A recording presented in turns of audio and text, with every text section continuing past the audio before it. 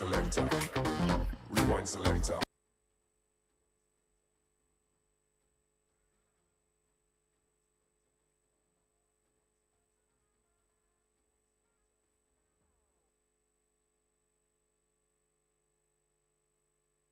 Here in Gosford for the third and final day of the IPA European Championships. We hope you've enjoyed the coverage we've brought you for the first 2 days, and I can show you there's plenty more drama coming your way today. But first of all, I'm delighted to be joined by the winner of the European Professional title last night, Dan Davey. Dan, how are you feeling this morning? All right, yeah. Yeah, I feel it's sort of sinking in a little bit now. Yeah, I had like 4.5 hours sleep, but I feel all right. You got a plunge pool downstairs. I've been in that. Throws my self off, and I'm all right. Looking forward to hopefully having a decent run today. Yeah, let's just reflect back on not just the final, but the run that you had to get to the final. You know, you had to beat Craig Brown, Gaz Ibbott, Ross Fernie, and then Liam Dunster in the final. I mean, you know, to win one of these titles that's what you've got to do, isn't it? It's a phenomenal achievement. Yeah, like now, you sit back and reflect now. Obviously, at the time, you're just trying to focus, concentrate, and stick in your little bubble and you know, one match at a time, all the cliches and whatever. But yeah, when you look back now, it's kind of like you can't fluke then. Do you know what I mean? Over long distances and long races, and also really probably more pleasing that I played a bit better on the stream, because I've in the past struggled a little bit with the shot clock. It's not natural to me, shot clock. I don't really like it, but you got to get on with it, and sometimes it can help, because sometimes when you've got a problem ball, if you've got as much time as you want, you might stare at the table for 2 minutes sometimes. What am I going to do? Am I going to go? Am I going to break it out? I think when you've got a shot clock, sometimes you just go, all right, I'm just going to land on it and leave myself one difficult shot for the frame, and actually it maybe helps you sometimes. What do you think the difference was between you winning the title and, you know, the past 6 months where you've sort of, you know, done well last 16 quarters, semis? What's made the difference, do you think, of getting over the line? Nothing obvious. The only obvious thing is I've brought a brake cue with me.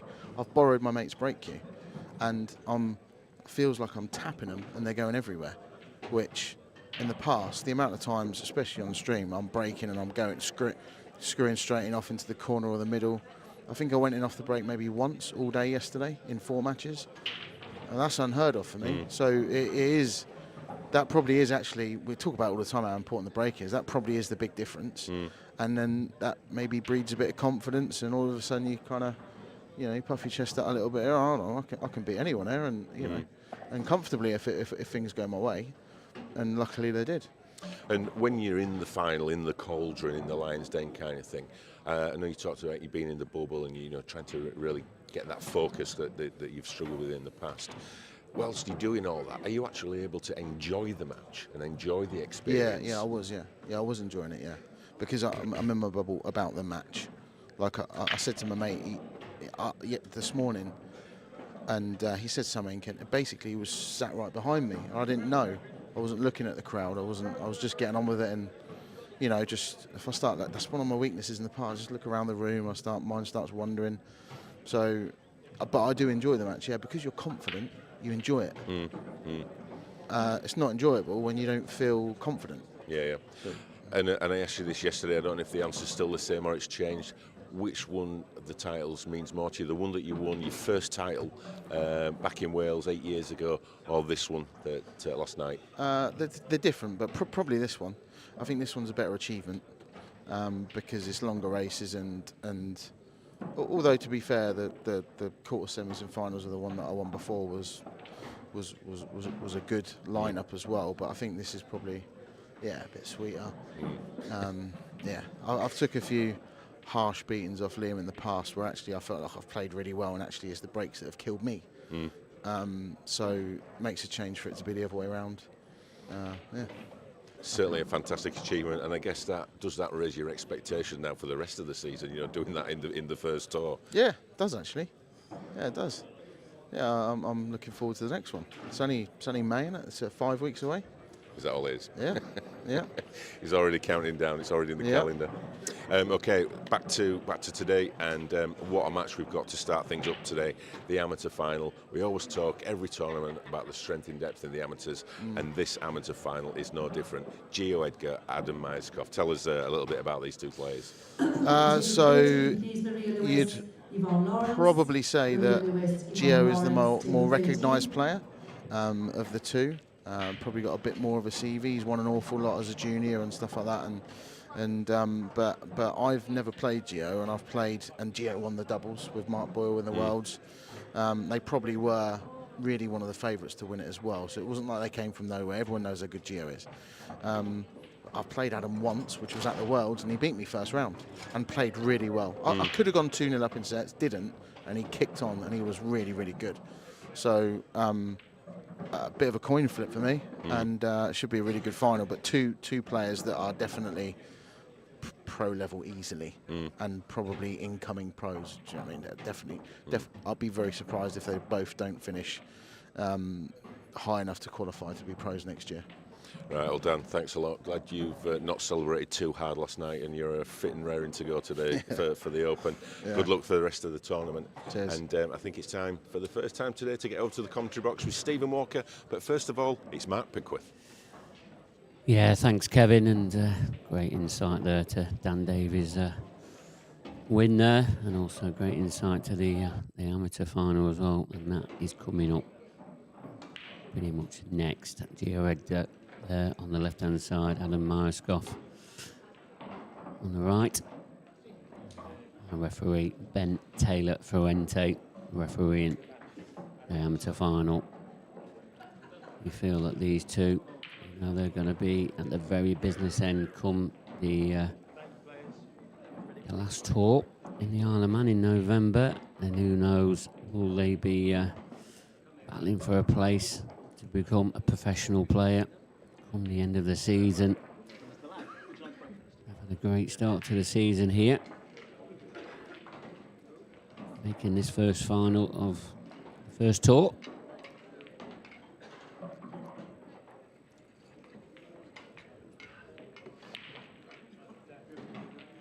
These guys have been battling out since 9 a.m. on Friday.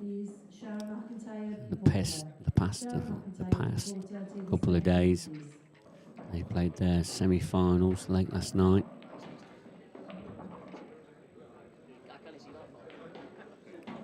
We did a little bit of coverage on last night's stream, just showing how they got on throughout that process. But it's going to be Adam to break us off in the first frame of this final. Race to 7. Adam to break in frame number 1.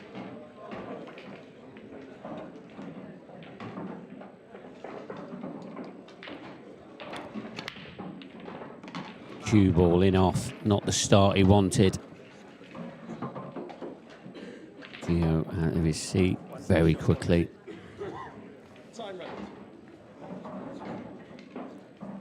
Well, I hope you enjoyed your early coverage of the ladies amateur final. We started at 10 o'clock. Not scheduled, but we decided it was the right thing to do for the ladies. And they put on a terrific final. Marion Ward, the victor, Louise Lothar. Now the men's amateur final here. Gio, 1 free shot, 1 visit. Just loosening up. I think this is the first. Oh no, I do tell a lie, because Adam was down here at 9 o'clock this morning playing in an open match. Not sure if Gio's played his at 9 o'clock this morning. He might have done. So, it's not these first matches for these two. An open competition that's running alongside this the final of the amateur. Both open competitions are running now, the ladies and the men's.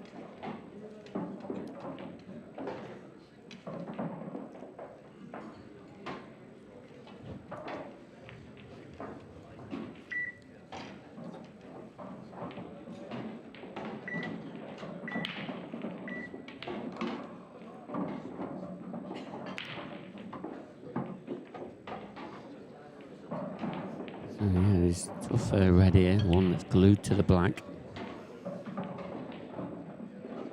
Pretty sure that don't go in any of the corners.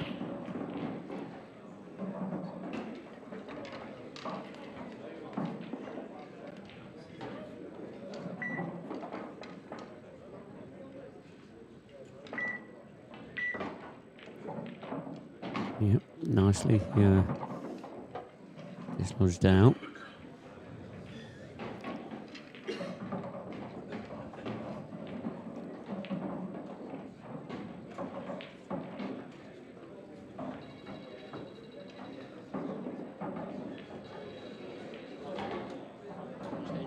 Extension code.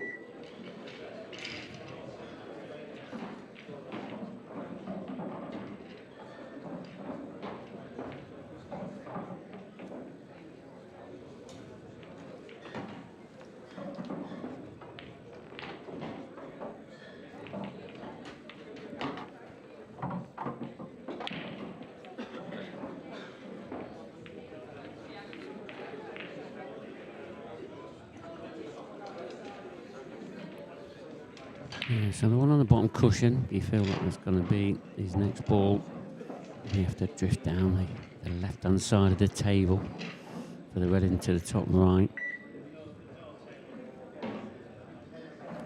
Yeah, just dropping this in. Now, just about how he navigates this. I don't think that red passes into the top left, so yeah, I feel that the direction he's looking in now.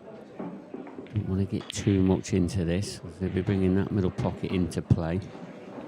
This will all be down to the pace that he plays this at. Yep, nicely done. A little bit shorter pace now. Can he avoid the yellow into the top left-hand corner by putting this red? You just feel like he's just got to drop this in. He might just cannon the yellow, but the cue ball will be in the right area to take this down into the bottom right-hand corner.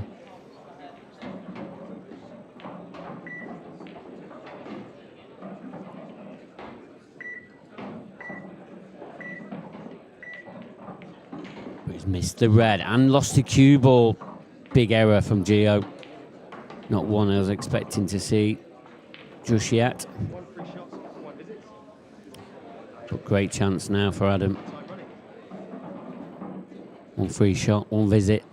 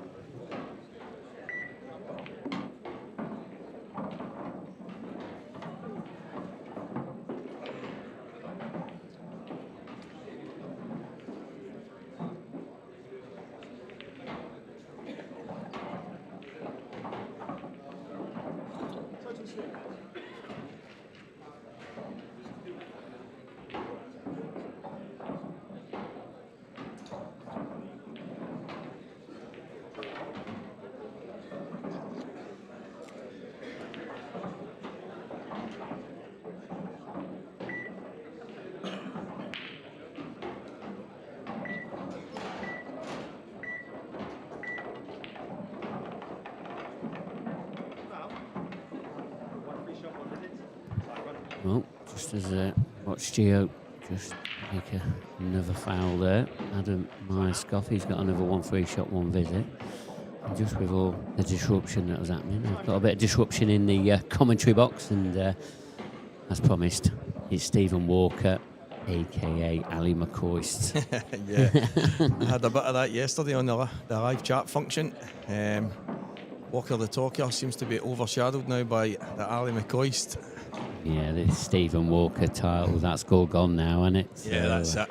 People are actually walking past me in the venue saying, "How you doing, Ali?" "Hey, Ali, Ali," and shaking my hand this time, going, "This is..."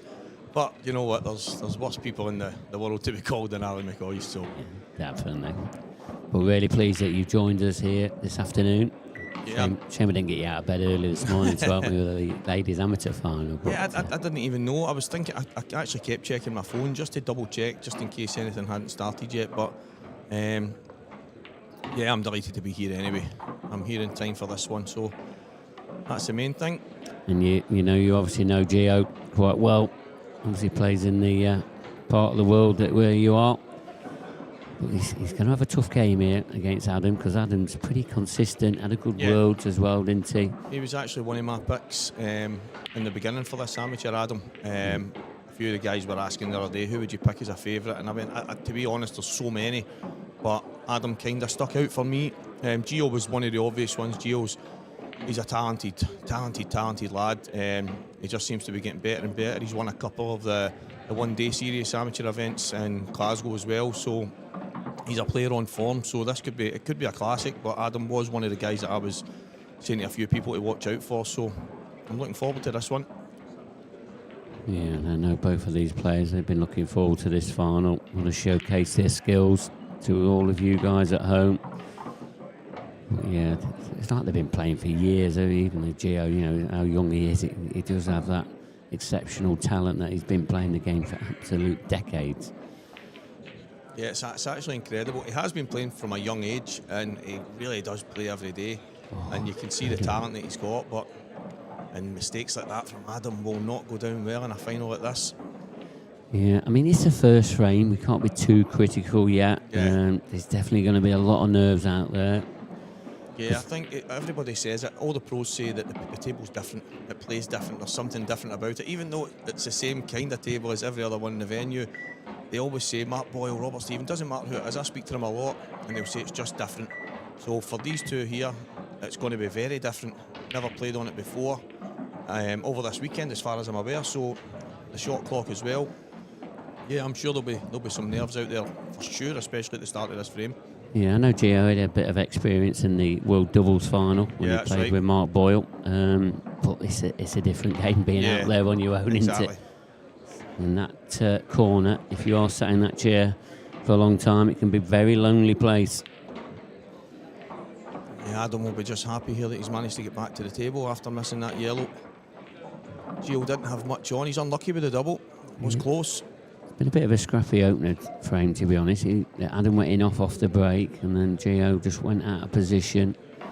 And you know, it's been a scrappy first frame, but expected. Yeah, I noticed that yesterday. It was quite a lot opening, maybe 2 or 3 frames.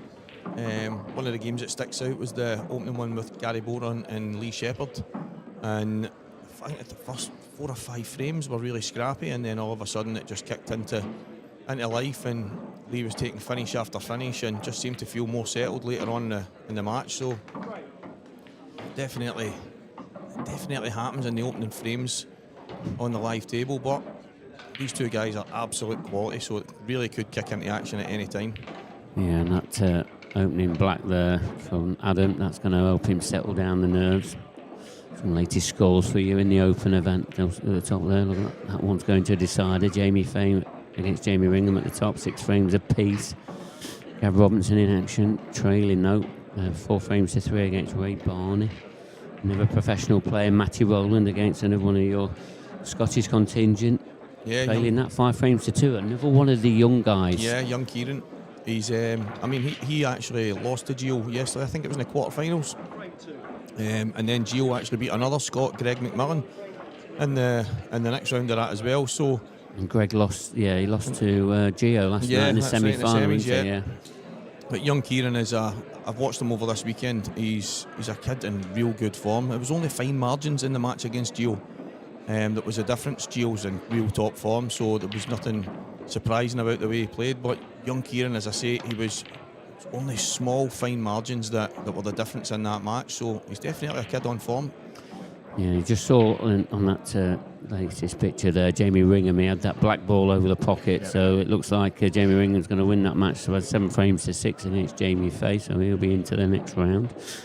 There is another live stream table currently on table number 1, so Claire Pete is on that. I can't remember who Claire's playing. I'll come back to you on that one.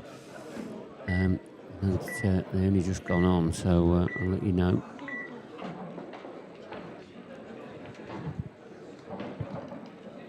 Good start here for Adam. As I say, scrappy first frame, and This one could be a bit of a scrappy frame as well, Stephen. Yeah, it seems like every ball on the table, well, as every ball on the table, bar 3, has came up the top end, the top right-hand corner. Adam's just slid off the red, playing a kind of containing shot. I think he's left Gio. Yeah, I think he's going to have this red into the middle pocket. And he did. And he may have a slight angle to maybe get the red closest to the yellow into some kind of position. I think he's left himself just nice. There's no guarantees the way it'll come out. Can he just drop in behind it here? Yeah, he's played it well. Didn't have to move it, just played inside it. Yeah, just about back to that stream table on stream table number 1. It's Claire Peaty against Laura Jones, so England against Wales. And Claire's winning that by 2 frames to 1 currently in a race to 6.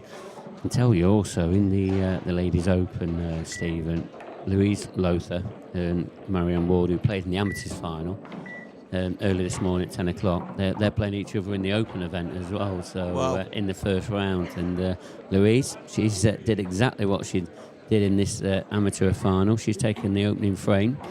So she's leading that currently at 1 frame to 0. So she'll want some revenge. Yeah, definitely. It's mad how it works. Sometimes you go and meet each other in a final, and then the very next event you're playing each other in the first round. So, but the ladies, we were speaking about it yesterday. I did one of the matches on Friday with Deb Burchell. That was the elite ladies. It was Kira and Alice that were playing. And it's just amazing to see the ladies getting the platform that they deserve. They're out there, they're working hard, they're travelling up and down the country, and yeah, I must admit it's great to see so many different faces, and it's just getting better and bigger all the time. Yeah, I think these ladies, they work hard together, don't they? They all cheer each other on, they all support each other. They're a huge bubble, they really are, and if that continues, I mean, sky's the limit for the ladies game. And we've been saying it for 5 or 6 years, and I mean, it's just gone from strength to strength, and it's just, it's now moving at such a bigger pace now, and playing in these events in these conditions, it's just going to get better for them. Yeah, that's a fact.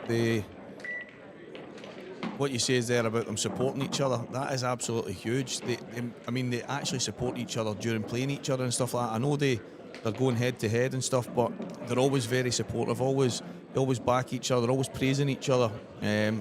Something that maybe a lot of the men could learn from. Yeah, 100%. Yeah, we don't see too much about that in the men's game, do we?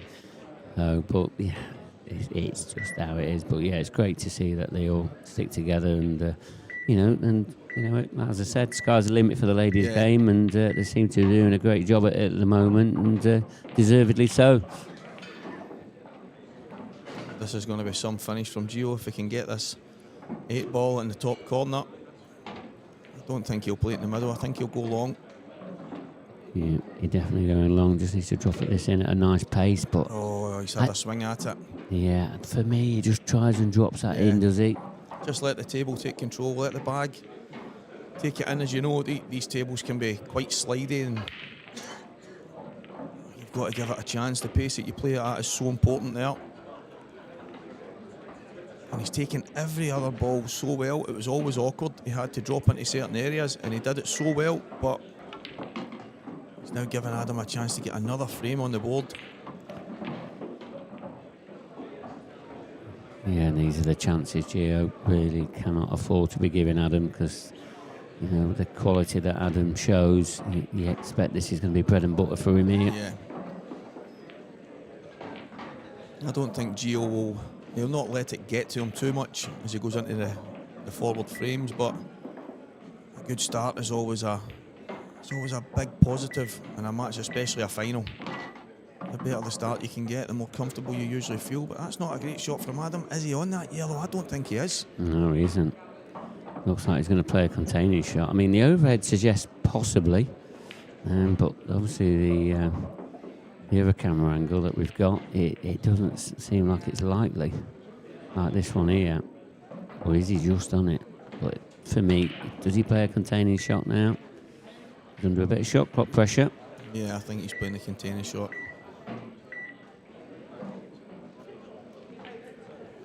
I think in the circumstances, it's definitely the right shot. I think he maybe could have got his yellow that he's played off of out a bit further. But if he manages to get the foul, he'll be okay. But Gio will just be happy to get back to the table here and have some kind of go.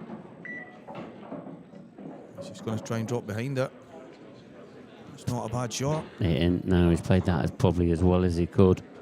And he's given Adam something to think about here, because I don't see anything easy to try and hide the cue ball. Don't think he can see enough of that yellow on the side cushion, can he? Or can he? I don't think he can.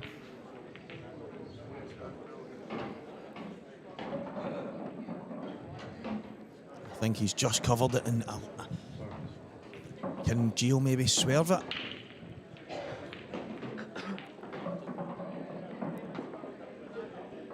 He didn't have much on there, Adam. Gio did play a very good shot out of the snooker.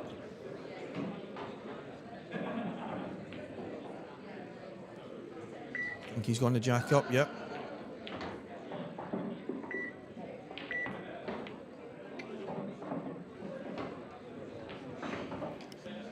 Yeah, he didn't really didn't swerve it enough there, did it? It didn't move. It wasn't easy. I think he was just maybe hoping that the table would take control. Maybe just, it's so reactive, the cloth, when it's playing the way it is right now. It reacts so quickly to most shots, and I think Gio was maybe hoping that it didn't need as much as he would have liked to put on it, but he was unfortunate. Yeah, never an unexpected chance for Adam here. You know, he's had a few at this in this second frame. Oh, this is one he's definitely going to take now, surely, and open up a 2-frame lead. I mean, this match could easily be 2-0 either way, or even 1 frame apiece, quite easily. Yeah, Gio, he's had his chances, so he won't be sitting in his chair thinking, what can he change? He's actually played quite well there. He's took a couple of good finishes to an extent. He's just unfortunately not played a certain shot the right way. He's maybe not committed to it properly, or so he'll just continue to try and play the way he's playing, and hopefully for Gio, if he gets the chance again, he'll take it. But I don't think he'll be disappointed that he's not won any of these opening frames. And then again, this is not easy. Yeah, Gio missed one in this corner. Yeah. Oh. But Adam hasn't done the same. I mean, that cue ball was tracking, wasn't it? That was risky. I mean, if he's hit that straight as, then that cue ball would have been in. But luckily, he just played it with a bit of an angle. Just to drift that cue ball to the right-hand side of the knuckle. But 2-0, he now leads. Race to 7, remember. Yeah, I mean, these two guys are absolute quality. So, for me, it's tough to pick a winner. As I say, I don't think Gio will be thinking too much about what's been. He'll just be thinking about what comes forward. And Adam will be saying he can't do any more, apart from any time he gets the chance, just try and take them. And he's done that so far. They've been scrappy. They haven't been pretty, but Adam's 2-0 to the good. And he'll be absolutely delighted at the start he's made in this final.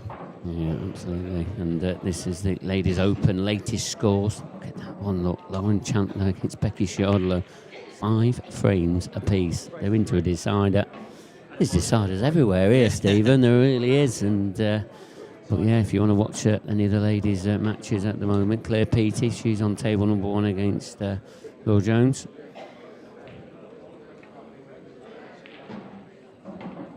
Big bake-off shot here from Adam. Can he get a ball? I think he's dry. He is dry. Yeah, certainly is. And now you've got to feel like, you know, Gio's he needs to put a frame on the board here, and this is an opportunity he probably needs to take. It's far from easy. Yeah, I think it looks like reds are the obvious choice. You just have to drop in behind the red that's closest to the 8 ball down the bottom left corner. I think that's the only real tough positional shot he's going to have to play. Yeah, and he was forced into reds a little bit. Yeah. Didn't have a choice, because the easy opener was on the reds. So he's got control of this table now. So it's just about how he navigates this cue ball around. Like you've already mentioned, Stephen, the red that's on that lower cushion near the black. That's the one that's going to be difficult to get on, but it's not impossible. No, he's obviously going to drop the 2 balls in the middle first, and then the one to the top left-hand corner. It's just about what kind of angle he gives himself so he can get his hand on the table for the one closest to the black spot. That'll give him the best opportunity. That's him. He's having a look at that angle right now so that he can give himself the opportunity to drop in on that red closest to the 8 in the bottom corner. So he's got a couple of tricky positional shots to play. He has to be just right to give himself that shot.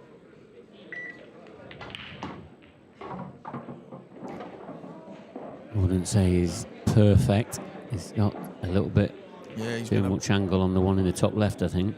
Yeah, I think he's went a little bit further than he would have liked there, but he should be okay. He'll want to get his hand on the table, but as long as he gives himself the right angle on this, that looks perfect. Yeah, good shot. As you said, Mark, this is definitely one that Gio has to take. He's had a couple of chances. I've never seen the one in frame 1. I had just missed that as I came in. And then the finish in frame 2 where he's missed the black in the top left-hand corner. So I definitely feel this was one he had to take. Yeah, and it's looking like exactly that. Simple black into the bottom left-hand corner, and he has now back in this match at 2 frames to 1. He now trails Amatuer Scoff. Well, that's what he needs now. He's got one on the board. He should be able to settle down, and no doubt we're going to see some terrific pull now from these two, surely. Just about who can hold themselves together now to pick up the title at the end of it. Race to 7. Yeah, and it's massive here because he's breaking off next. And one good break-off shot, and he could give himself a chance to get level here with Adam.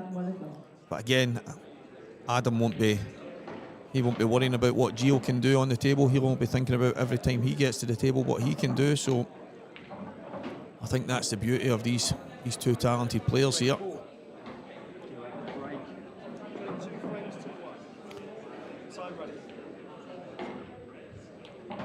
Plenty of games going off in the arena. Yeah, and you can actually have a look around the amount of people still in there, the buzz around the place. It's been amazing all weekend, Mark, eh? It's just not stopped, has it, since Thursday? It's been absolutely phenomenal. The amount of people watching. A few people that I spoke to myself. There was a couple of guys that came and spoke to me that actually watch on the streaming stuff, and they were telling us that they've just come down to watch some of the pool, just see what's happening. Maybe one or two of them were from about an hour away, and they thought, why not? It's an hour's drive, and they're coming here and they're seeing the buzz, and it's been electric all weekend. People love it, don't they? They really do. I hope you're all loving it at home, bringing this live coverage to you. I know we certainly are being here, bringing this action. That's what Gio didn't want there. You just saw the spin he got on the cue ball, and you just knew as it was drifting towards that corner, as soon as it hit the cushion, you knew it was going to drop.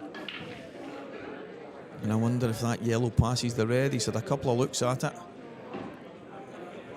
thinking it's tight, but it might just go. Oh. Not from there, it won't. No, it won't. Definitely not from there. I mean, he has got you can another see from route. that angle. It definitely just passes. He may have to leave it to last now, Mark. He may have to go up the table and then just give himself a shot to come round the back of the 8 ball for it last. Yeah, and removing one of these yellows in the middle part of the table, because you feel like he's got to use that one in the middle part of the table to get on the final yellow. Yeah.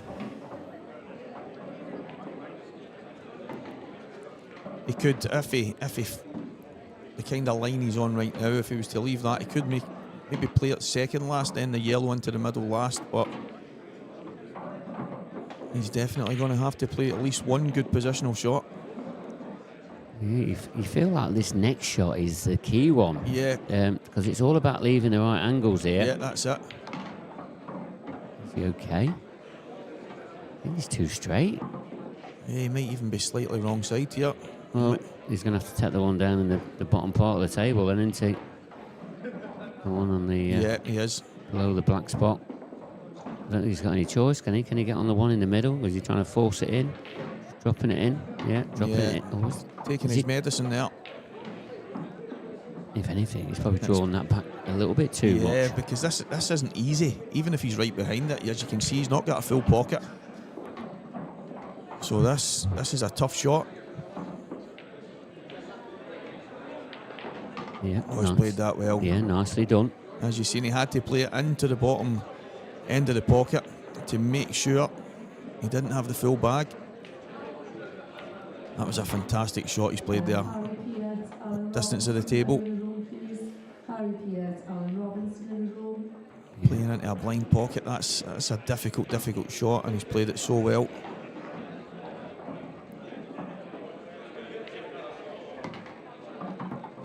Adam punishes Gio's break off. Yeah, he certainly does. And leading 3 frames to 1, that's exactly what he had to do, was punish that in off from Gio. I think Adam might have just left for a comfort break. That's where it's Adam Stevens there at the bottom part of the table in his open match, playing Kevin Kirkham.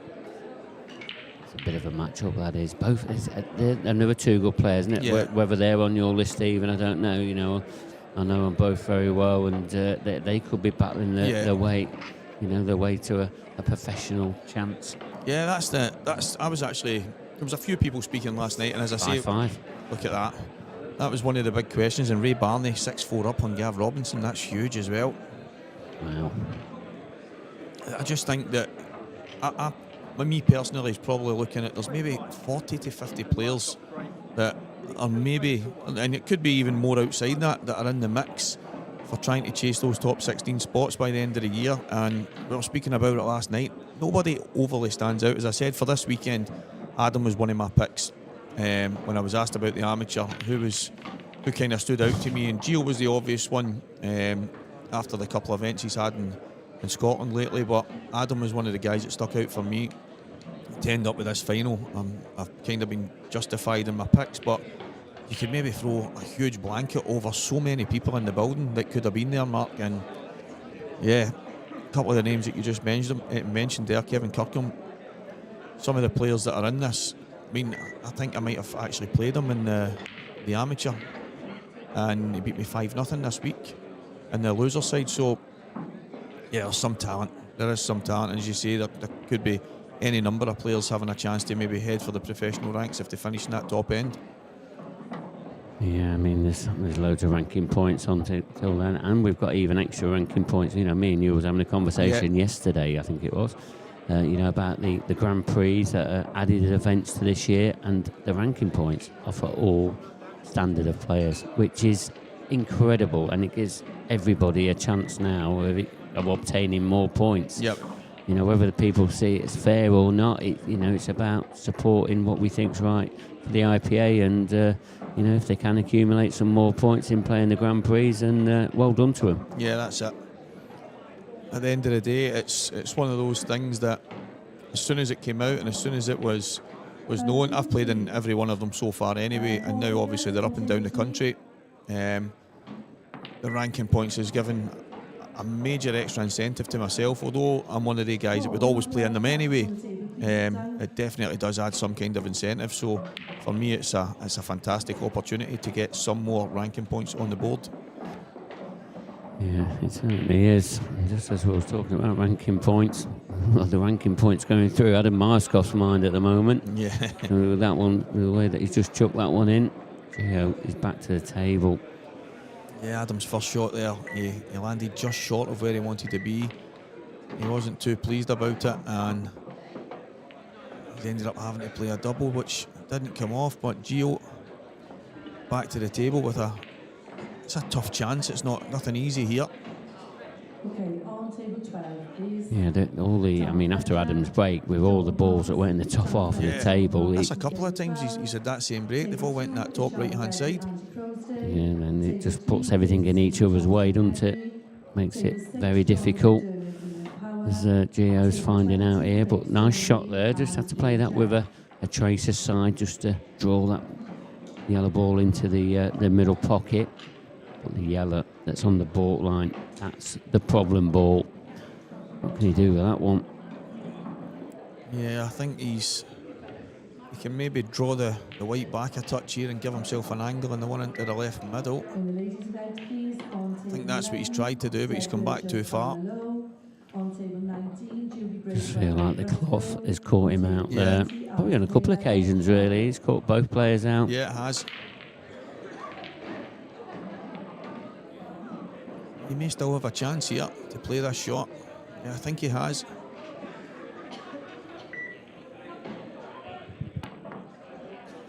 It was thin. It was a lot thinner than it looked. Don't think he could play that much thinner the way that he played it.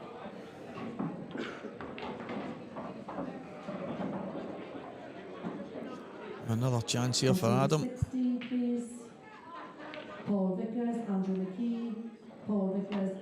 It's just how he plays it looks like the yellow and red plant, but if I was going to be playing that, I might have been playing it off one of the balls that he was just next to there. However, he's going to have to get it into some kind of position. Can he play it off the red here? Is that what he's looking at? He's just dropped it in, so he's going to take the one into the top left-hand corner and try and bring the yellow away. Doesn't want to touch the red, just wants to play towards the yellow. And again, it doesn't look like he's got a full bag in the top left-hand corner. The red does go. He has to get this right. So many variables here. Fantastic shot by Adam Myerscough. Now, does the red pass the black? That's another question. You can see there it maybe goes off the bottom knuckle. But again, not easy.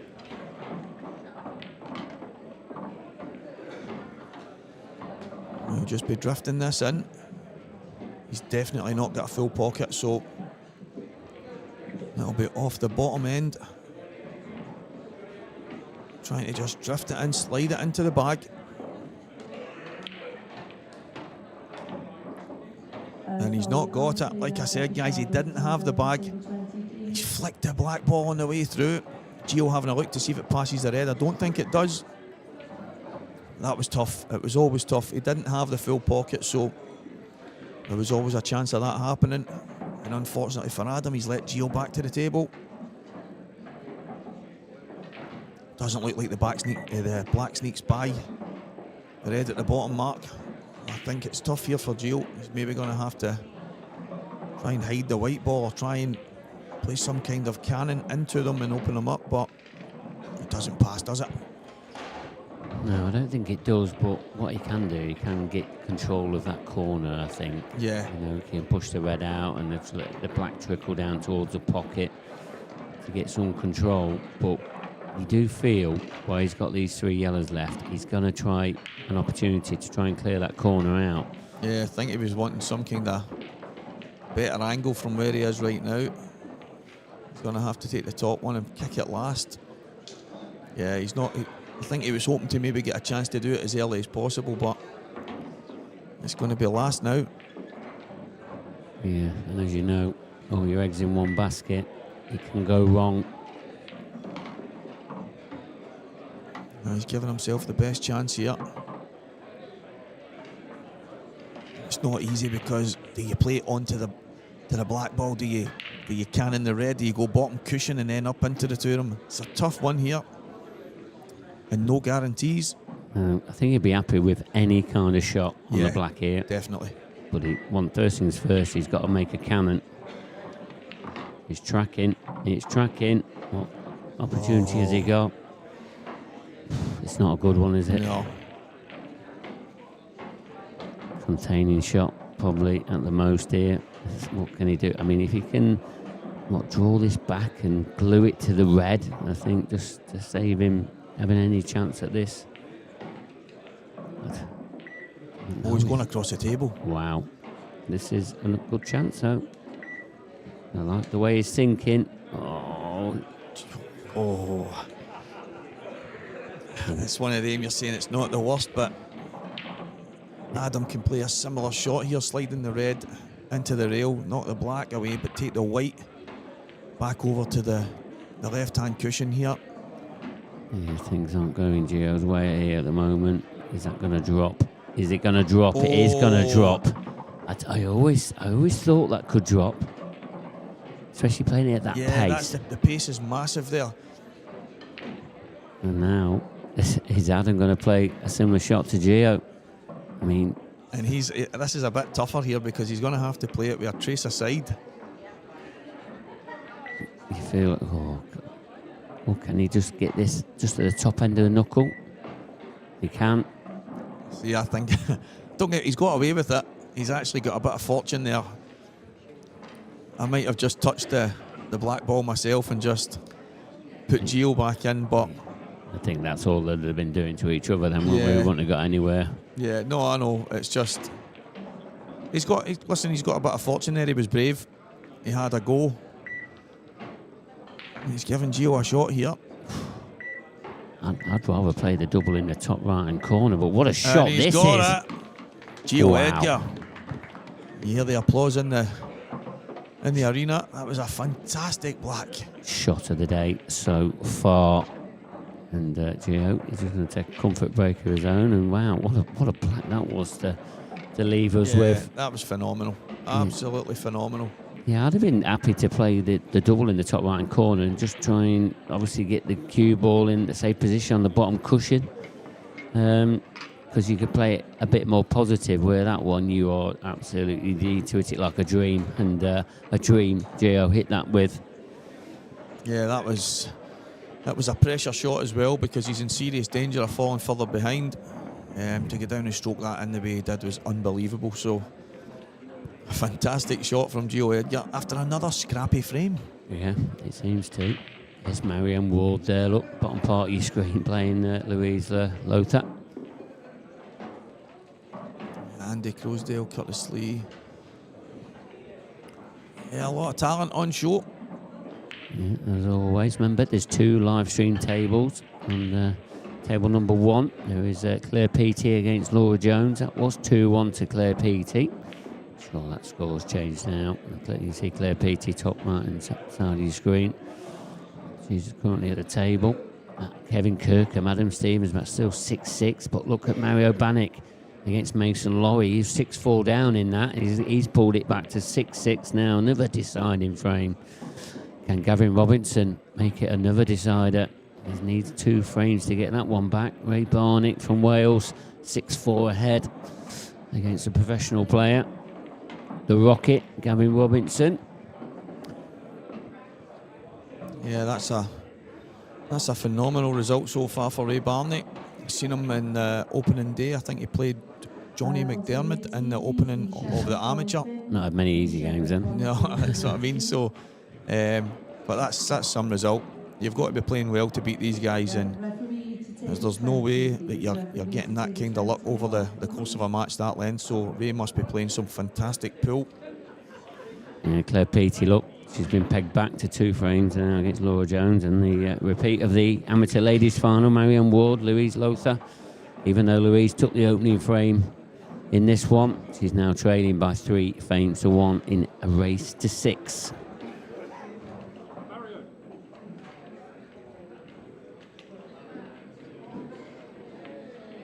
Yeah, it's actually great to see at this stage on the business end of the weekend. So many tables packed to the max. So many people in the venue supporting. That's what it's all about. When you get to this day, you want the people everywhere. You want the buzz in the arena, and we've definitely got that right now.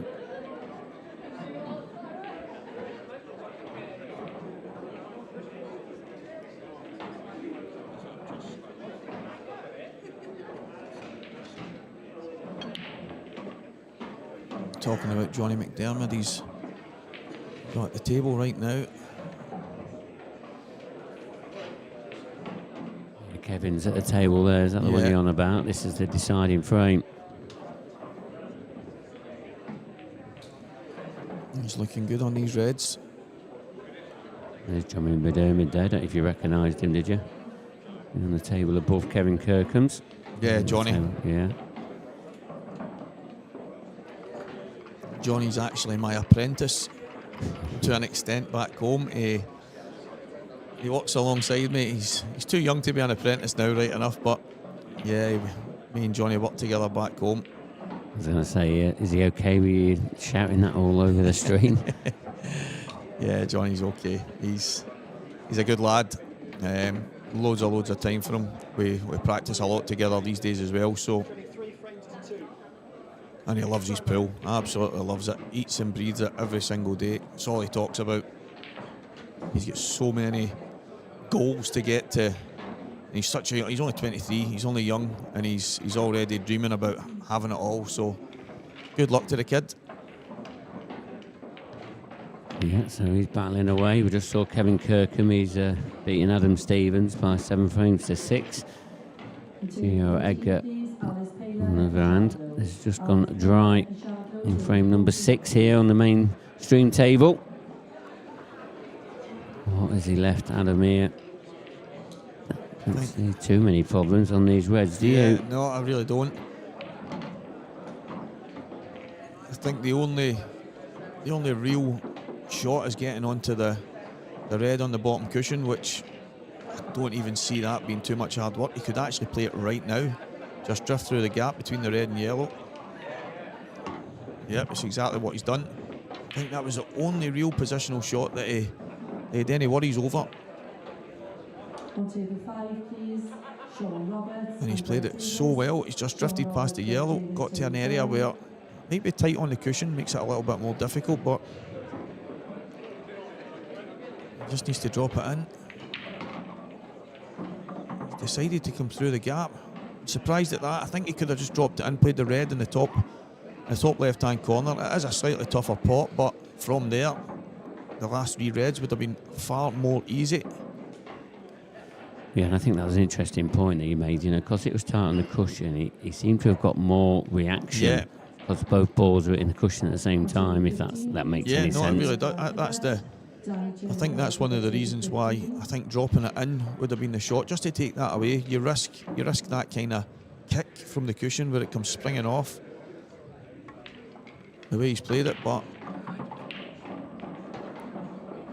he's not getting any reaction that he wants off any of these okay. cushions. It's Yeah. actually okay. He can just push through on the red into the top left-hand corner, play the red in the bottom, the red in the middle, and then the 8 ball. I think he's okay. He's obviously not where he wanted to be there, but And that red goes into the does centre that as go well. into the middle? Yeah, I've just that quick camera Oh well, shot there there. you go. That's a huge difference. Did not think that went so. He's actually landed a whole lot better than the reaction showed us. It looked like he's okay. He's fine. He's fine. He was. You could see there he wasn't wanting to take his chance and hope there. He was kind of on his knees praying that white ball would stop. Yeah, like you said about his reaction, I thought the world had ended. Yeah, that was it. He's taken them out well. A couple of instances where he wasn't happy when he was actually okay, but maybe that's just the perfectionist in him. And a lot of pool players are like that. Yeah, they do like it on a sixpence. They really do. Sometimes it's not as easy as that. As if it was, they'd be winning a lot of money at the game if it was exactly. to them. It really would. Put 4-2, he now leads Gio. Somebody on the chat for you, Stephen. Luke Job. Can we have Ali McCoist on comms every event? Well, we'll try and get hold of Ali McCoist, see if he will come down. But I'm not sure he's free and available. He might be commentating on a lot of the football. Yeah, that's it. But we do have our own Ali McCoist in Stephen Walker. Gavin Robinson on the meanwhile, though. He's pulled a frame back. He's back to 6-5 now. Can that go to a decider? More than possible, isn't it? Yeah. We know how good Gav is. Gavin Robinson is a top player. He won his first big event in Scotland not so long ago, and he's really, I mean, he was always top class. He's a guy that puts in so many hours. He loves the game inside out, and he'll be one of the players that won't be giving up. He'll be digging in, trying to get himself back to level and a chance in the deciding frame. But I wouldn't be surprised if Gav comes back in that one. I think Ray Barney must be playing some pool to be in front of Gav at this time.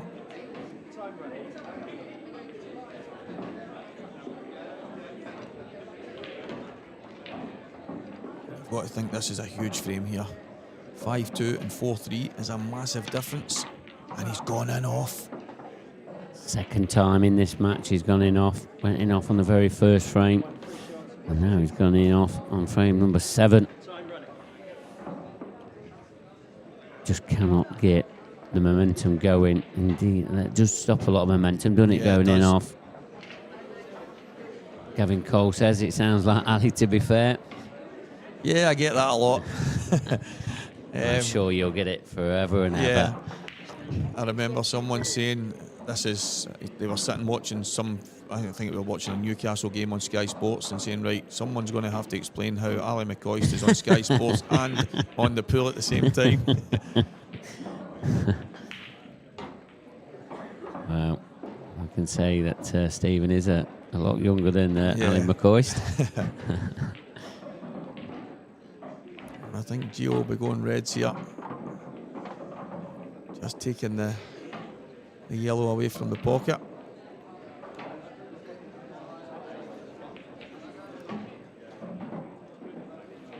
And it's 2-0 to Celtic.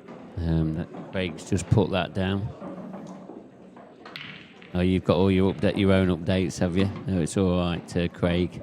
And even though you've put it on the chat, Stephen's already got. Sorry, Ali's already got his own updates. Yeah, it's a strange one. Ali McCoist, but I Rangers support the other team. Yeah, he's Rangers through. And then the rogue Alan McCoist. He's Celtic. The only thing different about the two Ali McCoists. Maybe we need to see if we can get a hold of Ali for a session. Yeah, it'd be interesting, wouldn't it? Both on the comms at the same time. That'd be some event, wouldn't it? Jeez. Yeah. But back to this match. Gio, he knows this is a good opportunity. Not the greatest of kisses. Yeah, I think he knew right away there. You could see a slight reaction after he cued the red into the middle. He didn't like it, and I think he always knew he was hitting the red too thick. He's now got a tough decision here. Does he play the plant? Which I think can put him in trouble. Yeah, I think he's got to play the cut. Hopefully slide onto the yellow. He's played it very well indeed. But he's going to be canning into balls again. And when that happens, it can go wrong. You know, can he navigate? I wonder if he can just shot? run it in and just push up towards the red on the left-hand side here. But as you say, he might have to dig into this and play them away. It's a hard one to judge. Yeah, that's a shot. That's a shot. I was thinking just running into it, and he's played it with a lot more pace than I was thinking, because the red he's ran on top of, I would have possibly been thinking he could have dropped on that, played it in the top, one in the middle, but he's played that super aggressive and he's landed absolutely perfect. Yeah, bit of good clearance this one. Nearly went wrong. Was that cannon that he got, but luckily got back into prime position with that previous shot. And now simple 8 into the bottom left-hand corner. And he is going to get 2 within 1. It's 4-3 now. He now trails. Interesting now. Coming to the money end of this match. Yeah, and that's the thing as well. It's another break that's been punished. Both of these guys have elected to go into the front ball, and I think Gio's gone in off. Adam's gone in off twice. And there you see that result on your screen. Gavin Robinson is back level, just as you said, Mark. Momentum as well is with Gavin Robinson, 6 frames apiece against Ray Barney. And some of the other games only just started. Nathan Wilbur, he's on his first year of professional. He's winning that. Dave Walker, 4 frames to 2. There's some huge matches on right now. A lot of great pool still to be played. Yeah, Gavin Robinson is at the table, top right hand corner. He's got Liam Dunster watching him as well. But Gavin, he's at the table. He'll feel like he's got a reprieve and a chance. Back to 6-all, deciding one for him. But back to this match. Frame number 8, Gio to break. He's got a couple of balls. Has he got a good starter? I don't think he has, but the yellow into the middle might be his only option. Yeah, it's just about that yellow that's in the lower part of the table near the red. Does that pass? I think it does. But we won't have all the pocket, but it looks like a chance. Yeah, I think you're right. I think he can just slide in off the knuckle. I think it's just about how he plays this. Is he getting through the gap to the red here? Is that what he's looking at? Or is he just checking out that yellow again down the bottom there? Oh yeah, I suppose they... He's cueing the yellow. Yeah, he's going to play the yellow.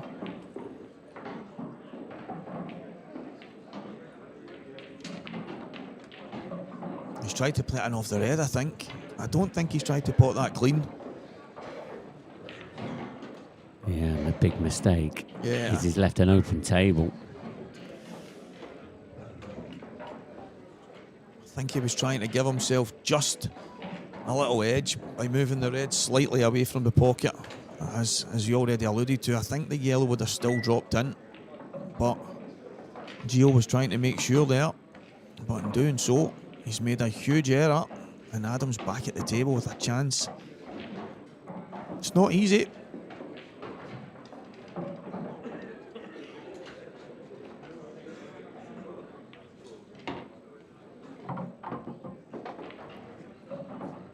I think he's going to have to kick the red down the bottom. I think he's going to play this, drop the one nearest the cushion down, then play the other one across the table. But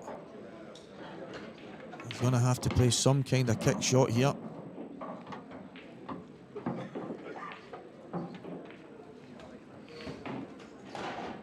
I think he'll be dropping this in. You don't need to do a lot with the cue ball, I don't think. No, it's just about... I think it's just about how it comes out. Oh, he's playing it and off it. That's a fantastic shot. Yeah, good up, good choice of shot, to be honest. Yeah, and it's opened up perfectly for Adam. And one thing about Adam, I think he's picked up the pace a little bit as well. Yeah, he has. He's getting into the motions, isn't he?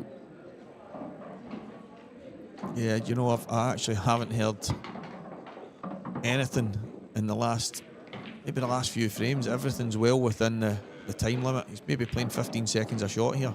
You can actually see on the screen he's played it within 10 seconds. Yeah, and now 5-3 he leads, 2 away from the title. And that was another error there from Gio. And it looks like the table Gavin Robinson was on is empty. Did he finish? What has happened? Ray Barney. Oh, there you go. So Gavin, even though he was at the table, he didn't see out the match. And Ray Barney, he's into the next round. Well, it's gone 7-all. What's happening to the score here? Has it just been put on wrong, or? Well, I don't think we've got any confirmation of that yet. Yeah, We'll come back to you on that one. That's a strange one. Yeah. But as soon as that's updated, we'll let you know, and I'm sure Craig, our director of the TV stream, he'll be looking at that himself as well. Yeah, well, Gav was at the table. I just couldn't see what, because that light was in the way Yeah. of seeing what colour set he was on. So but we'll find out. We'll let you know. For all you Rocket fans out there, or Ray Barney fans, whichever one it is. But back to this match. Frame number 9, Adam Mauskoff breaking. Can he keep the white on the table? Oh! Close one. But look again, these balls are all in the top half of the table. It's absolutely incredible how consistent that is. 3 balls down the bottom, every other ball in the top end of the table. There is no doubt, and he's hitting them almost the same every single time. He's just relying on a little bit of luck to keep the white ball on the table. It almost dropped again. But every ball at the top end of the table. He's electing to go reds. And he's got a good chance here. Yeah, it's a great opening pot. You feel like, he stuns this back, cannon into the yellow. Yeah. He's perfect on the one in the opposite corner. I mean, providing he can do that with the angle he's got. It's a bit awkward cueing. Yeah, you can see his hand on the table there. It's not easy. Yeah, Yeah, he could slide round the back of it. Yeah, I mean, whether that's changed his shot selection or what, I don't know, with the awkward cueing. Yeah. Possibly. I think so, because, as you said, just a slight cannon on the yellow gives him the perfect shot to get himself out. He's going to have to leave more of an angle than he would have liked. No wrong with this way. Gavin Robinson, 7 frames to 6, so it looks like Gavin Robinson has won that match. Wow. And, he definitely had the momentum, didn't he? So it's no surprise there. So Ray Barney was through for a little bit. But unfortunately, that's not the case. And Gav Robinson, I'm going to say safely into the next round, scrapes into the next round against Ray Barney. But at the moment, Adam Mauskoff. Does he try and get the black out here? Yeah, I think he's perfect. It's just a delicate screw shot. Or is he going to just leave it? It looks like he's absolutely perfect as well. I'm surprised at this. I am surprised. I really am. Because now... He's going to have to play a double now. Yeah, I don't understand that, because it looked like the angle he had then was just perfect, just to nudge it out, to play it into get it near the middle pocket. Yeah, the red might have been a bit tougher, but... Yeah, But now... I am so surprised at that. Yeah, well... And he's given himself a whole lot of work to do that he didn't have to. Ugh. And he's came a bit too far as well. Still got the double, but... Does he play the reverse double, or does he play the double into the corner? I think he's going to play the reverse into the middle, but he's looking at his white ball there.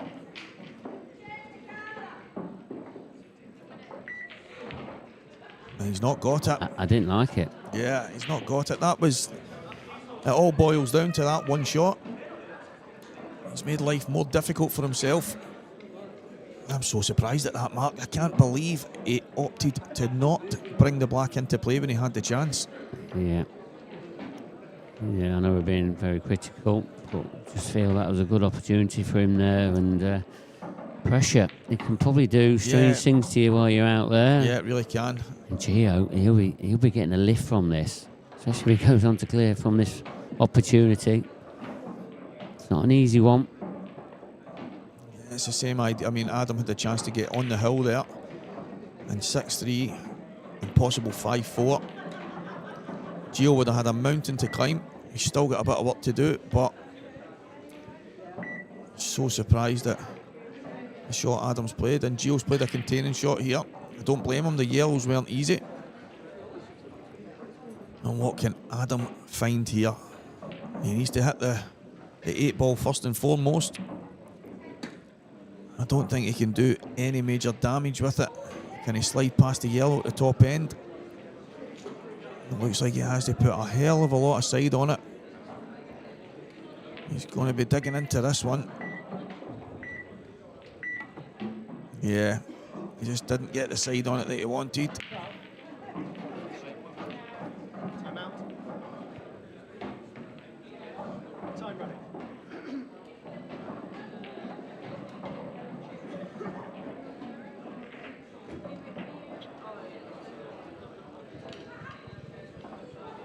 that shot will definitely be in Adam's mind, I think, as he did look at the kick on the black, but he wasn't a million miles away from the double. I think he just overran the white ever so slightly. But he's given Gio a great opportunity here. And an opportunity I do believe he will take.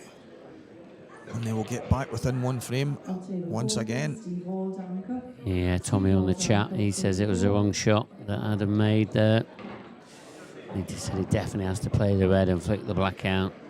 Yeah, that's what we thought as well, Tom. Jossack Taff, both the #1 comms on their respective sports, Ali and Ali. Very much appreciated. One's a Celtic fan though, Jossack, Yeah. and one's a Rangers fan.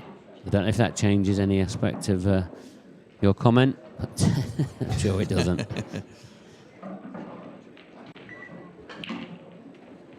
Here we go though, Gio. Now, played the containing shot. Played it pretty well and got the reward now. He should see out these final 3 yellows and the black.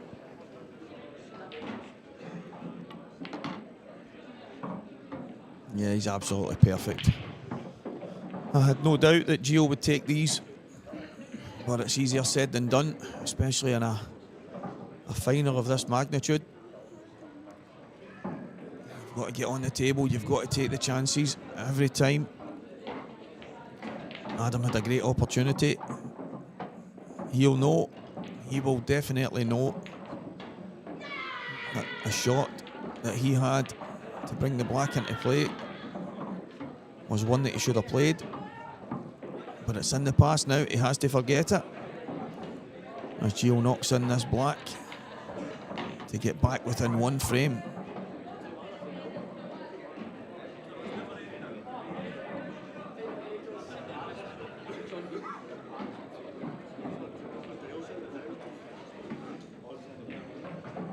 Yeah, I heard some huge cheers in the venue there. I'm thinking somebody maybe nailed a finish. See Danny Turner at the table. He's playing Gareth Hibbett. Gareth is 1 frame up. I don't know if the red passes in the top right hand corner, but we'll find out if we can see it before going back to the main table. This is like a Scottish event, isn't it? We seem to have Scottish players all over the joint, don't we?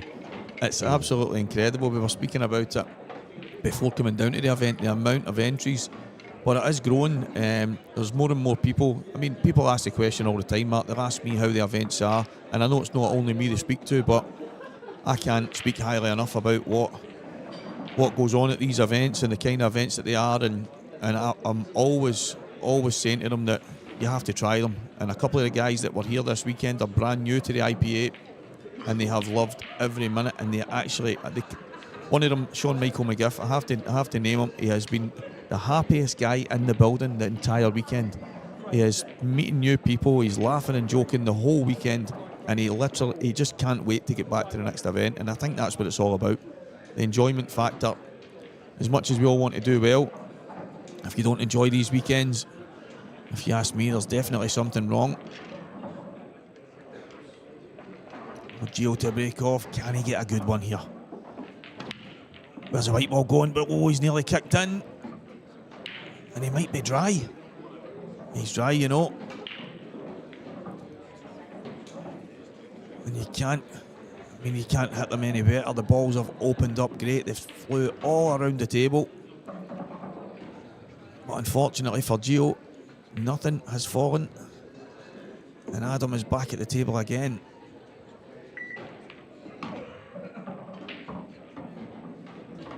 I only see one problem ball of any real difficulty, and it is the 8 ball.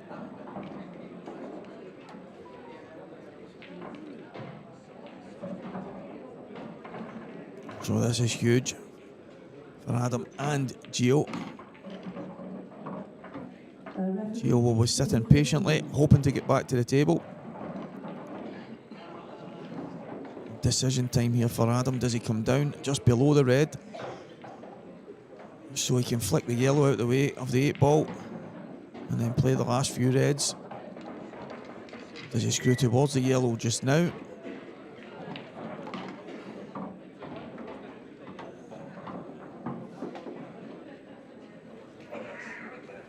Maybe leaving that red to last.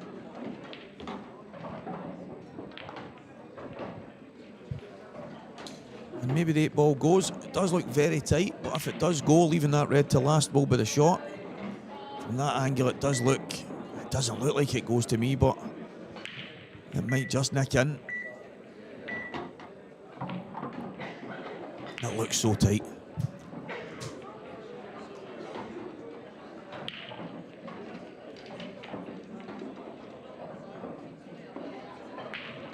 He's definitely going to have one shot to play.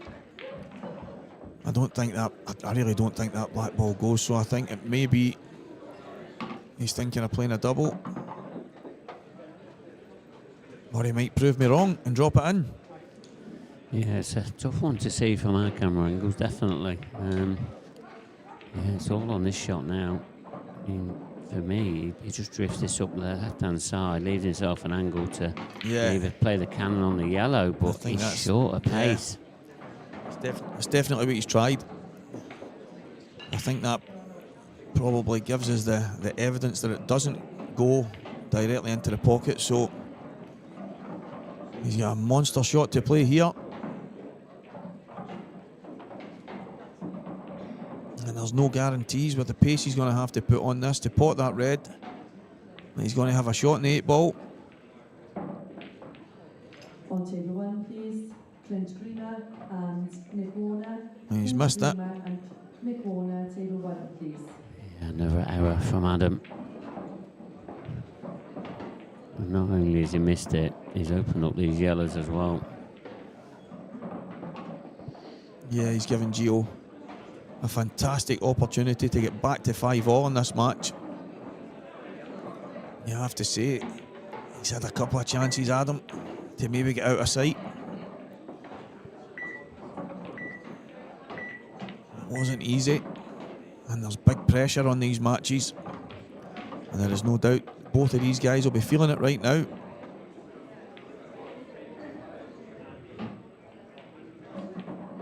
Gio just be composing himself. He's playing on the awkward yellow first. Played to perfection, if you ask me. Yeah.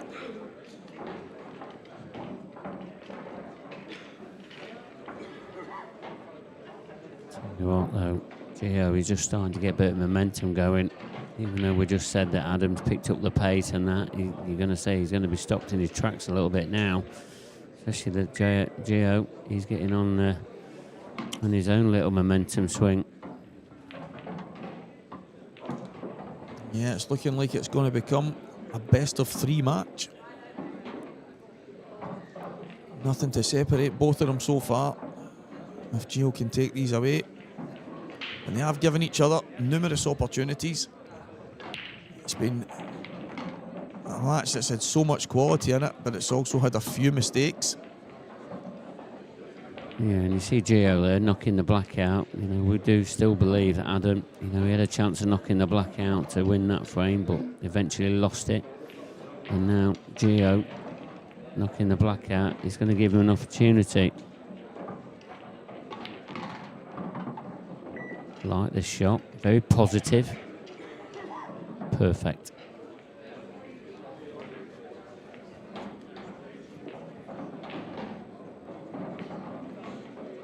Yeah, he's knocked the black a little bit further than he would have liked. He was trying to maybe flick it over the bottom pocket, the middle pocket, sorry, but it's in a decent position. He'll just slide through here for the yellow in the bottom. Anywhere near the bottom cushion would be perfect. I think he's got enough angle. I think he's okay. He's not leaving himself a double, is he? I think he can draw this up the table, can't he? Pinch a bit of the pocket. Yeah, I think he's got just about enough. Yeah. Just about the cue ball control. Yeah, that was fine. Just the way he was lining his cue up on the opposite cushion there. Looked like he was going to leave himself for a double, which was peculiar, but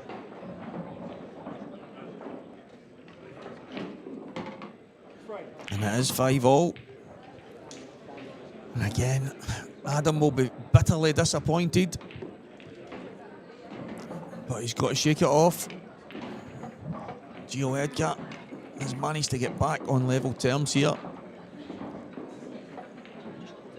He's going to go for a slight comfort break. Leave Adam in his chair. Thinking about what might have been, but he has to shake it off. Still a lot of pool to be played. And there's a title to be won here. Both of these guys have been fantastic all weekend. They've got themselves into this position.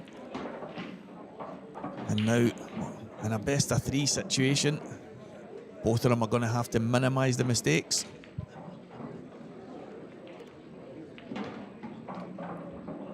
yeah, so this is the other stream table. You know, that option is there for you.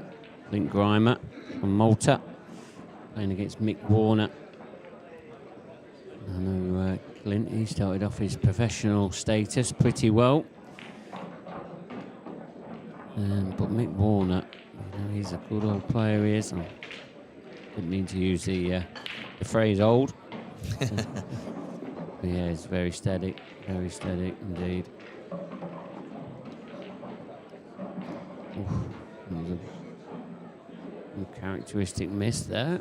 Yeah, and into the bargain, he's opened up the 2 yellows that were sitting awkward, so Yeah, he's giving Mick a chance.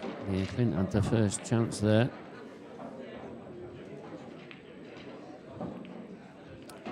Jay Smith on the chat says, how much is it enter to one event? It's £140, Jay. All details are on the website, ipapool.com.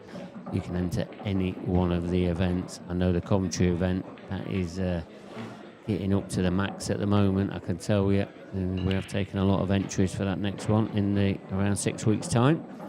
But yeah, enter as soon as you can, Jay, if that's your plans. You can enter any one of them, just make sure you select the right one. Okay.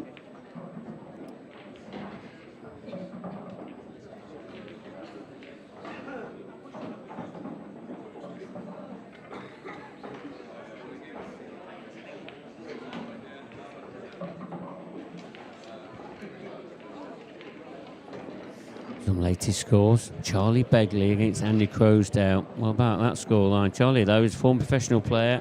Another great addition to the amateur ranks. Yeah, that's... Andy Crowsdale.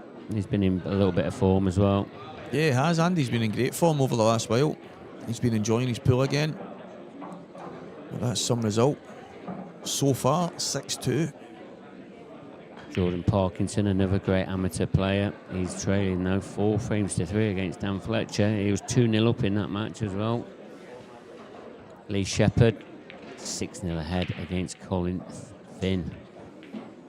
Isle of Man, Sean Roberts, he's 3-1 ahead against Greg Davis. Remember Greg Davis, you know, he's newly performed professional this year. As you've already mentioned, Gareth Hibbett there against Danny Turner that we saw earlier. 2-0 up there for Gareth.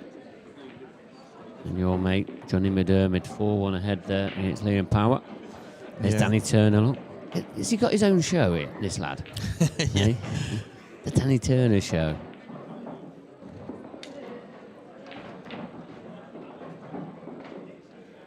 Yeah, that would be an exceptional fly in the wall episode for Danny. That would be for sure.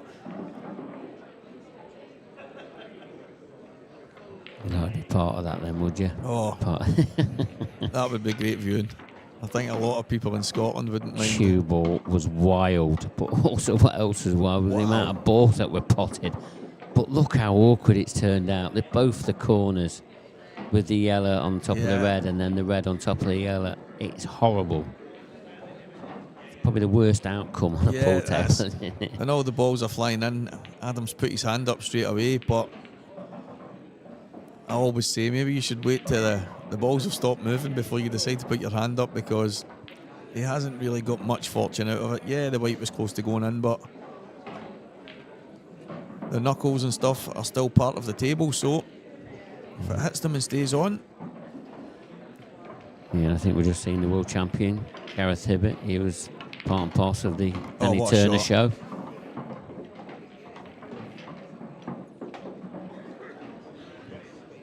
He's not overly pleased there, Adam, but I mean, he's played a plant. At the same time, kicked the red away from this bag at the top, so he's made himself favourite here.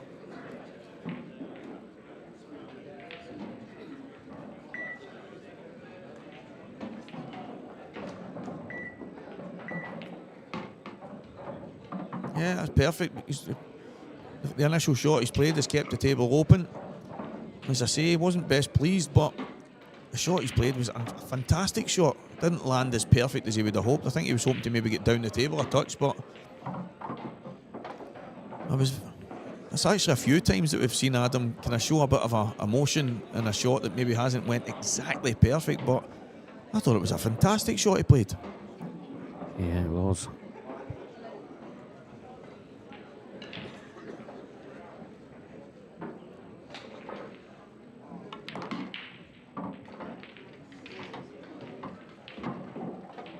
Need a good positional shot now, I think. Don't think that. No. Yeah, he's looking at that into the corner, isn't he? So, again, it's just about cue ball control here. Doesn't have to do too much with the cue ball. Yeah, that's when the mistakes happen, when you start to get greedy. That's the way to play it. As you're running towards the red here, I think he can just drift past it, so he's okay. Yeah, and it's important he does go past it as well. On table 18, please, Jamie Sayers, Eddie Roberts. Jamie Sayers, Eddie Roberts, table 18. Oh, he's used the full pocket there. I tell you what, that was near knuckle, and Yeah, and he knows it. Table 7. Referee to he's table feeling 7, it. He's please. got to be feeling it. Bit of a tricky black with the queuing shirt, and that holds his hand up in apology. I mean, you know, it went in quite easy, didn't it, off the knuckle? Yeah, I mean, it's not like it wobbled in. No, it's just the pace. He's tried to pot it clean. He's kind of played across at a touch, but the pace he played it at, I don't think there was ever any danger unless he missed it by a mile, and he definitely didn't. So well, there's not much to apologise for. He's not played it the way he attempted to, but it was kind of exactly what he was planning. He was dropping it in just to pass the red with the cue ball, to play the 8 ball in the same pocket. So I think the pace he played it at, there was never any danger. Yeah, Danny on the chat asking, would you bring a tour to Ireland? We've been in Ireland before, Danny, but happy for you to message me with any venues that's possible. We're always looking for new venues, providing, you know, it's affordable. You know, access to the venues, easy for the tables in and out, internet coverage as well. It's important. You know, all of them factors will need to be taken into account. But yeah, fire some info to me, Danny, and we'll look into it. We always do. We're always looking for new places. Wouldn't mind a trip to Ireland, would we? No, definitely. I mean, we're still looking for a decent venue in, well, I say decent venue, you know, one that's, you know, ticks all the boxes in Scotland. You know, we've been to a few, but, you know, some of them just don't tick all the boxes anymore to what we need.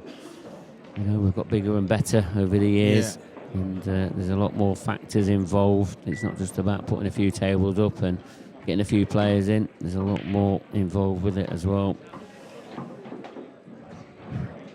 So Adam at the table is going to get the first opportunity here to try and close this match out.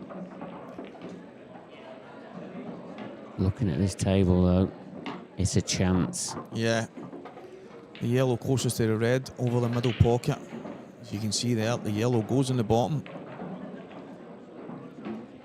He could elect right now to just come towards it.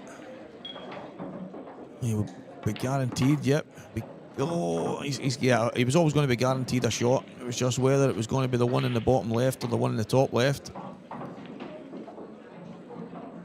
Played a bit more aggressive than I thought he would have. He only had to play towards it. Just a nudge on the red would have been perfect. But he's played super aggressive into it, and he's landed close to the yellow. But as I say, he's okay.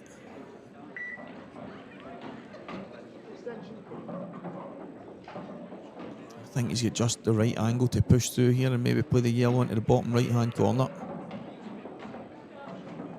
It's just about how he manoeuvres himself around these 4 yellows. He's gone a bit further than he would have liked, but I think he's okay. I think he can maybe push through, play the yellow into the middle and use the red to hold. Yeah, I think that's the way, Stephen, definitely. But as you say, it's all down to this shot. Pace needs to be perfect. Would like to just have drifted another inch or two. Could be 2 or 3.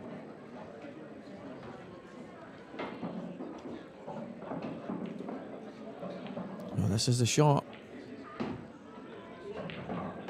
And he does use the red. Very good indeed. And Adam Myerscough is this yellow and 8 ball away from being the Tour 1.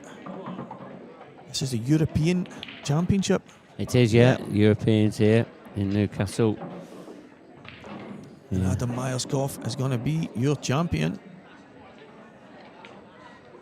Yeah, fantastic. Yeah. I'm very happy with that one.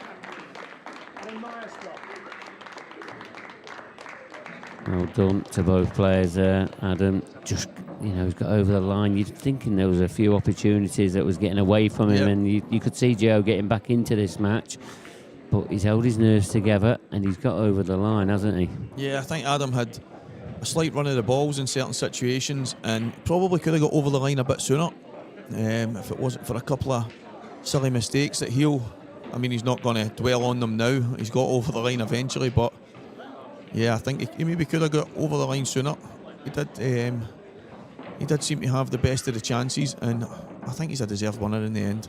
Right, well, I'm going to head over to table side. Thanks very much, Stephen, and we're going to be right back with you very soon. Thank you very much, everyone at home. As Mark said, he's going to go over to the studio for the presentation, so I'll give you a 30-second chat until Mark gets there. So, it's been an absolute pleasure doing this match. I hope everyone at home's enjoyed it. Adam is your winner. Gio, commiserations. Class act nonetheless. And there's going to be plenty more finals coming for Gio, that's for sure. So don't worry about that. But I'm going to pass you over now, and I'm pretty sure Mark, you can see him on the screen there, so he's almost there. So, as I say, guys, no doubt you'll hear my voice again. Maybe even today, I don't know.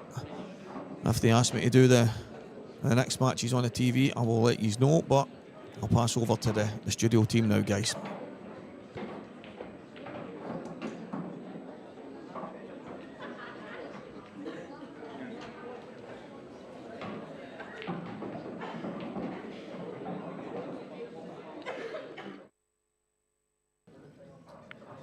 Thanks, guys, and welcome down to the arena for the presentation for the European Amateur Championship. Another great final from this fantastic amateur field.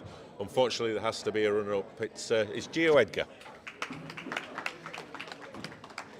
Gio, great to get to a final. That's a tremendous achievement. It's just Adam was just a little bit too strong today. Just happy to be there, to be honest. I came through 3 or 4 deciders, I think.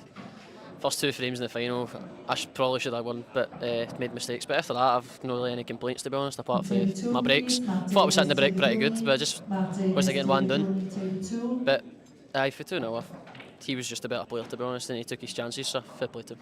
Overall, enjoyed the experience. I mean, it is a bit of a bloodbath. He started Friday with the amateurs. We're now Sunday afternoon. It's a tough event to win. There's a lot of games, especially if you get beat early and have to go through the losers, but luckily I went through the winners, so got a rest here and there. But yesterday was a long day because it was just kind of constant games after games. So, but no, I'm just happy to get to the final. I wish I played a wee bit better, but that is what it is. And the experience of playing in the arena with the shot clock and the lights and the cameras, etc., that sort of thing you enjoy? I love it. I'm used to it as well because I've been doing it for that long. But I quite like. I probably prefer being on the shot clock now and prefer being on this table in front of the cameras. So, it's good to get a game on the table at least. Okay, well, Coventry's not far away, probably 5 or 6 weeks, can't think now, but maybe go one step further next time. We'll see how it goes. See how it goes. Gio, well played, great tournament, unlucky this time. Cheers.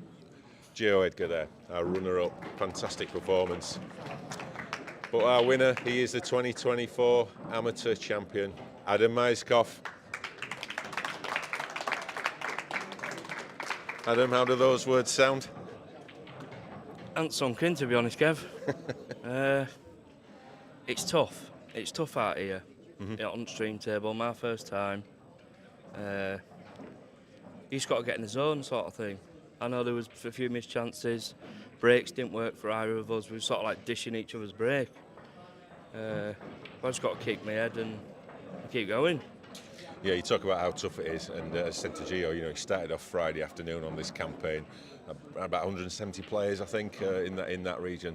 I mean, to get to final is a tremendous achievement, but to win it, I mean, it's a tremendous achievement. Yeah, like you said, there's 170 people, but it's an absolute minefield. Like there's so many top amateurs that could be pro. They'd give the pros a good run for money. And like Gio, like he's some boy. For his age, he's going to be around for a long time. And some great support here for you from your neck of the woods as well. Yeah. That always helps, doesn't it? All the way from York and Harrogate, around that neck of wood, Yorkshire.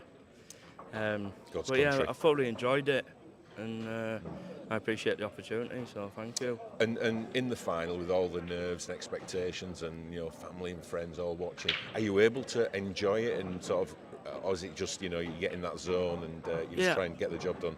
I mean, obviously sponsors help you out to make it easier for you. So at the start of the campaign this weekend, I was struggling, and then as soon as I hit like a gear, just it started flowing and something started going for me. So.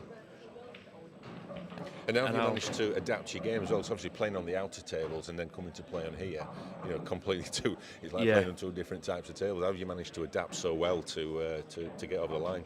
I think once you've nearly been caught out or been caught out by one of the shots you've played and it's bounced off a cushion, you've got to think, well, that's what all 6 cushions are going to do, sort of thing. So when we lagged off and it hit the back and thought, well, that's a bit dead. But you do, pool players do. You just map it out, don't you? Yeah. And obviously you've won the first tour of the year. I mean, what's the expectation level now for the rest of the year? Well, I actually had a weird conversation with Viv Ruscott, and this was at the Scottish Masters back in December. And she said, Adam, you need to do that tour. So she is partly why I'm here. Is she on a percentage? Yeah. I'm sure she can have a wine, but I don't think there's a glass full enough. Is a big enough, sorry. Expectations, pro status, mate. That's all I'm here for. Pro status. Obviously, money helps when you win, but I just want to play people, and I'm here to stay. Well, that's definitely the best way to start the season, Adam. Gives us great pleasure to give you the trophy and announce you as the 2024 Amateur European Champion. Congratulations.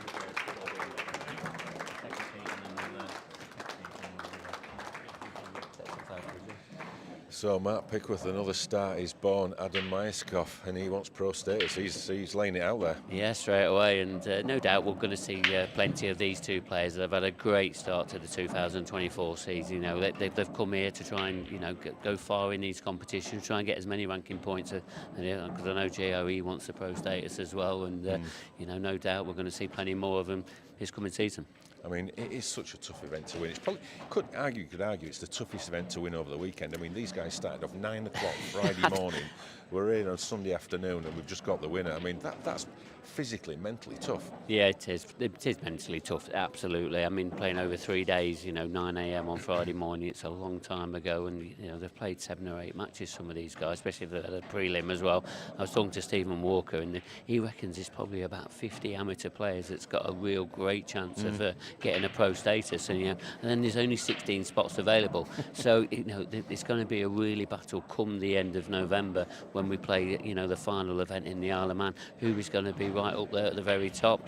Adam and Gio had a great start in this one, but there's going to be plenty more battles, and no doubt some new faces playing this amateur final these coming tours. Yeah, and just a word about Gio. Obviously played his part in a really tense, pulsating final, and we're definitely going to see more of him this year. Yeah, we have. I mean, we already seen him in the World Championships when he played the World Doubles. He loves this TV arena table. He looks comfortable in here. You know, Adam, you know, he probably had a little bit of nerves coming towards the end of the clearance, but I'm sure both of these players we're going to see plenty more of them this coming year. Absolutely. Well, that is the second title down today. There is 2 more to go. And we're just going to take a quick 5-minute break, and when we come back we'll be commencing the open event, and we have got an absolutely belting match coming up. Matt Steeper and Wayne Fry, two great players. Yeah, they're quite local to each other as well, so no doubt they've played plenty of times over the years as well. So that's all coming up, so we'll see you in 5.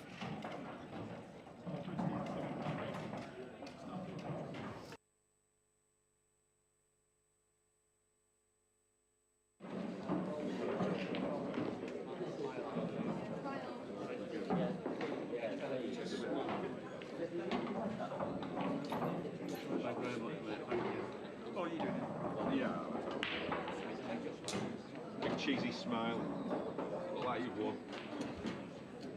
Cool. Cheers, Ken.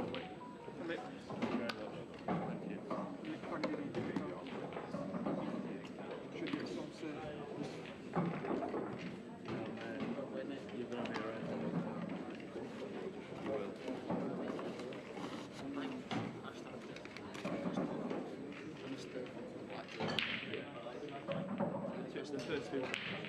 After that, I don't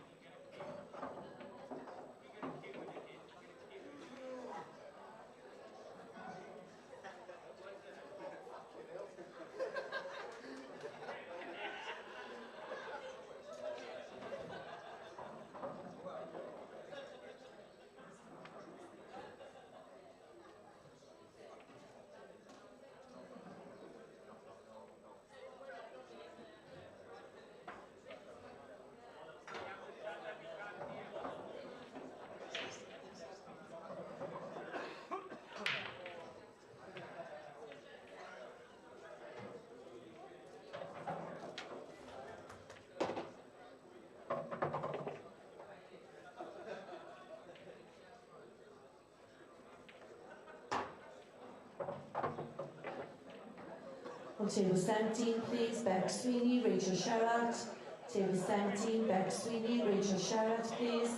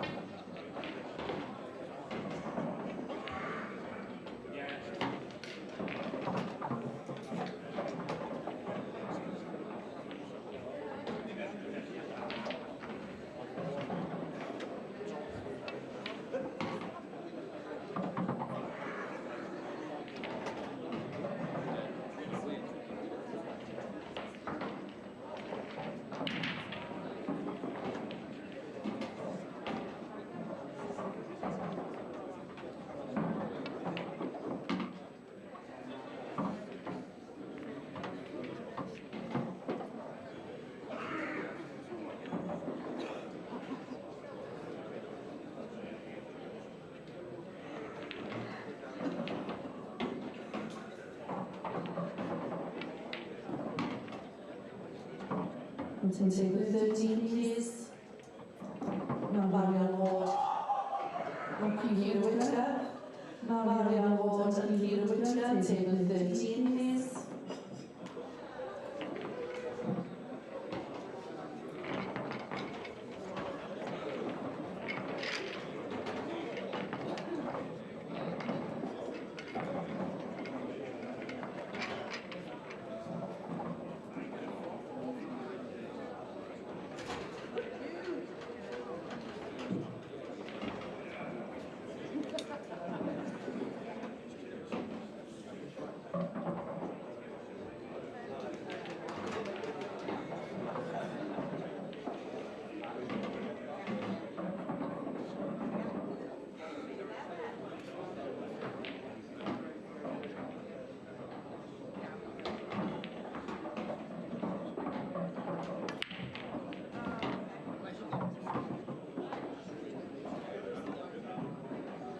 Referee, please, to table 8. Referee to table 8, please.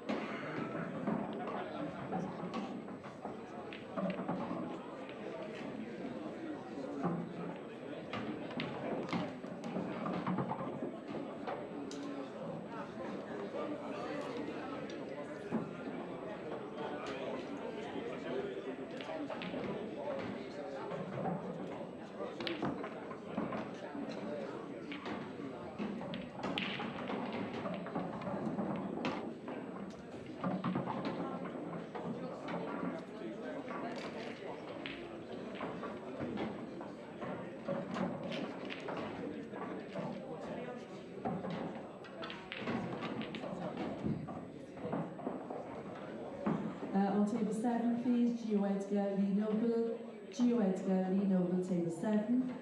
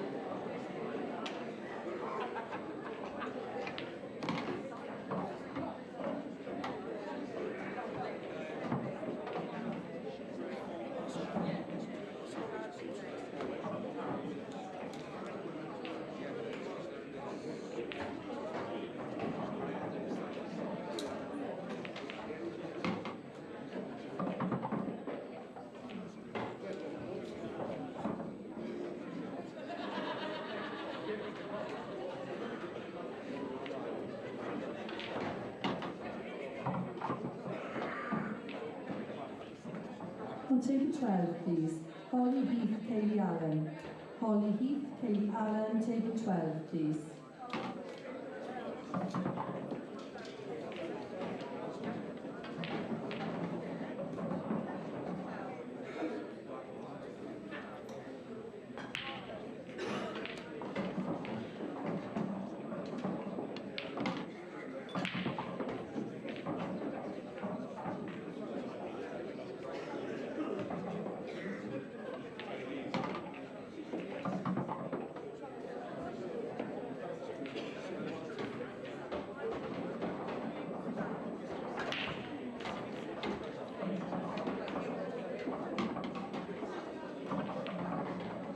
On table 11, please. Helen Sanderson, Rachel Tucker.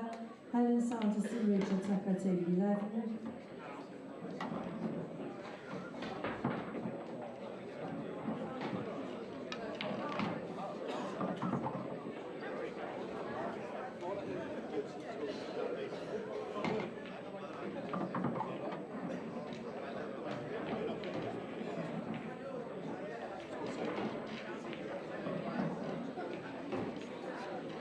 On table 20, please. Bobby Terry, Dan Davey. Bobby Terry, Dan Davey, table 20.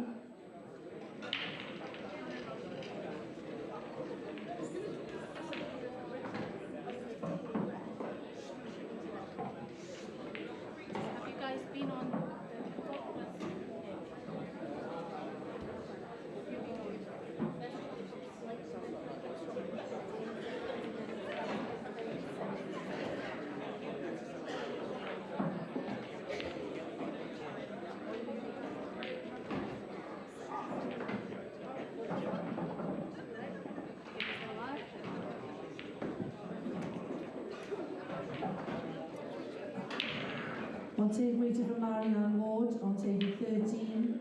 Waiting for Marianne Ward.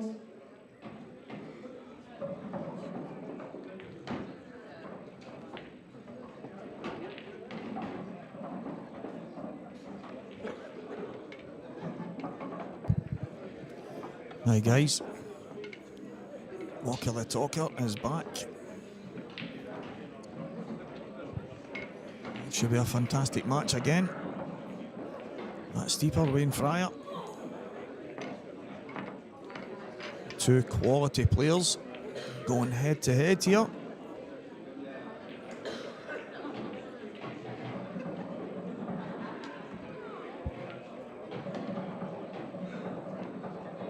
I'm definitely looking forward to this one. We just had a mammoth final between Adam Myerscough and Gio Edgar. Adam was the one that got over the line. I hope you enjoyed that one, guys, but we're moving on to this. And Wayne Fryer is going to break off.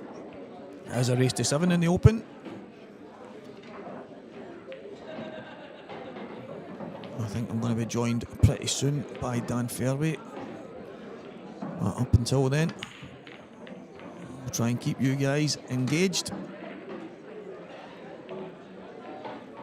Well, the opening break-off is a dry one. Doesn't get a ball.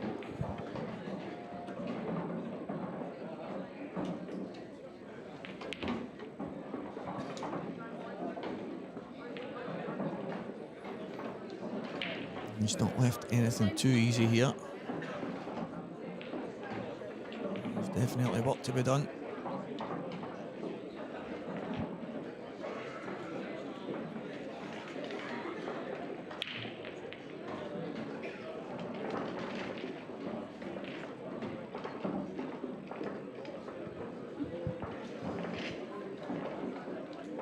He's used his extension here, trying to make sure. He's knocked that red away. That opens up that yellow at the top left-hand corner. He's definitely giving him a chance. As I say, it wasn't easy from the start. You can drop this in the right middle. He just drops through a couple of inches. He's going to have a few options. I think the yellow to the top left-hand corner right now as he's on it might be the shot. It is going to be the one awkward ball he'll have, so I think taking it now is definitely the right option. Just back to where it was in the beginning. Yeah, he's just came back an inch.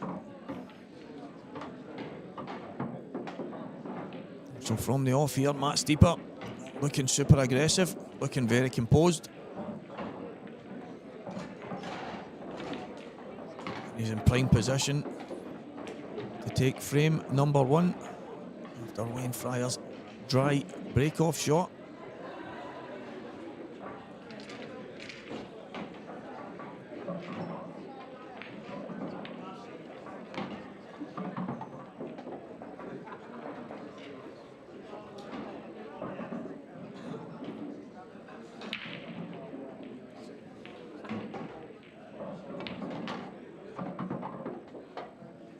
He's absolutely perfect here. Doesn't have to do too much with the cue ball. He can decide to just drop it. He can decide to stun off the cushion ever so slightly. I think it's probably the better shot. He's just pushed on a touch. Just making sure he can get his full tip on the cue ball.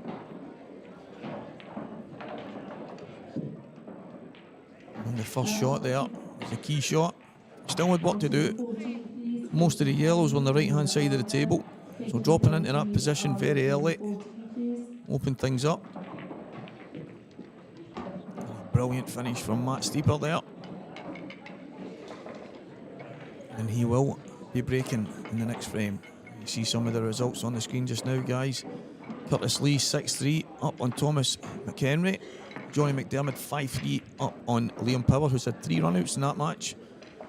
Paul Vickers and Andrew McKee 6-4 to Andrew. Gio and Lee Noble just getting started, the finalist from the amateur, and there you can see Gio's got one on the board. Liam Power brings one back against Johnny McDermott. coming down. Mark Boyle 3-2 up on Kyle Evans. Bash Maxud 3-2 ahead on Greg McMillan. Steve Wall 3-2 behind against Darren Cook. Some of the results, just picking a few out for you there, guys. And Dan Davey and Bobby Terry just getting started. And Matt has gone in off here, so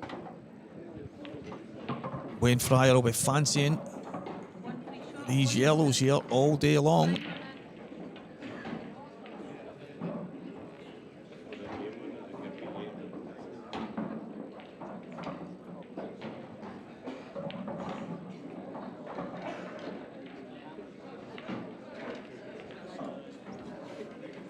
Just making life a bit easier. Moving the red out the way. There's nothing that sticks out here that can pose a major problem unless you overhit it. He's overcooked that by a long way. He only had to come back a few inches. He's going to have to reroute here, I think.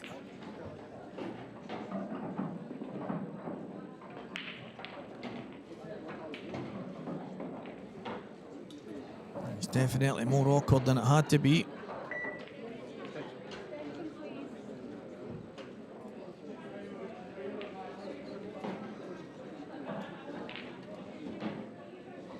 Just drop this in.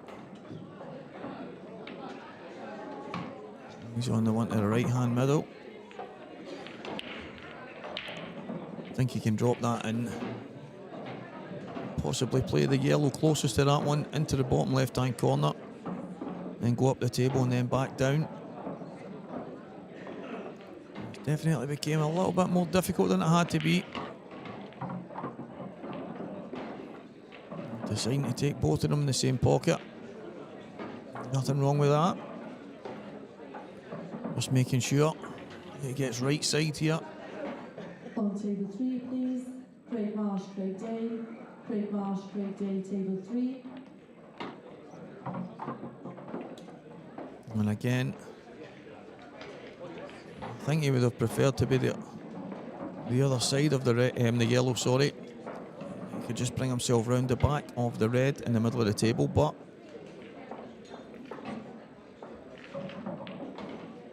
it's not easy to get perfect here. He's going to push this on, one cushion. Yeah, he's played that well. Fantastic shot. He was never in any real danger. But as I say, I think he would have preferred to be a touch higher on the yellow over the top left-hand corner. But he's played it well. He's absolutely perfect here.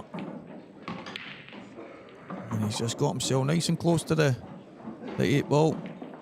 And it's going to be one frame all here. One dry break from Wayne Fryer gives Matt Steeper the first frame. One and off from Matt Steeper gives Wayne Fryer the second frame.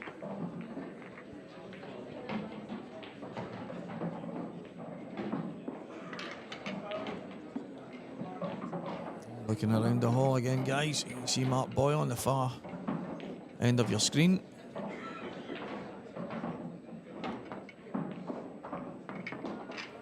That's Jenny Lawson at the table as well, and there's Gareth Hibbett on a finish. And Viv Roscoe further up there, Dan Davey as well.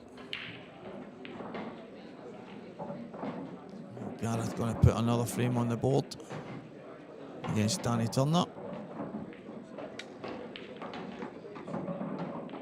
Frame 3, Wayne Fryer to break. Frames are tied at 1-1. Time running.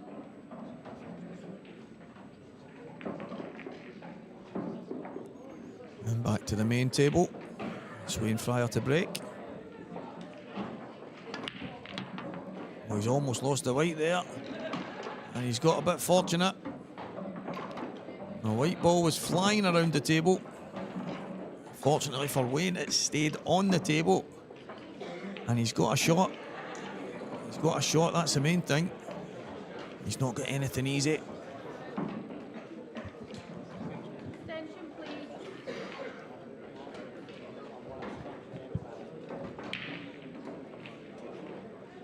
So, fortunate in the sense that he's left himself on the table unfortunate where he's landed because it's not easy.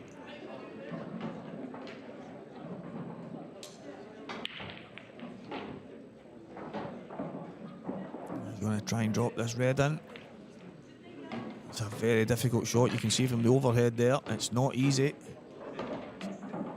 And he's played that. He's played it so positive.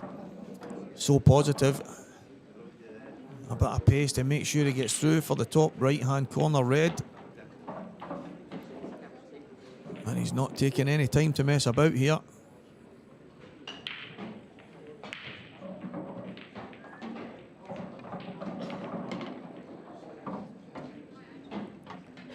Doesn't want to be bridging. I think he's just... I don't know actually. I'm looking at the angle that he's got there. He might be running away from the red. That he would be playing into the right middle pocket. You see here, maybe he can just get under the white ball. If he can maybe get the angle that he needs. And he did.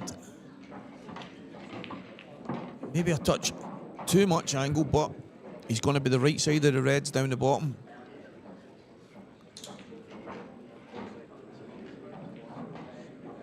So a big chance here for Wayne. You feel he must... I think we say this all the time, right enough, but most of the time in matches of this magnitude, you have to take the chances that you get.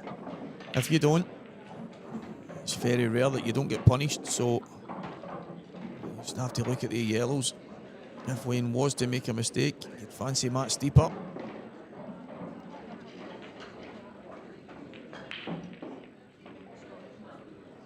A massive shot here. He's cued it beautifully. Well, Wayne Fryer's looking very assured here. As I say, the very first shot of this frame was absolutely massive. Played it in at great pace, giving himself a chance. He's now got two reds. Two reds and the black to try and get a second frame for himself on the board. He's going really close here and he's not potted it. I think he was worried about driving too close to the red and then trying to hold. He's took his eyes off the pot. It's not the worst the way it's landed. Matt Steeper's not getting anything easy here. And he's called his extension, rightly so. Can he take the yellow in the top right hand corner and screw into this red? It's an aggressive shot. It looks like the angle's slightly taking the white away, but that is what he lined up. So let's see. He's jacking up anyway, so that's the shot he's playing. Yeah, and he's missed it. I thought it was going to go wide. It was never easy.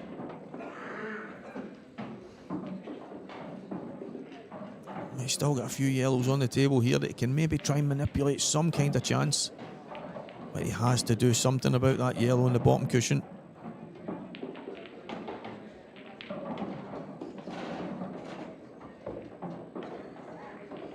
Just dropping the top cushion here. Oh, he's trying to go all the way around. Oh, he's unlucky. Tell you what, guys. He showed some vision there to play that shot. And if he hits that half ball either side, he's got a chance. And unfortunately, the double kiss has kept the yellow in the same position. It's barely moved. And is he going to have another go here? He won the top left-hand corner. He's just brought it round nice. He's got the yellow into the middle now. He's got a nice angle. Doesn't want to push the yellow towards the red in the far corner. He has to get this just right.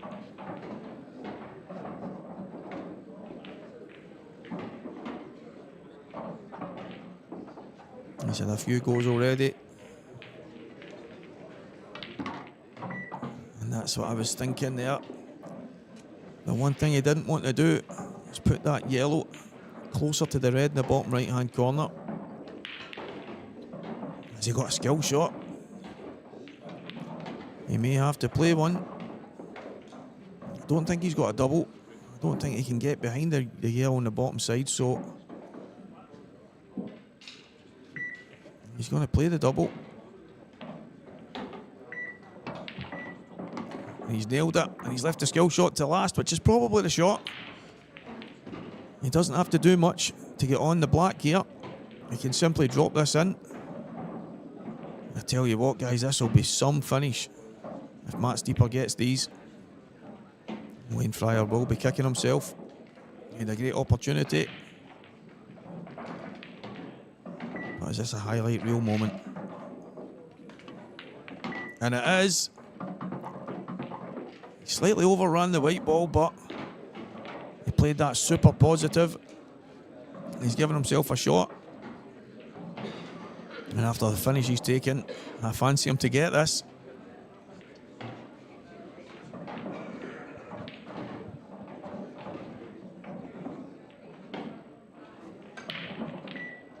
And he does. What a finish that is from Matt Steeper.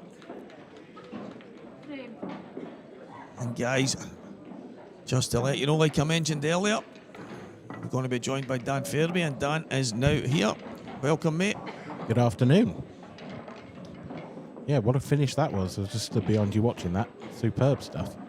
Yeah, that was incredible. He's tried to manoeuvre so many times to get that yellow out, and eventually knocked it into a worse position and played the skilly. That was absolute phenomenal stuff from Matt Steeper.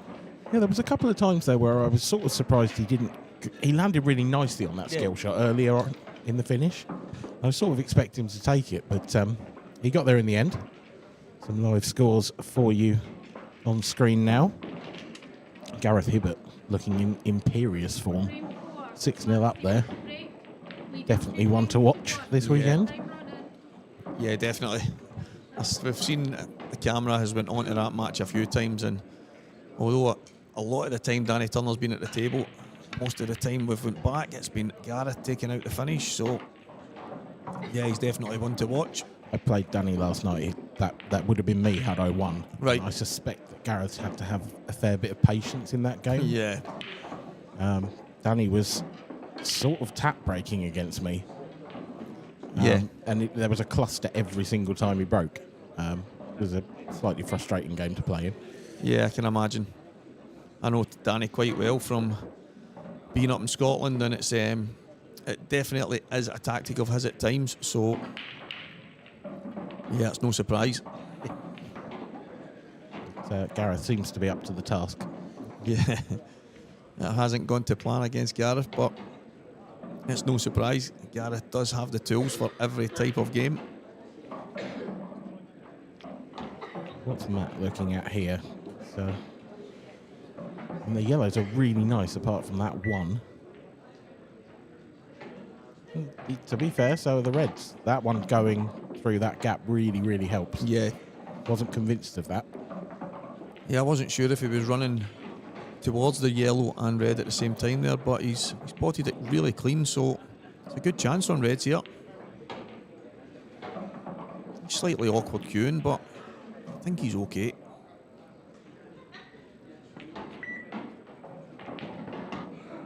Having played Matt a couple of times myself, I feel like he's a player who he really fizzes.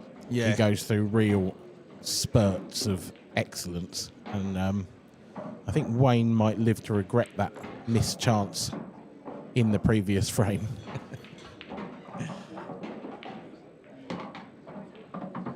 Because I think that just gave Matt the opportunity to sort of get himself going, and that finish really will have A, hurt Wayne, and B, got Matt's juices flowing. That is exactly the type of finish that you don't want Matt Steeper to get, because as you say, when he starts to buzz, he is a real tough player to play against. Every time I see him, he's usually flying, and right now it looks like he's in that zone, but he might have made a mistake there. Nah, hand of apology. Has he on it? Come out plumb. Yeah. Yeah, he's got a bit. Do you know what? There was actually a shot in the actual match before me and Mark were talking about, and the same idea. It came flying off the bottom cushion. When the ball seems to be touching the bottom cushion, when the two balls make contact, it does seem to come off a lot faster. And I don't believe for a minute Matt's played it as pacey as that to try and come off, and he's got lucky, obviously, but just a bit of extra zip, you think? Yeah, it just seems to react a whole lot quicker when it comes off the cushion. But there's a couple of shots I've seen like that. As you can see, when the cue ball's coming off, it's still got that slide and that reaction, but Just a couple of shots now that off that same bottom cushion, the white has flew off it, and there's no doubting that the 2 shots that were played that I've seen so far were not played at that pace. So, but he's got lucky. Certainly has. Let's have a look at some of the other latest scores on the screen there. Dan Davey, of course, last night's professional winner, seems to be starting as he means to go on. He had to get up at 9 o'clock this morning for a match, and his opponent didn't turn up. Oh, you're joking. No. Oh. That's incredible. But Dan was in some form yesterday. Yeah, he sent me a little text this morning suggesting he could have had 3 more hours sleep and was somewhat annoyed about it.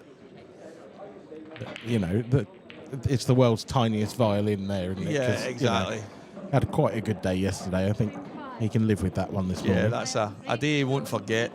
And I'm pretty sure, as you say, he can forgive getting up a little bit early in the morning for the type of day he had the day before.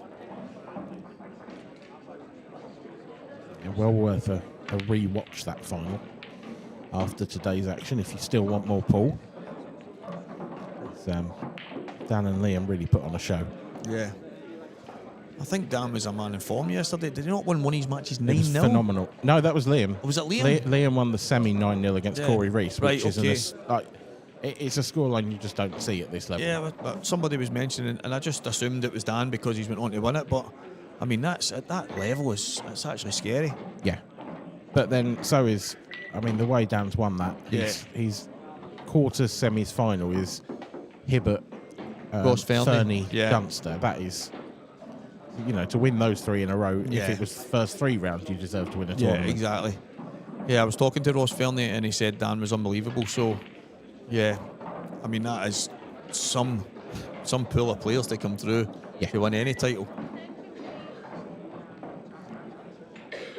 Wayne Fryer has broken off, and it's a bit awkward, this table. All the reds are fine in the top half of the table, but the red in the bottom half of the table is tricky. Yeah, he's just going to have to maybe drop on it into the right bottom corner or the right middle maybe, but I think he wants to leave the red that's closest to the cue ball now as his second last red. Yeah.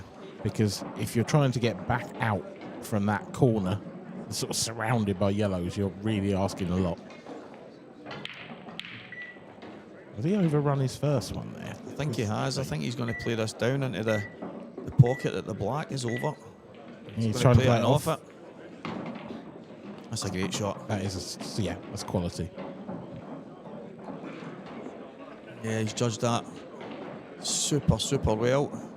I don't think that was the initial plan. No, because he was looking at the red at the top end of the table before he played his first shot, and I think he's just overran it slightly, so he's had to rejig what he was planning.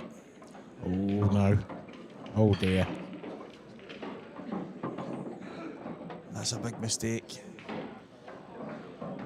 He's tried to just flick yellow out the way to open up one red, but he's ended up covering another. I could see the logic of taking that red first, but there's always the danger when you move balls, isn't there? This Actually, hear some of the guys saying, don't ever move something that goes. Don't ever move a ball you can pot, and he's obviously just tried to make it easier for himself, but it's landed a bit awkward. He's in a bit of trouble now.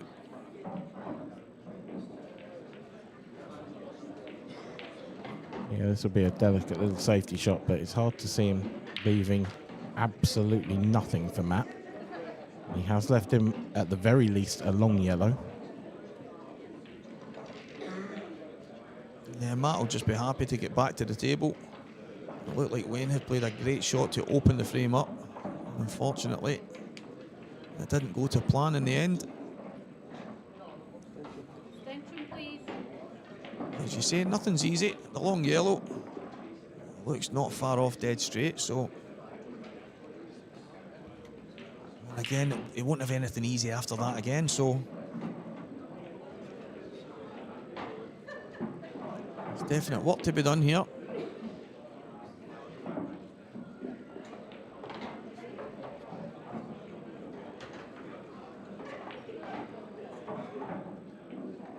This is a clever shot. Doesn't want to double kiss it. He might have just got away with that. Yeah, so if the yellow goes and if that red isn't cuttable, then Matt's had a bit of a touch. Yeah, definitely. I do think that red is cuttable, though. But it's very, very thin. Yeah. It's one of them, he's going to have to play it at some pace. It might be a double on. Yeah, I think he's playing a double.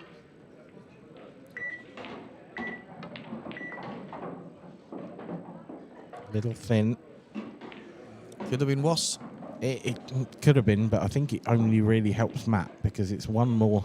Yeah. You know, Wayne's only got the one problem red, so Matt can go game here because, to be fair, that yellow that has been left in that position next to the 8 ball is a perfect breakout ball for the 8 Yeah, ball. of course. But Matt could also get himself a free shot. Yeah, he's decided to just get all his balls into a good position. I don't know. Has he left Wayne the possibility Yeah, here, though? he's left him a thin cut. Maybe we... And the cue ball's going the right sort of direction. It is. To be honest, I think that's all he's got, but he's got a chance here. It's just hard to see. It's hard to see how you could hit the red or yellow in such a way that it actually comes out.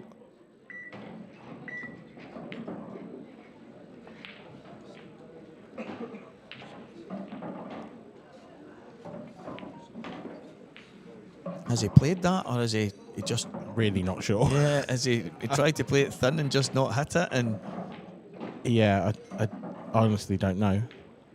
If he was playing that cushion first into it, he might have been trying to flick the yellow and sort of make a problem and maybe leave his red near the corner pocket, in which case, what a clever shot that would have been. Either that or it's pretty terrible and he's just missed it completely. no, only Wayne will know exactly what he played there, but I'm a bit surprised if that was what he played. Going a kind of Filipino kick shot. I must admit, I'd be pretty surprised. Now, it looked to me like Matt had a really good angle last time to play that yellow next to the 8 ball. He's surely going to play it now. Yeah. I feel like this is a little bit straighter and it's a bit harder work to get into the red and knock the 8 ball out cleaner. He's going to have to put a bit of pace on this. Yeah. Good. That's perfect. That was better than it looked. Great shot. Matt Steeper is heading towards a 4-1 lead here. He's looking like he's going to take some stopping.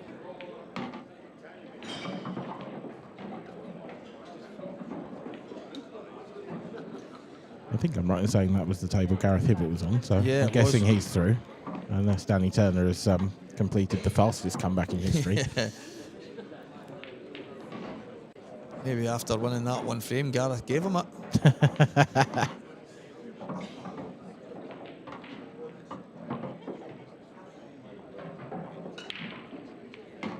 Yeah, Bean's got a mountain to climb now. Right. Marshy and Craig Day, that'll be a good match.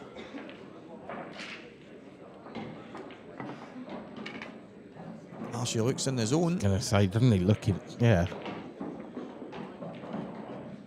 I mean, he's got down and knocked that one in, bringing out the cliche like it was over the pocket. Yeah, that was that was like, exactly what I was thinking.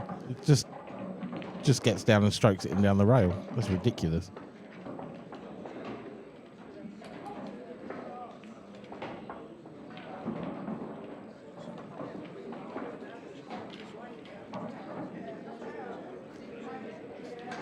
Clint Greener, Mick Warner, that's on table 1. I think that's on our alternative Matt Steeper. table. I'm assuming we're streaming that that's right, table that is. today. So Yeah. Time runner. one of our new Maltese professionals up against Mick Warner from Southampton way, Mick.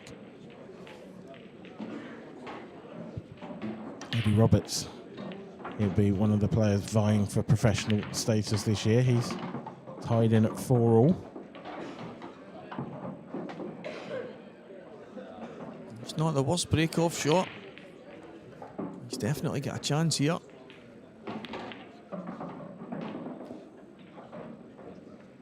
Yeah, I think if you're careful with the first shot and you don't disturb too much, just getting nicely. I think ideally you land on the yellow that's left of the 8 ball, and then the whole frame really opens up from there.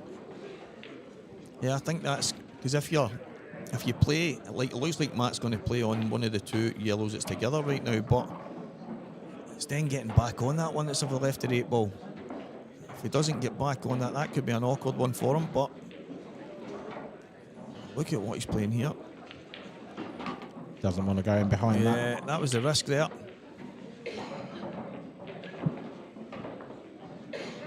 I liked the one you said, if you come slightly high on that yellow, take that out of the equation, then you've got the two yellows that he was playing towards in the first place, and it would have made things a bit easier for him. Mick Warner at the table to go 5 apiece out on table 1. Oh, Matt was on that other one. And is that a plant, the 2 yellows? If it's not, I would suggest it's makeable. Yes. Oh, it looks good.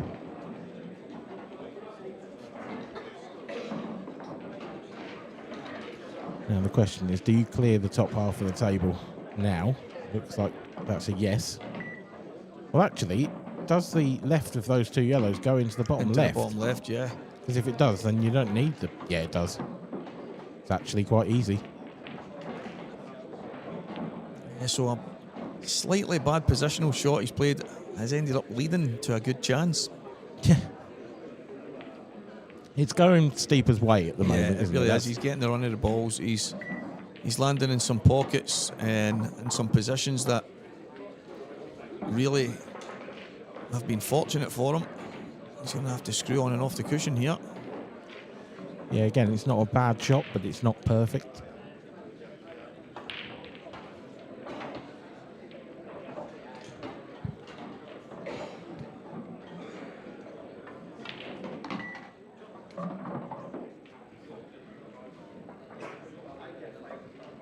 Again, he's just slightly in between where he would have liked to be.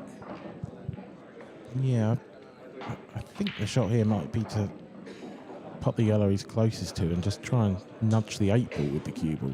Yeah. If you could use that to hold, then you'll be all right. And even if you slide past it, you're probably okay.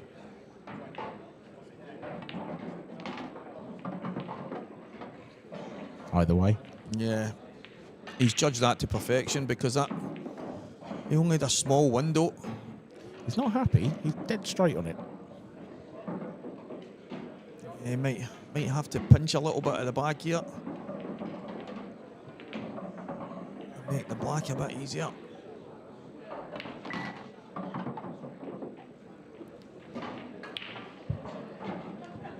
It's not been pinpoint perfect, but he's not missing.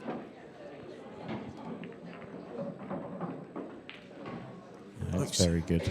He looks in the zone there. Yeah, he's playing very, very well. It looks like Craig Vegas Day has had another chance and not taking it. Marshy stepping to the table, taking no time at all. Looks like he's playing like a man possessed.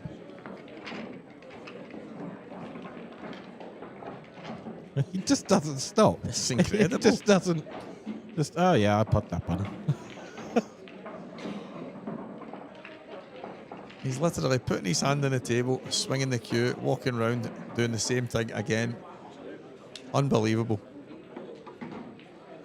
Frame 7, when prior to break, trailing 5 frames. Yeah, it's like he's having an exhibition in the club. If you're teaching your kids to play pool, that is not the way to do it. Yeah. That's not what you would teach anyone. You've got to be supremely naturally talented to be able to play like that. Yeah, exactly.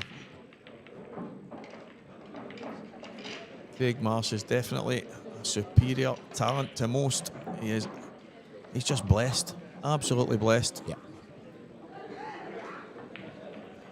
Is that a dry break from Wayne?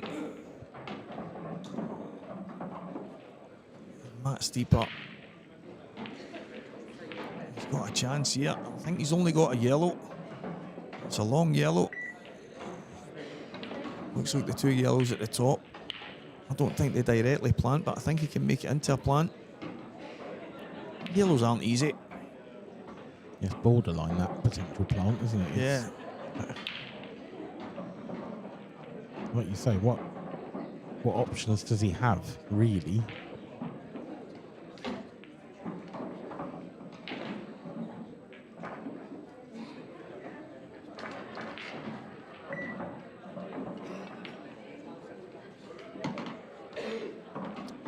Well, if they don't plant, he could move them now. Yeah, he's absolutely perfect right now. That's what he's looking at. Doesn't want to knock yellow towards the reds. Just wants to bring it straight out if he can. It's not easy.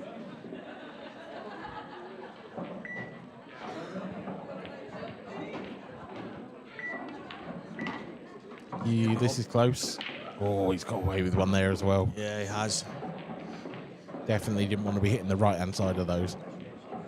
Yeah, there's no way that was his intention. I think he was playing to go full in the face. And actually, couldn't have come out much better, because he can run this one closest to the cushion through now, and he's going to have the perfect angle to then get the yellow off the side rail.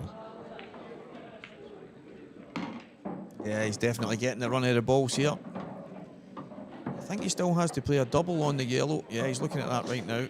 Yeah, I think that had more angle than I thought. I thought he was going to finish quite high on this one and be able to punch into it.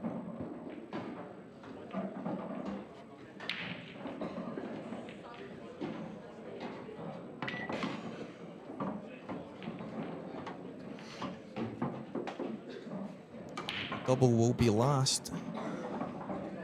Using the red on the same cushion to hold the white ball. The way he played that, I still feel like he could have moved the yellow, but perhaps has decided that the double was the better shot. Yeah, I think you're right, because he's came so far down the table. It looked like he was not far off straight, but he's came 2/3 of the table down, so, and he's overhit that. Oh, this is tricky. It's doable though. He's sort of off angle in the wrong way, but he could top this through on and off the rail. It's not dead straight, I don't think.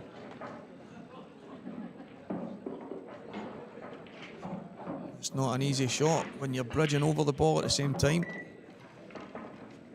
The shot that you've said, he can actually cue a lot of the white ball here, so he's okay. He's knocked the cue, but has he gone too far? I think that's okay. It is perhaps a fraction. He might have to really punch this to get the cue ball out of the way.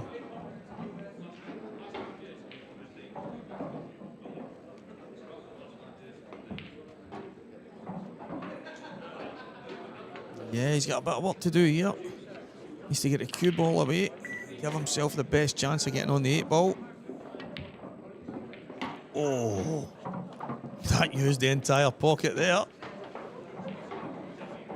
Wow, that is... It's a good shot, let's be fair, but yeah, you quite often see those not going. Yeah, more than not. So. Oh man. Oh wow. Absolutely chucked one in. Oh, that's unbelievable. After the way, I mean, as I mentioned, he's not been pinpoint perfect with the positional play. Obviously, these tables can be so tough, but he's not been missing. And that is so uncharacteristic of the way he's been playing so far. It's pretty typical though, isn't it? Because actually, even though Matt's played a bad shot, look what he's left weighing. Yeah, exactly. It's not great. Like, he can get in behind the 3 reds quite easily, you would think. And possibly play a pot as well. Play it as a bit of a shot to nothing.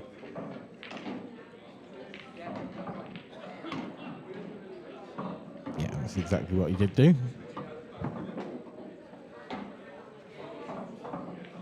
I think it'd be a game of hide the white here for Wayne Fryer. He just doesn't want to leave a one cushion escape.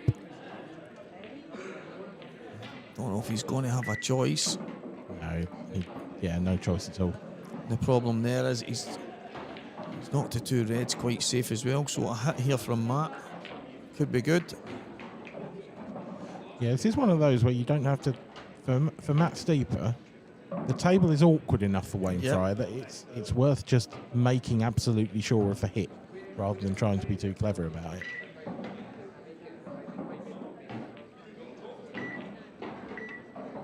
And he's missed that.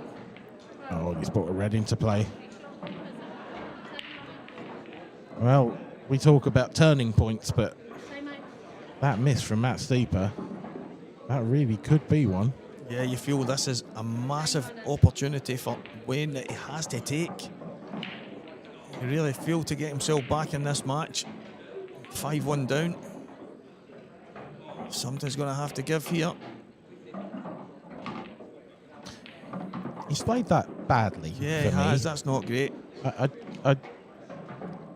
If you play the first red onto the second half ball, then they both come out into Yeah. open play. The way he's played that, yeah, I don't really get it.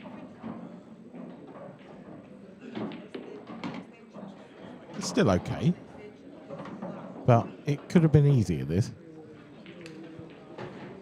Yeah, definitely. I'm gonna think that he wasn't meaning to play it the way he has, but unless he was hoping that the second red was going to follow through a bit more, but he's landed okay to bring it into play there. So That's a nice shot. but as you said, that's a ball he's had to kick out that he put there in the first place with a free shot. So he obviously knows himself that he's not played the best of shots, but he's made a good recovery.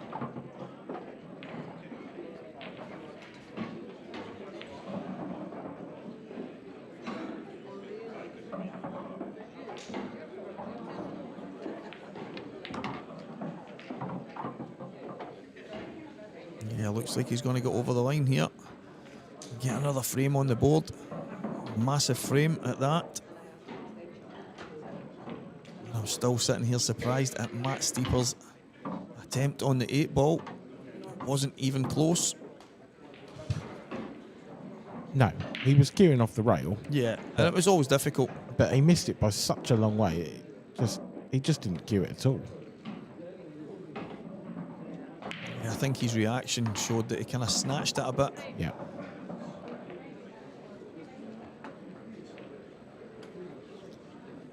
Mick Warner is on the hill. Yeah, he's gone from 5-4 down to 6-5 up. Yep. And Clint Greamer is doing his best to stay in this game. It looks like he's in control of this frame. That yellow up towards the top left is in real trouble.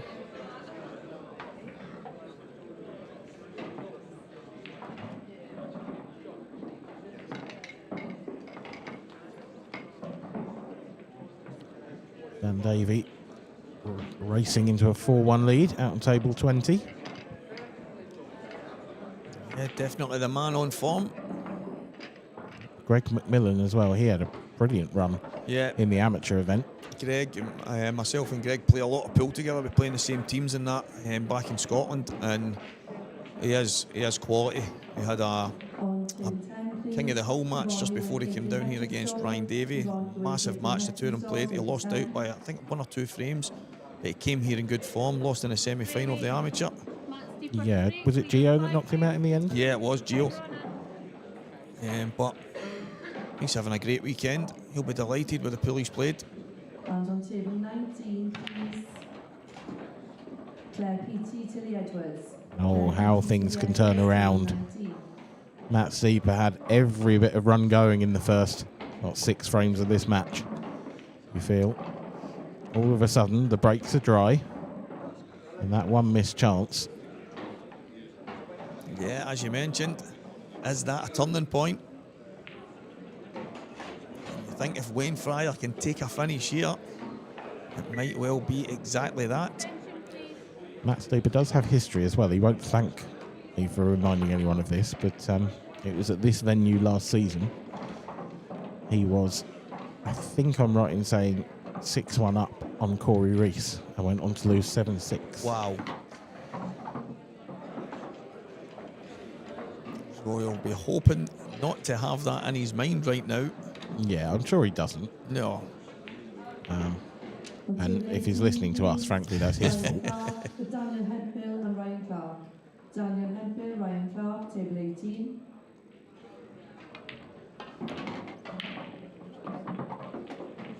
Everything goes. It's just a case of keeping it as simple as you can here, Wayne. The red and the 8 ball in the middle of the table are the two most awkward, but getting from top to bottom is not easy either. Yeah, it's not an easy finish, this at all. Definitely not. And I sort of feel like he might have to play position on the 8 ball from the one on the rail, Yeah. which isn't ideal in any circumstance.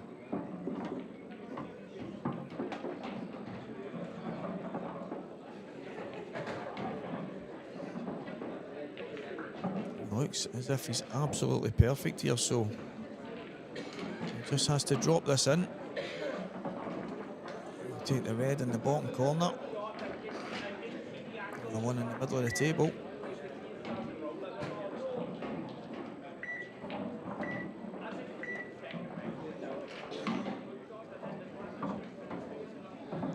He's slightly underdone that for me, so I think he's going to have to finish with a bit more distance between the next shot. There's the world champion enjoying a, I assume, non-alcoholic drink this time of the day. The Godfather himself. I think it was a Coca-Cola he was drinking there.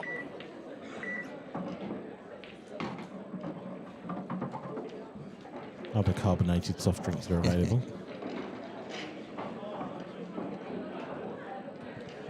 A key shot here for Wayne. Doesn't want to leave too much angle on this final red. Wants a little bit. But doesn't want to be cutting that in thin. Yeah.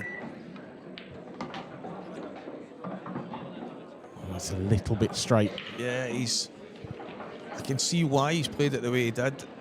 He's not wanting to leave himself too high, but I mean, the thing, he's guaranteed himself a shot Yeah, playing it that's that it. way, and I get that.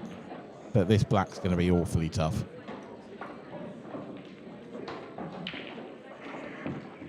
yeah, so he's tried to get so close to the black that he's ended up missing. The thing with turning points is your opponents have to take advantage of them. That's it, exactly.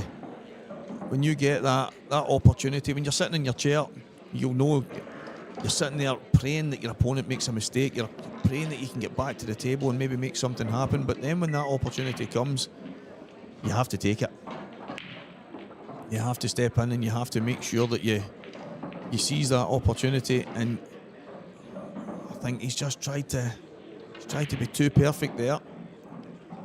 Maybe should have just taken his medicine, left the long 8 ball into the top right hand corner, but yeah, he'll be kicking himself. The question for me here is how easy that yellow on the right hand side is. Does it just drop into the centre pocket comfortably?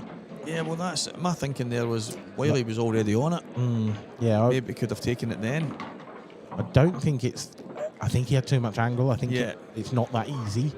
I think if that's his last ball, then it's perfect if Yeah, you of get right course. behind it. Yeah.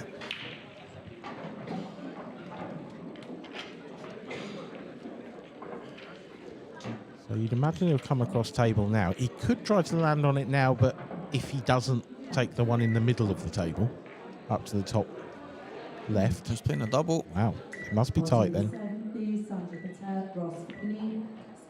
Nail the double. Terrific Absolutely nailed it. Yeah, that's. I mean, the two yellows closest to each other still aren't easy. I think he needs to be on the right hand side. Yeah, that is he's looking just now. So getting there. Can he screw this in? Tough shot. He's decided to just drop it in. Yeah, so how do you get down to this? I mean, he needs to be somewhere in the bottom right quarter of the table, you'd think. Unless he's... Well, it either goes to the centre or he's lining up as a plant. Either way. Is he going to screw back across? Oh, is this... I mean, he'll take that. If that goes in the middle, that's a terrific shot. If it runs 6 inches further, then it's frame over. Yeah, exactly. Yeah, he's looking at where the 8-ball might end up here. I think this shot is all down to pace. Maybe just bag weight, which is a difficult shot to judge, whilst holding the 8-ball at the same time. He's playing it off the other yellow. Yeah, he's going to flick it off that. He's played the plant. Oh, terrific. Superb. A stroke of genius as well, because he played it as a safety shot if it went wrong. That's it. Brilliant finish from Matt Steeper. I'll tell you what, we've spoken about Matt having the run in this game, and he has. But my word, he's made the most of it. He's pulled out some terrific finishes along the way. A couple of the finishes have been absolutely world class, and there's times when he's run into a little bit of trouble and he seems to keep finding an answer, and that can be so pivotal when you're trying to not just win a tournament, win a match, win a frame, and he just seems to keep punishing every mistake from Wayne. And as you say, he has had the run of the balls, but Wayne has had a couple of opportunities he just hasn't taken. Now, not quite sure what happened to the score at the bottom of the screen there, but what you were watching is Clint Creamer, Mick Warner on table 1. And if you want to see the conclusion of the final frame decider, that is on our second stream on the channel.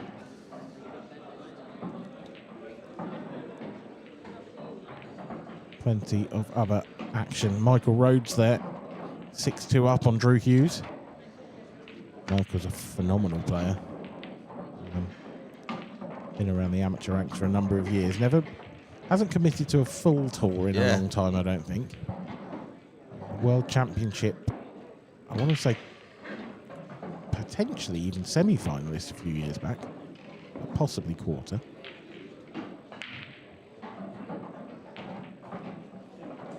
My encyclopedic knowledge of every single result we've ever had, not quite firing this afternoon. Feels like the morning to me. Yeah. It was a late night.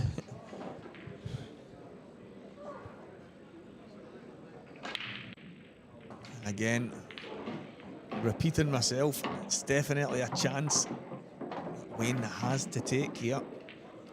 There will be no more mistakes, I think, that he can get away with.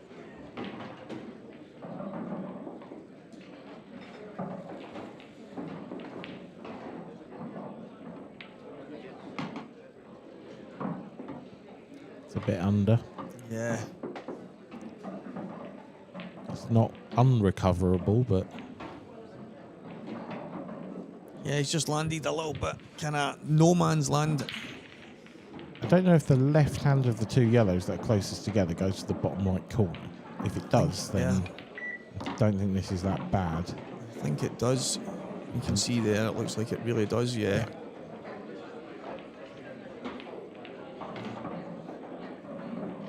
Still a tricky little shot, this. Yeah, he's got to drop it in, just stop the cue ball on the red. Wants to leave it quite straight so he can come back across the table for that. Oh, that's a lovely little flick.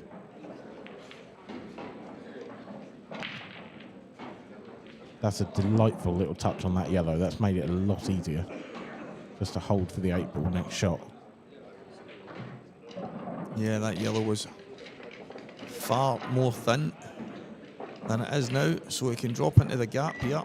Yeah, it was quite a subtle movement, but it's made a huge amount of difference to how easy this is. Oh, what's he done? Oh, no, I think he's over. Unfortunate. And again, it's another mistake from Wayne. Can he see enough of this? It doesn't look like it. He can maybe hit the yellow. I don't know if he can pot it. Well, this is your answer because he's jacking up. He's going to swerve this.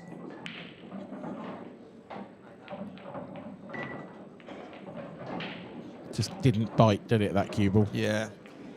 It's just slid away, and is that the final mistake that Wayne will get to make in this match? Well, you said he's only got one more in him, so let's find out if your prediction is true. Yeah. But it's hard to see Matt not getting these. and it shows you the finest of margins, and that's really been the difference here. Wayne's played some decent stuff. It's just the right shot at the right time, just not going his way. I think from Wayne's perspective, this will be one of those matches that really hurts, actually, because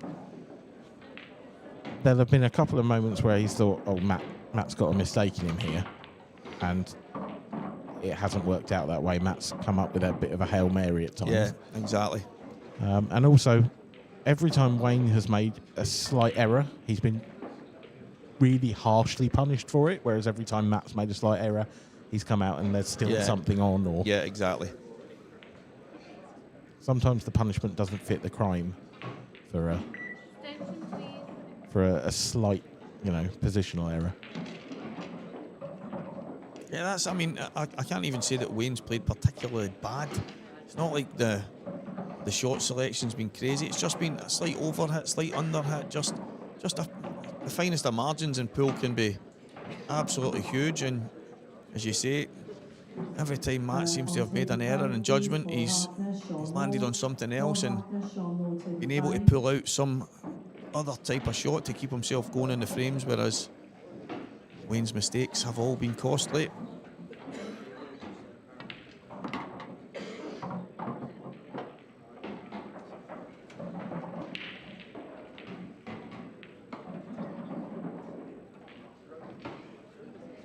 A little bit more angle than he would have liked here.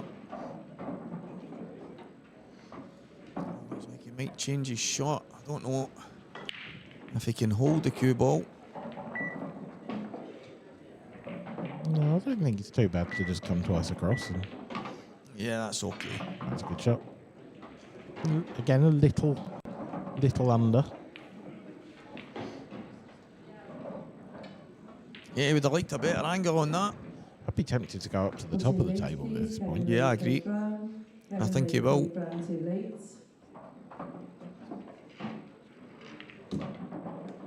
I feel like you can just drop this in and leave yourself a sort of a shot with a little bit less pressure on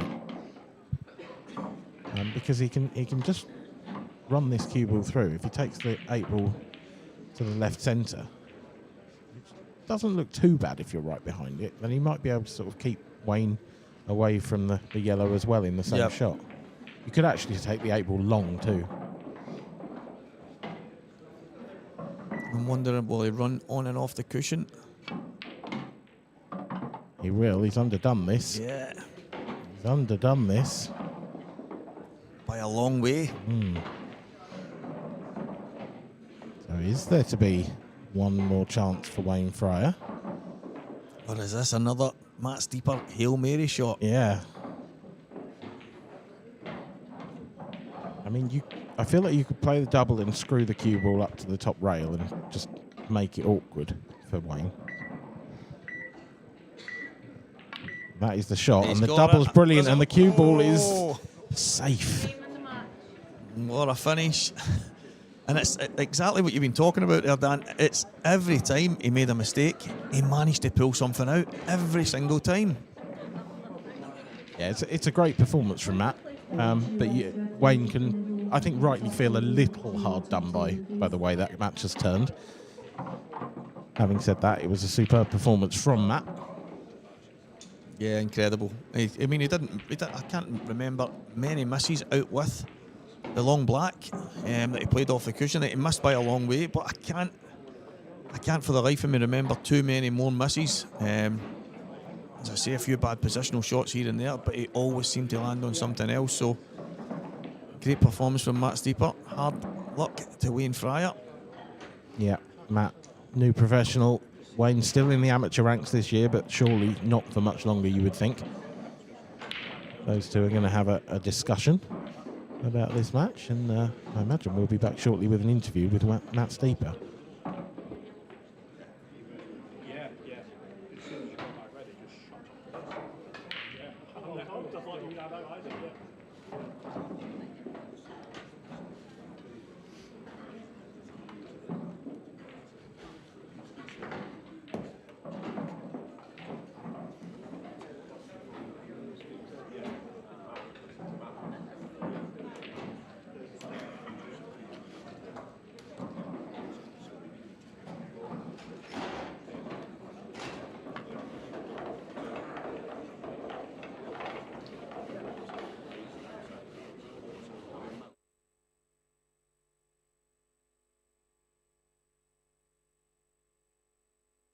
winner in the Open, Matt Steeper. Matt, how did that feel out there?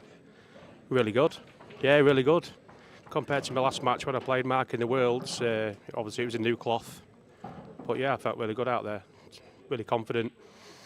Yeah. And that's the arena that I think we were speaking earlier in the week. That's the arena that why you've turned professional, why the matches you want to be playing in there. Precisely, yeah. That's why obviously why you want to turn pro, because you want to play in the TV table as many times as you can. That's the pinnacle, So I was really pleased, to get on there today. So where do you think your game is at? Do you think it's in a good shape at the moment? So things you've been working on in the off-season kind of thing, if there is an off-season these days in pool, I'm sure there is. But not really been working on anything. I always put the time in, all the time. I play in various comps, numerous comps, and always putting the time in. Never off the table. But yeah. Plenty of practice. How have you found that transition from the amateur last year to the professional? How different has it felt? My first match I played okay against Connor, but Connor was a better player on the day, and it's no miss pull basically.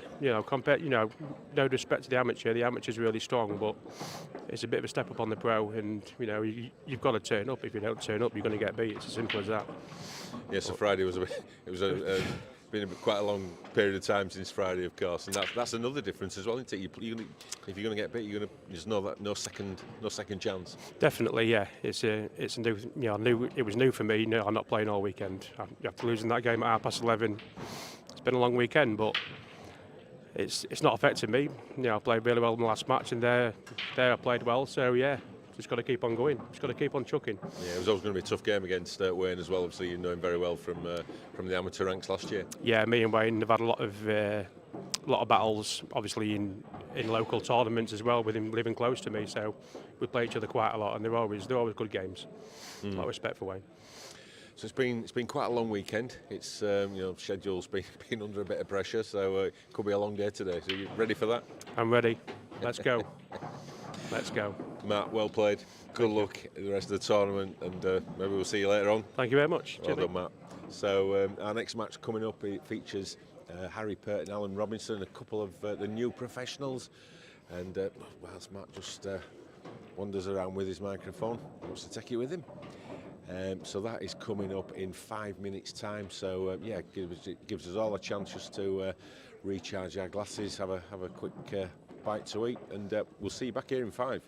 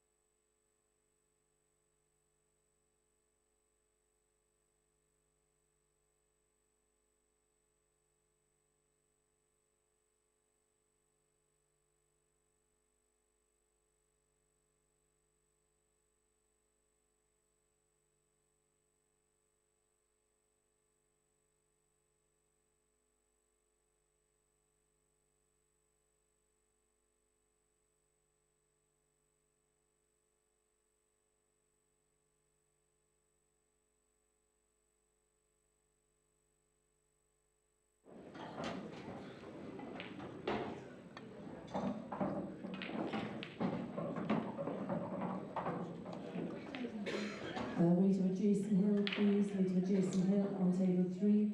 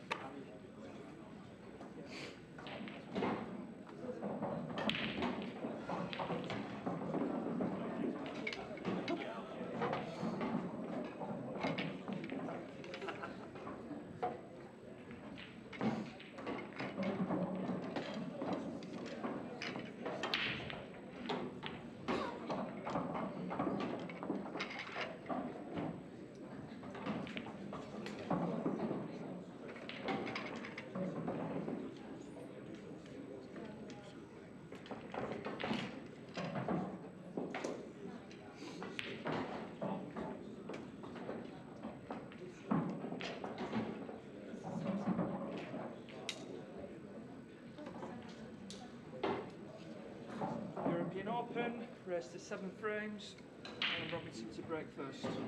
Time running.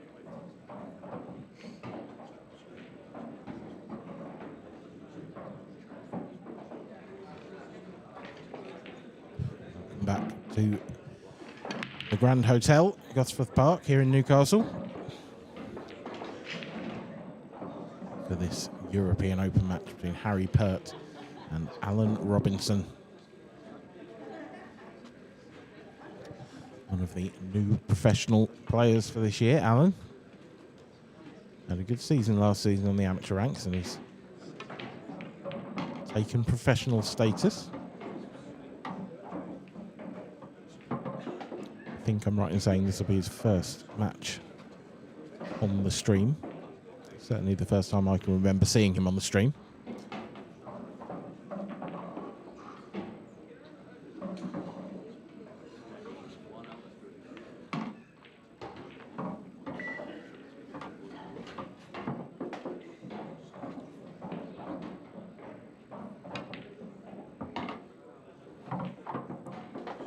Is his opponent with the first chance at the table.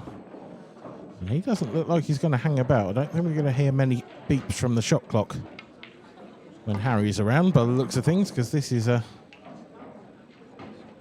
very quick fire opening few balls from him. And that is brilliant. That's a great little shot. Okay, positionally is awkward with the yellow, but I feel like he could just drop this in and take the red long to the top left. Jamie Ringham and Declan Callahan. Jamie Ringham, Declan Callahan, table 4. He's chosen to leave himself a bit of a cutback. There's a lot of traffic here with these yellows. And for my money, he'll do well to get on that 8 ball. Possibly trusting to luck a little here. And that has not worked out well for Harry.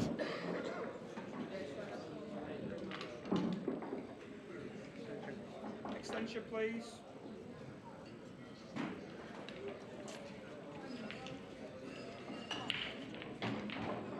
You can see a fine edge of this, but surely the double's not on, is it? Oh, well, it is. It is. It's close. It's getting there, and it's just not dropping. Didn't think he could see enough of that 8 ball to play that double. But this is a testing table for Alan Robinson to come to first up.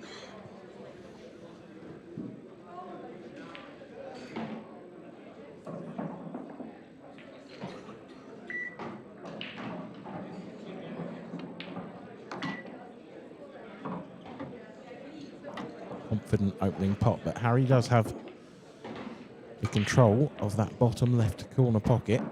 Alan can't really do anything about that. There's obviously the option of a skill shot, but that would have to be with the last yellow ball. I don't think Alan would like to be taking that risk. And he won't have to, because he's missed the ball to the centre, and Harry can clean up.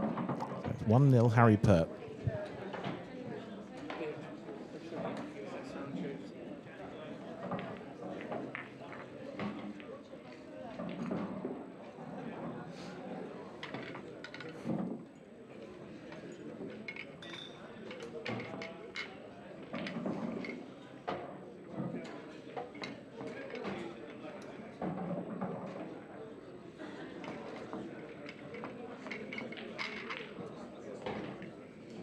On table 2, please, Kevin Kirkham, Phil Marriott. Kevin Kirkham, Phil Marriott, table 2.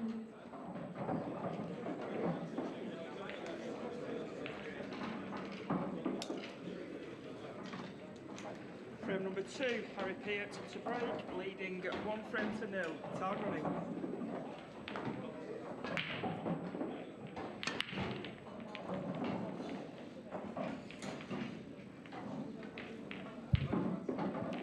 Harry definitely not the type to hang about. This time it's his time for a dry break. And a very awkward looking layout for Alan.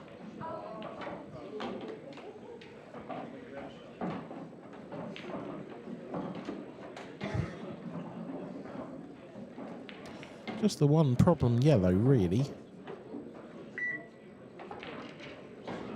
And the 8 ball too, but I think if he could clear the yellow below the 8 ball, or above the 8 ball from this view right now, which he's going to do, then the 8 ball will go into the left centre. So that just leaves one problem.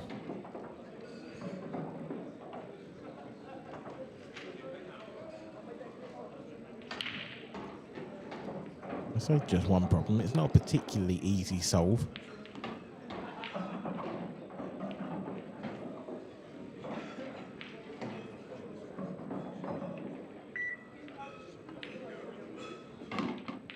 It's hard to see a way where you can guarantee that yellow coming out nicely. I think whenever he does choose to attack that, there'll be an element of luck involved.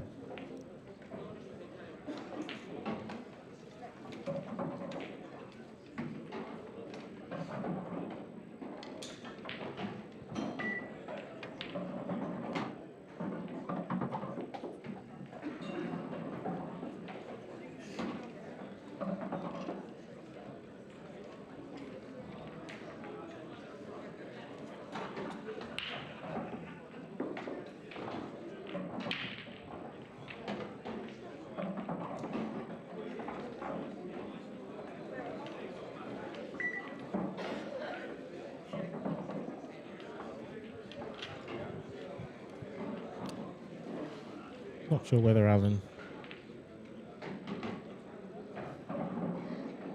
just decided to stop at that point. Decided he was creating more problems for himself rather than his opponent.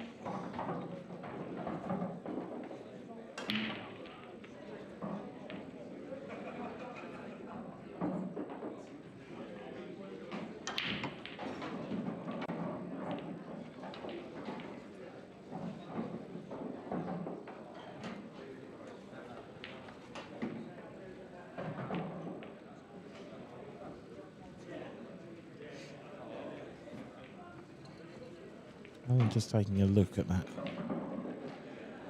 yellow below the 8 ball there. I don't know if that passes to the bottom right. It's close. Well, you can see there that it does. It's a lovely camera angle. The question is, can he play it off the yellow and flick his other yellow out into a potable position? That's what he's looking at. It's a delicate shot, that. If he can get himself right behind it here.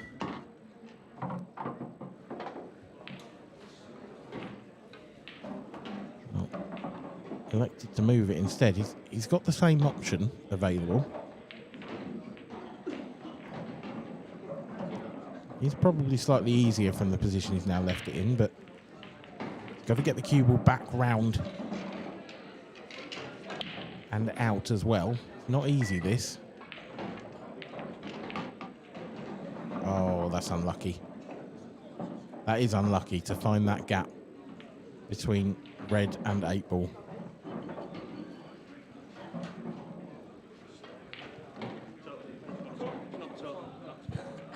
He played it well. Wasn't rewarded. Now it's cushion first. Trying to kick the yellow in.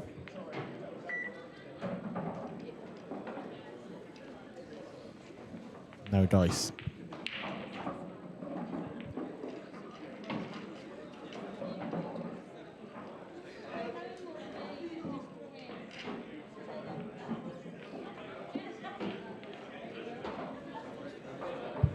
Newcastle, Stico.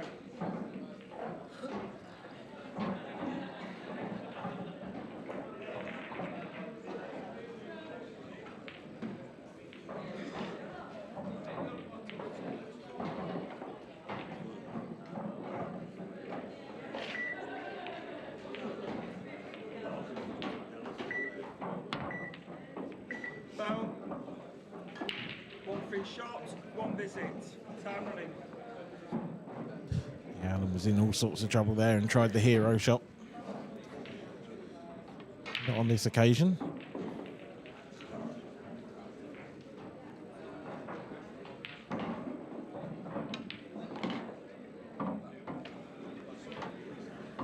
I think that red will still go.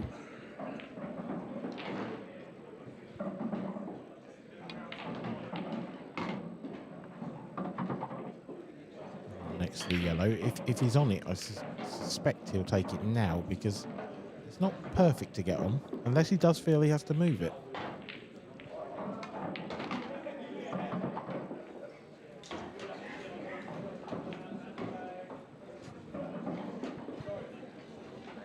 I think this is why I thought he might take it now, because it doesn't look like he's on that, but he seems to think he is. Wow, it's easy.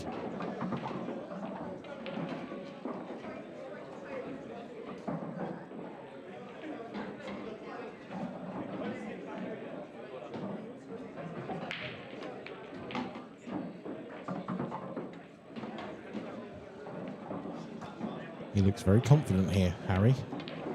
Very composed.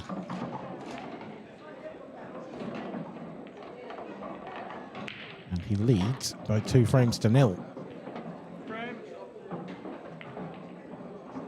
new professional Alan Robinson in a little bit of trouble early doors in this game, but there's a long way to go just yet.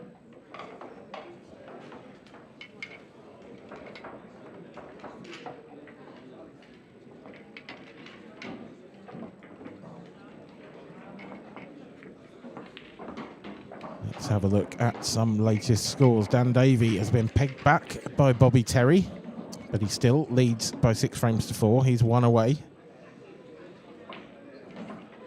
from the 4th round. Liam Dunster has come from 1-0 down to lead 4 frames to 1 against Dale Lawrence. Lots of games just getting started in the bottom of your screen there.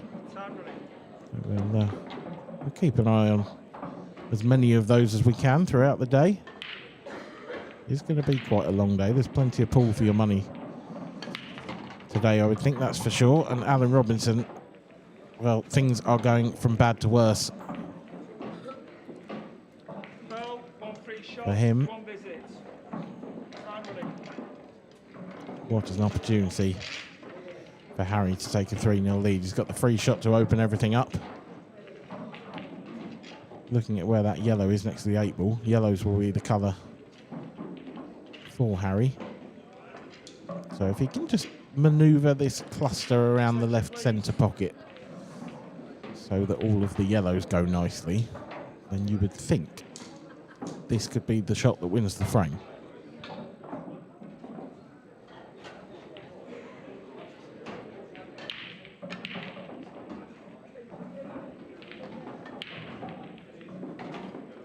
And that could not have come out much better. Superb.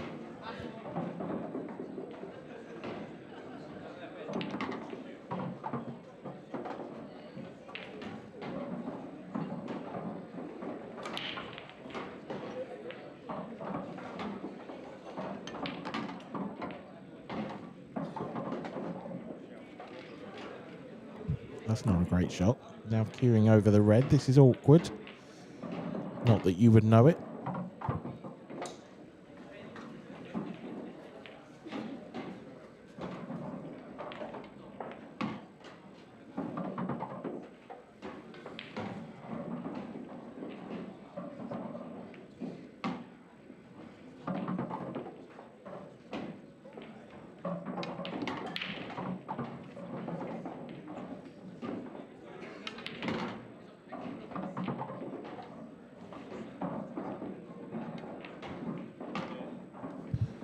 This is the first time I've watched Harry play, and I have to say I'm mightily impressed. He is lightning quick, but he cues the ball beautifully. There's the professional champion out on table 20. He is a frame away from victory.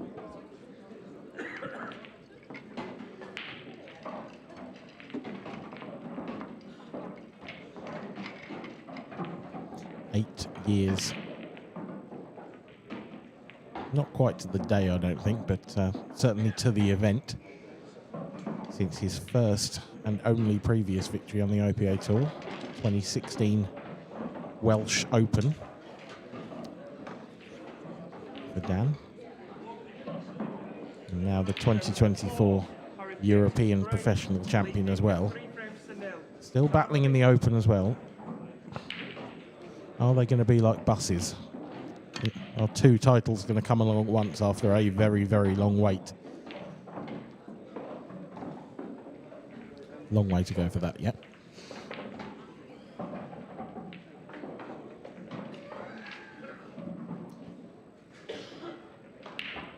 Dry break for Harry Pert. Has brought a glorious, glorious opportunity for Alan Robinson.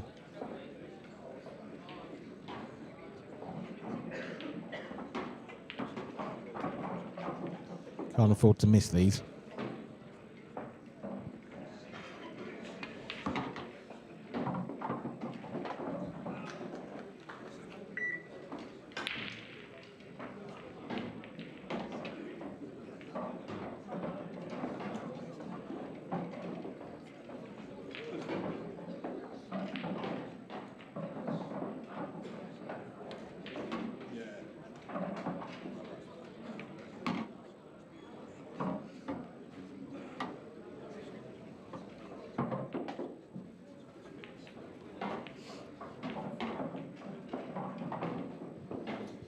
Thanks to Jason in the comments. Harry is a 140 break snooker player.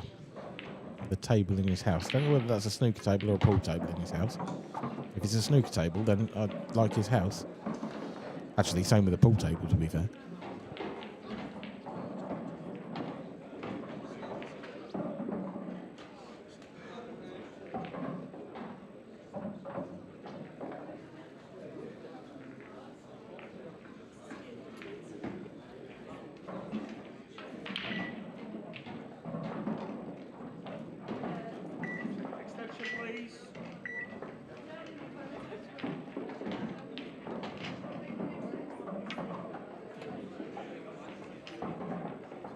Apparently both. Definitely want his house.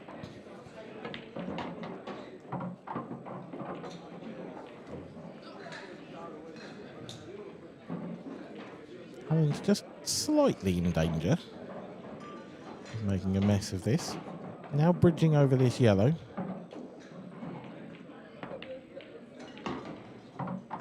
Perfectly recovered.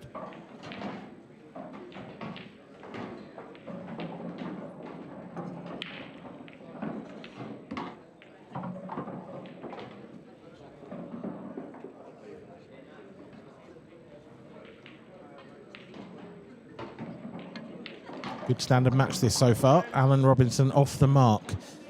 He still trails by 3 frames to 1, but he will feel a lot better for that opportunity. Harry, arguably a bit unlucky from that break, because they couldn't have come out much better, but nothing found the back of the pocket.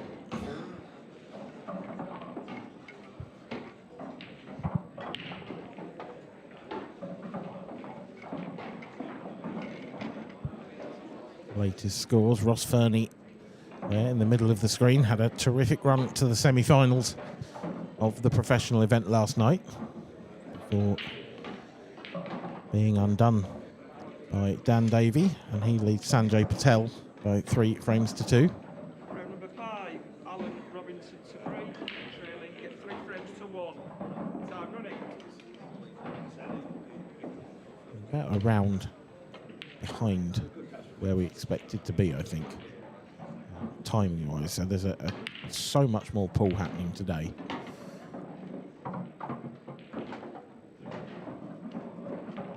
So many players still in. It's still very buzzy out in the arena and in and around the outer tables. Alan has completed one part of the job from his break. He's made a ball, but it's an awful looking table, this. Red's a clear favourite, thanks to that cover on the pocket.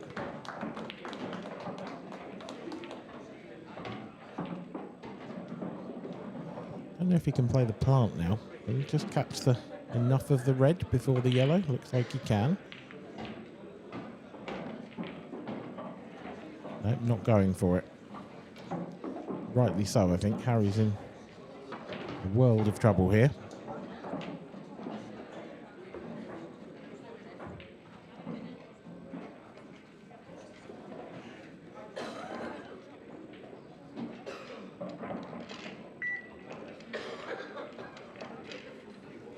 Pretty quick fire stuff so far this match, but this frame has the potential to slow things down somewhat.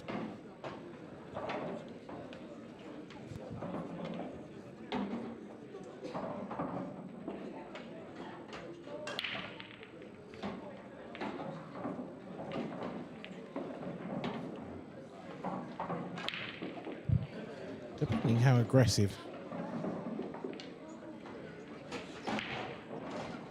Harry's feeling here. Does have a pot on. There is the potential to unlock another yellow with it. That's what he's done. And so that's worked out extraordinarily well.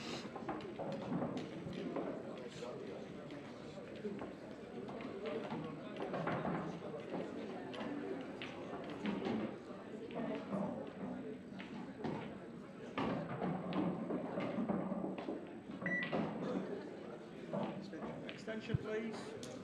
A little scratch of the head.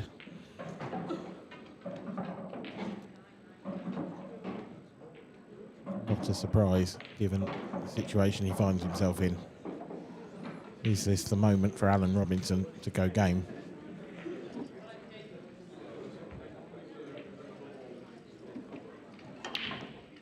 There's lots of ways around this, but if he could drop that red in the right centre now, then could take one of the two over the corner pocket. Well, he could have done, but he can't now. And now there is a glimmer of hope here for Harry. It is just a glimmer, but if he can get this plant right, then all of the yellows go. The 8 ball goes to the left centre. This is sort of a half chance.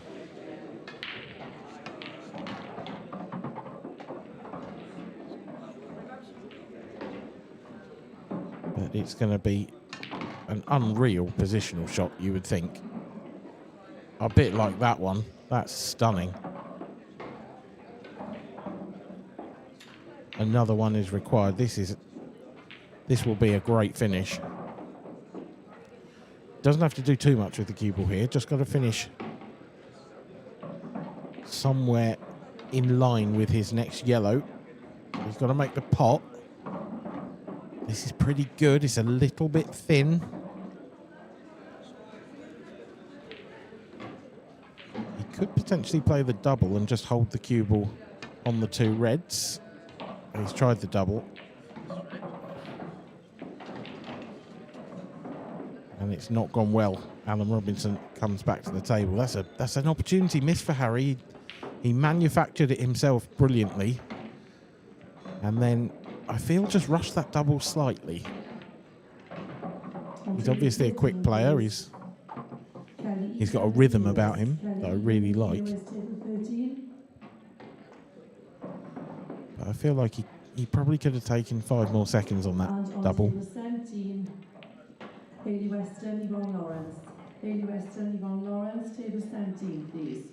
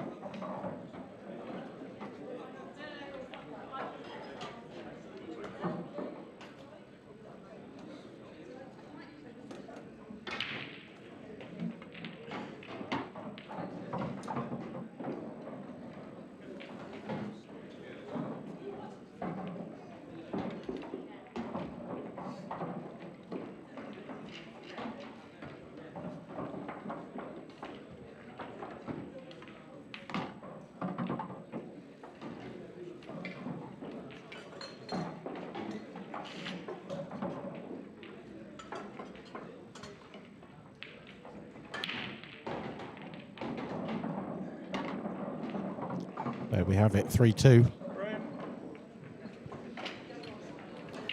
Alan being afforded the opportunities to get back into this game and taking them well.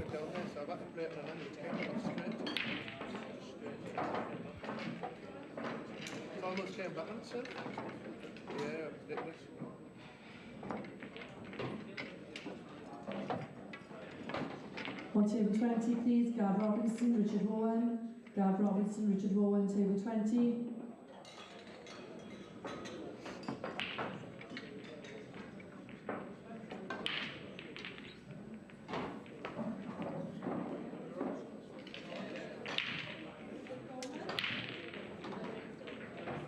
Frame number 6, Harry Piet to break, leading 3 frames to 2.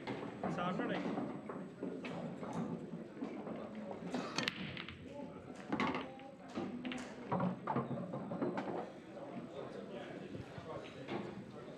That's a great break from Harry.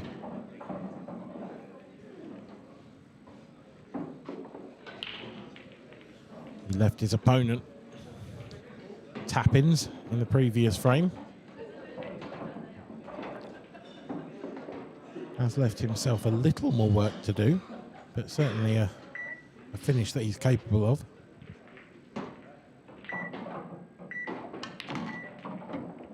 Oh, dicing with death. It's come out really nicely, actually. But that was remarkably close to going in off.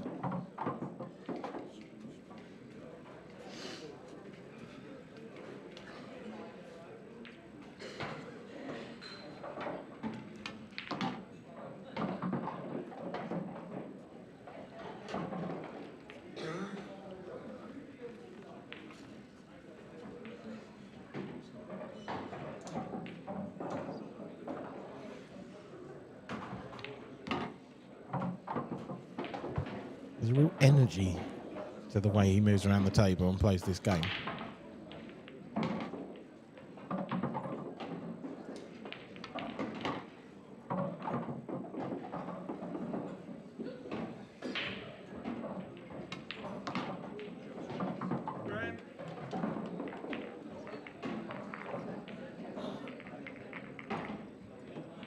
That is a remarkably quick break and finish.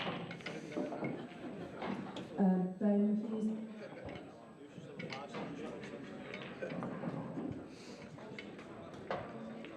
please. More scores from the outer tables. Ross Fernie has extended his lead. He leads by 5 frames to 2. Craig Brown in good form as well. 5-1 up against Kevin Ray.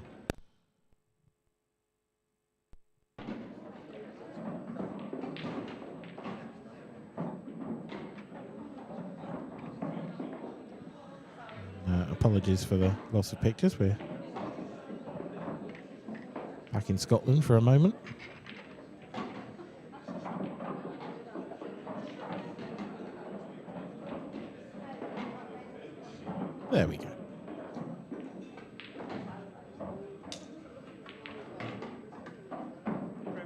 7, Alan Robinson to break, trailing 4 frames to 2. Time running.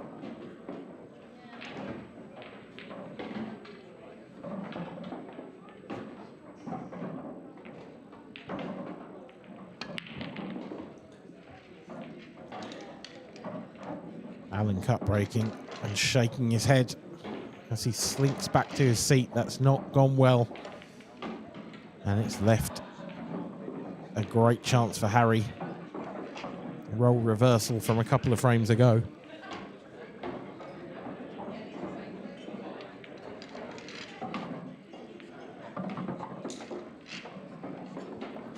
I feel like Harry needs to nudge the yellow and 8 ball open, and he's done that.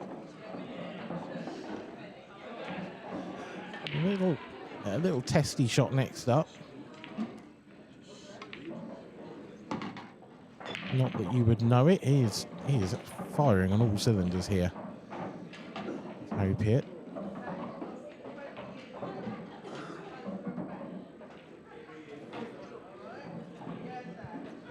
It's like the key shot may be the last yellow.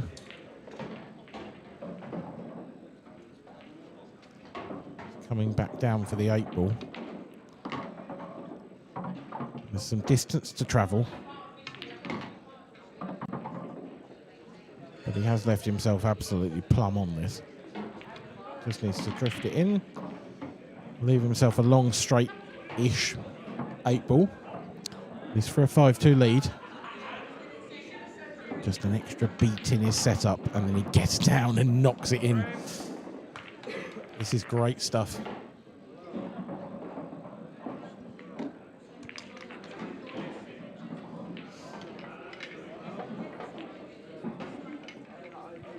There is last night's beaten professional finalist, Liam Dunster, studying the table.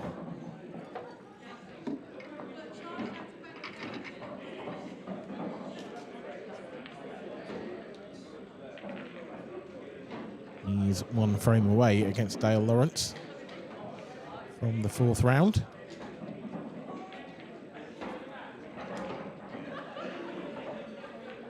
Frame number 8, Harry Pitt to break, leading 5 frames to 2. Time running.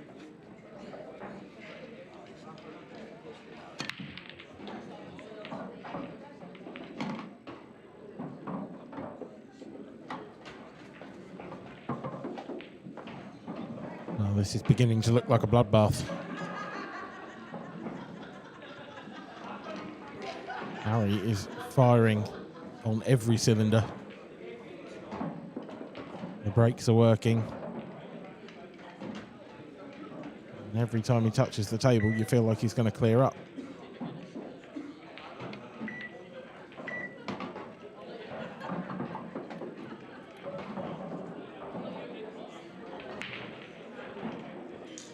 The trickiest part of this finish might be getting in and out of balk from that one on the rail.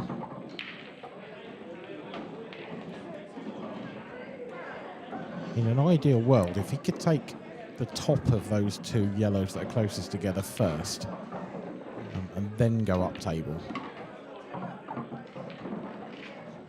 that would be good, but he's not on that, so he's now going to have to come in and out of balk now.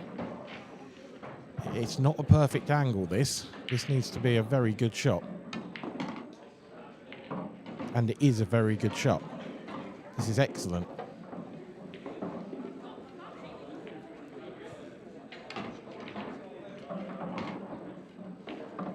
This is magnificent. This is a great, great performance from Harry Pitt. Just overrun that. But he just doesn't look like he can miss.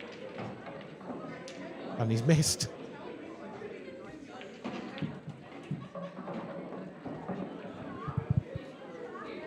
My apologies to the viewers at home.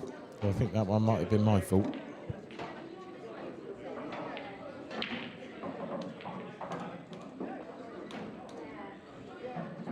Alan Robinson. What must feel like a really unexpected opportunity.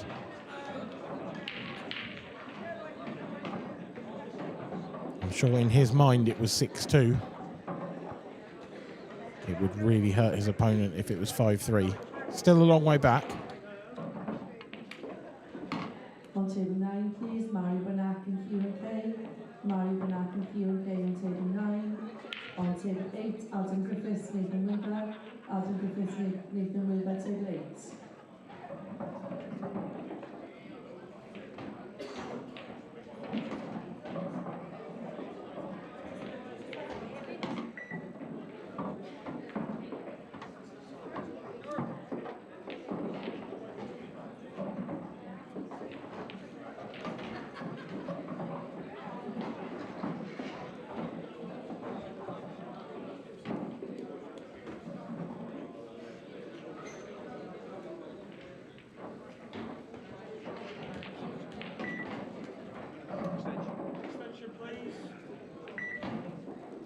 Those two reds crowded together, just causing Alan a little bit of a problem here.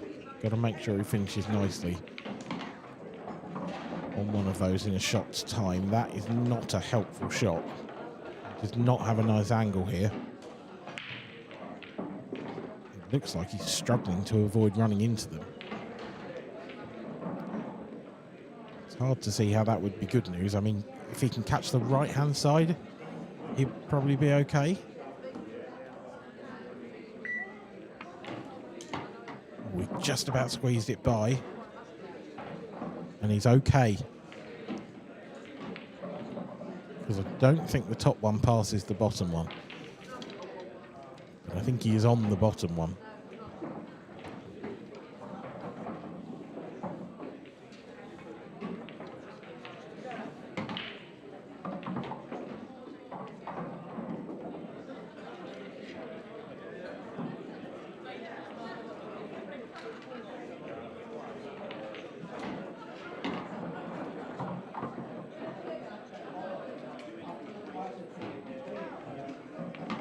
Three, and just the potential for Alan to get back into this match.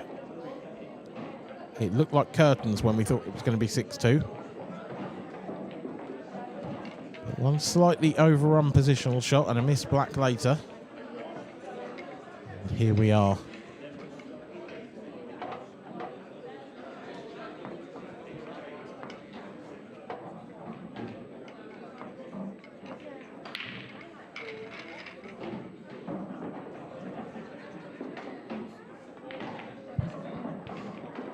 Panning across a very busy hall.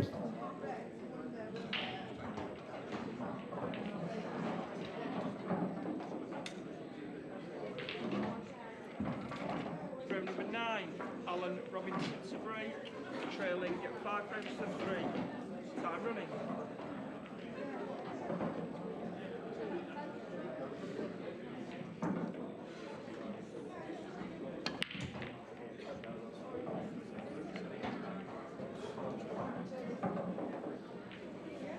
He has not got that break working.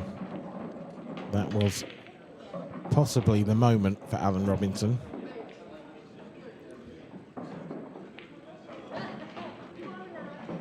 A break dish there would have really sent chills down Harry's spine.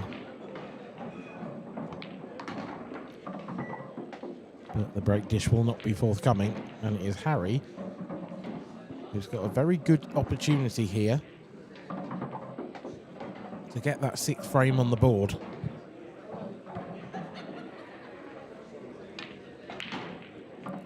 His only problem, you feel, is the 8 ball. Is he a little straight on this, or can he move it now? He could potentially punch into it here. If it comes out well, it's hard to see anything else going wrong.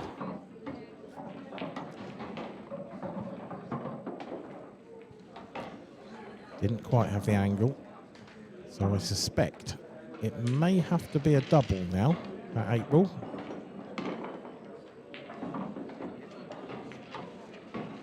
If he gets that far.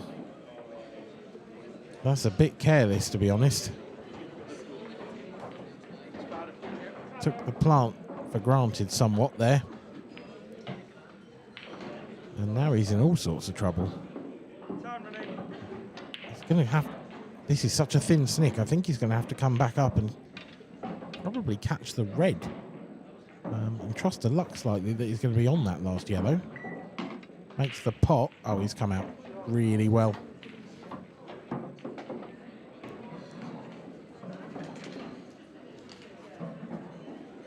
If the cue ball had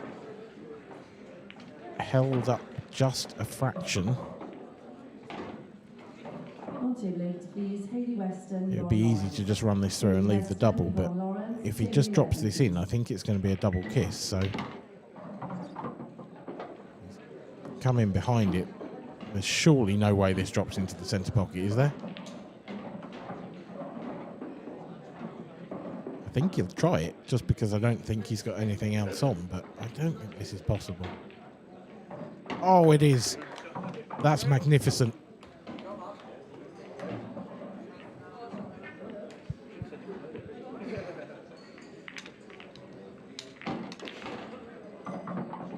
Had to trust that gravity was going to help him out.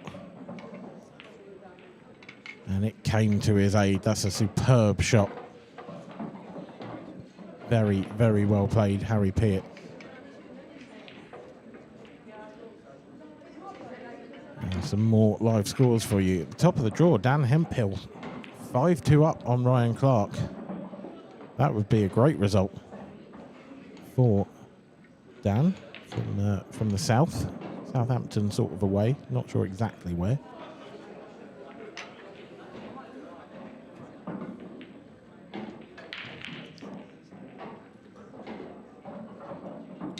Christian Phillips returning to the fold. He's 3-1 up on Dave Casey. Number 10, Harry Peart to break, leading 6 frames to 3. Just Time running. so many scores, so much action happening here. I'm sure we're into the next round as well, as Harry goes in off from the break. 1 visit. Time running.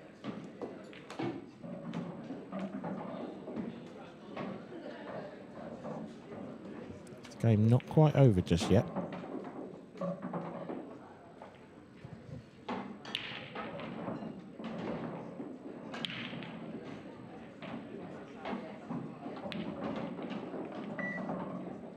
Extension, please.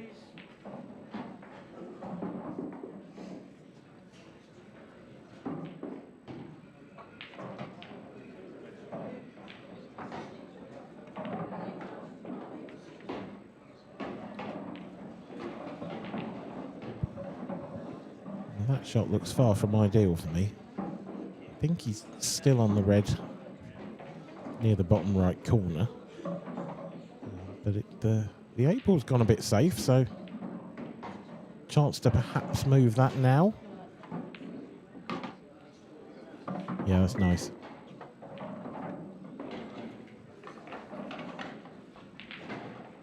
Wasn't quite as bad as it looked, that shot. On table 16, please, Jordan Parkinson, Charlie Regley. Jordan Parkinson, Charlie Regley, table 16. And on table 15, Curtis Lee and Liam Power. Curtis Lee, Liam Power, table 15.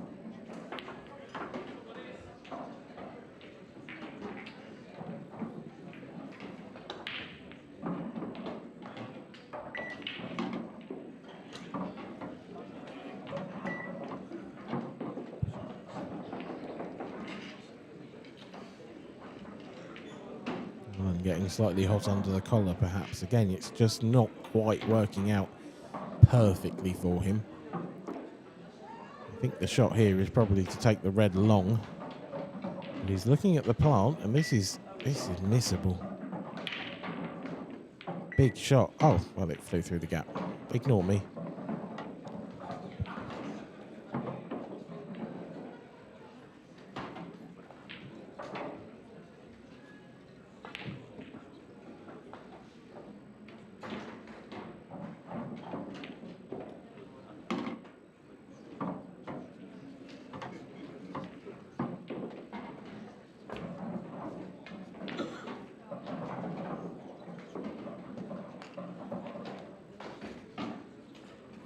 Table 17, please, Cheryl McIntyre, Ryan Graham, Cheryl McIntyre, Ryan Graham, table 17.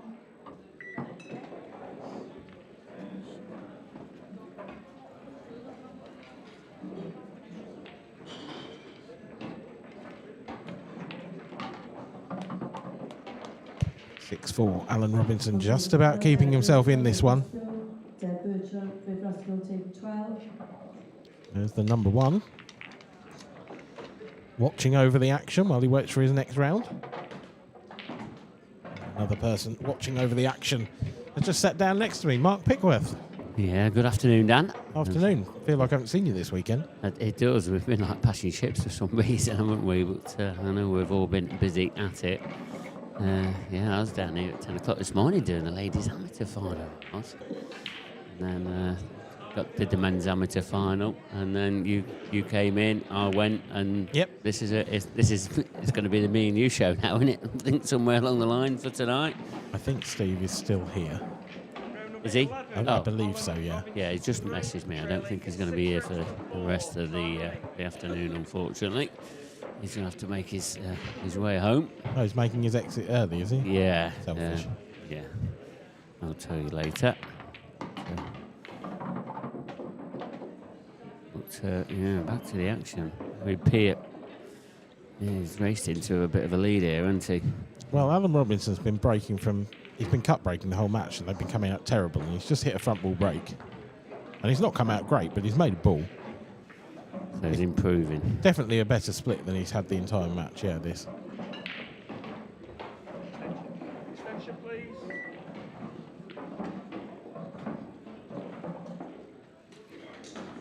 Yeah, just looking at these, I mean, it's obviously the right-hand side on the cushion. That's going to be a concern if he's thinking about any sort of red.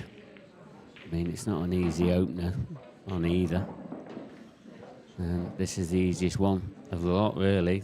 But it could open up the whole of the frame. I think he's going into it. This is a great effort. It's not quite gone to plan. But, I mean, he's on the favourable colour set, I would say. So, that's part 1 of the job completed. Yeah, it is, because that weren't an easy opener. And I think, obviously, in the end, he didn't really have the natural angle to come down to cannon into that problem area. And again, another awkward shot, but executed. Not getting any easier, Dan. No, I don't think the 2 reds on the black spot, I don't think the right-hand one goes to the bottom left. I think he might just be covering the bag here. And I think he's done a terrific job of doing so. Yeah, absolutely. Judged to perfection there. And not an easy shot just to trickle that down, and especially at that angle. But yeah, done a very good job. And Harry is now going to doing a covering of his own. It's not bad. It's not, but I feel like Alan can just dump this red out.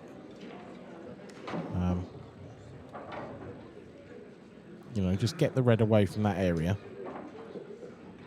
Make it so that you've only got one problem and Harry's got a couple. And it keeps you in the lead, if you like, in the frame. Yeah, I'll take that. Yeah, he's played well there. Just avoided the double kiss as well quite easily, to be honest. Now, I feel like Harry's aggressive enough that he might choose to have a go at something here. He's looking at the sort of long double plant, I think. And if this goes well, he could possibly get the other yellow out as well. Is he looking at that? Yeah, I can see the shot on there. I think it's worth a go, He's that far behind in the frame that... He's 2 frames ahead, 1 frame away. Yeah. Yeah. Gone for it. Well, that's terrific. That's a terrific shot. 1 out of 2. Yeah, it hasn't quite... I think he'd love to have got into the red and yellow on the right-hand side at the same time. He hasn't managed it. He does have a yellow there he's just pointing his cue at. So if he can get down to that... I mean, ideally now. So screwing back down, this is brilliant. This is absolutely superb. It's got a bit far. Oh. I think it's okay. I think he can still cut it back and go into the red. Yeah. White, though, I think it's going to be a little bit wild. I think he has to play this with quite a bit of pace. Yeah, cut certainly it back. trusting to luck more than he would have been had that held up a little bit. Oh, wow, that's a He's foul. missed the cut. Didn't give that much time to settle, did he? Got down to his shot and played it very quickly. He's been fantastic in this match as Harry, but there have been just a couple of shots where I'd just like him to have taken a beat between getting down on the shot and taking the shot. Yeah, that makes sense. But, sometimes that can work against him as well because his style of play is his style of play. But yeah, no, I'm with you on that one, Dan, a little bit. Oh, he's still a young guy. Yeah, one to watch for me. This is the first I've seen him play. I think he's been fantastic. Really, really impressed. First time on the stream. Taken everything in his stride. Been awesome, but Alan is still kicking and screaming his way. Yeah, he's kicking at his heels, that is for sure. He's really can't shake him off, can he? You'd like to shake him off very soon because he's pegging him back even more.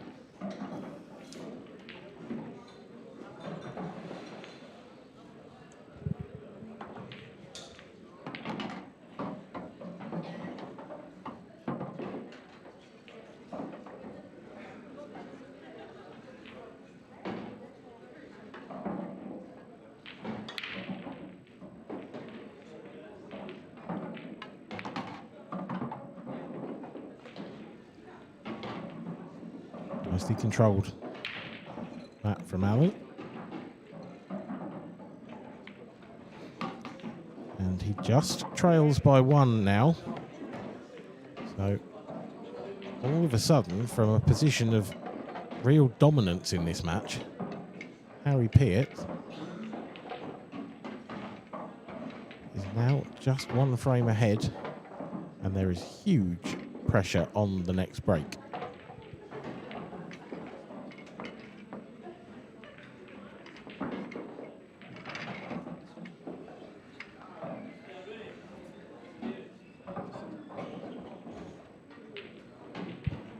Mentioned earlier, Dan Hemphill leading Ryan Clark. He is now one frame away from victory. Another of the new Maltese pros, Johan Attard, the Maltese GOAT. He is currently in a very tight battle with Wayne Sedler.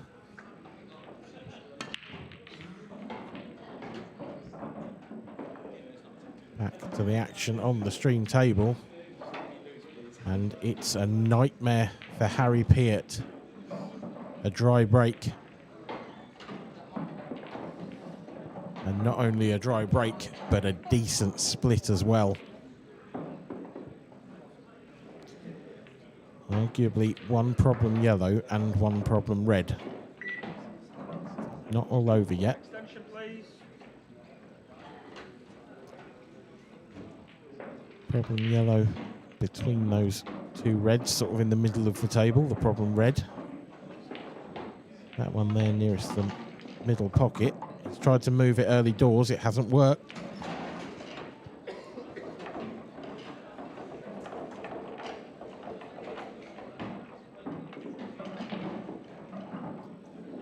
Hasn't left himself a great shot on either. Next, Alan here.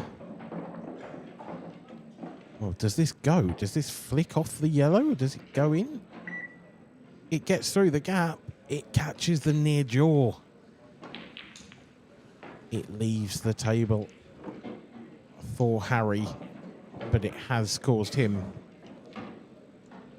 a decent size issue.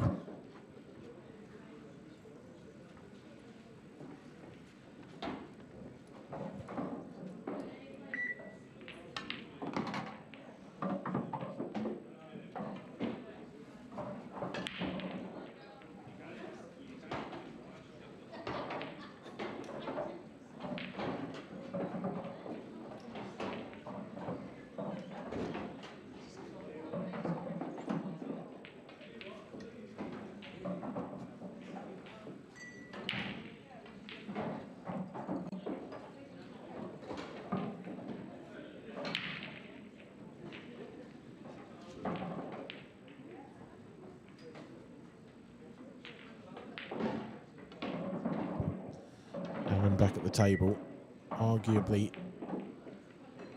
in prime position, I would argue.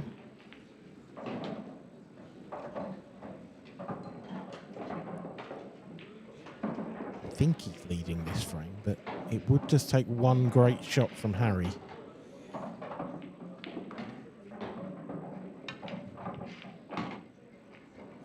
That's not quite it. And every time Harry takes a yellow ball off the table without disturbing anything else, the odds just creep in Alan's favour that little bit more.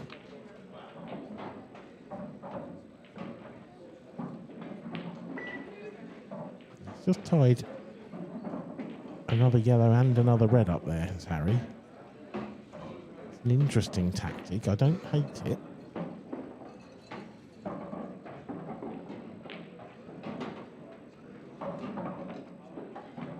Alan's got to be careful with the cue ball here and careful to touch a rail. He's just about got there. But this has left Harry an opportunity to maybe gain control of the frame, because if Harry can cover the pocket with that yellow, I feel like it might force Alan into a clearance he doesn't want to go for. On the other hand, if he gets it wrong and it drops in, then it might force Harry into a clearance he doesn't want to go for. Well, he's just going for it. What's the plan here?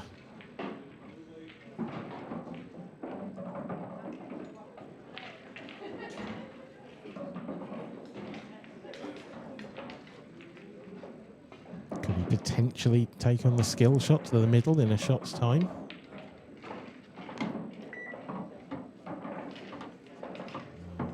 Trying to get on the top of the yellows to take that to the top right, but he hasn't got there.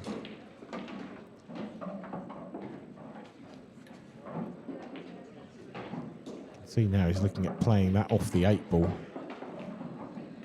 That would be a big shot. Oh, he's played off. Oh, what? Wow. Everything has happened there in one shot.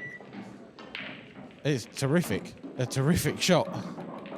Well executed to pot his yellow off the red into the right centre. And then he's had a mare.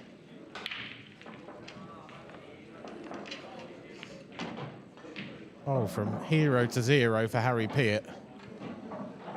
Played a terrific shot that came out quite well for him. And then I feel, again, just rushed it ever so slightly. And he hands quite a simple table back over to Alan Robinson.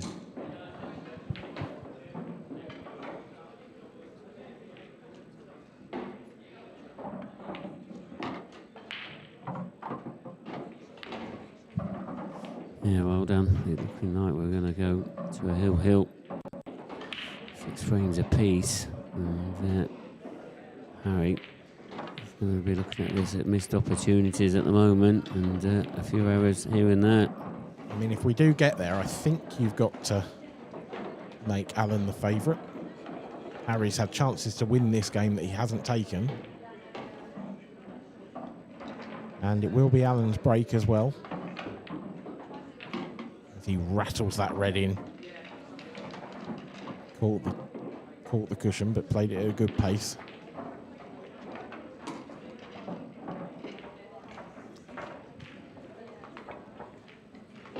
Yeah, and the momentum definitely with Alan here. He looks more confident around the table now, Alan, as well. He started almost a little bit sheepish around the table. Now he's strutting around it.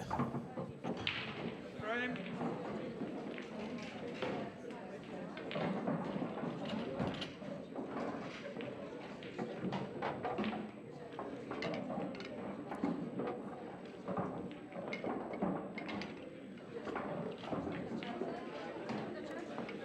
6-all. Is there anything better than a final frame decider, really? I don't think so. No, there isn't. There's always a little bit of extra tension or a little bit of drama, and are we going to see plenty of that happening in this last frame? There's plenty at stake out there, and they'll both want to try and get into the next round. 13. Alan Robinson to break. Match start at 6 frames all. Time running.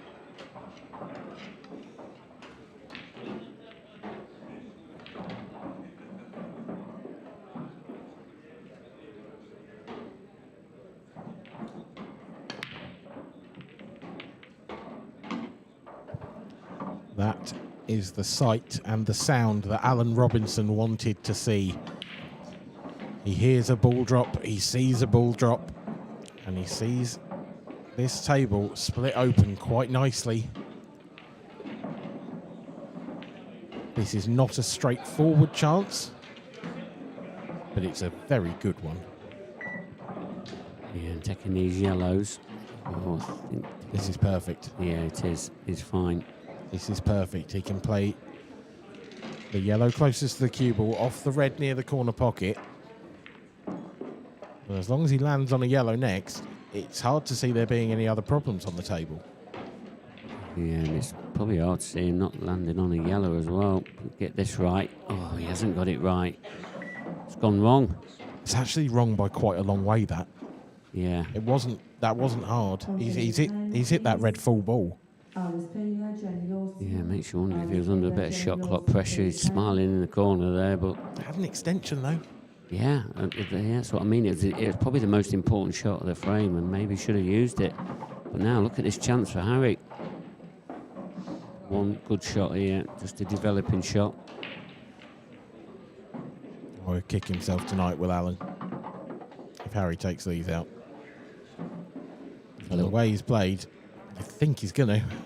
Yeah, there's a little bit of traffic in the way, but you feel like it's going to be quite a natural angle for him if providing he gets in a good area.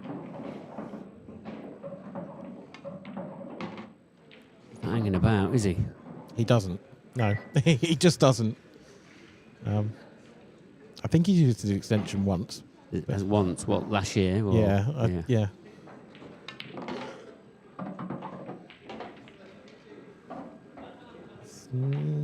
Not absolutely perfect, this. I think he's straight enough to just screw back out and take the other red to the opposite corner, or the same corner, even better. Yeah, the opposite to do both. Yeah.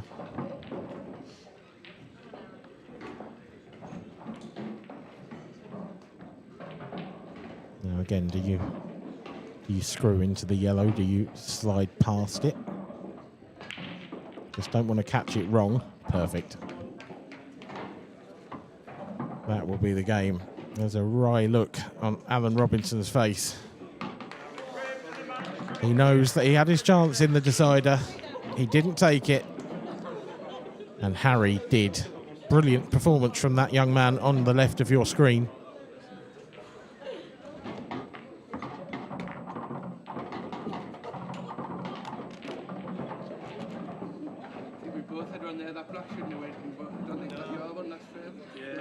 I think he will feel he should have had the chance, but what a fantastic match that was. Both players really putting on a show. I think Harry deserved it in the end, but it was a really good comeback from Alan. And he will feel he should have taken that opportunity he gave himself with that final break. We're just going to head over to the studio now, where Mark Pickworth will be presenting, and he will be alongside the winner of that last match, Harry Peart.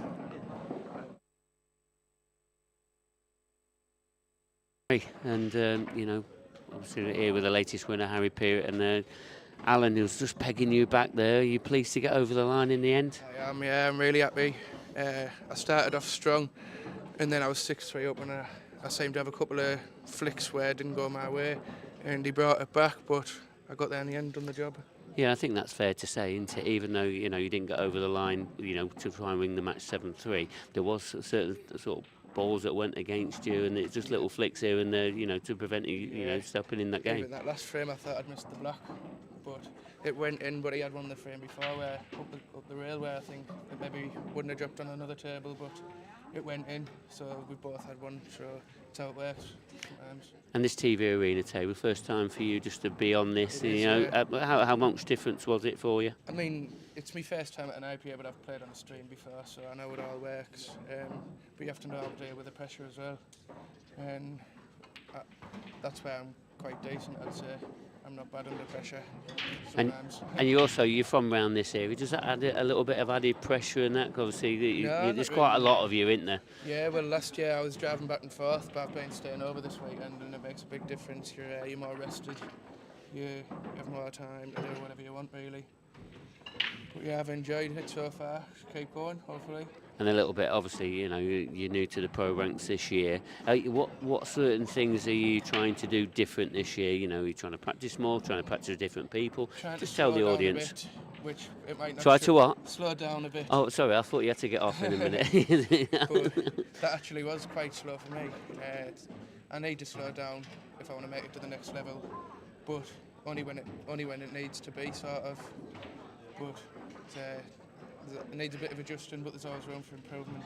Yeah, I think it's interesting that you bring the point where you actually need to try and slow down, but sometimes that can also affect you in a different way, can't it? So it's just about you finding that even balance, isn't it? Yeah. Just have to see how it goes, and if they're there for the taking, then of course you can take them out as quick as you want, but when they're not there, that's when you need to slow down, whereas that's what I need to learn. I'm still going quick when they're not there sometimes. Well, you definitely made sure that you got on this time and that. So, and what are you going to do now? Obviously, you've got another match coming up. A bit of food, probably. I haven't had much today. I had my breakfast this morning. That's all I've had. So I'll go and get a bit of food and chill out for a bit before my next game. Sounds good to me. Well, good luck for your next match, Harry, and well done, mate. And I'll take that off you. All right. Well, that's Harry Peart safely into the next round, and we've got another great match coming up very, very soon. I'm going to nip over to the comms now, and we'll bring this next match up in probably the next 5 or 10 minutes, and it's going to be Gareth Hibbert against Gio Edgar. We'll be right back as soon as we can.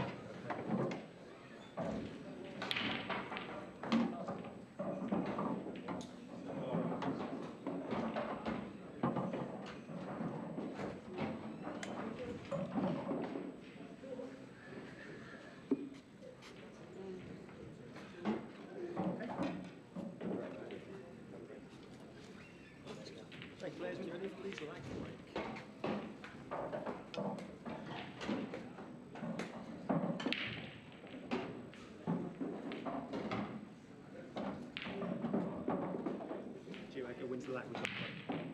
Yes.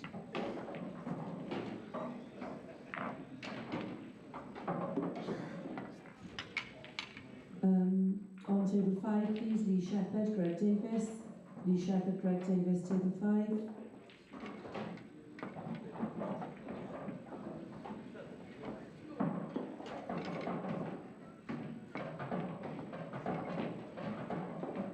on table 14, please. Beck Sweeney, Kira Whitcomb. Beck Sweeney, Kira Whitcomb, table 14.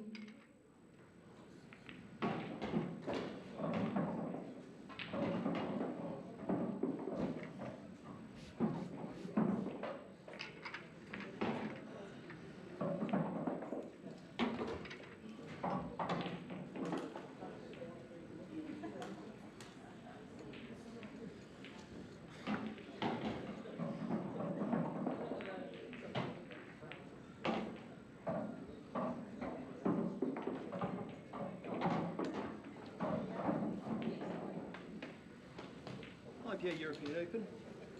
First to 7 frames. First frame. You're ready to break. Time run.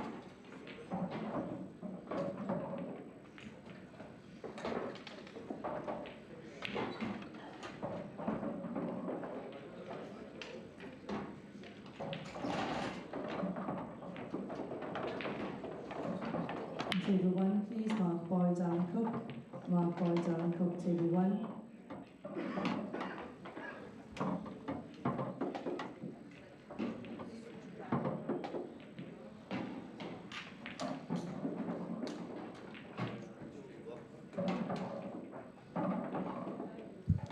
Right, welcome back, and I'm back down in the comms. Danny's just nipped off a bit of a break, just on the last 2 matches, hasn't he? So he's gone for a deserved break.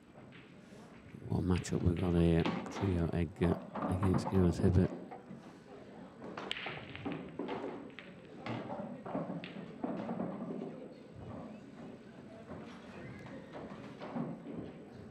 Trio, he's already been on this table this morning. Well, I say this morning, this afternoon. Started at 12 o'clock. In the amateur final, he did end up losing that final to Adam Myerscough. But he is getting very used to these surroundings underneath this shot clock pressure.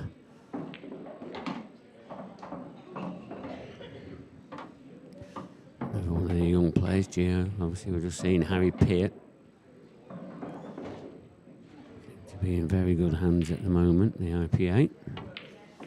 And this young rear guard. Gareth, you know, we don't know how good of a player Gareth is, world champion twice. Multiple IPA winner. Up to number 2 in the rankings, I think he is. They'll be wanting to make sure that these young guns stay firmly to the floor, because you don't want them overtaking him at any point throughout. But Gio, you know, he's made a very good start so far to his IPA tour. Can he continue this run? If he goes around dishing these up all the time, then there's no reason why that can't happen. So, it's black.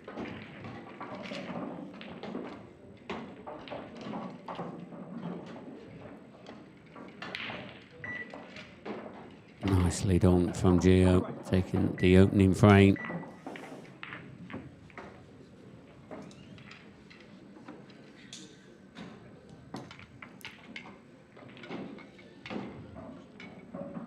Race to 7 this one, just as they all will be, all the way down to the final.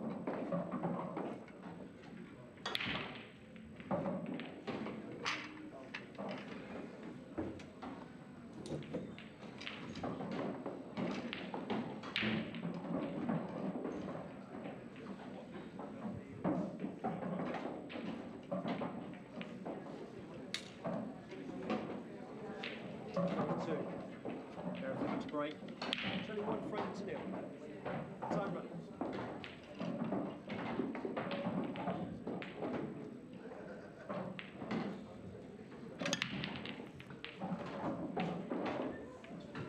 First break, and he's in off. I say that's a little bit unlucky, especially when he's gone to the back cushion first, and then it's just tracked back down table and found the other corner. And Gio is back to the table a little bit sooner than he thought he would.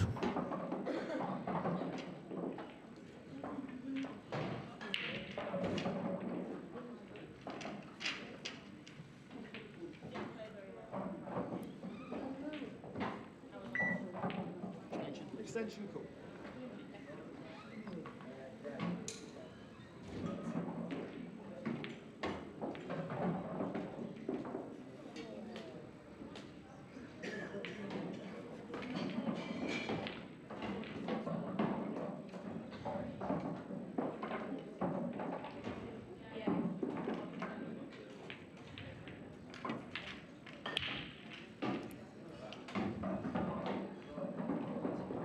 Just trying to develop a little bit more of a shot there, but I think he's okay.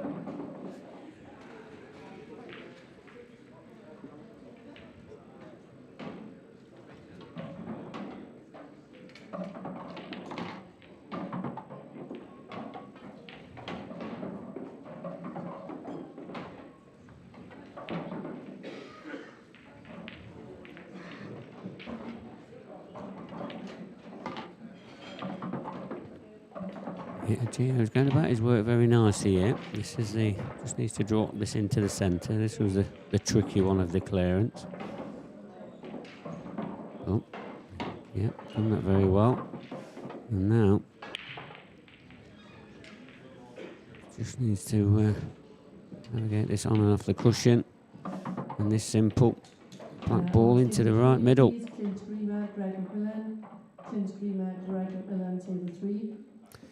There you see it. Gio has punished the world champion Gareth Hibbert to the max, 2-0 ahead, and he's going to be breaking in frame number 3 as well. Easy, there's our Bronnie Ward. She is an absolute engine behind the scenes here at the IPA headquarters. Always working very, very hard. We were on about Matt Steepery, where he's tried to photo bomb the video there either.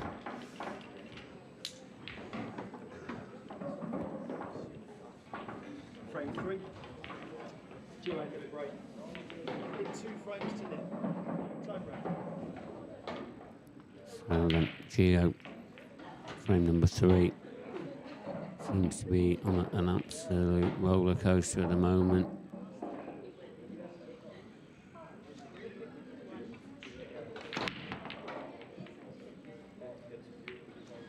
He's got a ball.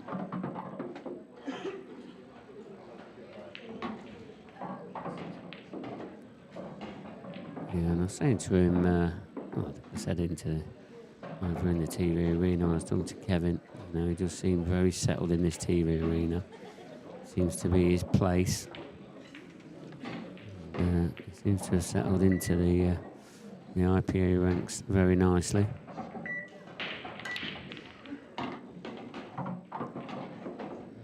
Great start. I know he has run up in the amateur event, but a very tasty start for a few ranking points, and he's having a good run so far in this open event. So if he goes on to have an even better one, who knows? He could be top of the amateur rankings come the end of this event. Especially if he gets a couple more points here against Gareth Hibbert. Seems to be going about his work here very nicely. Just navigate himself around these reds. So I suppose the question is the red that's next to the red on that cushion, does that pass that yellow? I don't think it does. Does he need to develop it? I think he does as well.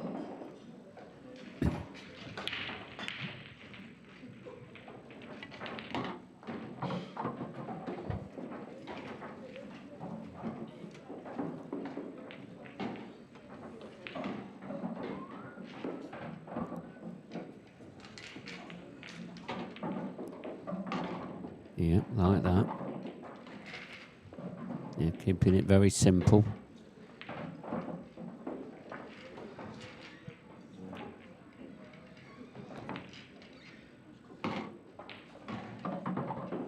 Another thing, he's not hanging around. These new breed of players, they don't seem to be hanging around for anybody. They're just getting down and blitzing the table. And Gio seems to be doing just that.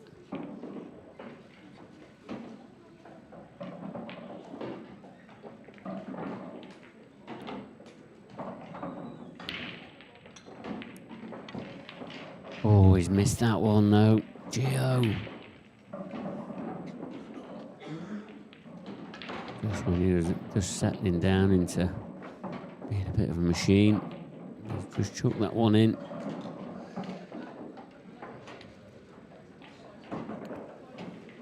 So, Gareth, what can he do here? Really is his first visit to the table, apart from the break off he had.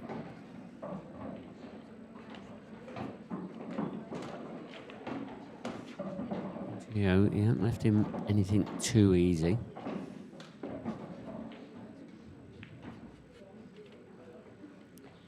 So Fogel have to, excuse me, he'll have to tap this one down in the lower part of the table, unless this one passes in the middle. But he's got to look at it twice, so it doesn't. Yeah, Gareth really hasn't settled just yet.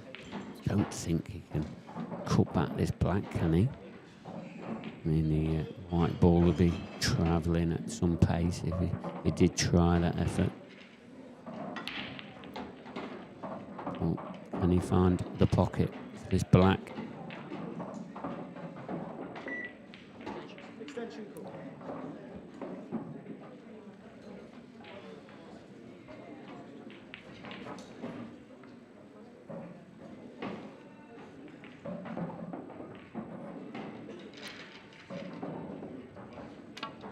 He can cut it back. Gareth had left him a huge opportunity. And what a great pot that is from young Gio. 3-0, he now leads the current world champion, Gareth Ibbott, in a race to 7.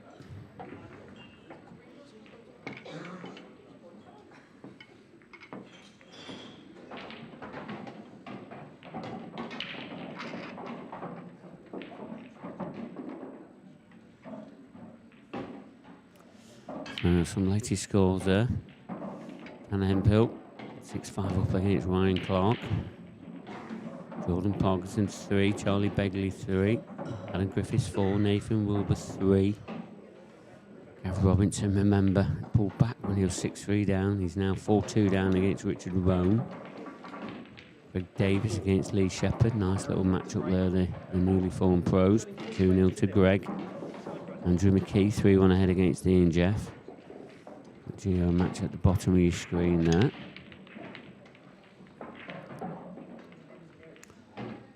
Oh, Gareth.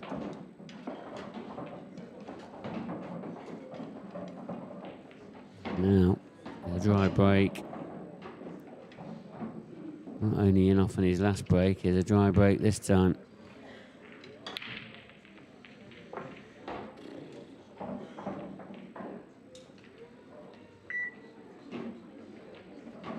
Extension call.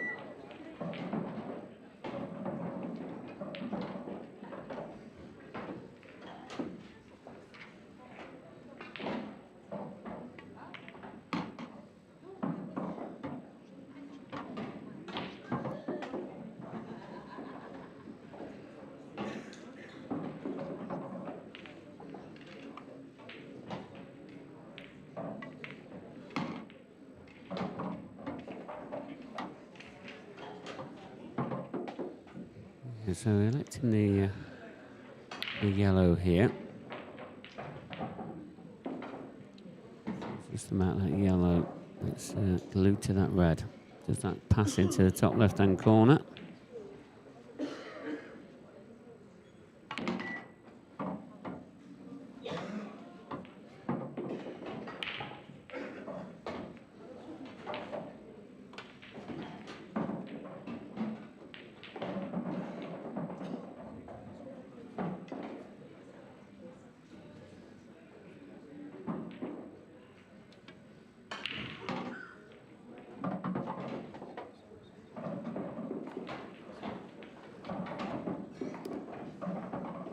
Yeah, don't seem to be getting much easier.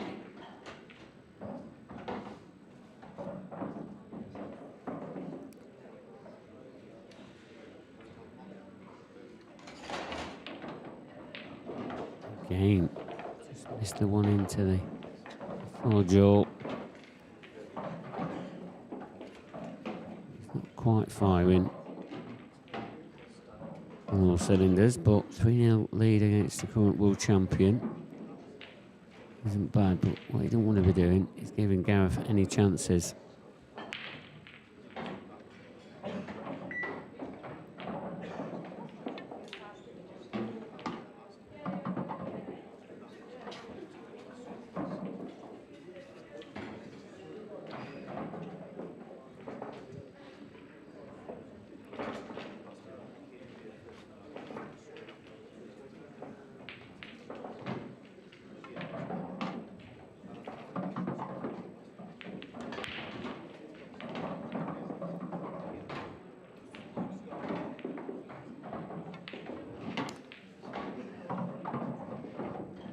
So really, Gareth, he's just going around just making sure he tries and gets a frame on the board. You don't want Gio to run into too much of a lead. Gio's had chances here, especially in this frame, to extend his lead to 4-0.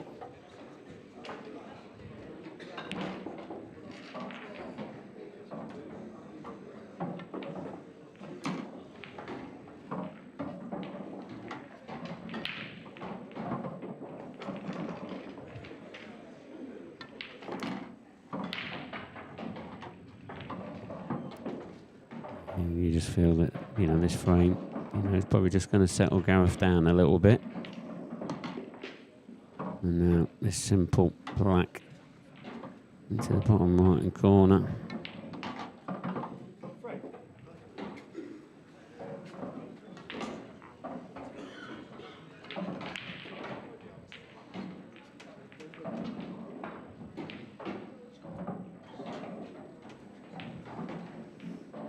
And 3-1, it is.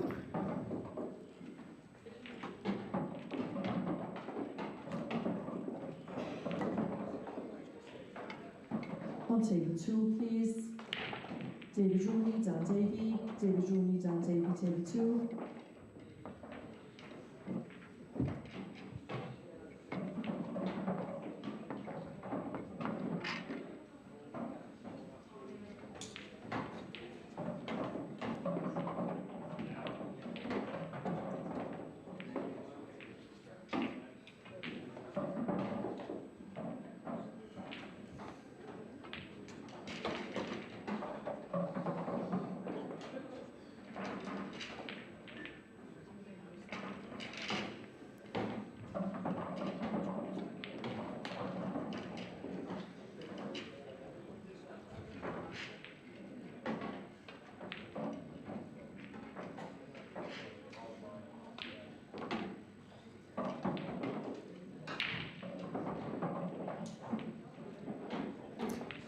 Latest scores, Greg Davies 4-0 up now against Lee Shepherd.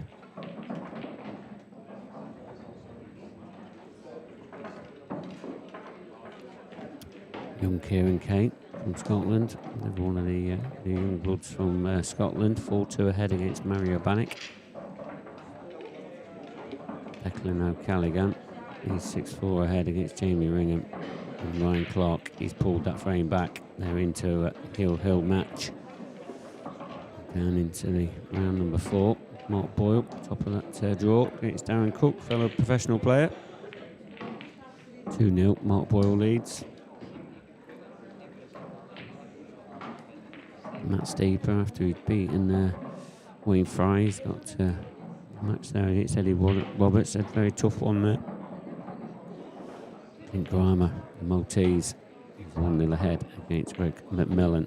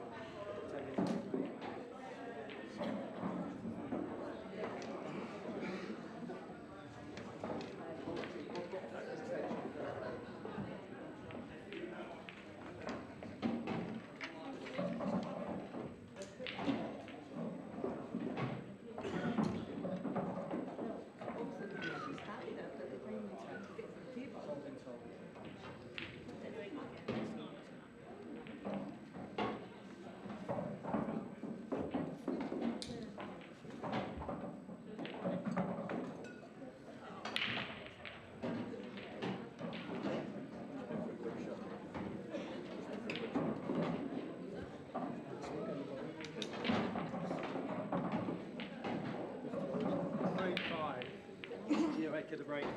Nearly 3 frames to 1. Time running. So, frame number 5, Gio to break.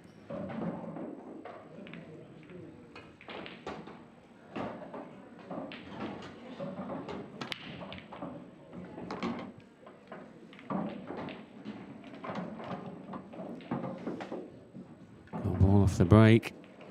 Split pretty well. He'll be happy with that.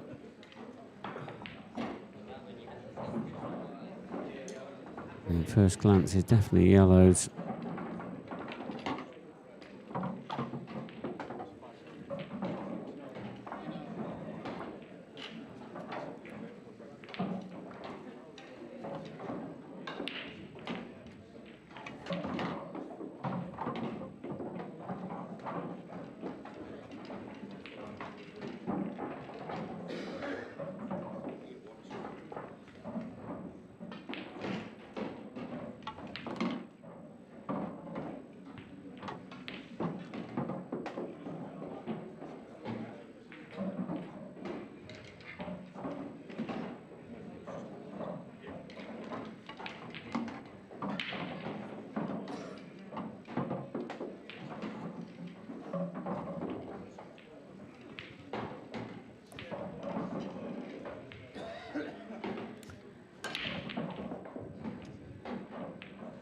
So just on the chat from Ronnie, are players allowed to play in this and UP?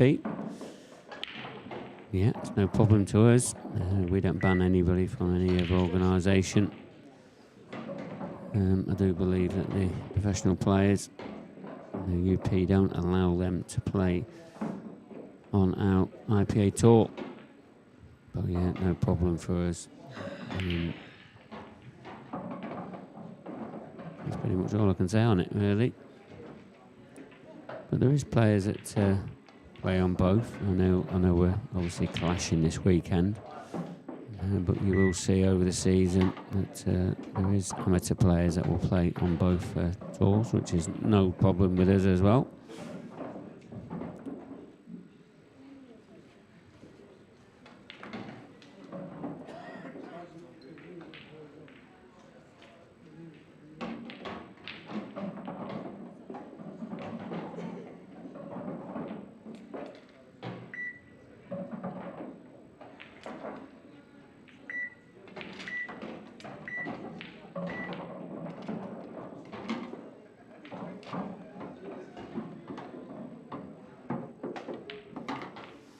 And Gio has made very light work of this clearance here.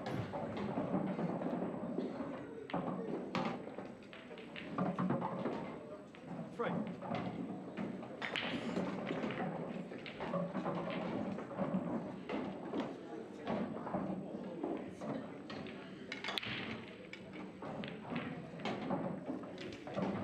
He now leads.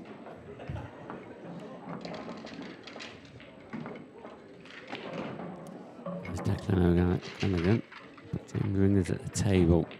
6-4 down. He can't afford any more mistakes, young Jamie.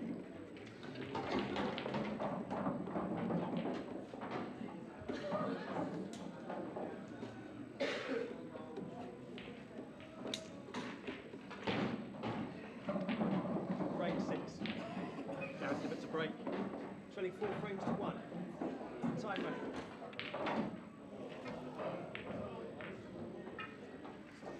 Gareth Hibbett to break again. Looks a good break. Oh, look where that cue ball's landed. That's unbelievable. Extension call.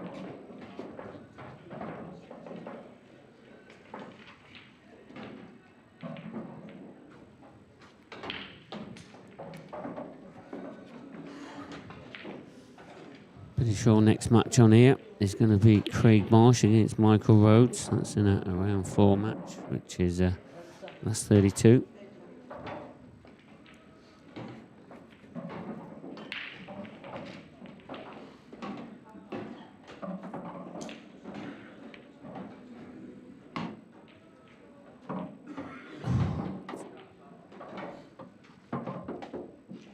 Just got the ball, and you see the cue ball is probably tracking towards that corner pocket, but then just got a flick off the yellow. But Gareth is still at the table. Not an easy chance. Just trying to just nestle in the corner there, just trying to play a bit of a containing shot.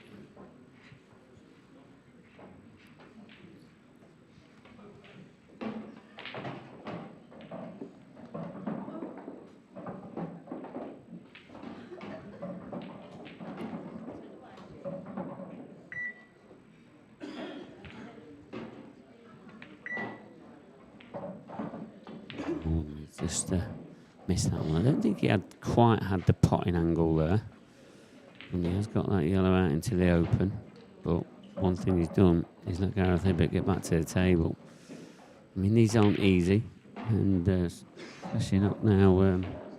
Gio's just covered that opposite corner pocket.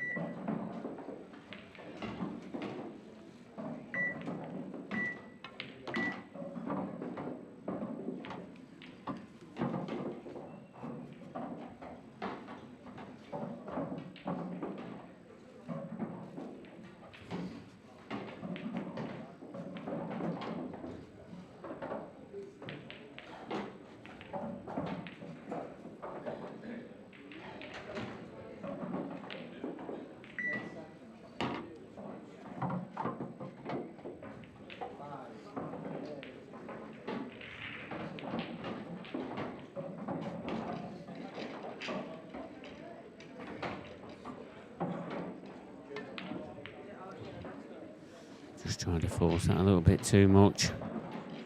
Trying to concentrate on getting the angle to get the red out.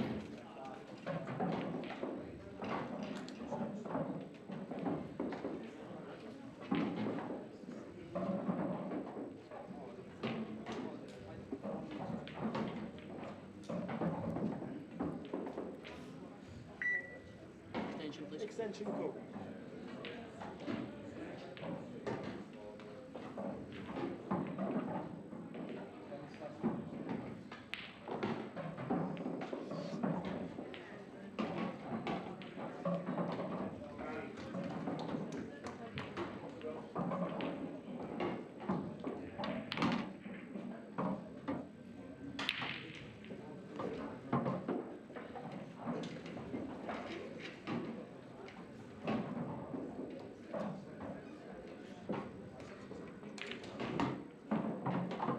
On table 4, please.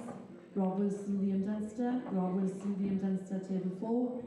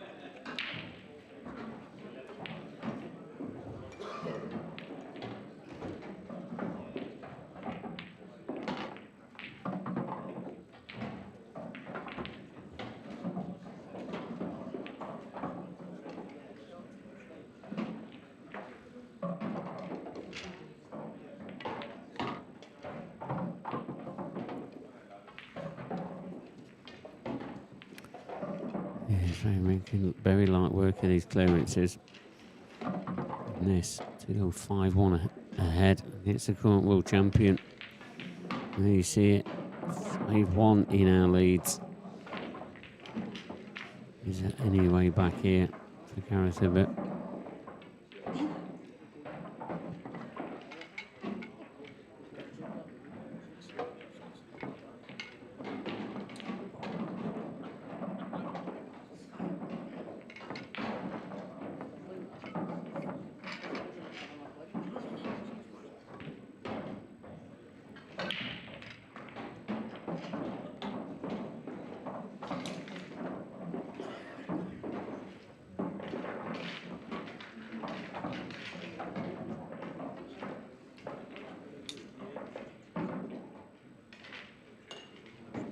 Frame 7. So you don't get the break. Then you combine frames to 1. So I run out.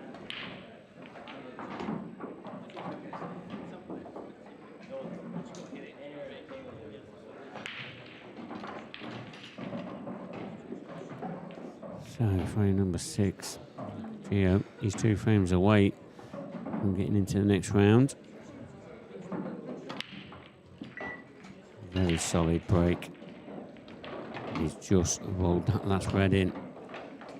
We deserve that with the way that he struck them.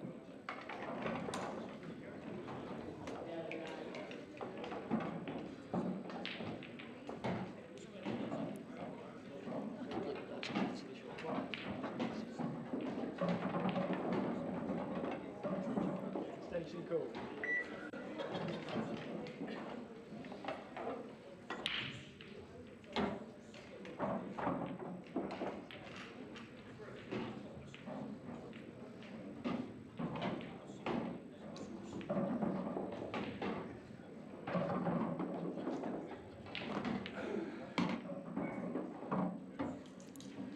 Yeah, nice developing shot. A bit of good news and bad news. Got the one out that he wanted, but tied up the other one.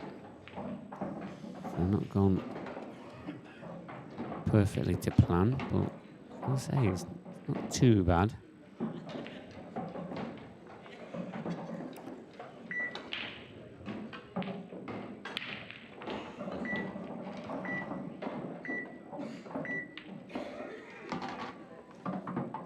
Yeah, so he's thinking here. So had to come down table to go up table. It's not ideal because obviously the black is going to have to navigate around them reds that are in the way. So just going to go around taking these yellows out.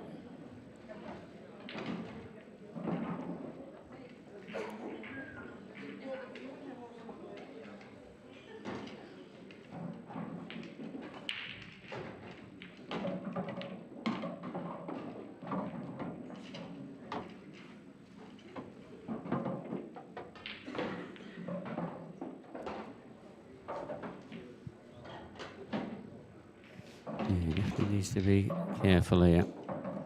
Just all about making sure he leaves himself the correct angle. So, a choice of yellows.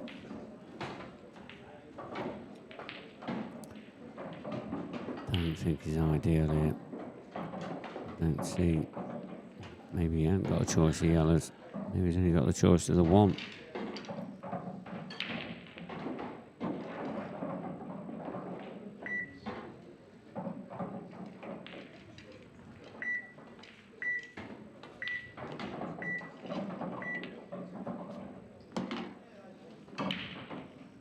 Yeah, did have any choice of the one. Now, how does he have to put in this yellow, get onto the black? Huge shot.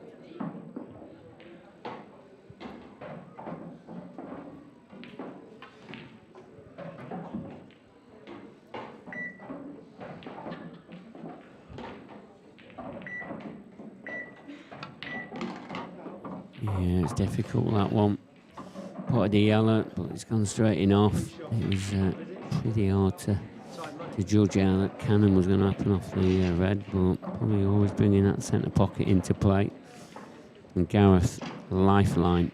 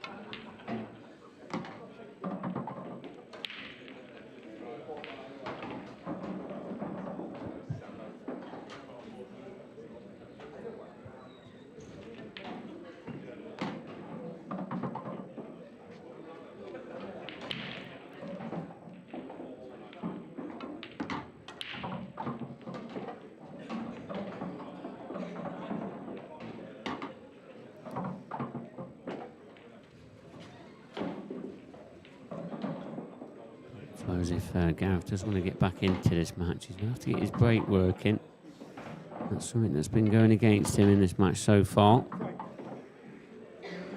Oh, 5-2. Better than 6-1.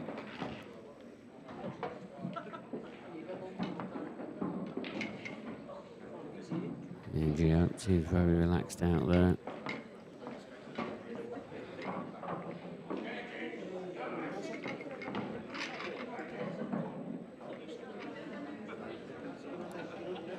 There's Mark Boyle, 5-0 up against Darren Cook.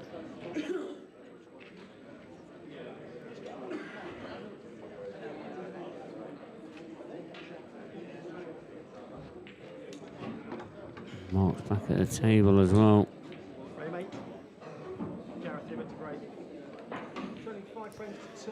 Frame 8. Gareth Hibbett is going to break in off.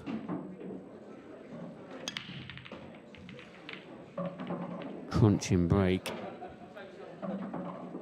But guess what? It's dry. Just chucks his break cue into the corner, and that's a sign of frustration. But it's very difficult out there when the pool gods are against you, especially off the break. That's your only chance of keeping momentum going is getting balls off the break. You do feel if Gio does clear up these, there's probably no way back for Gareth, especially without his break working. That's gone wrong. Try to just cannon into that red.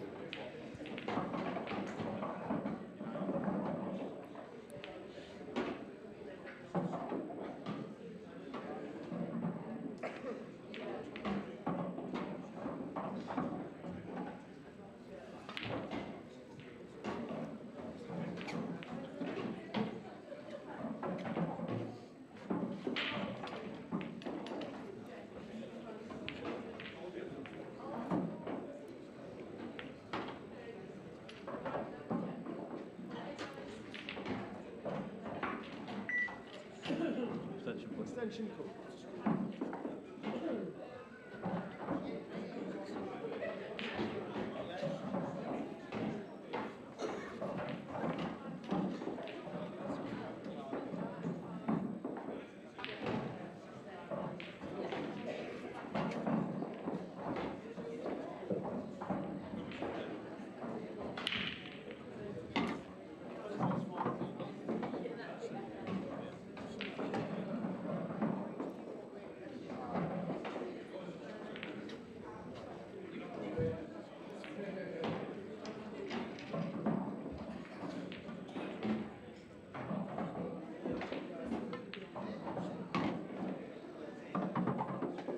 Is it going to come out?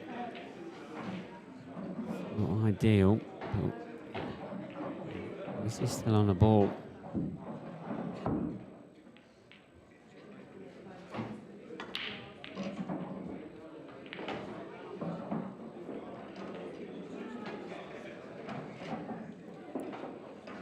Well, we got the big pocket on as well. Needs to cannon into that yellow. Played the big pocket. Doesn't want that one to drop as well in the corner. Yeah, that's all nice. Yeah, good shot.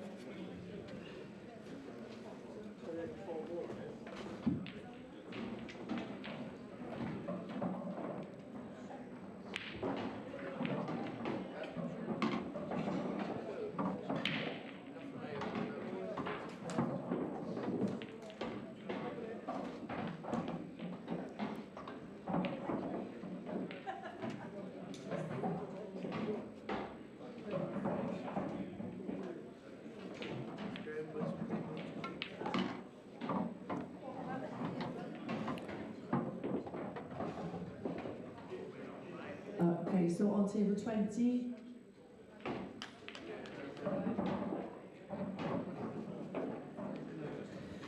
Dion Owen, Ryan Clark, please. Dion Owen, Ryan Clark, table 20. Yeah, not bad there, Gareth. Nice angle. Just to drop it down onto this black. Probably just heard our Bonnie Ward just shout out Ryan Clark, so he won that deciding frame there.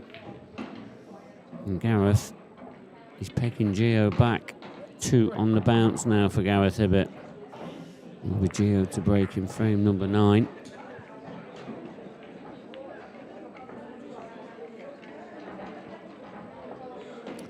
So, latest scores, Kieran Kay 1 frame away, 6-4 up against Mario Bannock. Jordan Pongson 5, Charlie Begley 4. Lee Shepherd pegged that back, was 4-0 down in that match. And now he's 5-4 up against Greg Davis. Andrew McKee a couple of frames away against Ian Jeff. Curtis Lee finding himself 5-2 behind against Liam Power. And then in that round, number 4, Liam Dunster, Rob Wilson, that's just kicked off 1-0 there. Dan Davey, last night's professional winner, 2-0 ahead against David Rooney. Matt Steeper, 3-0 up against Eddie Roberts. Clint Grimer, 3-1 up against Greg McMillan. And as you see, Mark Boyle, that's on table number 1. There is 2 streams that's live today. You want to catch up on that, that's on our IPA YouTube channel. Both streams are available there. And Gio has gone in off the break. This match seems to be turning around. Disaster. So, Gareth Hibbett had a few lifelines chucked to him. Can he continue to keep taking them?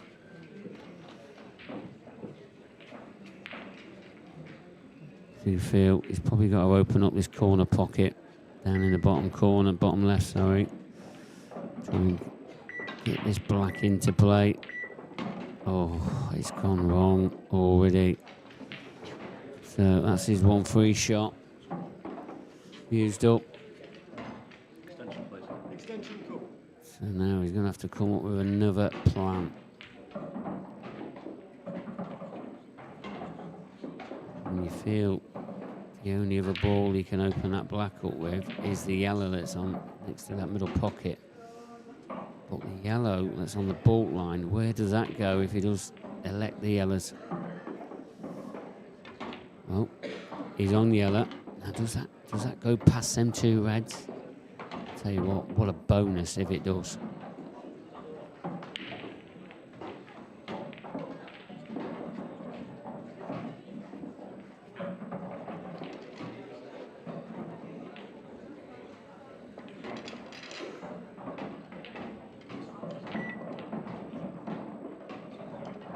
Oh,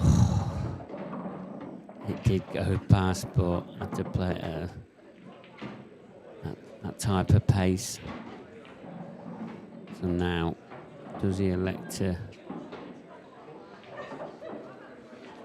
play it out now? I think this is a shot. Playing it off the cushion, off the black. Missed it once, he hasn't missed it again. And as you see Gio just nodding his head in his corner.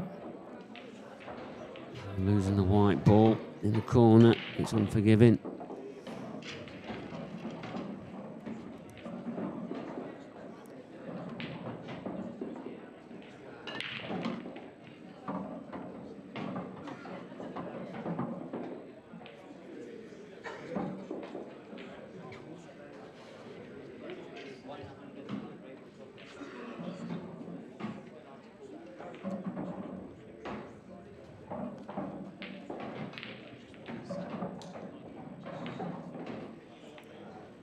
Yeah, nicely done. That yellow just passes that red then into the corner. And I'm going to say this is a gift. And what was Gio was 5-1 up. He's now only 5-4 ahead. And it will be Gareth Hibbett to break in frame number 10 just as he walks out for a comfort break. Yeah, momentum. Unbelievable how this game just swings to and from. On table 9, please, Sean Moore, Craig Brown. Sean Moore, Craig Brown, table 9. Is Johan Attard in the room, please, or Ross Fernie? Johan Attard, Ross Fernie, top table.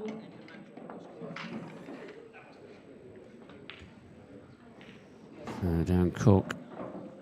6-0 down now and he's at the table, and things are just going from bad to worse for him.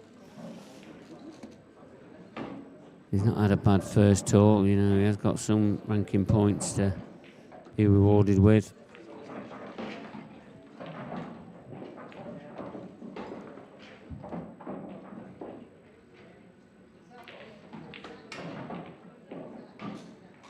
And all he can do here is just make sure he hits the yellow. Keep the cue ball on the table. Yeah, that's all he can do. But it's what is left. And these reds are all there for the taking.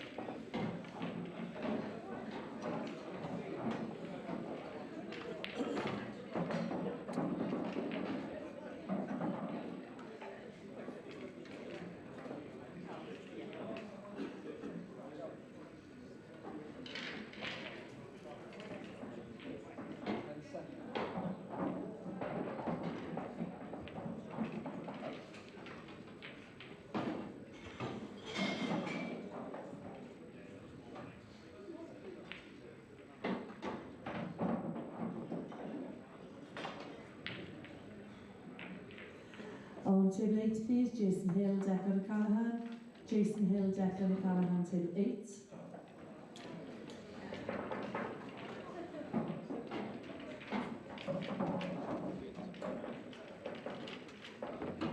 Has he gone far enough? Yep, not wasting any time, Mark isn't. Off the top cushion. These are looking like the closing stages of this match now.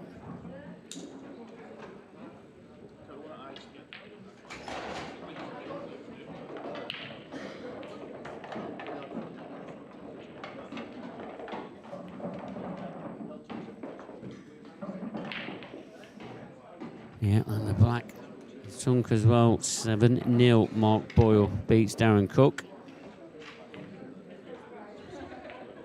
And, that is a one-sided affair there. Liam Dunster there, look on that table. Not sure what the score is. It's only just kicked off that one, hasn't it? Yeah, I don't know who's going on table number 1 next.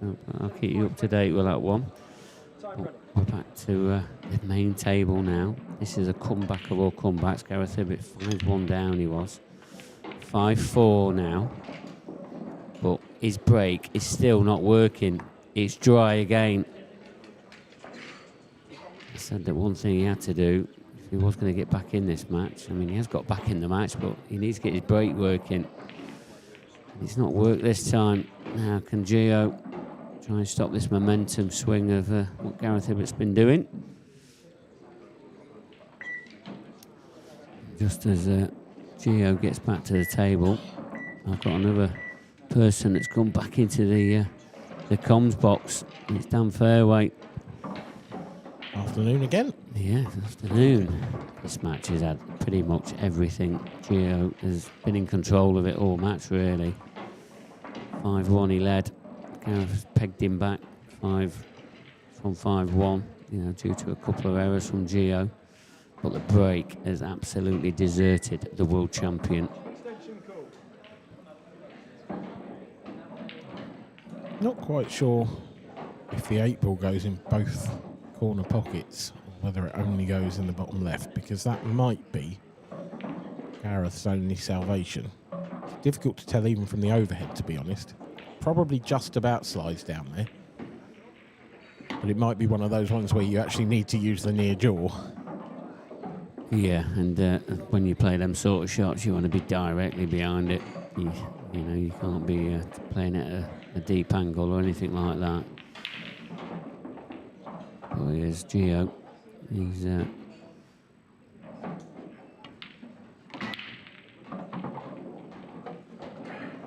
just about how he holds himself together now, Gio, because he has been pegged back by 3 frames, and Gareth's definitely given him something to think about.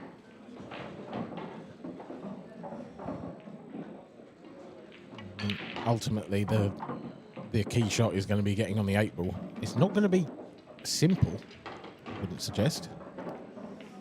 It's surrounded by them yellows as well. Yeah, I feel like he's sort of taken, like, the easiest way to get down for the 8 ball was from one of those reds to the right centre, but they're all gone. So, key shot this.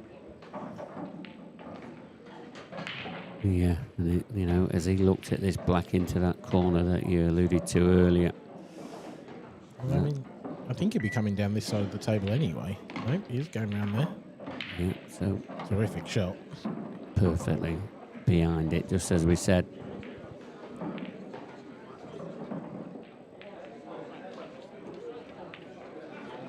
Loads of room. Very good clearance there from Gio. And like you say, you know, that was probably Gareth's only chance, but obviously passing into that corner has made the clearance a little bit easier. But he still had to get on that yellow, on that black, and he did just that.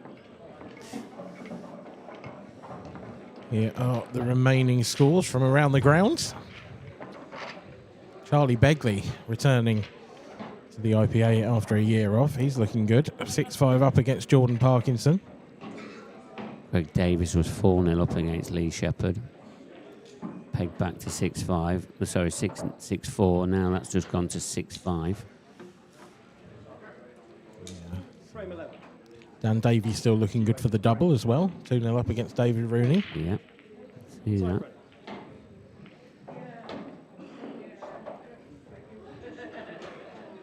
There's so much pool still to be played today. It's going to be a long night, Pickers.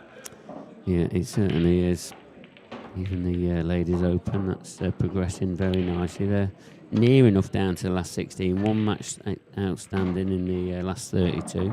Hayley Weston, 5-2 up against Yvonne Lawrence. But, you know, some of them last 16 matches, they're underway already. Deb Birchall, 4-1 up against Viv Rusco. Jenny Lawson, 3-2 up against Alice Paylor. Beck Sweeney, 4-1 up against Kira Whitcomb, Battle of the Welsh. Holly Heath, another Battle of the Welsh against Rachel Tucker, 2-0 up that Holly leads. Just need to give a quick shout out to Deb, actually. On my way back into the commentary box, her and Viv are playing on the table that's just outside our door. And I was just on my way through, and Deb took out one of the skill shots of the tournament. Wow.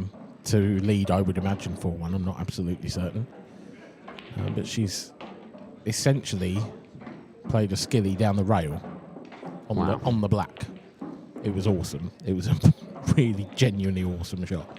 1 out of 50 shot, how many times? On table 17, please. I mean, for Deb, probably 100%. But No, it was. I would say you've seen sort it. of, She's unself. absolutely. I would say sort of a 1 in 10. Yeah, like Right. really, really tough. Gio's got a chance here. He was a bit close to the corner pocket with the cue ball from the break, but it stayed up. Yeah, so in the men's section, there's only Mark Boyle that's into the last 16. That's 7-0 win. Christian Phillips, Kevin Kirk at table 1. Next match on here, Dan, not sure if you're aware, Craig Marsh against Michael Rhodes. I wasn't, but I am now. Now Gareth Hibbert is going to come to the table. He may have felt like there was a possibility he'd played his last shot in this match, but that's not the case just yet. Yeah, next match on table 1, if you wanted to watch that one, that's going to be Christian Phillips against Kevin Kirkham.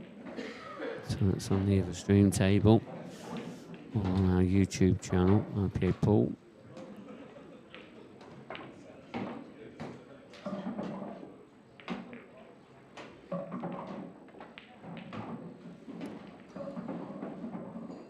Yeah, so Richard Wone, he's beaten Gavin Robinson 7 frames to 3. Now he's been rewarded a match against Kieran Kay in the last 32. I think Gareth was really, really trying to solve the problem of the yellow ball over on the right-hand side near the balk line, but he just couldn't work out a way to do it from that previous shot. He's still got that problem. Now you could potentially land on it to either centre pocket. Obviously, left centre would be easier, but harder to get the cue ball there. If he doesn't do that, then he's got to move it.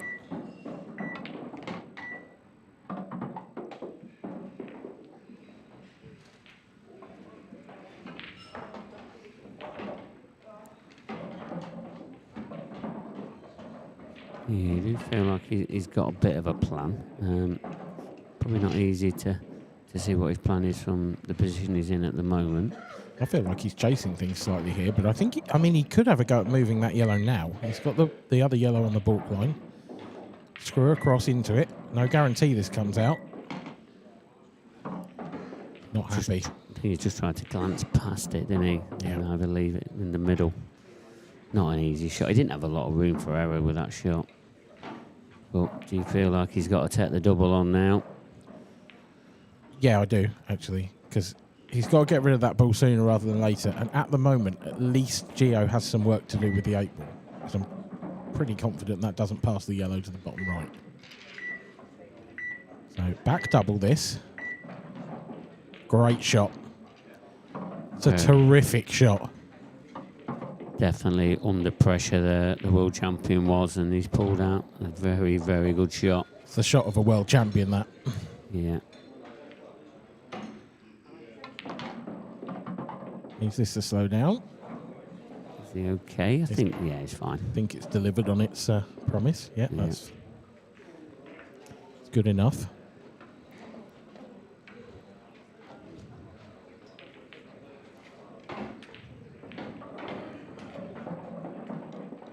Just wants to draw the cue ball back here. Probably just about an inch short of the red would be absolutely plumb. Doesn't want to be queuing over it. Yeah, that's really nice.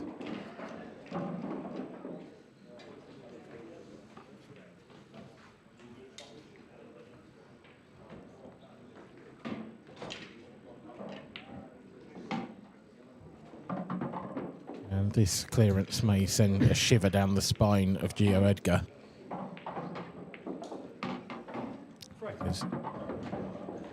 That was a big chance for Gio. He had the chance to get over the line, didn't take it. You don't get too many opportunities to get over the line against Gareth Hibbert. That's a great point. And it's just whether, he's going to have he is going to have at least one more break in this match. It's going to be Gareth. It's going to be breaking in this next frame. But the break really hasn't been working for Gareth. He's already chucked that break cue into the corner. There's the ladies' latest scores. Not too much change there, apart from Kara Wickham's got a frame back against Beck Sweeney. 4-2 now. Beck Sweeney leads that one. That's becoming a bit of a rivalry, you know. Yeah. Well, the Welsh are taking over the ladies' game, aren't they? Looking particularly Beck and Kira, though. They were the semi-final at the Worlds. They were the semi-final in the Elite yesterday. Cue ball. Gareth's gone in off from the break. And, well, if Gio didn't have a good enough chance in the last frame, then surely he won't get a better one than this. No, you feel like this is now his chance. He's got a choice of colours here, but you feel like he takes the yellows here, especially with it where the black is. He's got choices. So it's just down to his personal preference, really. Extension cool. Look, taking his extension.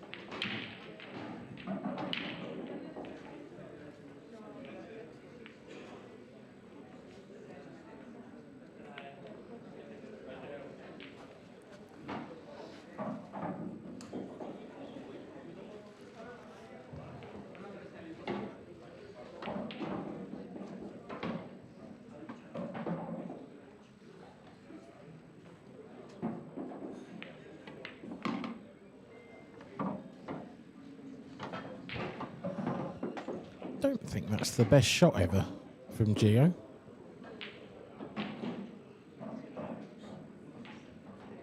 I think he's left himself either straight or even possibly just the wrong side of this yellow in baulk.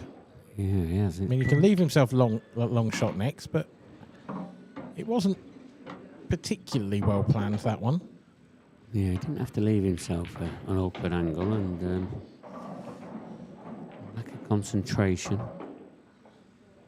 But yeah, I mean, when you do have to start pulling out a few better pots, you sometimes can lose your position. One good pot here, he should be back in prime position.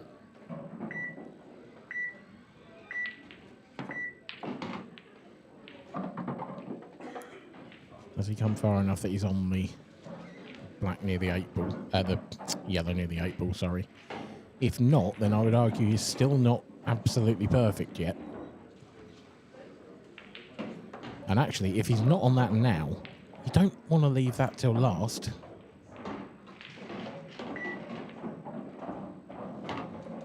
So now he's got a thin one. It looks okay, this, but it's easy to catch this a little bit thin and the cue ball pings off the cushion and then you're not perfect on the one to the middle. And that has gone too far. Wow. That's exactly what I was concerned about for Gio there. Now, do you cut this in the middle and hold on the reds? Anything contact on the reds and the white ball will be away from the black. Perfect. He is perfect. Great shot.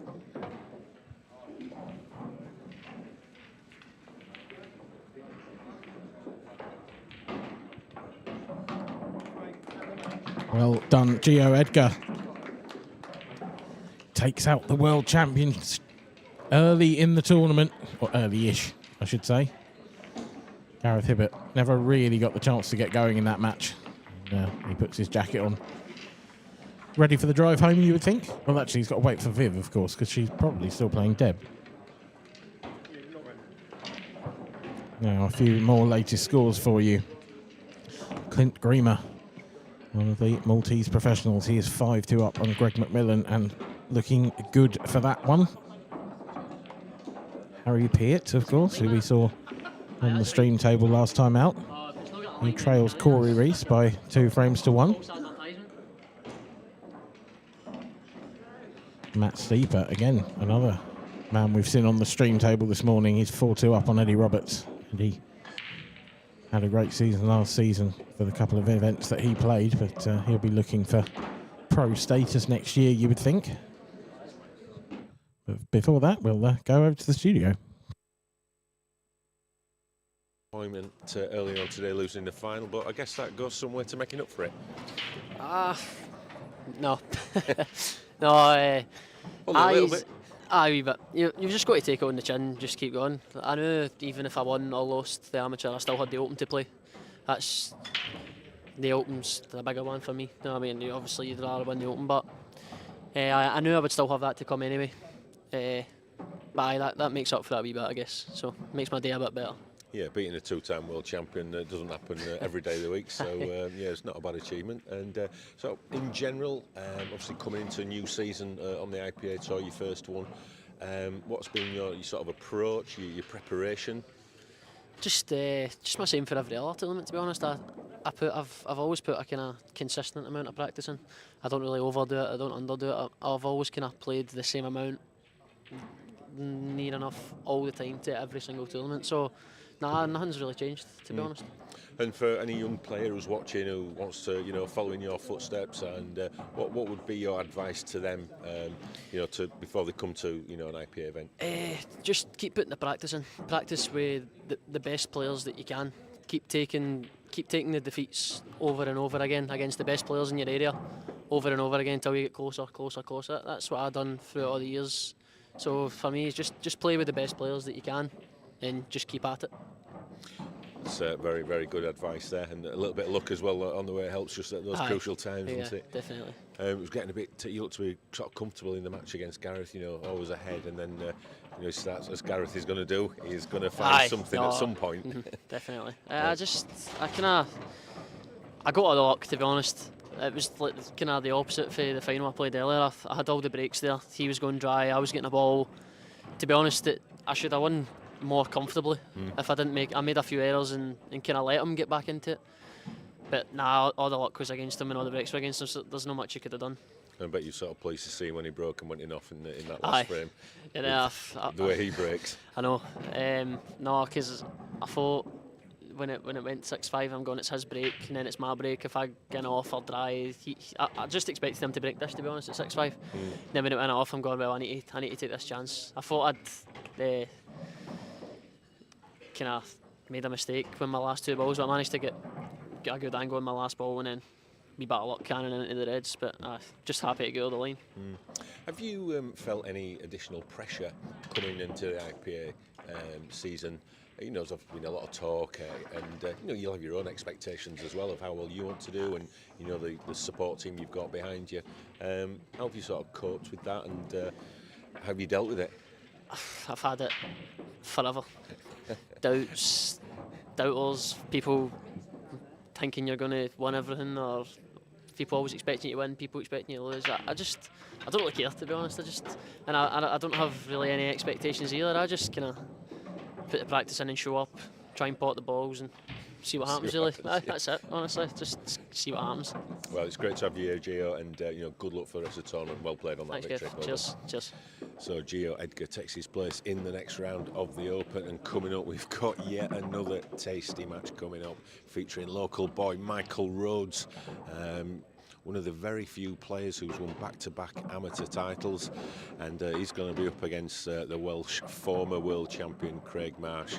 So settle down for this one, because this is going to be pretty brutal. Both these players very, very attacking players. So we're going to be back in a couple of minutes, so we'll see you then.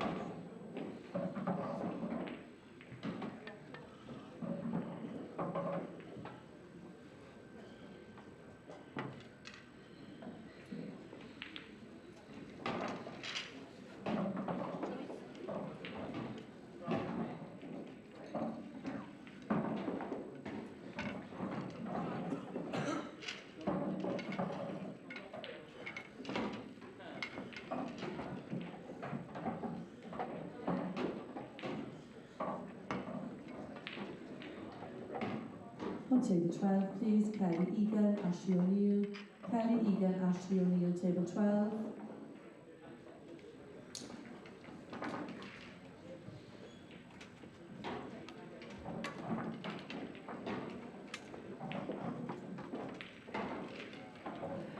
IPA European Open, race to 7 frames. Frame 1, Marsh to So we're back again. Craig Marsh, you better put your earmuffs on, the way that he breaks these. Oh, that's dirt. Yeah. That's horrendous. And look at the layout he's left for Michael Rhodes. time running. Yeah, I mean, he didn't get a ball anyway, but yeah, that's gone horribly wrong. Didn't deserve to just kick in there. I can't see these two hanging about in any shape or form. Can you, Dan? No, who's next on? I think that's probably the best way of putting it in, isn't it? Yeah. I actually do know who's next on as well. It's, yeah, well, I do as well. But yeah, I didn't think. Oh no, they're here now. Just put them on. Yeah. Get ready, lads. Get warmed up. It is Ross Fernie and Johan Attard, isn't it? It is, yeah. Yeah. Scotland against Malta. But yeah, these are going to be down very soon. Michael's class, isn't he? He's real. He's one of those amateurs. He's sort of in the Joke Dylan New Love category. That an amateur who really isn't. Yeah, you're completely right. I mean, Michael, he used to be a pro on the IPA tour. Yeah, I remember. I mean, so I had this conversation earlier. 9 ball as well, is he? I'm not sure, actually. Yeah, I think he has. Is he? From memory, he's a World Championship semi-finalist on the IPA. That's correct, yeah. I think it was it the Cousins Farnsworth final year? That's right, yeah, it was, yeah. Which one was it who knocked him out? Was it Cousins or Farnsworth? I thought it was Farnsworth. Might be wrong. I'm going to tell you what, we might go and have a look through the archives. Flick through a few pages of the IPA book. Yeah, we'll have a look. See if that is the case. I'm pretty sure it is. Come back to you on that one, Dan. Yes, latest scores, look. Talking about the Maltese.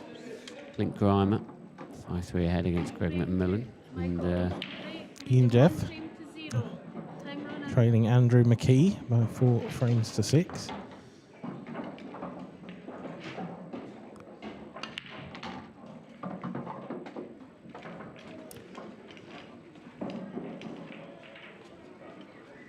good contact with a cut break there from Michael. But a little bit of work to do. Yeah, it's a real messy table, this. You can see a chance on reds. He's not hanging about anyway. No, he's not, and I like this. He can cut this one in the centre, and that'll free the red on the left-hand side. Doesn't really have to worry about position because he's guaranteed to be on the one to the right centre. And I think it might not look necessarily like it from this angle, but I'm pretty sure that red towards the top left goes. So you've got to land nicely on it. Somewhere where the 8 ball is would be absolutely plumb. But you can see from this camera angle here that definitely goes in. There's no real problems here for Michael. On table 7, Adam Griffiths, Charlie Begley. Adam Griffiths, Charlie Begley, table 7. So he's got the perfect opportunity to get there now. He's going to stun this across, a little stun screw.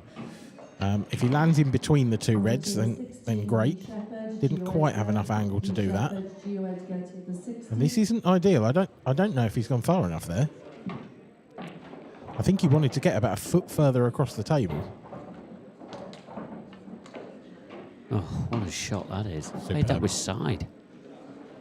Just to, check the ball back into the pocket. Brilliant shot. Yeah, and check the cue ball back into the yellow as well to hold for this one. That 8 ball has just held up in time that it's cuttable still. And it's 2-0 in less than 3 minutes, Dan. Yeah, this is class. Not that I'm counting. Come on, hurry up, Fiona. Let's get the next frame on the board. And,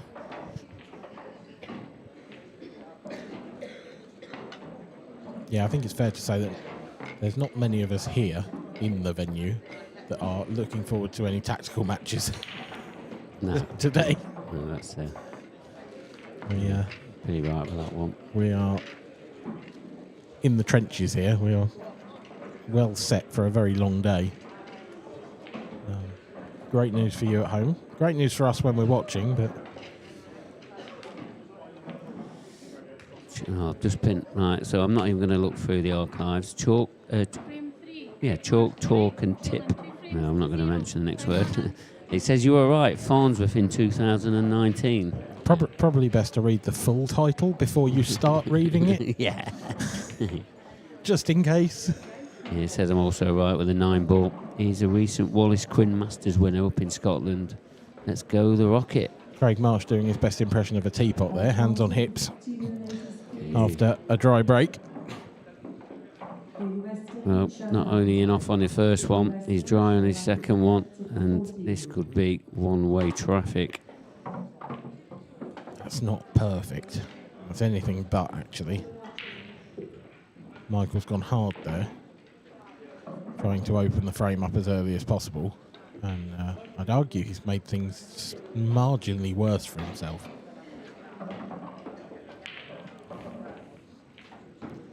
And actually, after that shot, even though they're a bit awkward on the left-hand side, I think the reds are probably the colour set you'd want to be on. Yeah, I don't think Michael sees any problems here, to be honest.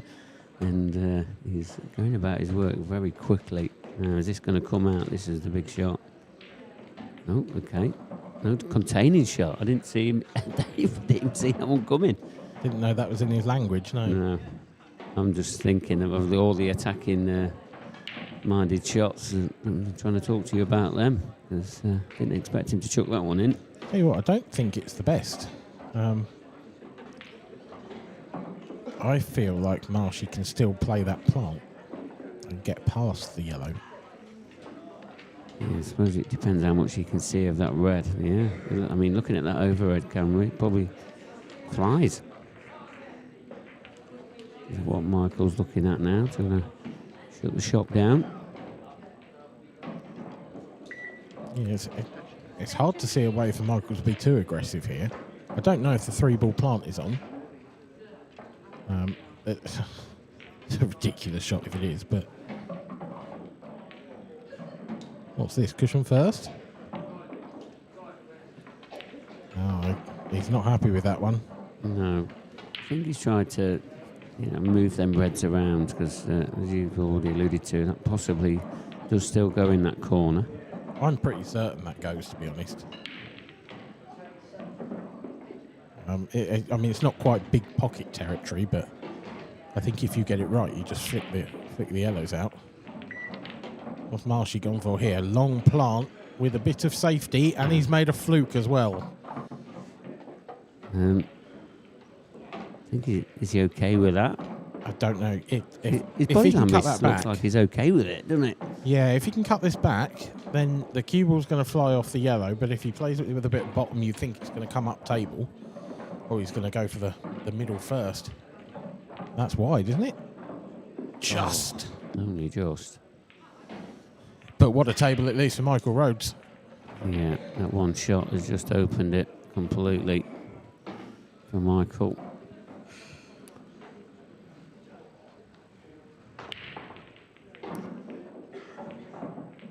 Yeah, really did think that was a chance for him.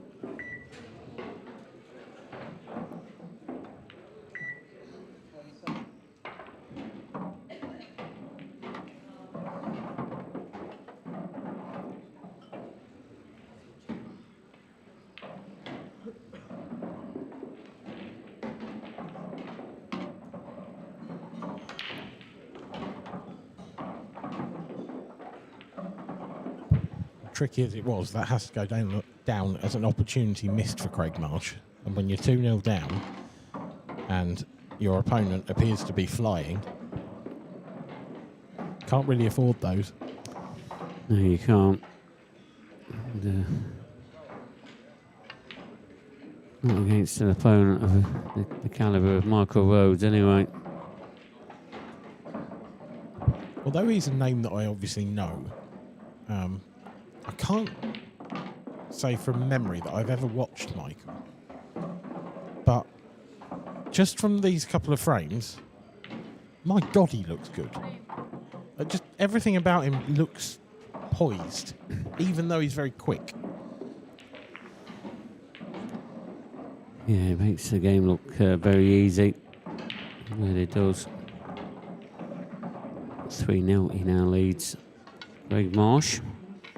Harry Peart, I saw him on the stream earlier, 3-2 up against Corey Reese. Craig Brown, 3-2 up against Sean Moore. Kevin Kirkham, remember that's on the other stream table number 1, 3-2 up against Christian Phillips. Gio Edgar is now playing Lee Shepherd, that's going to be a tasty affair. Dan Davey, 4-2 ahead, still battling away, still a possible double. Maltese, Clint Grimer, 1 frame away now from getting in the next round. Liam Dunster, 4-1 up against Rob Wilson.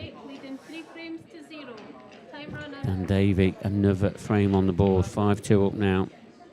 Having a bit of a good run here, Dan Davey. He does anything, done it possible to keep out of this comms box. I mean, do you know what? Yesterday, what I saw of Dan, and I watched quite a lot, even though I wasn't commentating on it, I watched quite a lot of Dan. It's one of the most impressive performances I think I've seen from anyone in terms of a full tournament. The way that he took that out, and bearing in mind he hasn't won a comp for 8 years on the IPA, it was brilliant. He was absolutely exceptional. Yeah, I think what I can add to that, I mean, some of the clearances he took out, because they weren't like, ploppings. He was taking out big clearances at such important times, and to do that, match after match after match, that can take a lot out of you. And mentally, he kept in it, and that's what probably won it him in the end was his mental strength. Nice shot there from Marshy.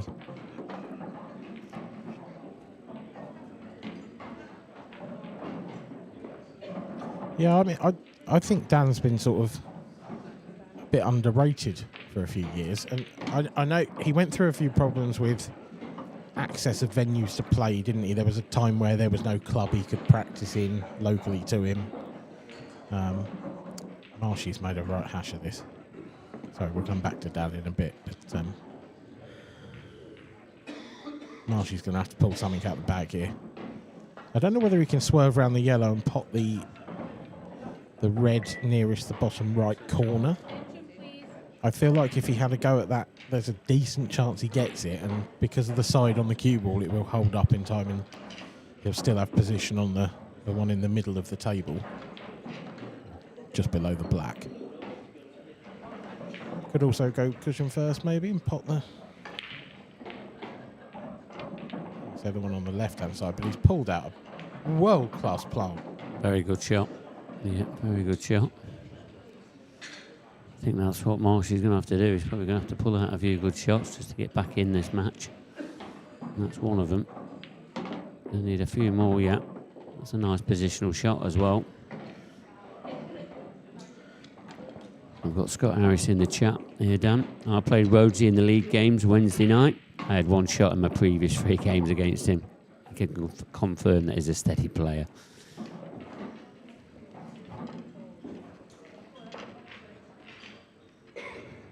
And another one that's I played him recently in a comp, missed 1 ball in 5 frames and lost 5-0. Man's a beast.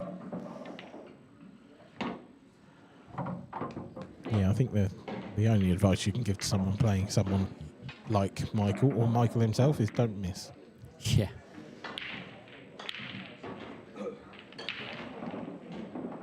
But Marshy, he's got a frame on the board.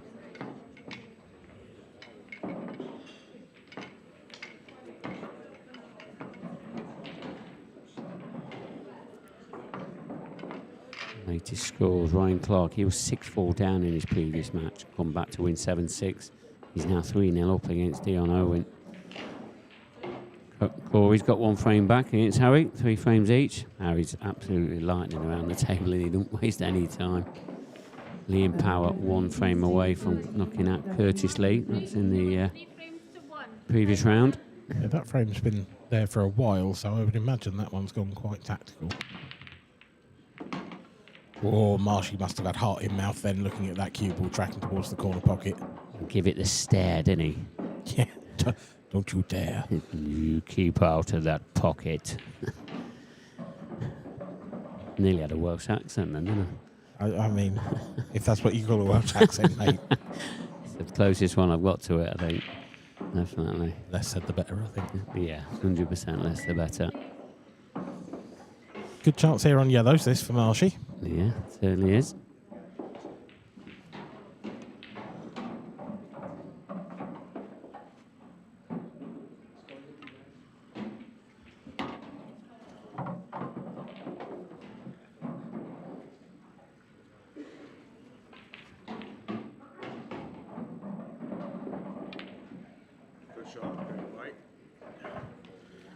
What on earth has just happened there for Craig Marsh?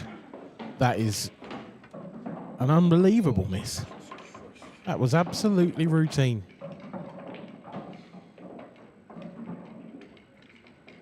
And he knows it. Yeah, you can't afford to be gifting opportunities like that away. When it should be a formality, really, clearing up. But now he's given the table back to Michael. And we just know, Michael makes bread and butter of these clearances. It's a peach as well, that nice little flick on the yellow. Another inch would have been lovely, but it's not remotely a problem.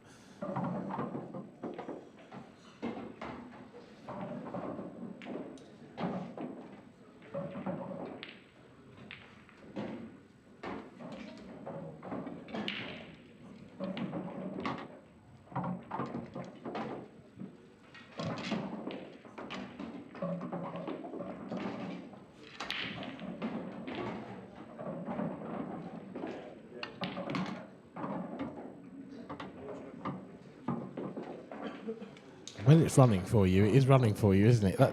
That little contact there between cue ball and red could have gone a lot worse than that.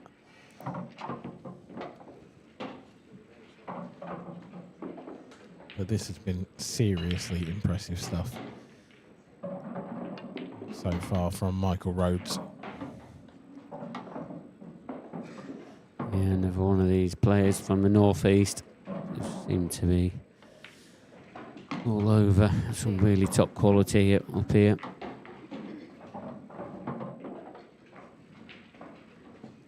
There's that frame. Look, Curtis Lee pulled one back.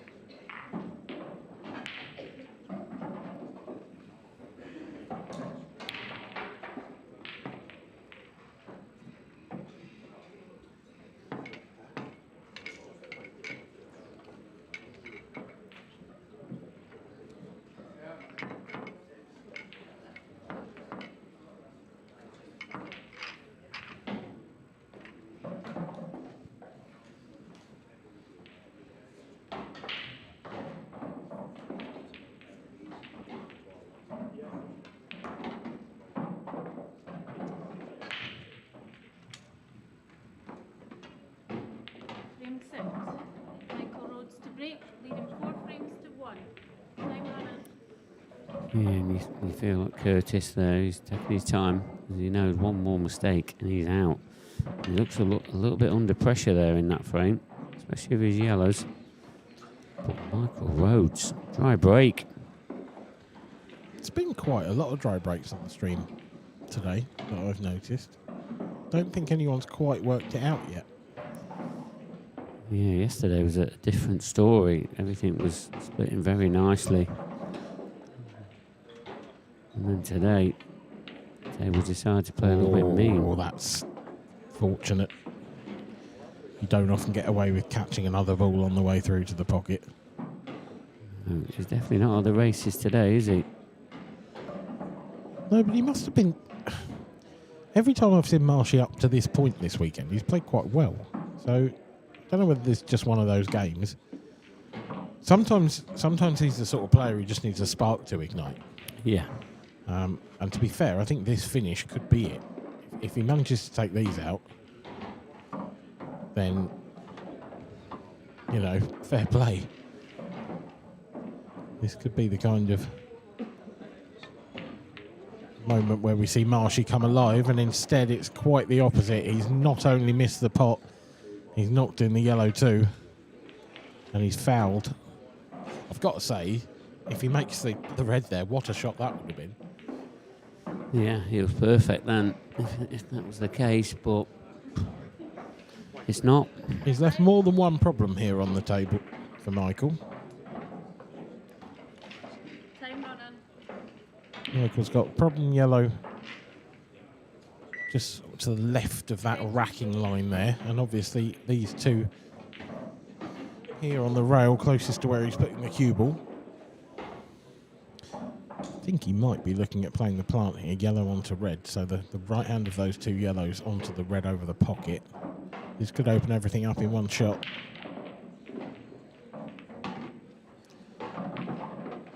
He's done the job. I think he wanted to move that yellow off the rail as well.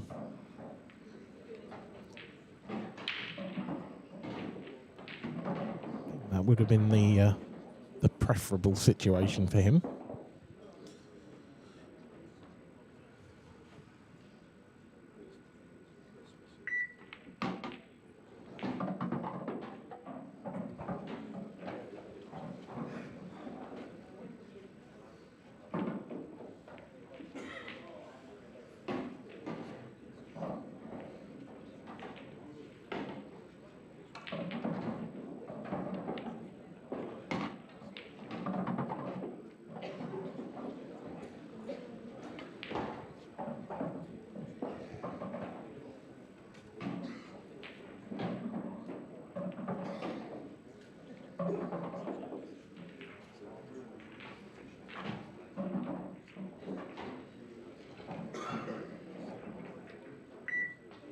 Opting to take the difficult shot down the rail and absolutely nailing it.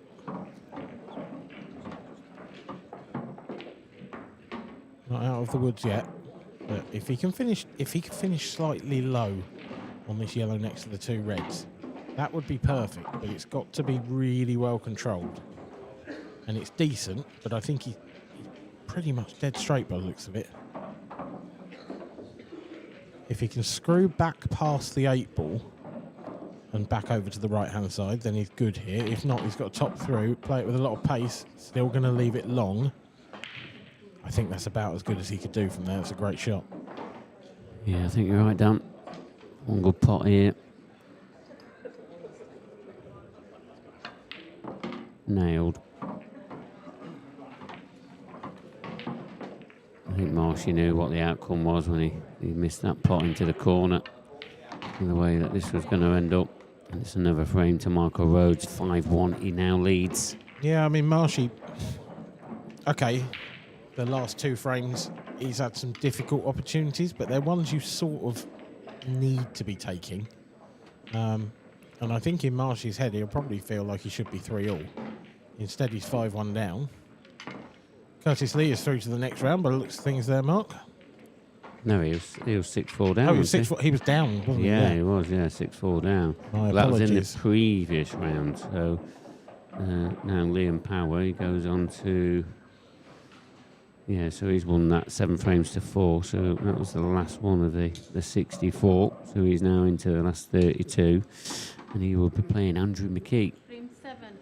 Craig Marsh to free, trailing 5 frames. Dan Davey, 1 frame away, 6-2 up against David Rooney. Corey Reese is now taking 2 frames on the bounce, 4-3 up there against Harry Peart. Declan O'Callaghan is 4-0 up against Jason Hill.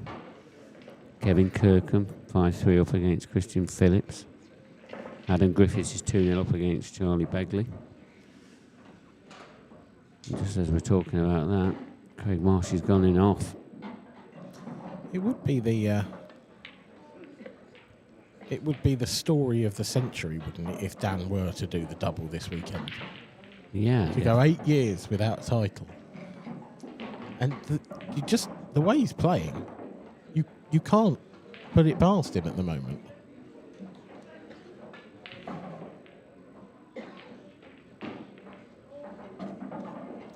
Can you remember those days? You remember him winning it in 2016, the Welsh Open? Yeah, I think I mentioned it back then. Yeah, it was. It was around Newport area or something. It was Newport. It was the Holiday Inn. Yeah, it was my. right. The reason I remember it so well it was my first ever tour. Okay. What was I on? I was on my third season, I think. Were you a pro at that point? Second season. Second season, I think. Yeah, that was the one I qualified for in 2016. So it was your last amateur season? Yeah.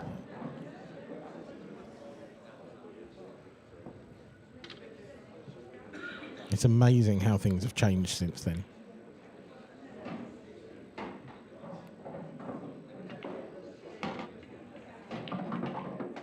It's a terrific shot from Michael Rhodes.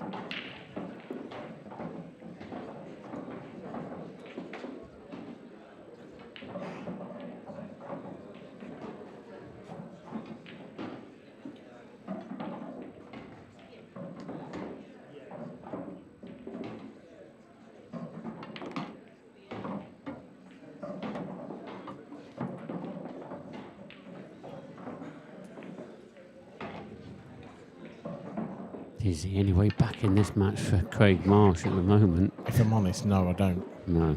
I know it's an easy call to make when someone's 5-1 down and looking like they're going to go 6-1, but it's nothing. I mean, Marshy hasn't played his best stuff, but he hasn't played that badly. Michael's just been genuinely excellent. Yeah, I mean, Marshy has chucked his odd bad shot in, I agree with that, but... Yeah, granted, but Marshy... The couple of chances that Marshy has missed, okay, there's one that was terrible and like unforgivable, but the others have been all slightly tricky chances. There hasn't been like he's come to the table with nothing to do and messed it up.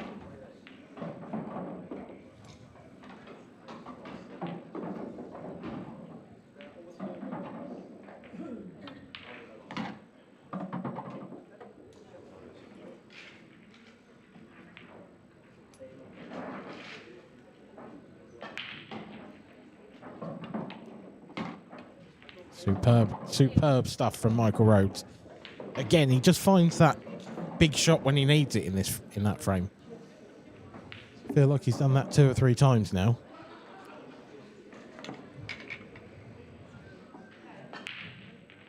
Yeah, showing a different level here at the moment, Michael is. And good to see. There's Liam Dunster.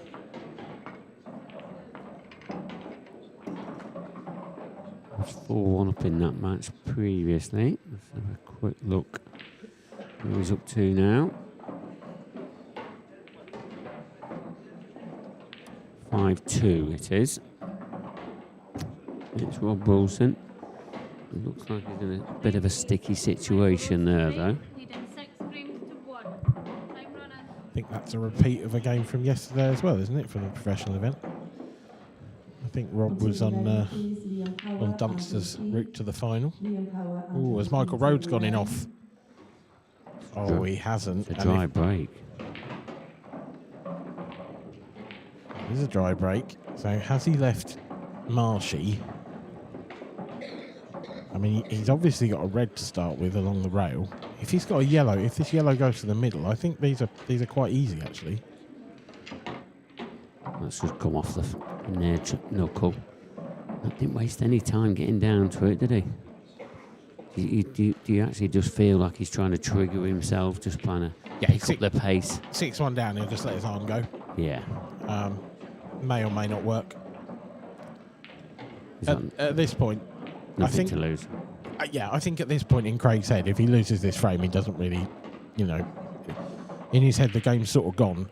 And if he can go for his shots and get back into it, then fine. But I think he's quite circumspect in the way that he plays in situations like this. Yeah, I think you're right, Dan. The yellow next to the red. I think it passes down into the bottom right-hand corner. I think so too.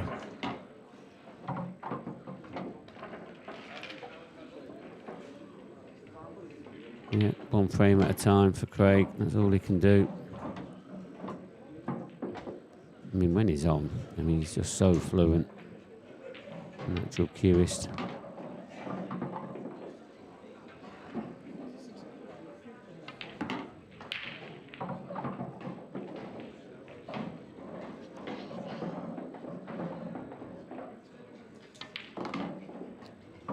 Yep, 6-2. Three. Michael doesn't look particularly phased. Yeah, Craig Marshall will be breaking next as well. So, can he... Whether that's an advantage or not right now, though, remains to be seen. Yeah. It seems to be dry more often than not.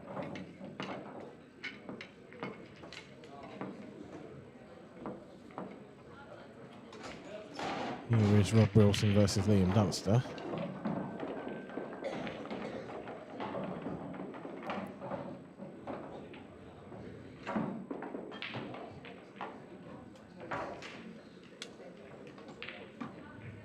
Slightly sticky looking frame, that one. Break, trailing 6 frames to 2.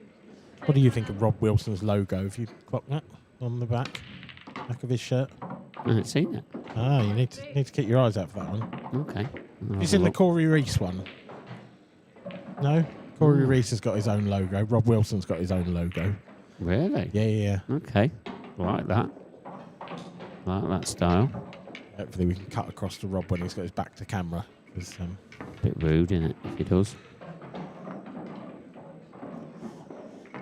Got a bit of time anyway, because Fiona's got to rack the balls up again.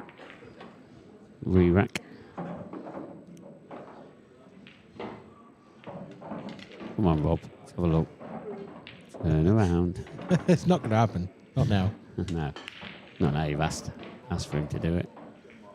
Give him a shout, anyone? Time running. You got any cameras on that wall, Craig?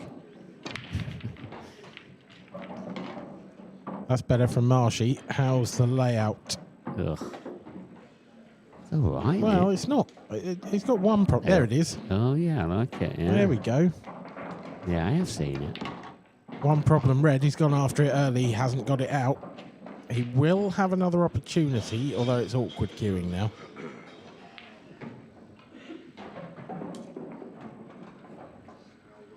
I wonder if that red passes the 8 ball into the right centre. Not sure.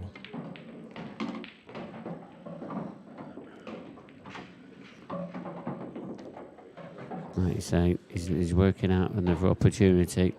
Yeah, I mean, if it does, he's got the perfect ball to land on it. So if it does go right centre, I feel like that might be the route. But equally, if you just nudge the black out of the way.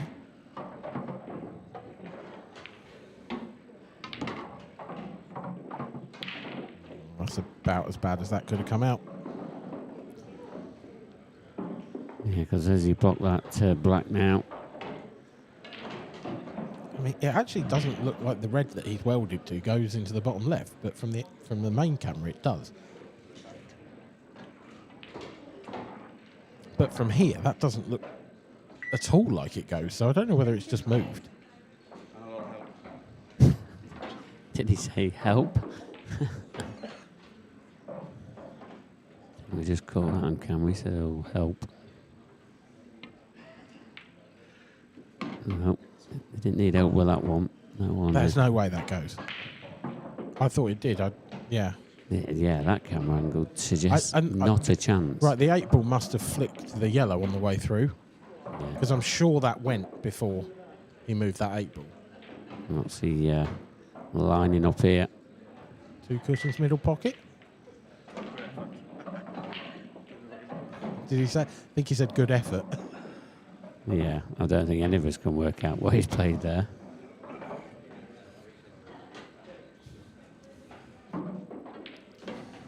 Well, Michael doesn't need to go game, and I'm pretty sure that he won't, because why would you take these yellows on when the red doesn't go? I may be wrong.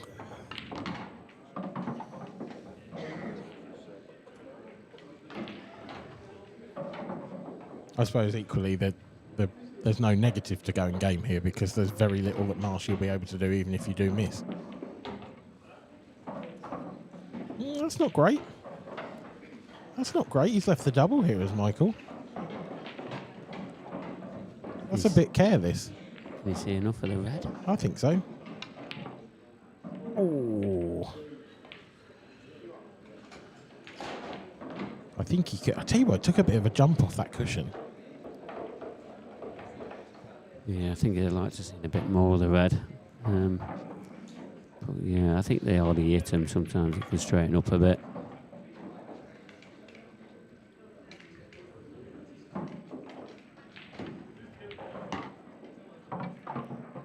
So, another chance for Michael.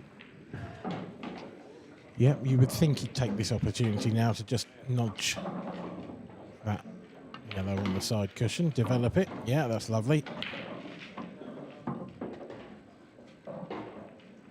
The key shot surely going to be in 1 or 2 shots time, that yellow down the rail on the left hand side of the table.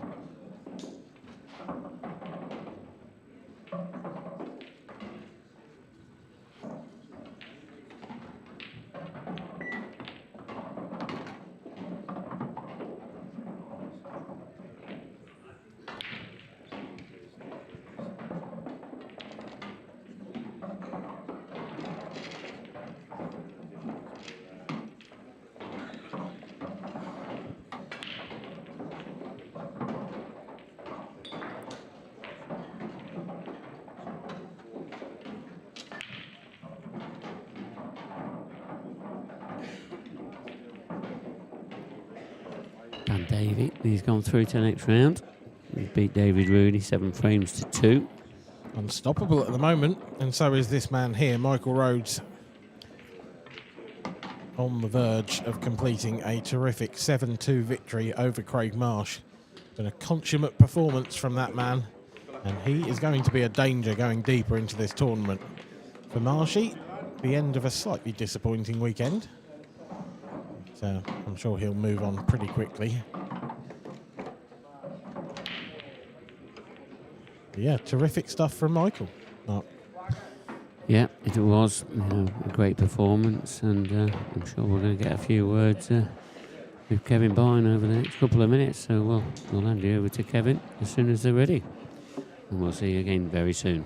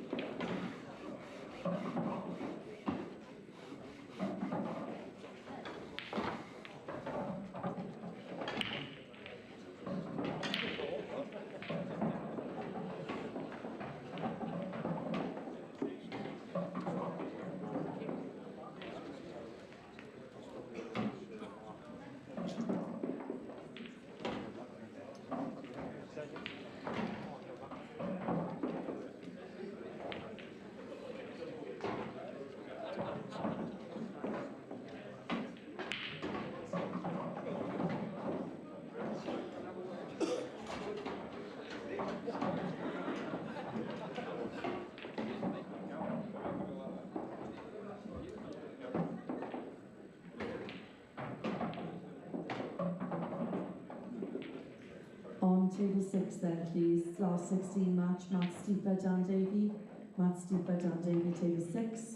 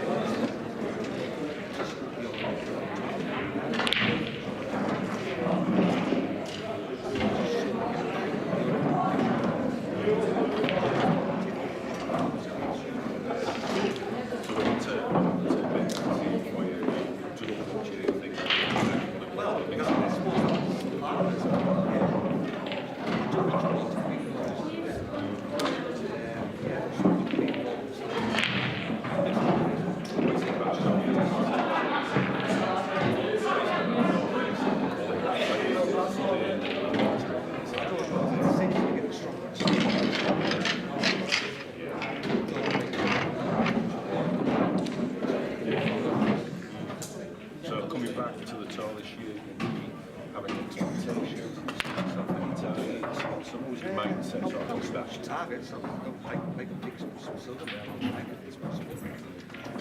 Yeah. 16 for the others.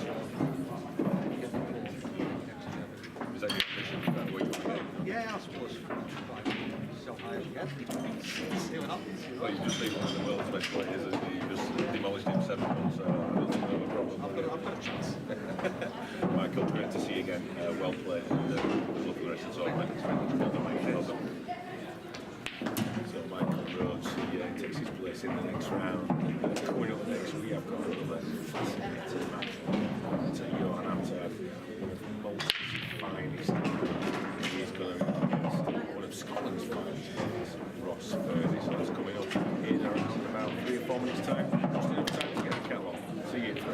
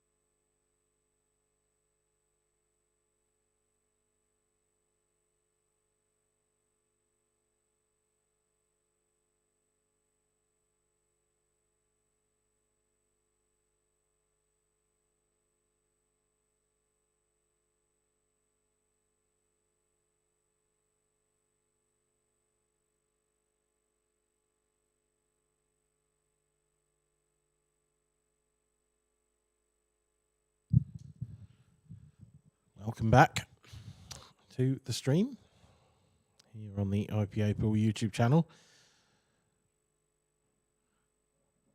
for this 4th round open match. The last 32, this one, between Johan Attard and Ross Fernie. Malta versus Scotland. Sounds a bit like a European Championship qualifier.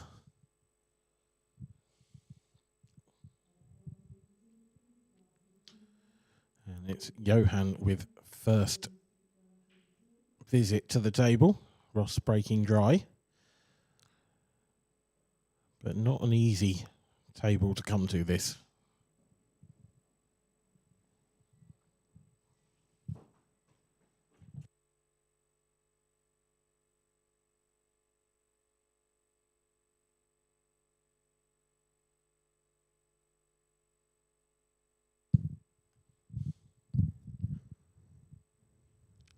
So that dry break has led to this chance for Johan. I think he's just about on this yellow to the right centre. There's a chance here he screws into the other red and yellow and breaks that out too, is there? Oh, well, a huge hand of apology. I'm not even sure what he's played there, to be honest, Mark. Yeah, he's played to obviously try to get the balls in, in a bit of motion, try and make them a bit more potable. But yeah, bit of nice look there. Sort of. I don't know that it's helped him that much. Well, he's pushed a red over his yellow down to the bottom right, but that has sort of increased his control over the frame.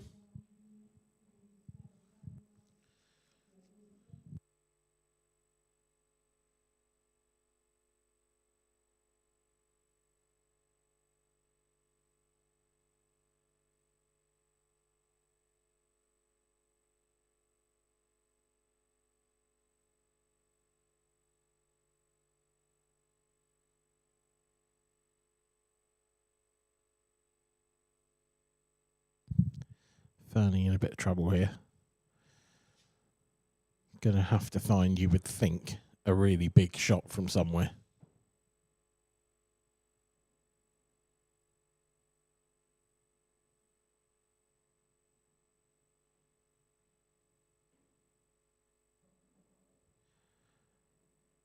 Just notice Craig Marsh in the top right corner of the screen. He's got changed quick.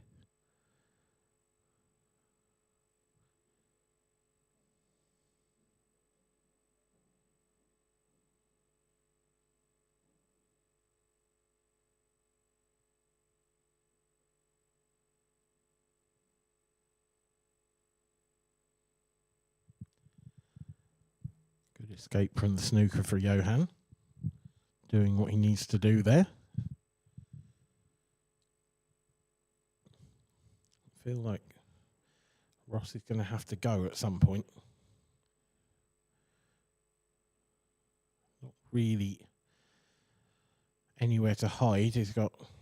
Johan's got 3 yellows that are easy and 1 that's easy to get out. So Ross going after it straight away. That's one part of the job completed. He's got the bad red out.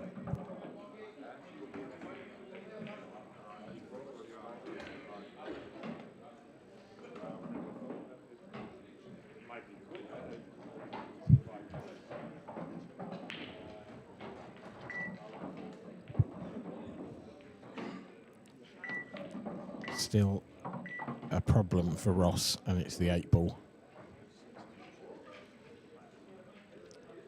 I don't know if the 8 ball goes. I mean, I know it's a big ask, but it is doable. If that 8 ball, well, forget what I was saying. Ross Fernie has missed the pot, and I don't think that's good news. I think Johan can see the plant, and I'm pretty sure, for certain, that the red that Ross missed isn't covering that bottom left pocket. So this is a nice, comfortable chance now for Johan.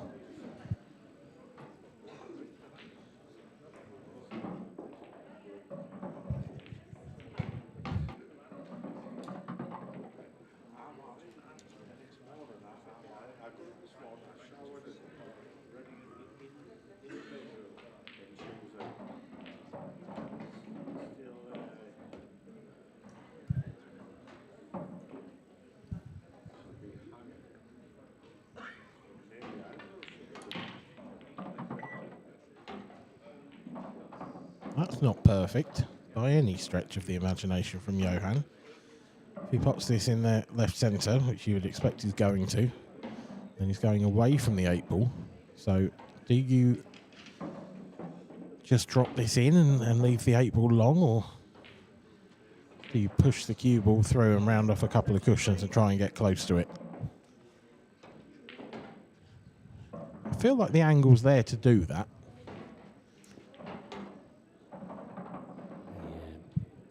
For me, he just needs to leave himself a shot. Oh, he's tried to force it in. Yeah, I didn't like playing it with bottom.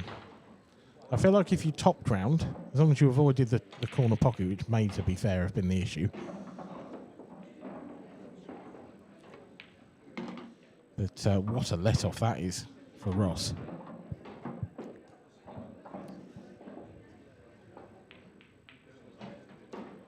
And out on table 16 there is Gio Edgar, trailing Lee Shepherd by 6 frames to 3. Lee, many people's tip to be the amateur this season that really causes the established professionals the big problems.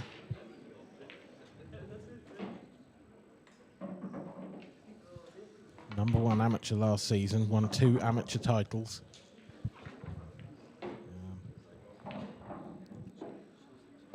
Don't think there's many people that have won 2 amateur titles on the IPA, particularly in one season. Yeah, I think you're pretty right. Yeah, there's only going to be a handful, isn't there? There's not going to be many at all because it's such a tough field. The only person that I can remember winning more than 1 title in their debut season is Mark Boyle. Yes, correct. I know for a fact that he won 2 Opens and 1 amateur that season. I don't know if he won any others. He nearly had a double-double, didn't he? Yeah, he lost in the amateur. He won the first amateur of the season. That's right. And then he lost to Ryan Clark in the second amateur final. That's right, yeah.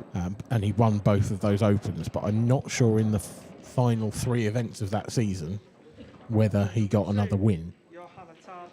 Yeah. Again, one for the archives. Yeah, I like to challenge you. Yeah. Kieran K. Adam Griffiths, last 16 match. Kieran K. Adam Griffiths, table 4, please. Oh, that is one of the dirtiest in-offs I think I've ever seen in my life. I mean, Johan's hit those really badly.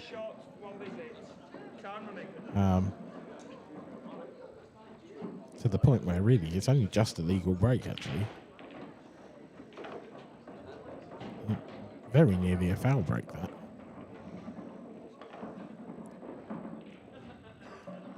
But to send the cue ball round on 3 cushions, avoiding everything and going into the top left corner, that's quite special.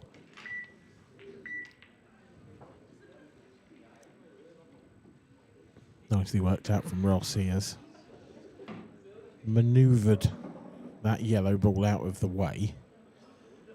And although this looks like a really messy table, there's no problems here at all on reds.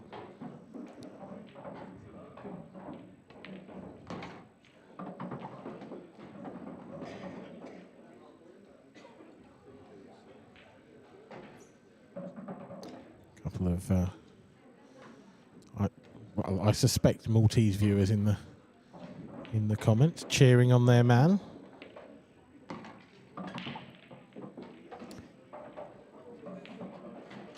Welcome from your Mediterranean home. You been to Malta, Pigs? I haven't, no, never been there, to be honest. Me neither. I'd really like to, actually. It looks like a fantastic place to visit. Yeah, lovely people here, and definitely somewhere I'd like to go, I think. Yeah, lots of history as well. Very important island.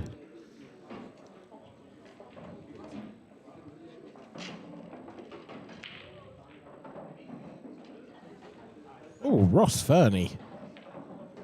Well, he threw one in the first frame and he's thrown another one in the second. And I was sort of surprised he went for that red, to be honest. It looked like the trickier shot, but you still backed him to make it. Another opportunity for Johan.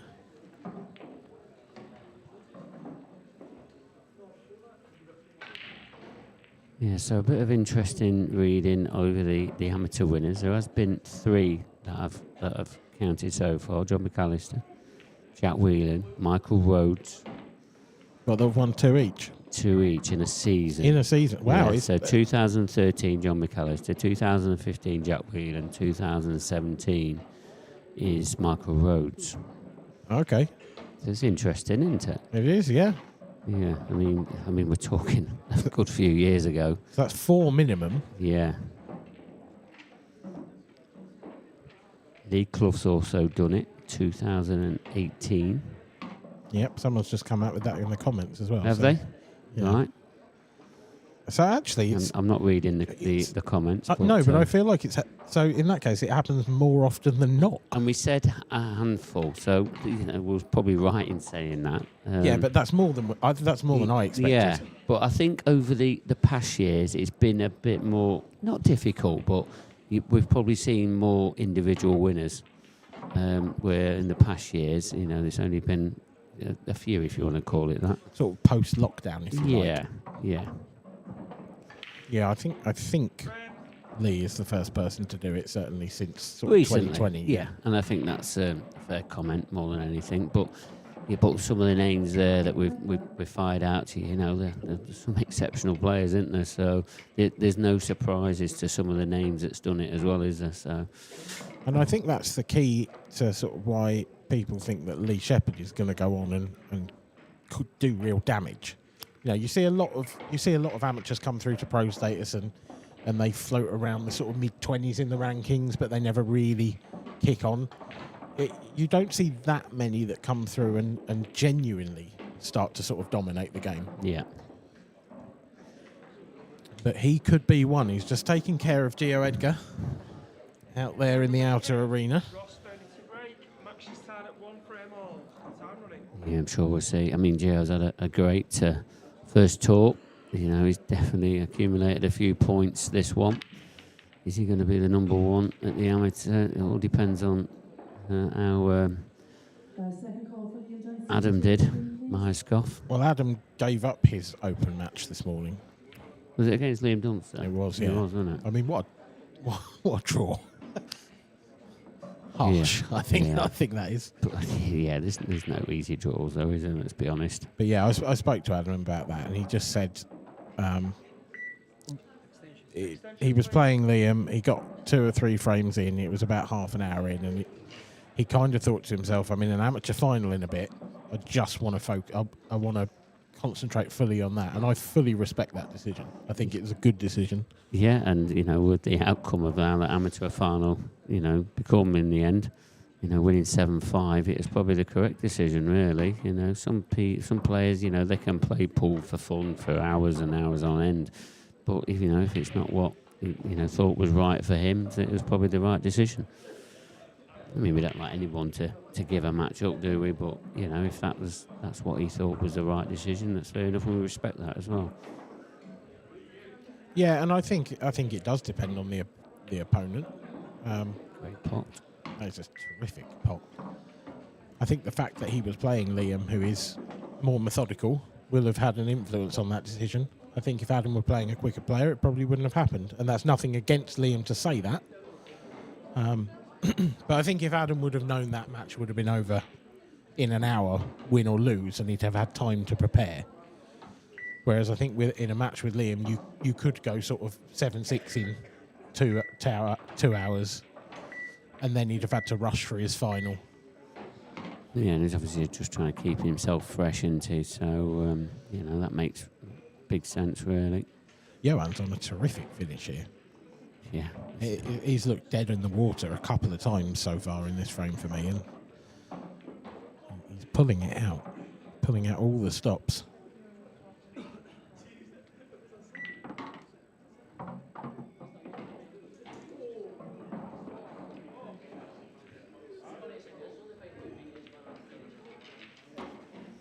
Yeah, it looks like he's in perfect position now as well. Didn't have to do too much with the cue ball. Imperative though, he gets a nice angle on that one into the centre. He's only got to just push it through as long as he goes towards the cushion, the blank's clippable. Yeah, under normal circumstances, you'd want to be high. But actually, I think a fraction low would be good here, because if he tops this through off the yellow, then it's going to send the cue ball in the right direction. Yeah, I think it's important, just needs to control the cue ball. Don't want to be tracking near the middle pocket if he is going to cannon off the yellow. Rick Lloyd right behind him. It's fine.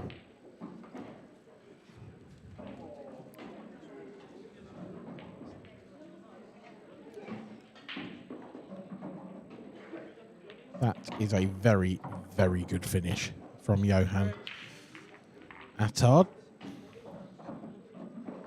And Ross looking a little uncomfortable in his seat there.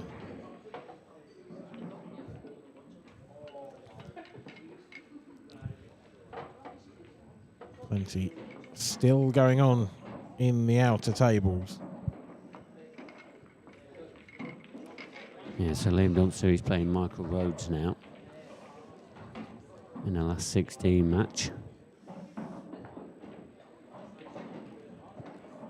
The next match on this stream table, I don't know if you've already said, have you, for Niptown? It's going to be Mark Boyle against Clint Grimer from Malta. Maltese takeover on the stream. Yeah, seems to be. Now here is one for you. Oh my word. How's this for a frame? 6 frames each.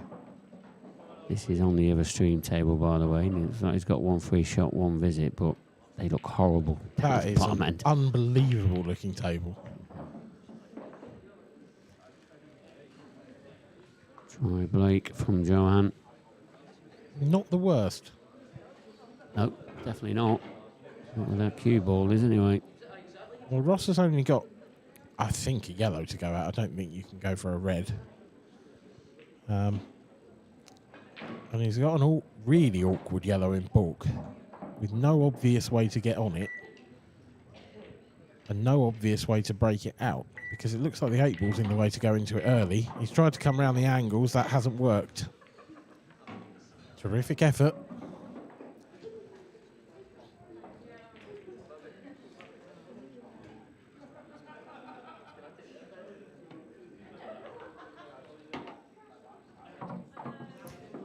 Second opportunity now. That yellow to the left centre. If he can play into the red rather than into the yellow, it's hard to see it coming out too badly. You'd think he'd have a shot afterwards. Yeah, still needs to be careful, this one. Needs to play it in the right manner. Yeah, if he catches the red half ball, though, I think he's okay. He's gone after the yellow. Oh, I'm not so sure. Has he got a gap between 8 ball black. and yellow for the long one? I think he has. I think that's the only option for him as well. He just dropped that one in. I say he just dropped that one in. It's a tough pot. Yeah, and he's missed a ball so far in this match as Ross. Easier than this as well. He's made that look pretty simple. Yeah, he did. In the yellow. That's in the bulk area. That's the problem ball for him now.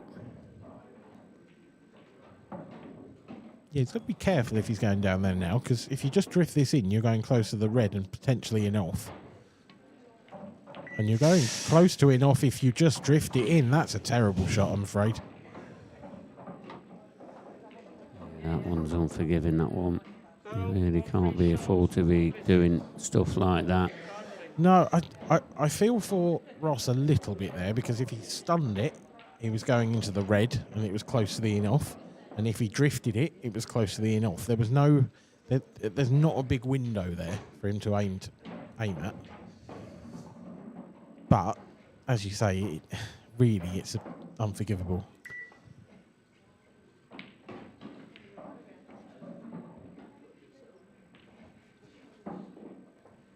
Johan hasn't quite done all of the work required with his first visit there.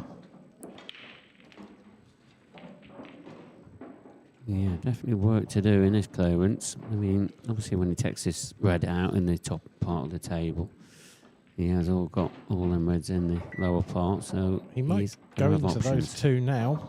That's what he's doing. That is excellent.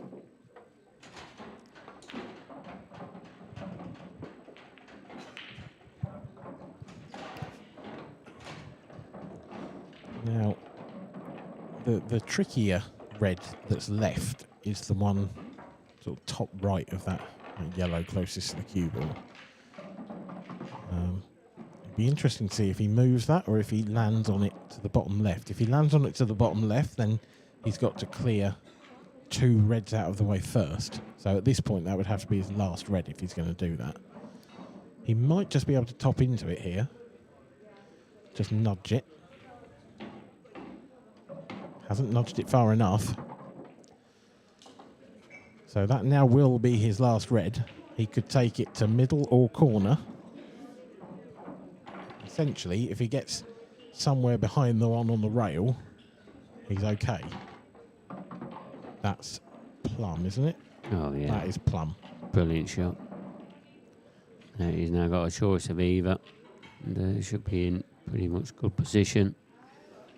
He looked a little nervy in the very first frame of this match, did Johan. Since then, Ross has given up a couple of chances, and Johan has taken them with a plum. He's been excellent.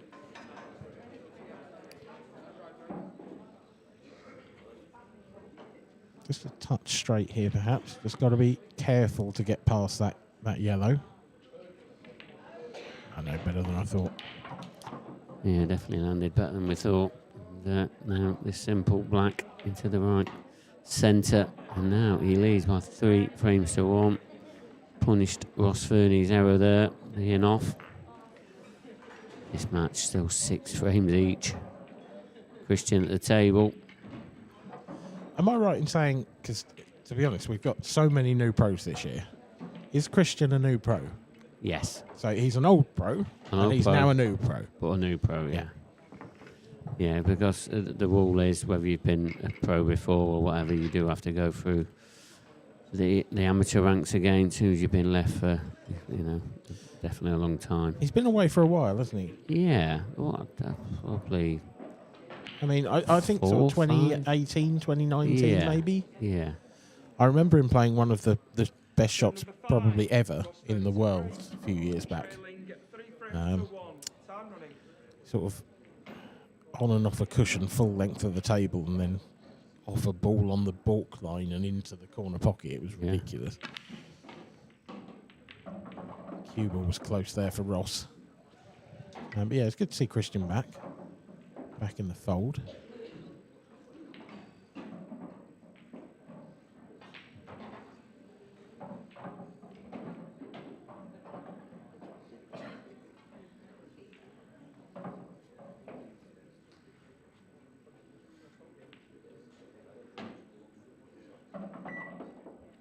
Extension, please.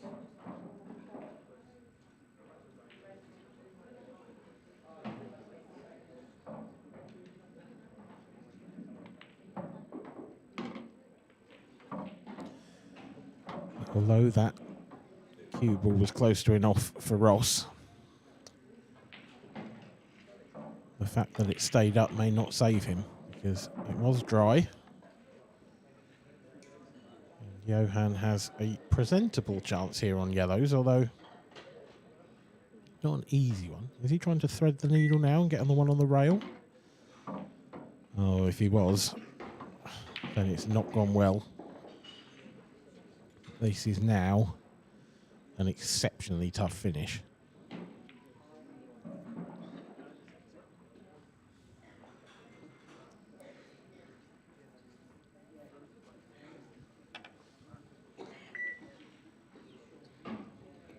It's actually quite tricky to see a way out here.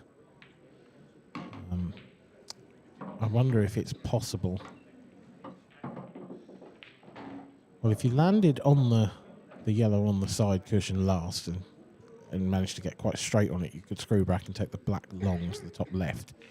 But the angle he's left himself now here into the centre suggests to me that he might try and move the 8 ball. He can also play this yellow off the red to open up that centre pocket. So there's potential here. There's one half of the shot done.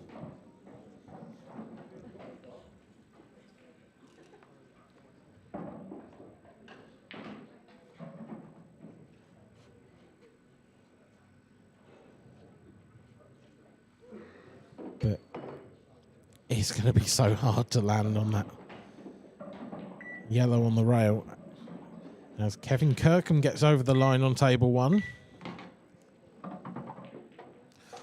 Oh, there's a little rock back of the cue ball there. And I think it might make all the difference as to whether Johan can pot that yellow long or not. And if he can't, then he's going to have to take on a double. But that could be his plan anyway.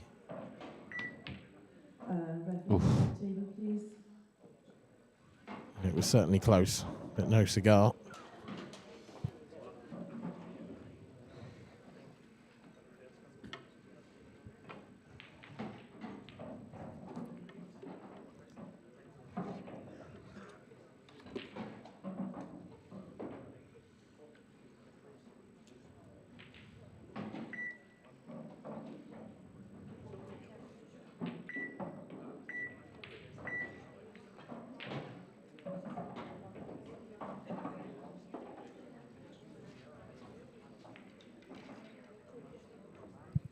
What's Ross done there? Has he left this?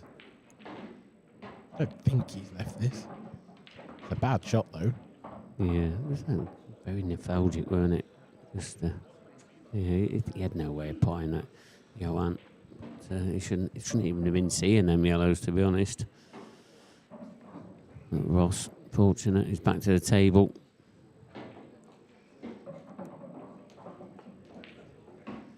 Do you feel like he needs to get this frame on the board just to try and settle him down a bit? He's definitely chucking in a few odd shots, and he's missed that one as well. Where's that red going? He's not going to come to save him anyway. Well, this is uncharacteristic, to say the least, from Ross Fernie.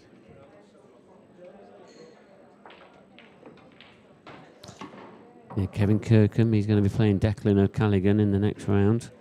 He beat Jason Hill, 7 frames to 3. So the amateur players, definitely one going to be in the quarterfinals.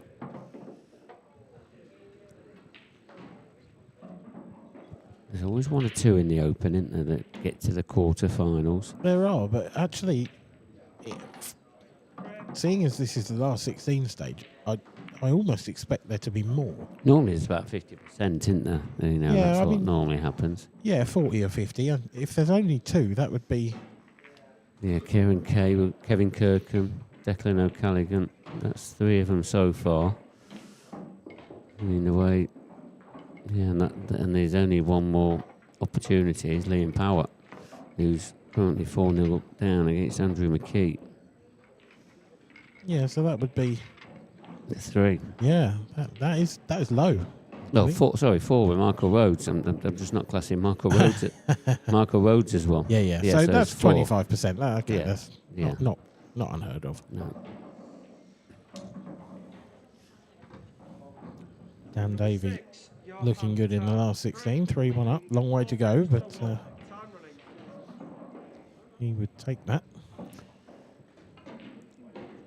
Yeah, we saw, Dan Davey just lost his top 8 spot, didn't he, after the Worlds? Did he? Yes. He'll have that back then. Well, he will now, yeah, Yeah. definitely. With the points he's accumulated this weekend. You'd expect him to get back into that top 8, And was that on his mind when he's put in a little bit of extra mental time? I feel like I can answer that one for you. Yeah. I feel like Dan's not the sort that cares too much, to be No, honest. he doesn't, but it makes a bit of a difference. I'm sure he's looked at it.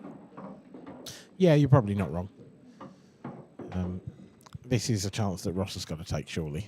Back to the action here. Yeah, but I'm not sure if, Ross, is he just going to chuck one in again, or... I think that's the problem. The weight... well, that was close. I mean, these are dot to dot, but he has just chucked a couple in. Like, almost one per frame so far.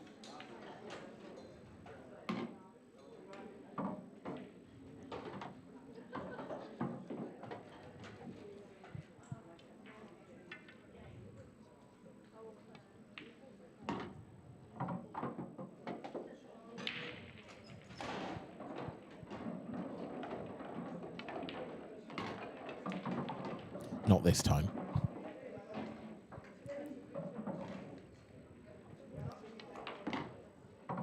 Yeah, definitely not this time. 4-2 is looking like. But you feel like he probably could be 4-2 ahead. And really not position to be in. 2 frames behind, but that's where he's at. Table at the bottom there, Adam Griffiths. It's Kieran Kay. Kieran is leading 2 frames to nil in that one. The Liam Dunster Michael Rhodes match.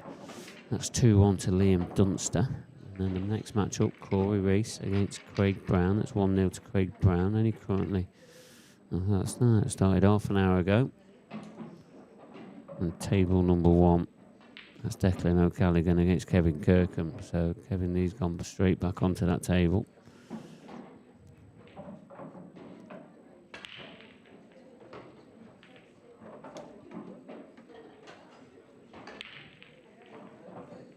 Number 7, Ross Furniture break, trailing 4 frames to 2. You see Adam Griffiths there, just put in the black. So he's pulled a frame back there against Kieran Kay. Back to the main table. Frame number 7. He's made a ball off the break. That little cluster on that right-hand side there. Even there's one down at the bottom. That's going to be not great.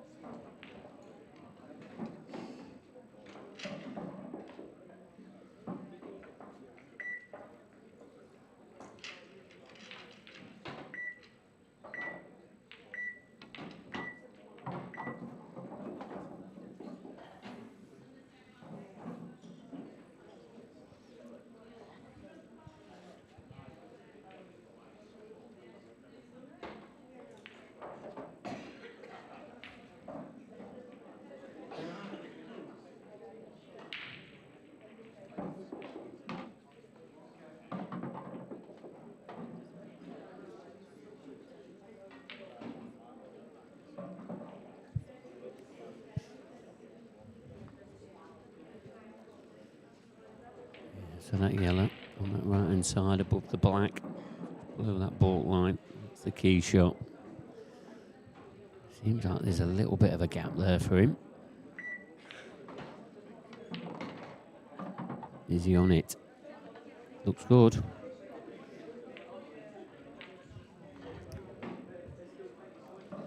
He is on it. Great positional shot there from Ross. He seems to have picked up the pace a little bit. He's missed that though. Again, he's just chucked in another one. Didn't expect him to miss that one.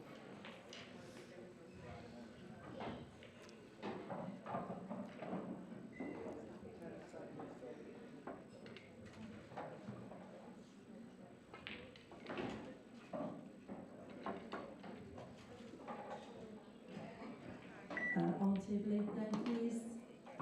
Ladies quarter final, Bex Sweeney, Rachel Tucker. Bex Sweeney, Rachel Tucker, table 8.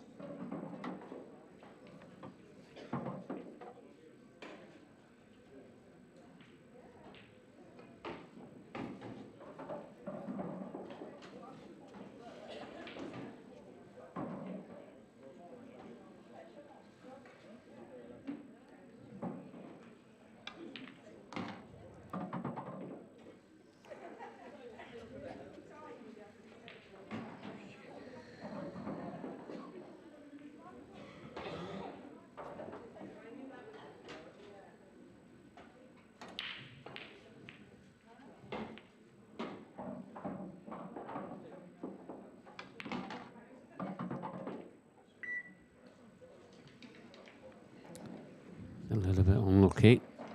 So containing shot now. Just going to glue him to that jaw. Glue him to the red. Great shot.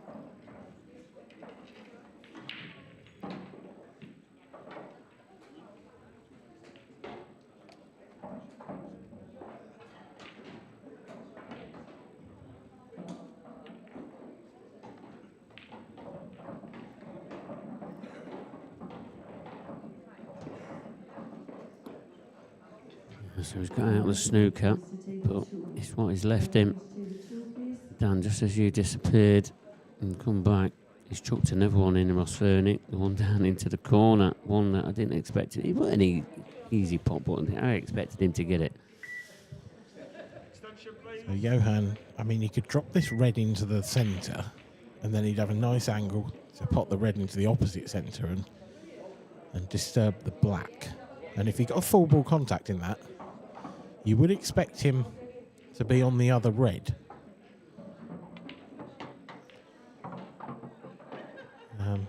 Equally, he could do that. That could be his last shot, that red. In some ways, it's trusting to luck more, but equally, I don't hate this, although he's underdone that massively. I was going to say because there's a chance the 8 ball goes in off the yellow. Yeah, I don't think this cuts down. I don't think so. From that camera angle. Yeah, I mean, it might be that very, very thin and you sort of pinch it off the jaw, maybe. Yeah, it didn't go. So, another containing shot. But you feel that's a big target in that corner Massive. for Ross to hit. It's so big that I think Ross could quite comfortably come off 2 cushions and get a hit there. And if he makes a ball, then he's going to be able to play an easy safety next up. Well, fair enough. I can see the logic there from Ross. Yeah, because the black's still in a safe position as well. But Ross could find himself in a worse snooker this time. If Johan can judge this just right and just clip the side of that red, like that, now Ross has got to pop one of those yellows. Yeah. If not, he's going to have a shot, isn't he? Yeah. That cue ball, remember, it's a smaller cue ball. There's a gap. Oh, wow. Wow, what are the chances? That's the problem with that smaller cue ball. It is, but honestly, I think the problem there for Ross wasn't that. It was that he didn't play that shot the shot before. Yeah. Whether that was a reason why he didn't play that shot, because he didn't like the aspect of the cue ball going near that pocket. But yeah, for me, because he had to play that at pace to try and pot then. With the one previous shot, he didn't have to. He could have played it more controlled. Exactly. And if he got the hit, then Johan was in a world of trouble. Yeah.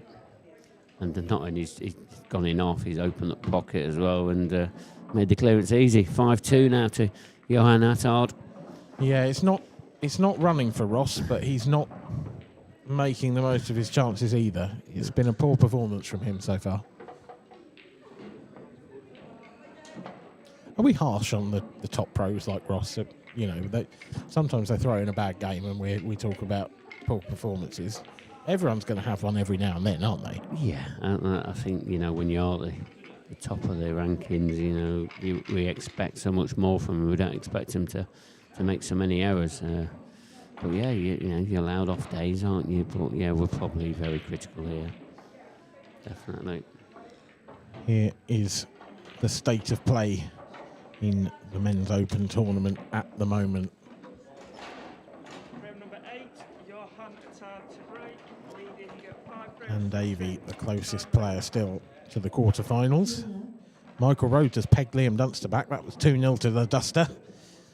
But Michael Rhodes in fine fettle by the looks of things from his game against Craig Marsh. He's looking good. How's that cue ball stayed out? Oh, that red just crept into that mid-off, come from nowhere. It's just like somebody chucked it onto the table and it flew in the middle. Yeah, I think Ross will. I think the expression in his mind, the non-colourful expression might be that is typical. Yeah. Yeah, it's typical of the pool gods or the way that they treat you when things are going pretty much against you.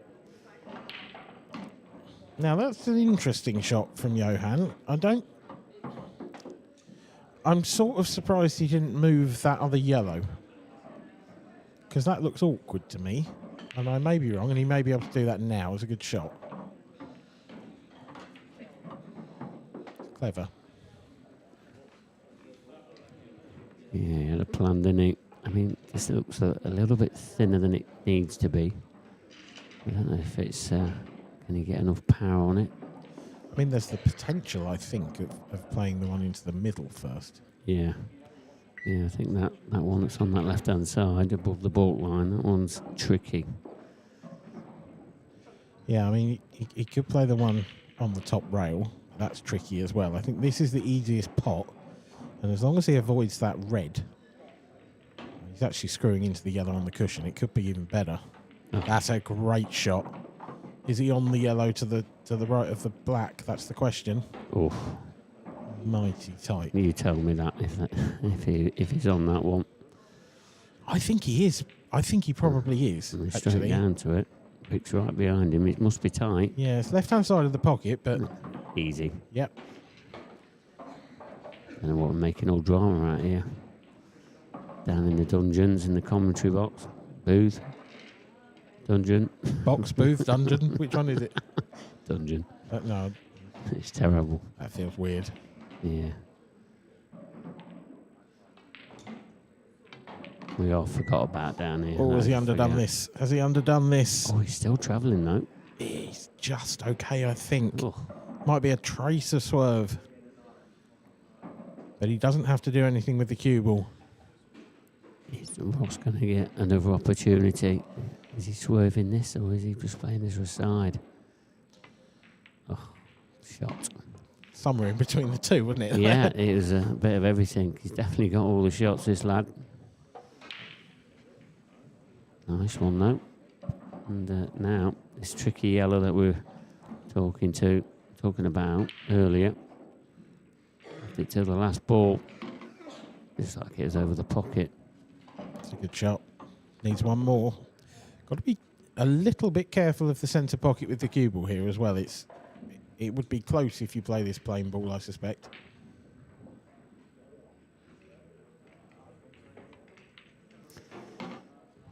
Yeah, very good. And a very good clearance that one was.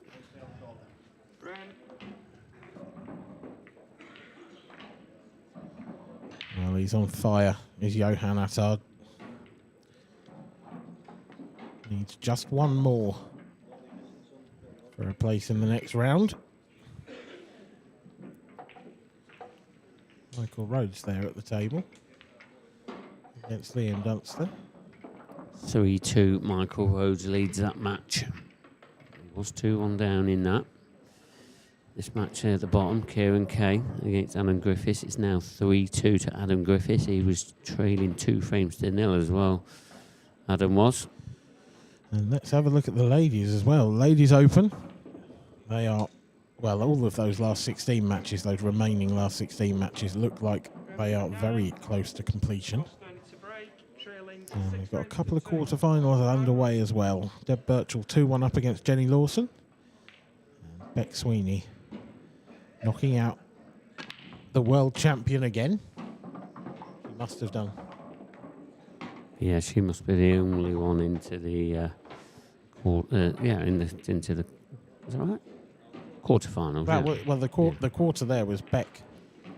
Sorry, I've lost my. I think it was Beck v Rachel, but Beck was playing Kira. Yeah. So she must have knocked out Kira again. Let's quickly have a look. There's definitely a rivalry there. We're going to make it happen. Yeah, that rivalry. Beck Sweeney 6, Kira Whitcomb 2. So yeah, Caitlin Kennedy's the other lady into the quarter-final. She is awaiting the winner of the Yvonne Ewing and Claire Peaty match. So that's currently locked at 4 frames each. And the Kelly Egan, Ashley O'Neill, Hayley Weston and Cheryl McIntyre. That sort of 4 players there. They're going to be playing each other in the quarter-final. Looking like Kelly and Hayley at the moment, 1 frame away. Looking like Ross is going to keep Johan in his seat for another frame at least. back on the stream table.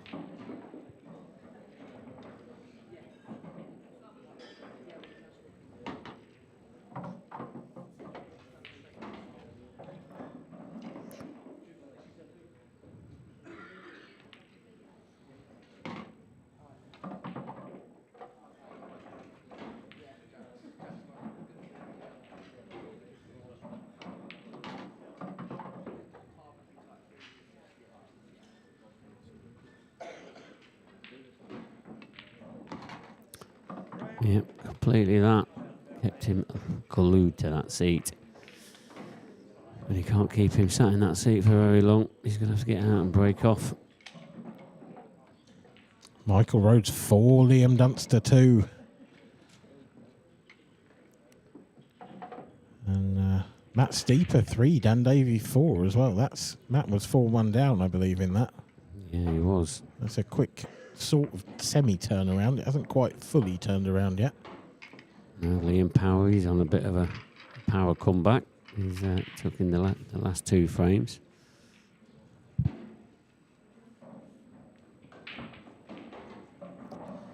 Liam Dunster not happy there at all, because that's a dry break.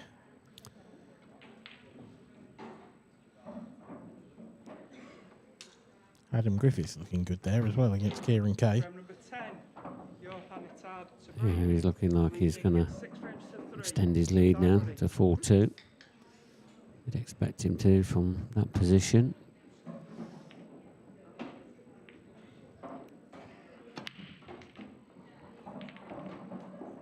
Tell you what, that feels like one of the best breaks Johan's hit, and it's dry. Yeah, it is. He really put his arm through that one.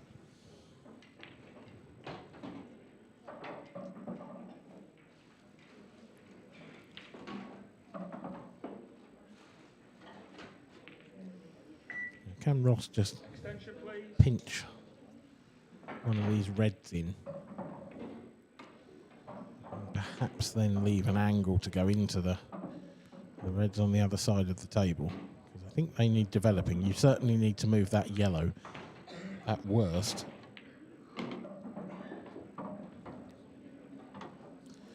Yeah, so this is it. I mean, I think if you play this with a bit of left-hand side, if you catch the red, you'll be fine. And if you catch the yellow, you'll be fine.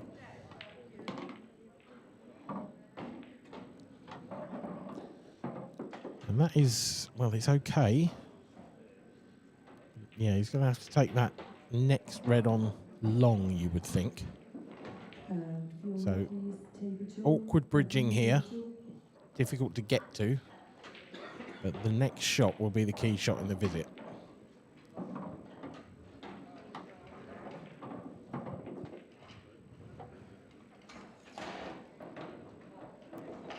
Yeah, big shot this one.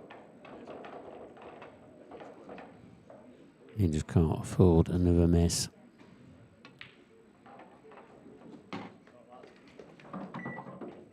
Held himself together very nicely for that one. Yeah, and brought the cue ball through just far enough.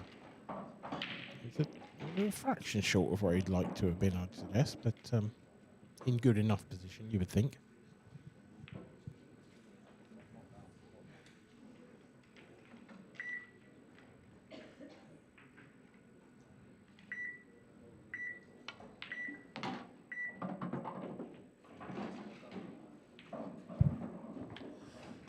Now,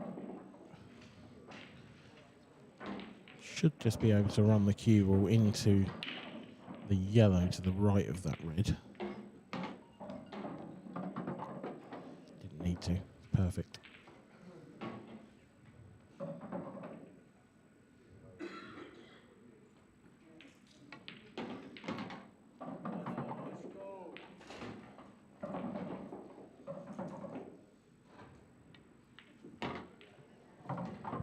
Six-4.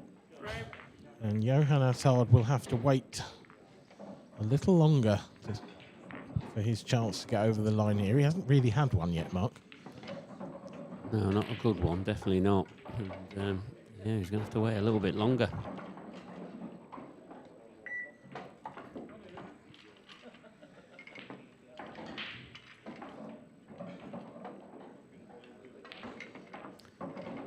beat Kelly Egan, Ashley O'Neill. It's gone to 5 frames apiece. They've gone to a decider.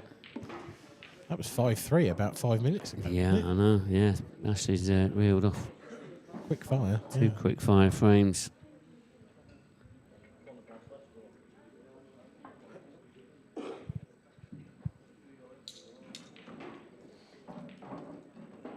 Frame number 11, Ross ready to break, trailing 6 frames to 4, time running. And Ross on the comeback trail. Was 6-2 down, now 6-4.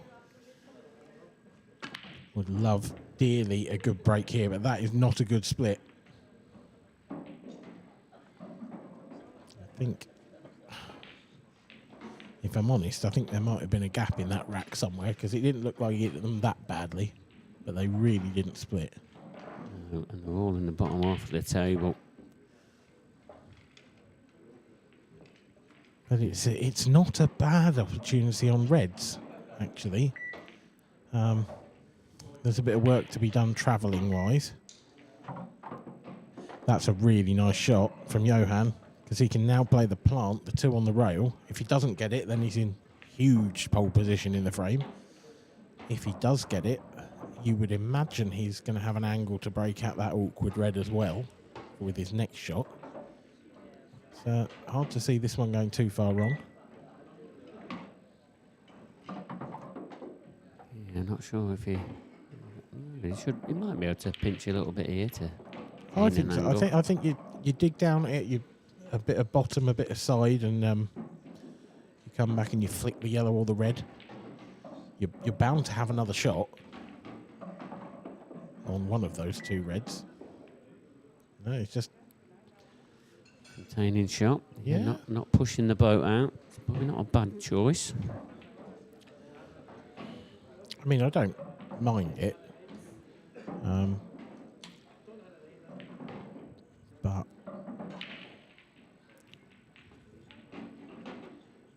both of those reds are far enough in the pocket that I feel like the skill shots are not that difficult. And I think we might be seeing the first of potentially 2 of them here. It's a really hard decision to not go game in this particular set of rules, in this particular game. And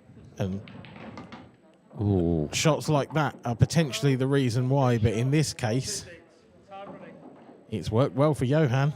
He's made the right call.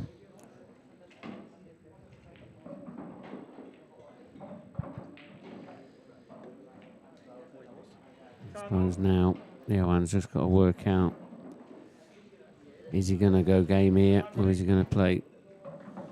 Obviously he's going to take that yellow away from the pocket. Yeah, he has to do that.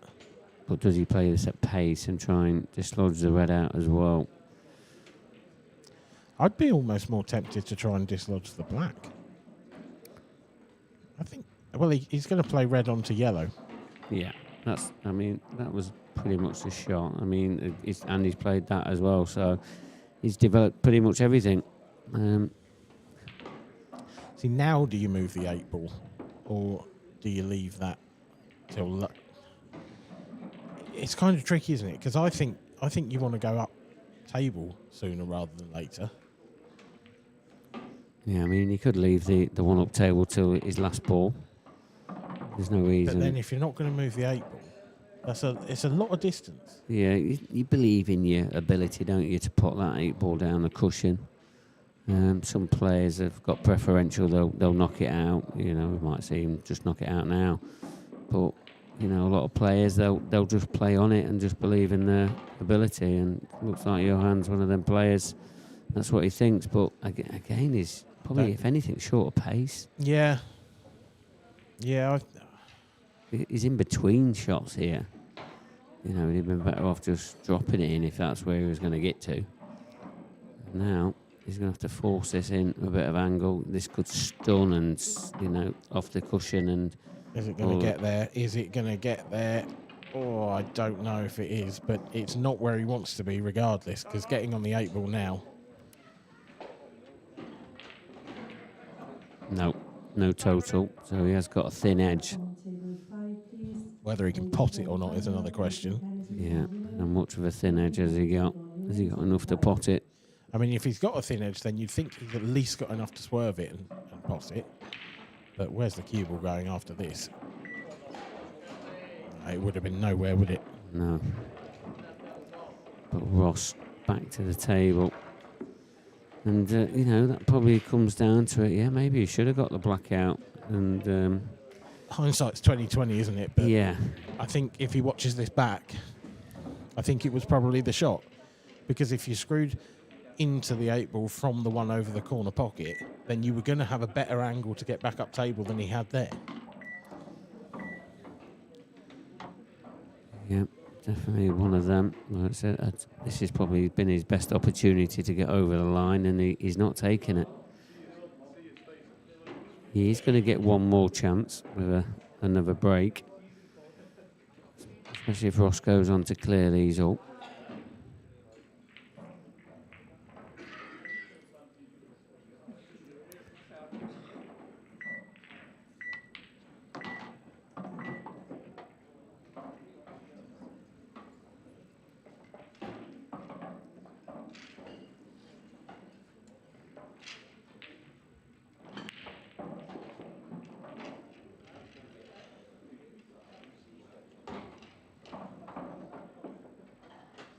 Extension, please.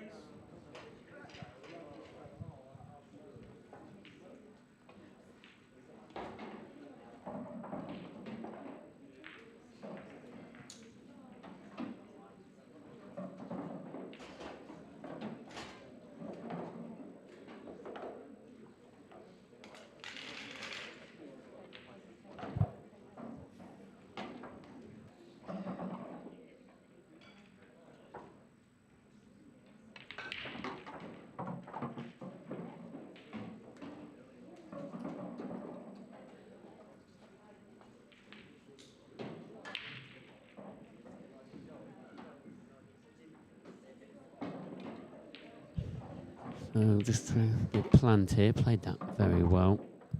Yeah, no, this isn't a perfect angle. He's very straight on this, if slightly the wrong way. So I think Ross might have to either force this through or screw right back. Can he just come off the side? Screw right back with side. Look at this. Look at this. It's a peach. But this black is no gimme. And Ross Fernie has not been fully at the races in this match. This is either 6-5 or it's game over. Musket for Ross Fernie. Has got as well. And Ross is gone within one. Didn't think that was possible, the way that Ross was chucking a few shots in here and there. But gone for another comfort break. Yeah, I think Johan will be disappointed that he's still sat in that chair rather than sitting in the interview room with Kev, because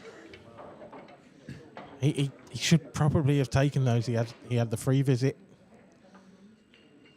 You have to say that's an error on Johan's part. Yeah, it definitely seems that way. Let's have a look at a few of these. Michael Rhodes has nearly pulled out one of the shots of the tournament there. Quite. Still the 7th frame on there. Have a quick look. Picker's furiously refreshing his tablet in the com box here. 4-3. just for it to come up on the screen, just like that anyway. Yeah. 4-3 Michael Rhodes, but looks like that's going to go 4-all with that miss from Michael, to be honest. Yeah. Dan Davey and Matt Steeper still hard at it. But Dan's still leading that one.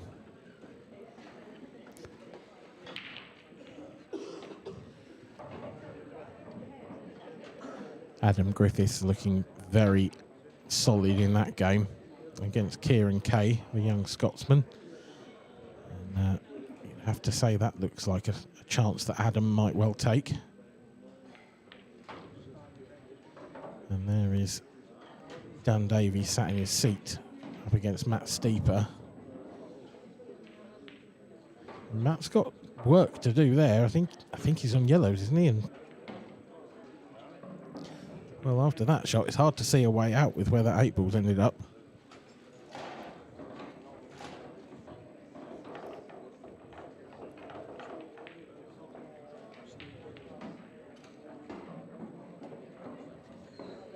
Is he yellows or is he reds? I sort of blinked and missed the previous shot.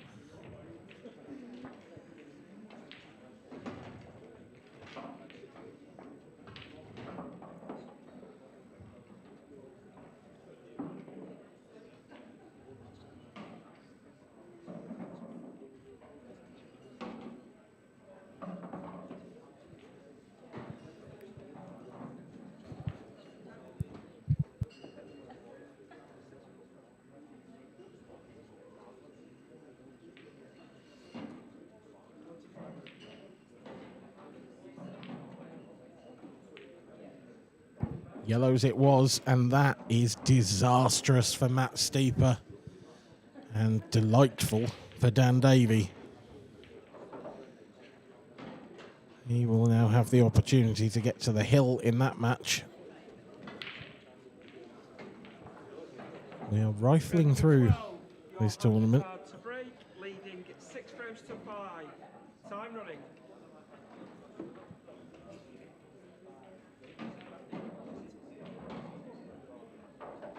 Kieran Kay back at the table there against Adam Griffith, so Adam didn't take that chance. Oh my word, that is horrendous luck for Johan Attard.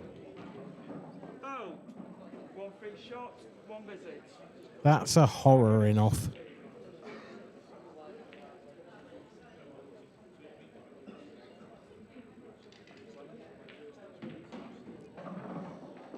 And this game has turned completely on its head. Ross Verney has been nowhere near the level it feels for a big part of this match. Extension, please. And yet, he is at the table, 6-5 down in a race to 7, with a great chance, you feel. Well, a great chance you feel, but what? There's a little bit more left in this That's frame, isn't there? not the best shot Ross will ever play, is it? No, really not. I mean, he's got to get this red now. Has to. It's curtains if he doesn't. He's looking... Is he looking at a 4-ball plant? Wow. I think he is. This just opens it up, though, doesn't it? Yep. Great shot. Great shot. Hasn't actually worked out fantastically well, I would suggest. No, yeah. I think that with that red, that's on that yellow. That's not worked out at all. I don't know if... Yeah, that... I don't know if... That red looks like it might go to either corner, but it also looks like it might not go to any corner. It's really hard to tell. We'll find out in a minute because he might try to move it now. Although I think he's got a fraction too much angle. If he plays this with a ton of running siding, he might be able to get off the top cushion into the back of it. That was the shot. It played it really poorly and massively got away with it.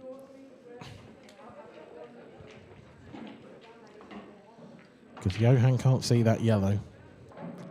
So for me, Johan's got one shot on here, and it's playing the yellow above the cue ball, or to the right of the cue ball as we're looking from this overhead view, off the yellow into the middle pocket. And if he can screw it back a couple of inches, then he'll be on the next yellow as well.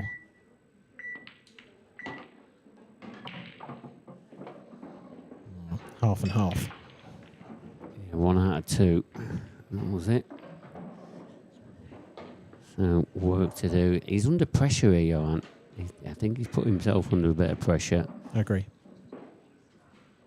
But, you know, you've got to try and accept that this is an opportunity. Can he get this pocket? It's not gone right, but it's not gone that far wrong either. Oh, I say that. Yeah, this no, is they're a all chance. on. Yeah. This is a chance. Oh, now looking at the overhead. Yeah, see, I'm not sure. From the camera angle we had, It looked like the red passed. Yeah, my initial thought was that had happened, and then... Oh, it's so hard to tell. Yeah, I think I'm going to give up even assuming what's going to go off. But yeah, he's going to have to play the cannon here. Got to be careful of the skid off the cushion, that you don't top it through too much and kill the cue ball. Or even come back and catch the yellow. If you catch the yellow, you're in trouble. Yeah, it was one of them that he had to hit it perfect for it to come off, and there was a lot of ways for it to go wrong.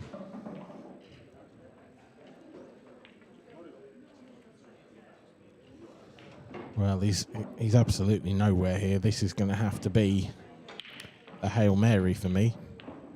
You can't play safe. No, you can't. So I think it's 2 cushions, top left corner. I think, yeah, I've seen that one on. I think that's all he's got on. Clock, though, ticking down. Oh, no.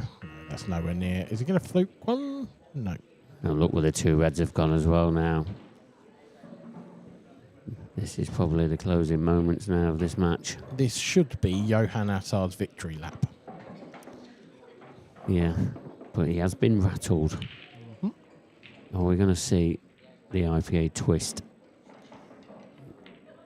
Is that a dance? Oh my, what has happened here? He's got... It's a bad shot. That is a bad shot.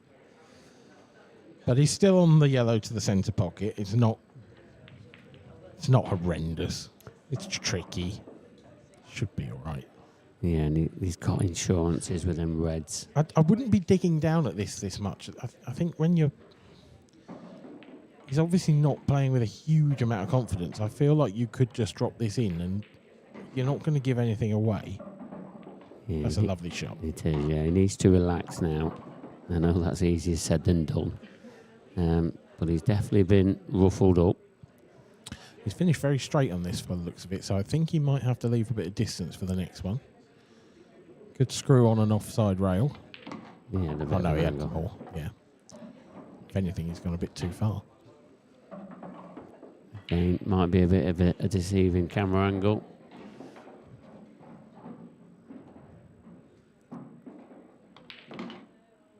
Oh, we don't want that white ball on the cushion. It's making this tricky. Let's go, everybody at home. He's just keeping us interested. That's all he's just keeping us interested. Keeping us on the edge of our seat. Tricky. I like this. This is showmanship.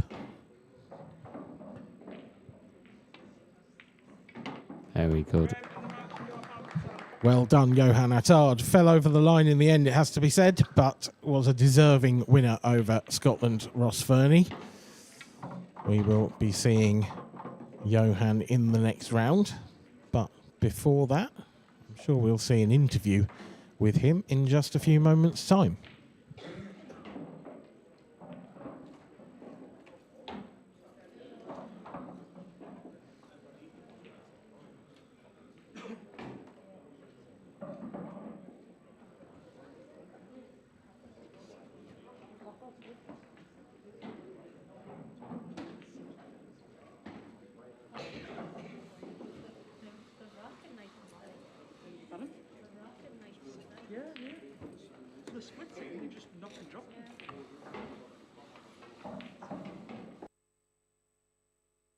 Thanks, guys, and I'm here with Johan after that fantastic performance there. How was that for you? Now, this weekend I didn't play so much well. This was my best of this weekend. I tried to focus because, how did I tell you, I didn't play well this weekend, but now I played better, much better than the others, and the result came. How have you found this weekend since you come from Malta? It was hard for me. This one was really hard for me because I was a little bit sick before I came here. Too much things on my mind, my family, and something like that. But I managed to come here. Like always, I try my best, and then see what happens. And everyone in Malta will have been watching that performance back home, so no doubt the messages will be coming shortly. Yes, my mobile is switched off to keep concentrate, but my friends and my teammates in Malta, they all support me. They all wished me luck before the game. They like what they say. I try to perform for them and for my family because we have a club in Malta, and all of them will see the game. And coming up, we're going to see your colleague as well, Clint, who's coming on next against another Scottish player, Mark Boyle. So another tough game for Clint. Mark is a very good player. Clint is a very super player as well. Clint, how do you say? Clint is a little bit split fire. How the way he plays, that's what we tell him in Malta. It's like a spitfire. Mark is the opposite. I played against Mark.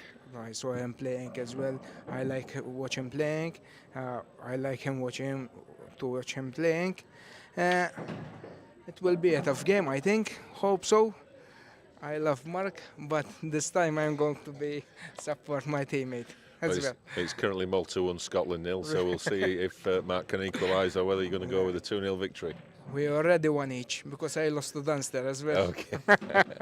And for people who are not aware, tell us about pool in Malta and just how big it is in Malta. Yeah, right now Malta, I think it's the best, one of the best sports we have in Malta.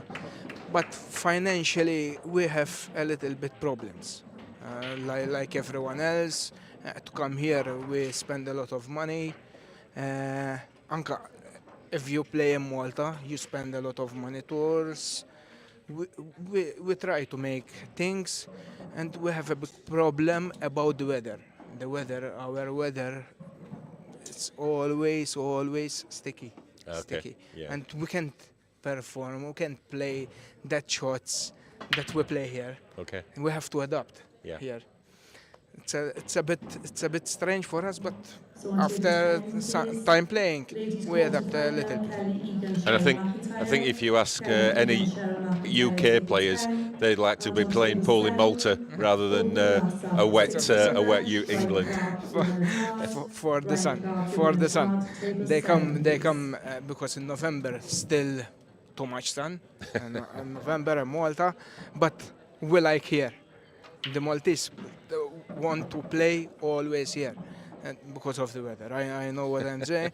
We make the air conditions and like this to try to come a little bit closer, but still, it's not. The weather makes a big difference in Malta. Yeah. And there's a lot of great players in Malta as well, isn't there? Yes, Do you all sort of play each other regularly? You all Yes. compete, pushing each other? Yes. We have rankings to qualify for the national team as well on both sides. We play against each other. Not too much players enter the rankings. About 70 people enter the rankings. From 70 people, there are 20 top players. I say top players because always they come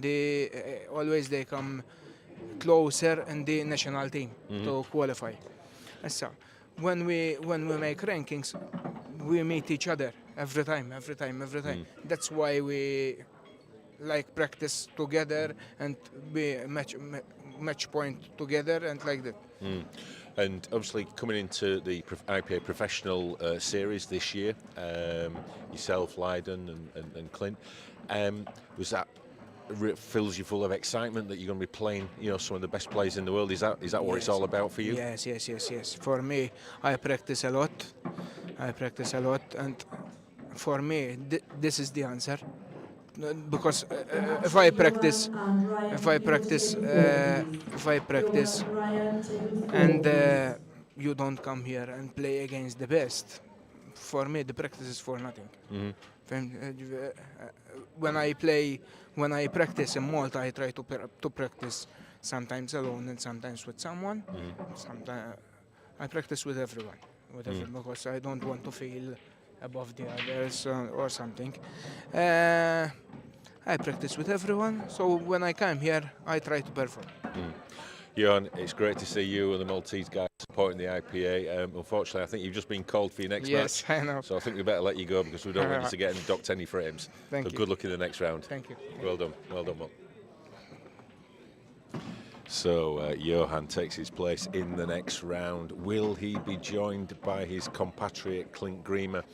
Well, we're about to find out, because he is up against the #1 ranked professional in Mark Boyle. As we said, it's Malta 1, Scotland 0. Is Malta going to take a 2-0 lead, or will Mark Boyle equalise for the Scots? Let's find out. Over to the comms box and Dan Fairway. Thanks, Kev. Yep, Malta 1, Scotland 0. Arguably, the odds in this one stacked slightly more in the favour of Scotland than perhaps in the previous frame, because Mark Boyle is Mark Boyle, the #1 player in the world, but has faltered ever so slightly since the turn of the year.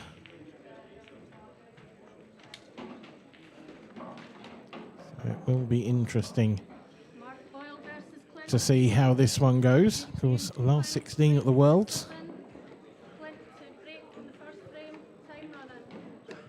And a fairly early exit yesterday as well in the professional event by his standards. But if he wanted an opportunity to get off to a good start, then Clint Griemer has handed him one on a silver platter. How about this for a split? Absolutely zero traffic on the table, and Mark straight into his work.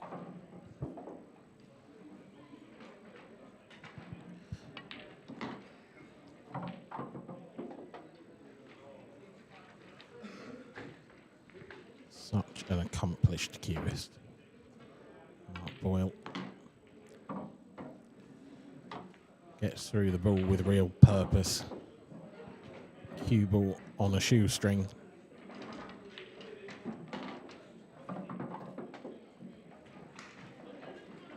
This is going to be, we would imagine, a fairly quick fire reverse dish for Mr. Magic. Just perhaps a hair out of position on this shot, so it's just halted the steam train for the moment. But he's worked it out.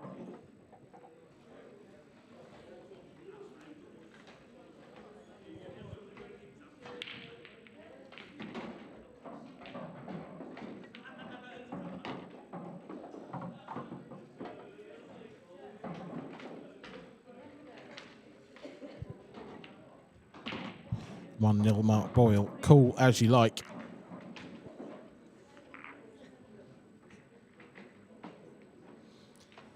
There is Johan Attard, fresh from that victory over Ross Fernie.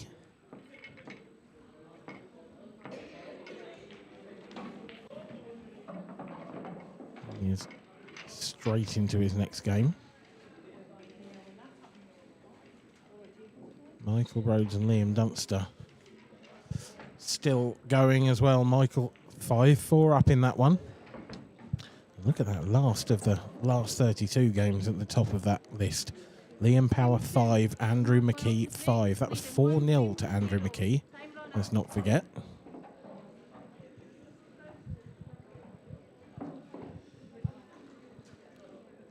And there's a lot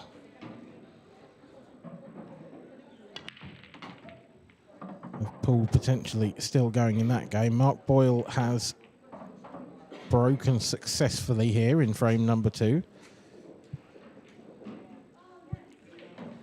He'll be forced into yellows, so that provides issues. The two closest to the bottom left corner pocket, you would feel are not problems necessarily. He could take the first one now, but the trickier one is the one above that.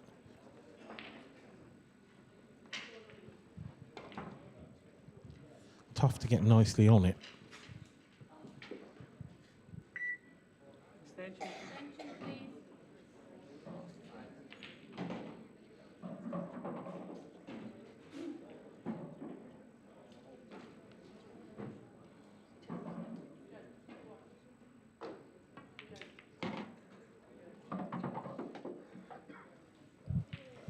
Chose to move it, and I think that was wise. It's still not easy, that. It's getting the cue ball into a position where you can pot it in this bottom right corner now. It's definitely some work to be done. I think the shot might be actually to leave the next yellow to the right centre, but with an angle to top through into the red. And that looks pretty good. Sort of half, three-quarter ball contact on the red should leave him nicely on the yellow. Just like that.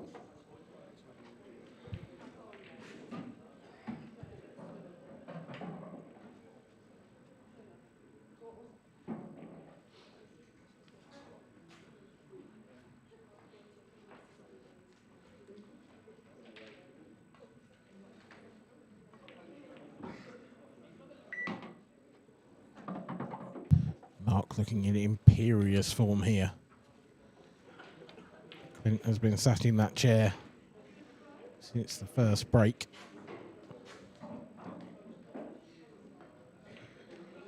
It can be quite overawing. As experienced a player as Clint is, everybody knows, every single player knows that when they face Mark Boyle, there is a chance they are kept off the table, particularly if they break dry a couple of times. Mark is just that good, and he's really showing it here.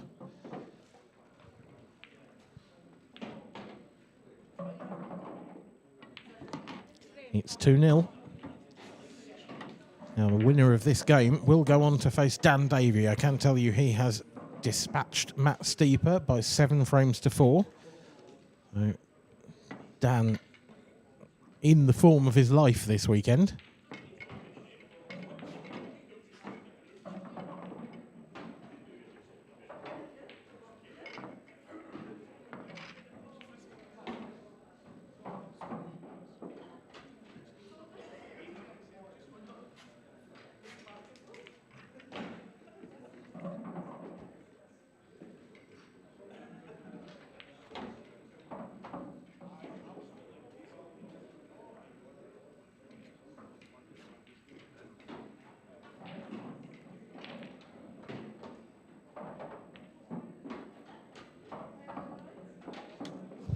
Of course, the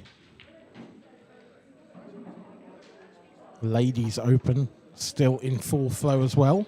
Frame 3, Clint Freeman to break. Keep you up to date with the scores in that one after this next frame. I can tell you that one is fully into the quarter-final stage now. Now here's Clint with break number 2. The cue ball looked like it was going to fly in the middle perhaps, but it has stayed out. Unfortunately for Clint Griemer, so has everything else. And not for the first time, it leaves Mark Boyle a decent opportunity. This one not quite as good as the first.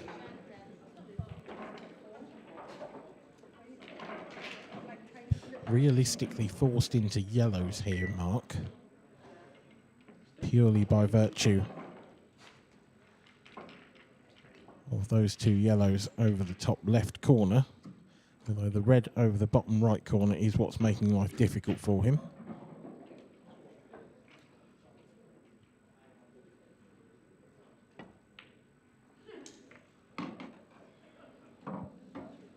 The 3-ball plant to start off with hasn't come out great.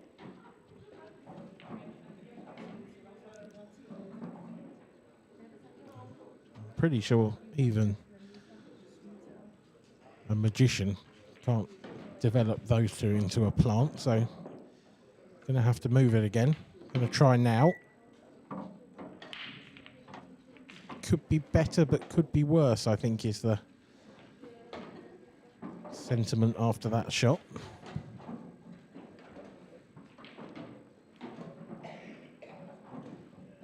Don't know if he can see enough of the one nearest the pocket. Just pinch that in and get the cue ball out again, or if he can play a bit of a billiard shot here.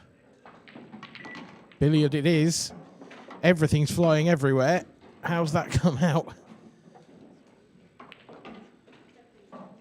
Well, it's hard to know, really. The red that was over the bottom right corner has been replaced with another one, and he's lined up perfectly on the skill shot, which he's completely nailed. So Mark trusting to luck and receiving it in that shot.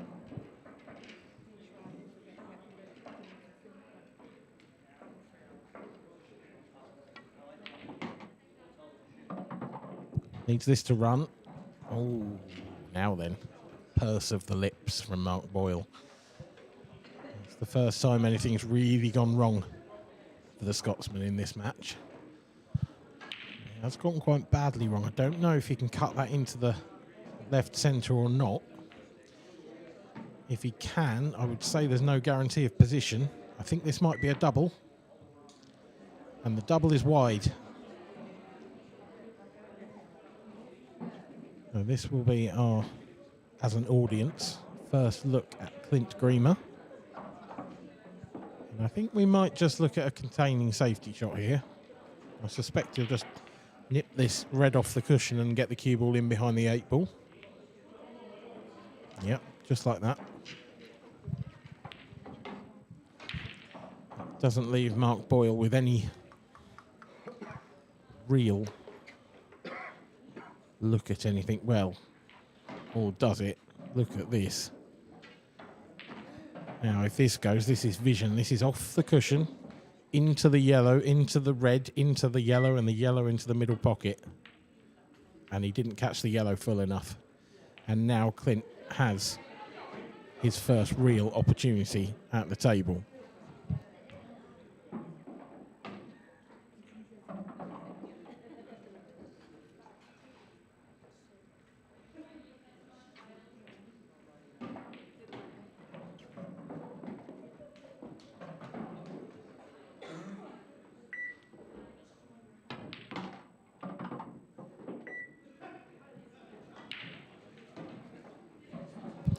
Too bad. Would have liked to have been off the cushion, but this is a good angle to move the difficult red out, which he's done. And if he's on that red to the centre, which he is, then this is a great chance.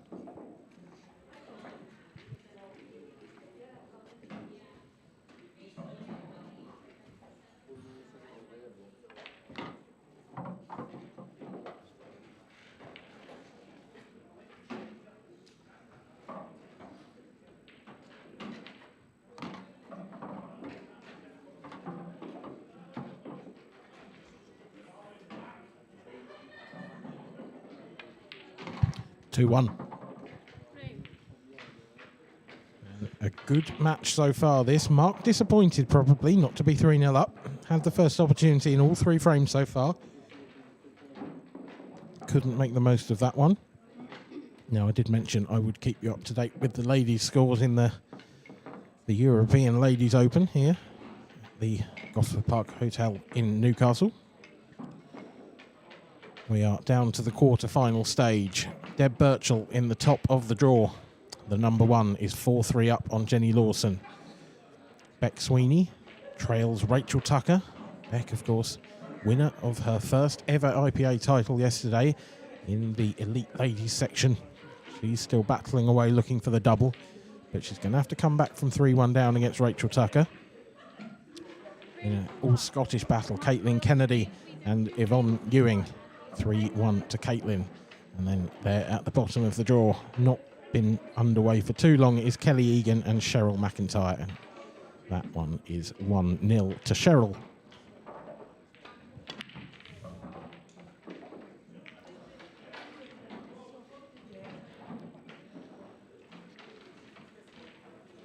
Back to the stream, and this time it's Mark Boyle's turn for a dry break.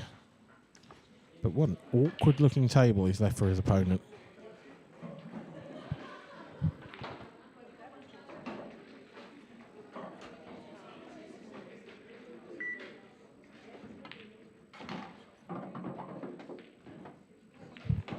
I think choosing yellows now. There's an opportunity to attack everything here, and he's taking it on. He's not thinking twice about this. Going into the area, trusting to luck, and not getting much, to be honest. He's pushed a yellow very awkward.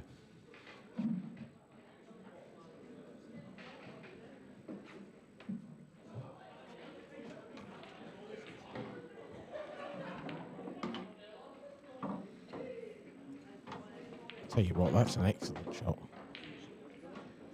He's going to have to come up with another one. He's quite straight on this long yellow. He's probably got to screw back and find a gap between those two reds that he's putting the cue ball through now. And leave the one sort of just above the balk line next.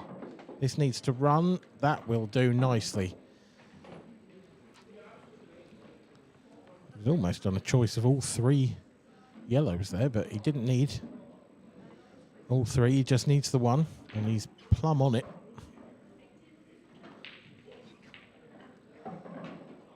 Just looking to leave an angle now so that he can just drop this in and run into the red to hold the cue ball perfectly for that last yellow.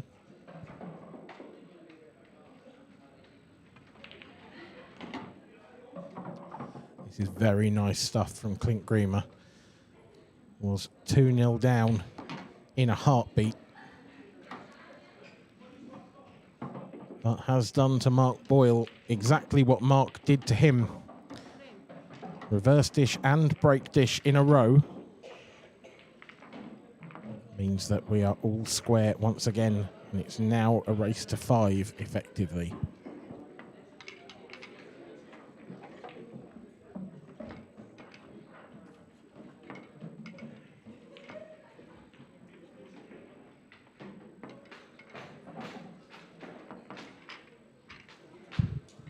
There is the state of affairs on the outer tables. Liam Power was 4-0 down to Andrew McKee and is now 1 away. He leads by 6 frames to 5. Michael Rhodes and Liam Dunster are still hard at it. 5 apiece in that one. Ryan Clark leads Johan Attard by 1-0. Corey Rees and Craig Brown are 3-all. And then the battle of the amateurs at the bottom of the draw there. Declan O'Callaghan and Kevin Kirkham. Now that one was 6-3 to Kevin. Now Clint with another dry break, but he's sort of got away with that because how that cue ball stayed out of the centre pocket, I don't think many people will ever know.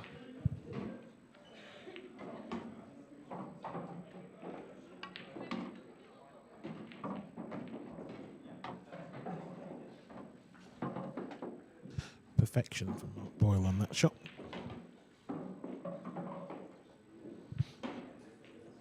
He's turned his most difficult red into his easiest. But would dearly love to get that 8 ball out into play as soon as possible. Is this the opportunity to do that?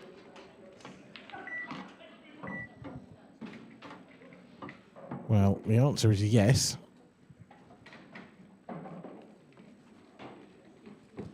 Can he see the red over the middle pocket, though? If he can't, then this is big trouble for Mark.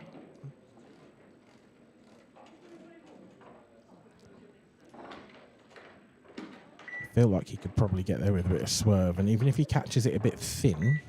Oh, well, they can see it straight. This is fine. Now he's gone all the way down table for that lone red. So he's looking good here, is Mark.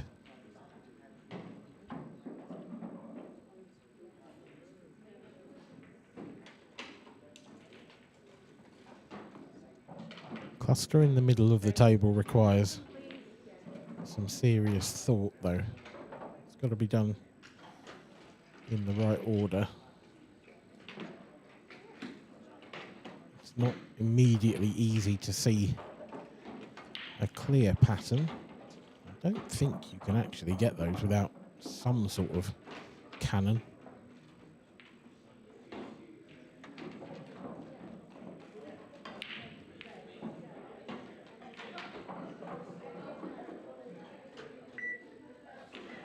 If he could find a way to arc the cue ball around and move that yellow in the middle, that would be incredible.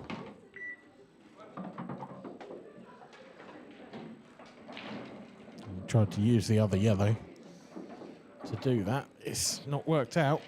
He's still got a red on, but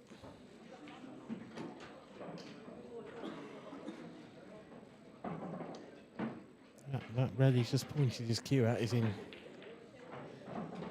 deep trouble. Rather chasing this finish, Mark.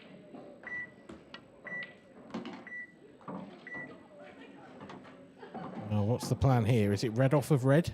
I think it's going to have to be. The cue ball's probably going to stick on that yellow, you would think. It might slide off it. But, I definitely think there's an element of luck as to whether he ends up on his remaining red here. Great pot. How's this going to work out? Is that red going to carry on travelling? Just about. I think he can cut this in. But again, it's thin. The cue ball is not going to be under control from this shot. Flying around the table, trusting to luck. Off the jaws. Well, there's trusting to luck, and then there's whatever that is, because that is crazy.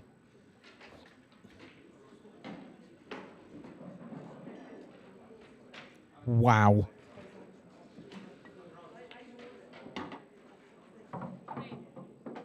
I mean, fair play. That's a brilliant finish. That's utterly superb from Mark Boyle, and the sort of finish that only Mark Boyle can take out. But to come off the jaw like that and end up that good, I think that's a bit lucky.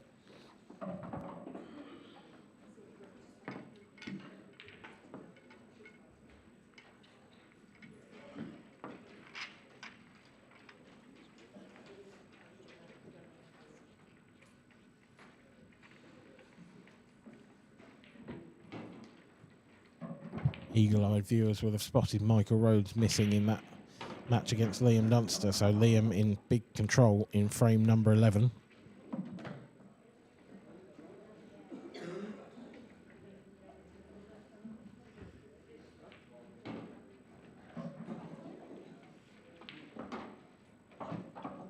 It's a real marathon match, isn't it, between Liam Power and Andrew McKee as well.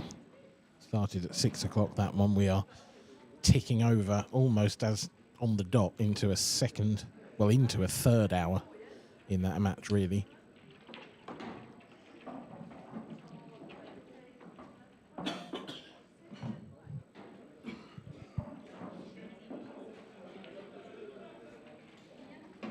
Frame 6. Mark Boyle to break. Leading 3 frames to 2. Time running.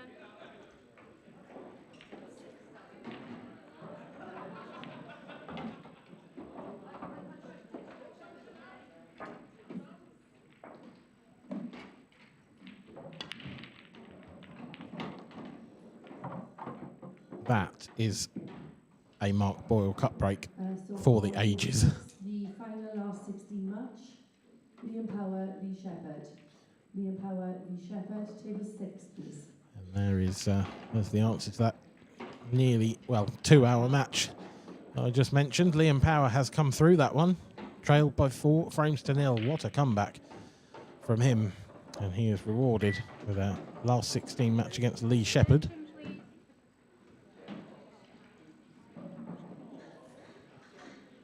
Mark Boyle just studying the table here. You feel he's got to find a yellow, but does he have an easy starter? I mean, it looks like, you can see the one over the pocket, so worst case, it's that. Equally, actually, it looks like the red goes past, so reds may be the easier colour set here. It looked from this angle like that yellow might have been covering more of that pocket, but from the overhead you can clearly see the red goes. So Mark odds on for a 4-2 lead here in what has been a very high quality match so far. I think I'm right in saying if he gets these, it's 6 dishes from 6.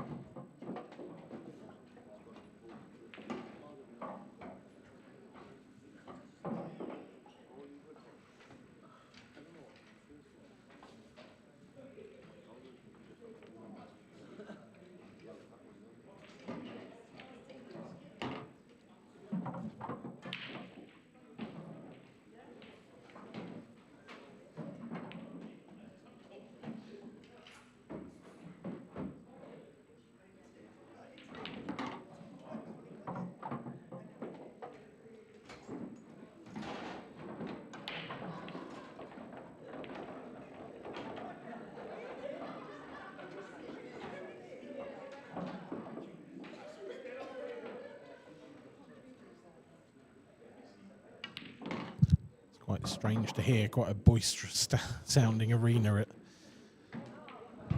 this time of night on a Sunday at the IPA Tour. There's so much pool still to be played here.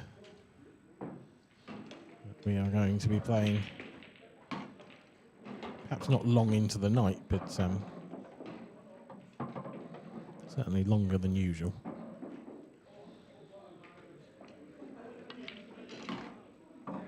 As Mark Boyle completes another frame, another dish, 4-2. What a match this has been so far.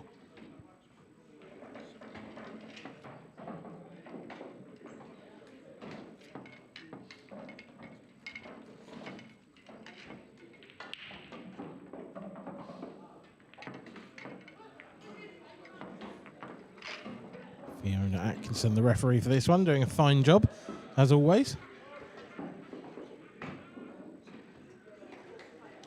One of our crack team of referees. Keeping things moving this weekend. Special shout out to all of them, doing a fine job. So here we go, the last 16 and the quarter-final draws. 2 last 16 matches currently finished. Dan Davey and Adam Griffiths, the winners in their respective last 16 matches. The remaining 6 quarter-final spots up for grabs. And all of those matches are still nicely poised. There's no one there really running away with anything.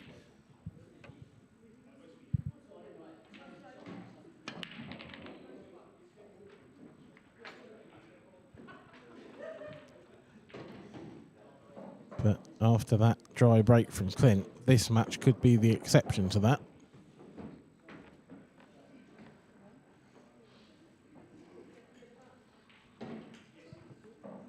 It's another first visit chance for Mark Boyle, his 5th of the match. So far, he has taken every single one. Extension, please.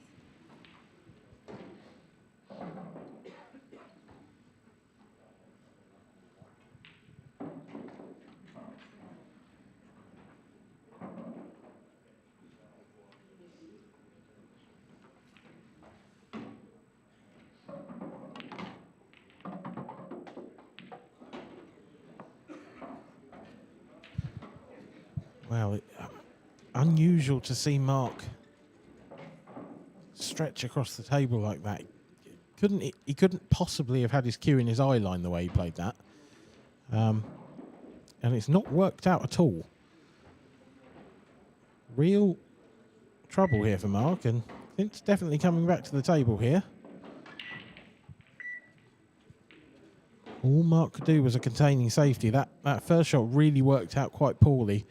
He pushed the yellow to the side rail, didn't leave himself any real shot. I wouldn't go as far as saying he's handed the initiative to Clint in this frame. But I think Clint, given how... I mean, that break wasn't that bad, so I'd be surprised to get back to the table. However, that's quite a wild shot. Very impressive if it comes off. Playing with lots and lots of side to spin the cue ball back the same way it came off the cushion. But he didn't get enough into it. And now Mark, this really is a glorious chance.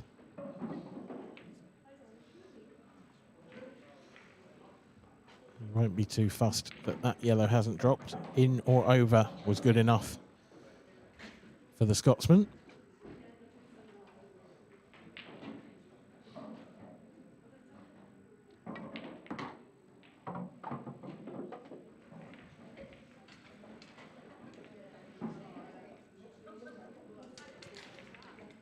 I'd expect him to take the plant next up. Oh, well, I expected him to take the plant. He's not going to. He tried to move the red instead, and he's missed it. And it's not fatal for his chances in this frame by any means, but it has just made it a little bit more difficult. He's now going to have to play a very good positional shot, you would think, at some point.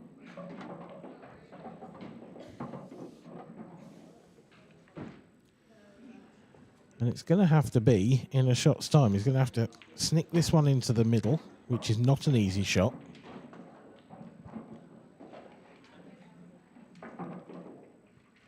As Kevin Kirkham goes through.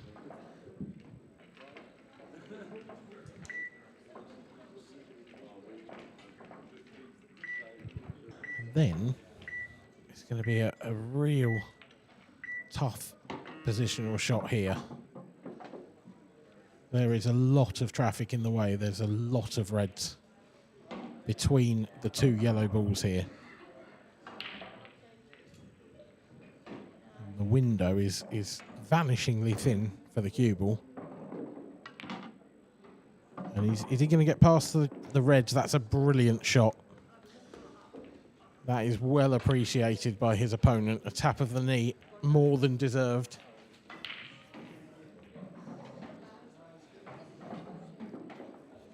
So easy to misjudge that screw back. But he's played it absolutely perfectly.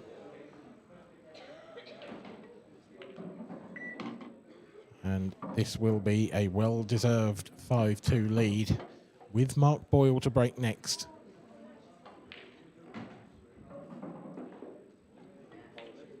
Fabulous stuff from Mr. Magic. And Clint Greamer is in a real spot of bother now. 3 frames behind.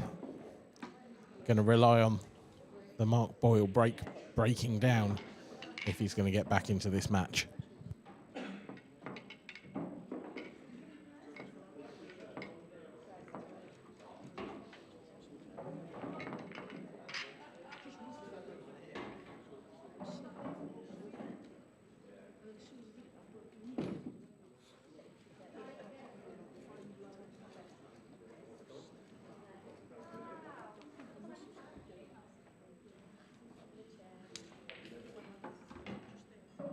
Frame 8.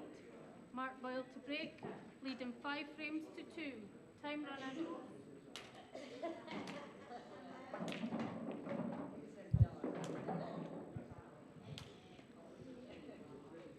Mark Boyle's break has been good so far in this match, but hasn't been perfect. It's been a dry break in amongst the usual balls flying around the table and in. This one is certainly one from his normal catalogue of excellence.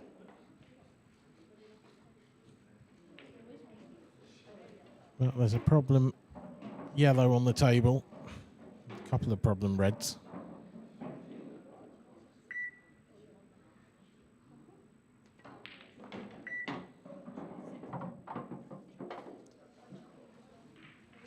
Now, reds it is, and he has positioned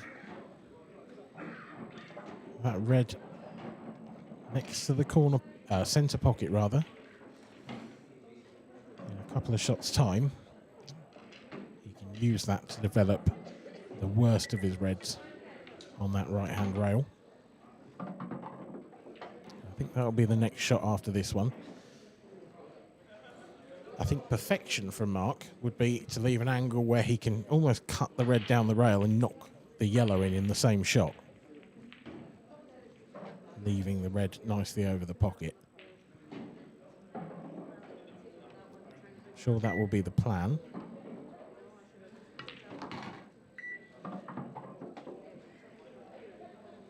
Now that might be a little thin. I think he's underdone that slightly. He can still pot it,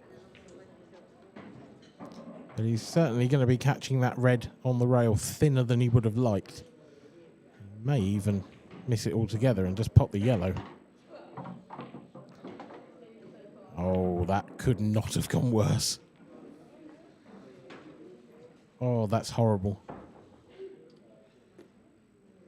And he's in real trouble now.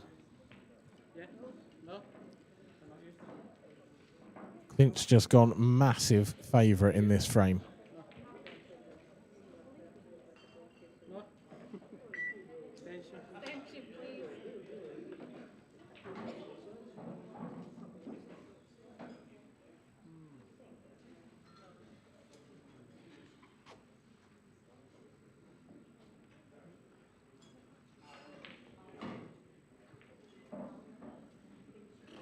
He's dumbfounded.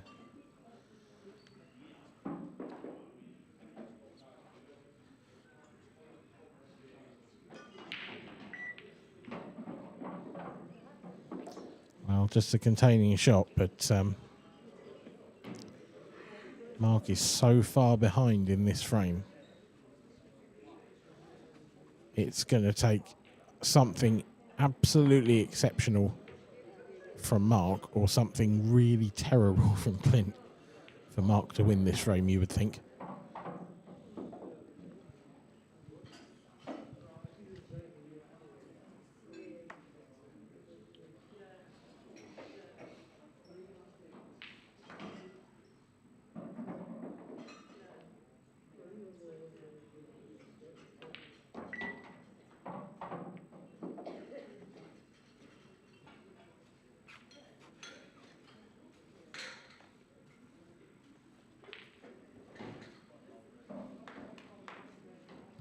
Mark just trying to force an error from Clint. It's hard to see that happening, to be honest.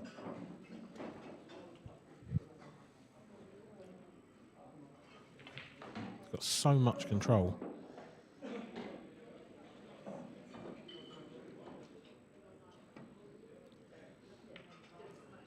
Needs the cover, That's pretty good. Now, what does Clint do here? He could take the double on. It's a fairly risk-free shot. It will leave Mark a look at the red over the pocket and the potential to make something happen.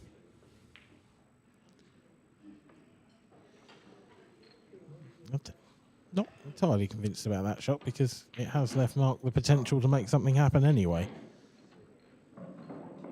I don't think the skill shot can be entirely discounted on either of those two balls at the top of the table.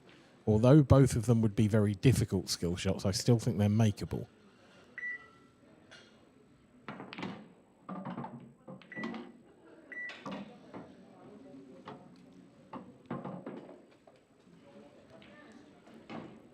I don't think that the one he'd need to make now is makeable from this position, though. Need to be able to get to the bottom of the cue ball, you would think.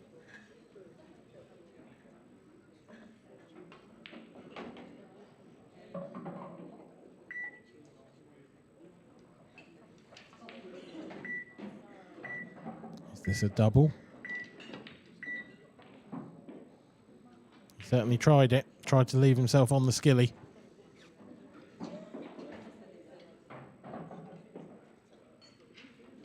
Not a bad leave either. He's put the cue ball in a decent position in more ways than one, by the looks of it. Although if Clint can see this long yellow, then perhaps not so much.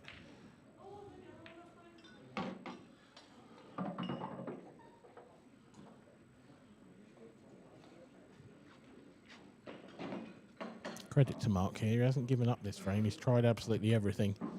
But that shot put him in such a bad position.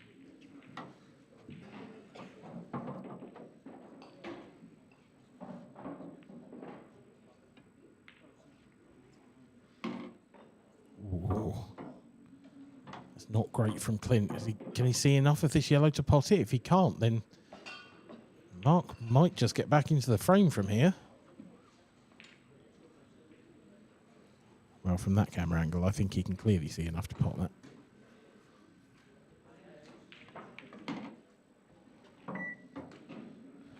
But he's left a real tester. He would have thought, I think this frame would have been easier to win. But that is a terrific pot. And we go on 5-3 now. Mark not taking the chance this time.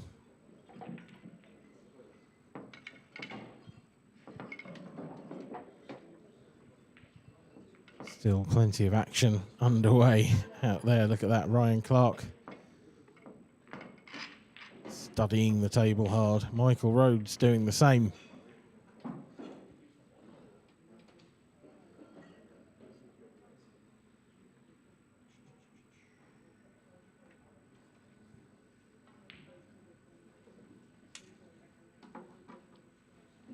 frame 9. Clint Grima to break, trailing 5 frames to 3. Time running.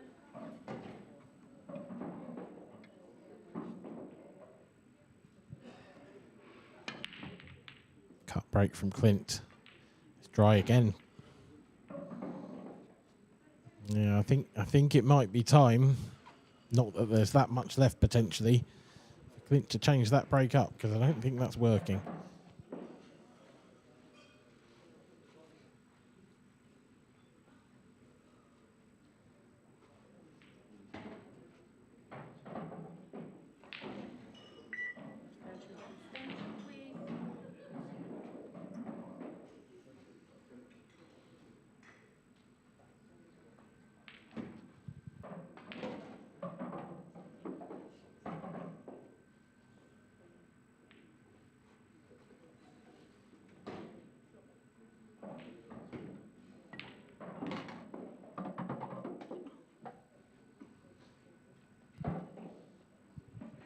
Not sure if the yellow is landed nicely on here, goes past the red. Looks like it does, and if it does, there's a chance to develop yellow and 8-ball in the same shot here as well.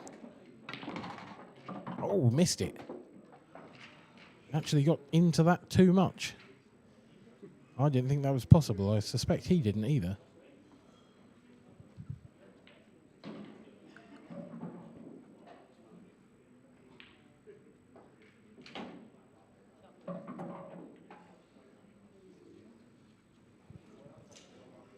Not curtains. He does have another ball nicely positioned to be able to do that. Pretty sure that yellow in the middle of the table passes the red to the right centre as well, so this is still a great chance. But it could go wrong with this shot. This is the key now to unlocking this frame.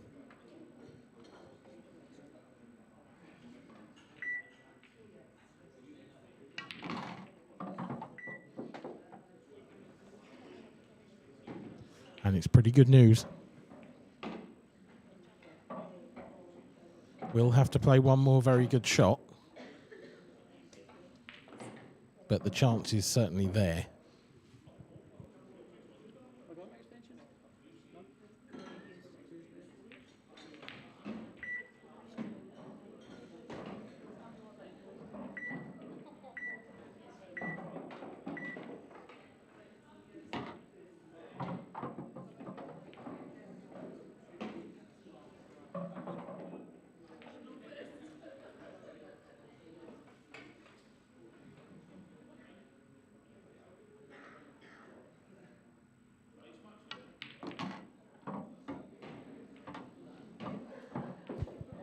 Didn't quite get into that one, Mark. That was the danger.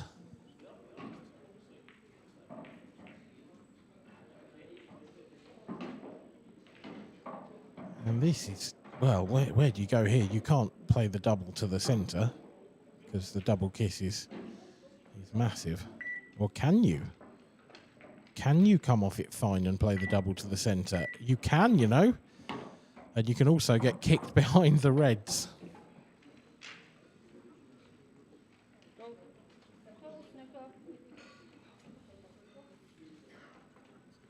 But this is a snooker you would expect Mark Boyle to get out of quite comfortably. And that black is not far away from the centre pocket. Do not be surprised if he nails this.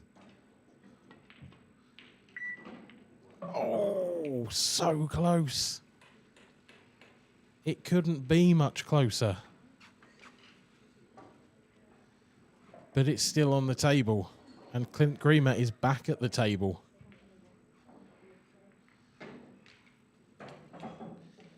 With a chance to peg the number one back to just a 1-frame lead.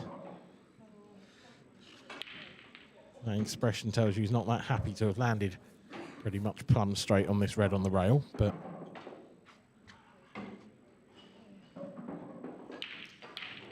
he should be okay. He should just be able to top this through and leave a red long, or potentially, if those two reds at the bottom end of the table are a plant, Could screw back a little bit and try and take those.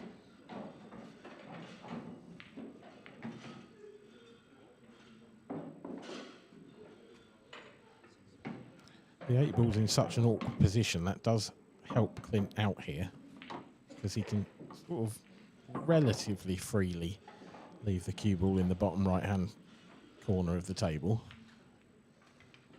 And if he gets a snooker, it's even more difficult.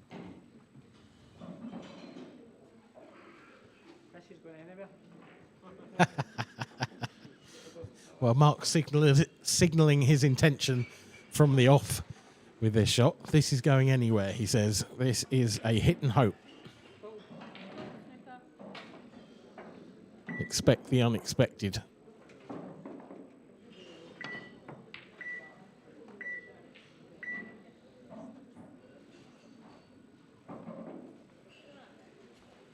Well, not fully unexpected in this case. And it's landed plumb in the centre of the table to make life pretty much as easy as possible for his opponent. It is now a perfect situation for Clint.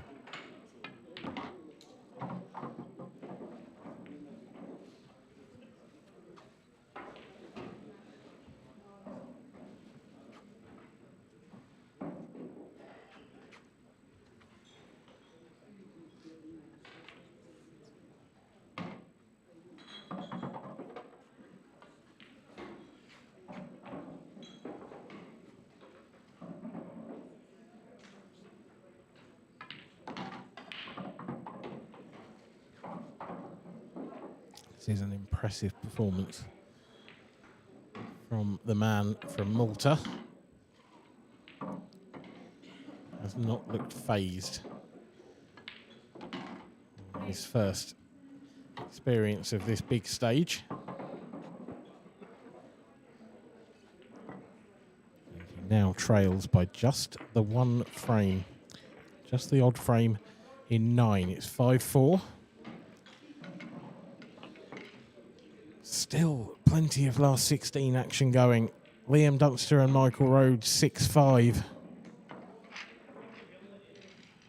Neither of those two are giving up the fight just yet. Maltese representation. It looks like there'll be at least one in the last 16. Johan Assad is 4-1 up now on Ryan Clark. Corey Rees enjoying a decent weekend. 4-3 up against Craig Brown.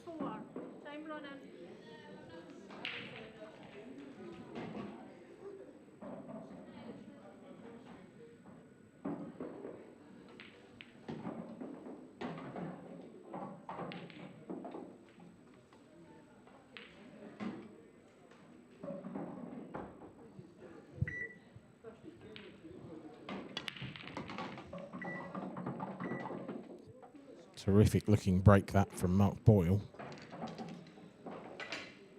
Real good contact. Not necessarily the perfect table. Just wonder if there's a 3-ball plant there to be played, perhaps in a shot's time. I think that would go. So I think you could take one of the 2 yellows in the top of the table and then play the yellow on the rail onto the red and pot the yellow in the centre pocket. I think he's having a good look at that. It would be hard to see that going too far wrong as long as you made the pot.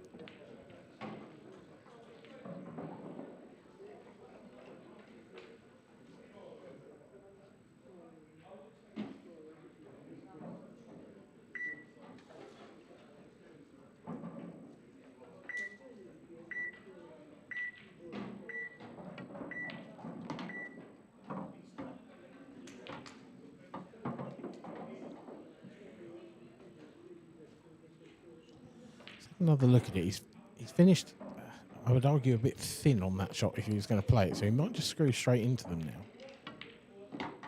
Or he screwed back to play that shot. This is excellent.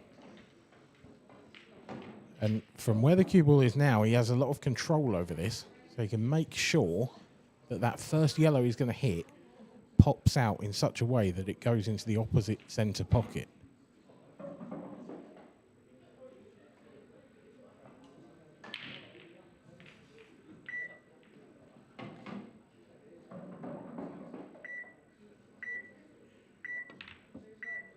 Oh, but he's missed the plant.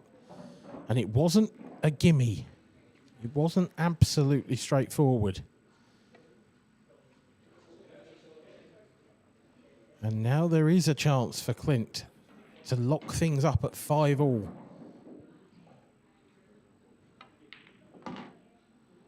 But again, it's not a gimme. I don't think the red closest to the right corner will pass that 8-ball. Could be wrong.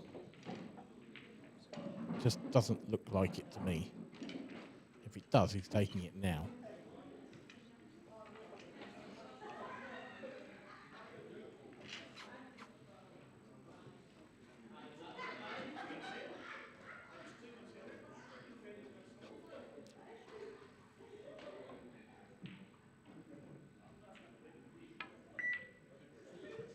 That's a terrific shot.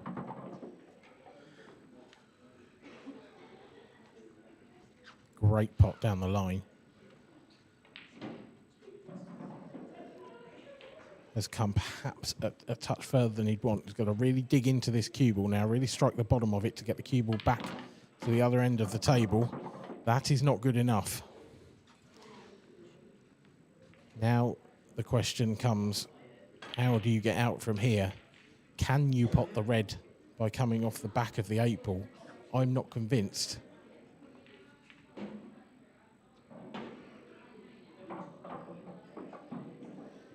Well, here's the shot. Which red's he going to do it with? He's looking to come off the cushion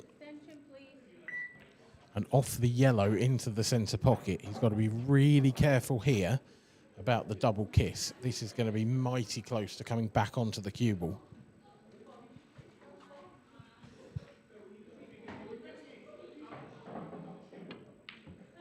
No, he's missed that. Has he fluked it long? No. So one long yellow for Mark Boyle.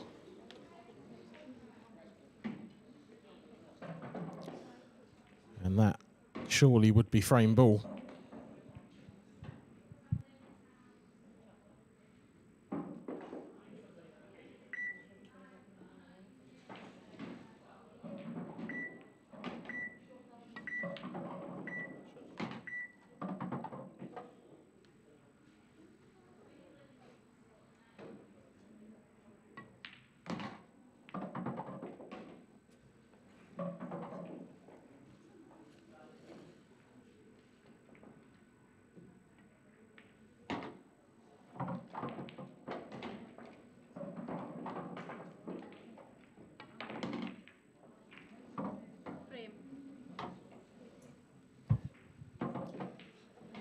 Boyle leads by 6 frames to 4. His compatriot Liam Dunster needs just one more frame as well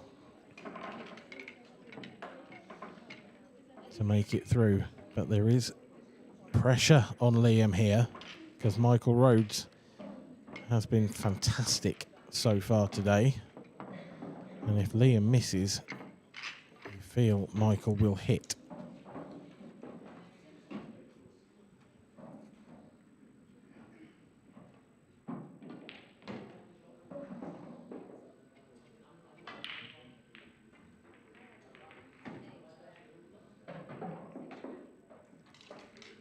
I have to say, it looks like a good opportunity. I don't know if that red passes to the bottom left. Oh, well, he's on yellows, so it doesn't matter.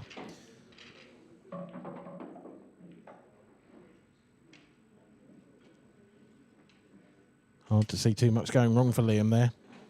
Frame 11. Clint Grima to break, trailing 6 frames to 4. Time running.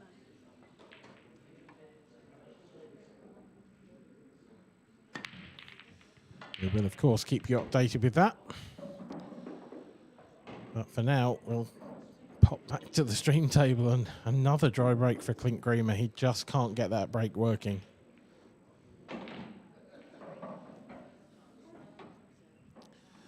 And the more I look at this table, the more I like those yellows. There's actually no problems there, really.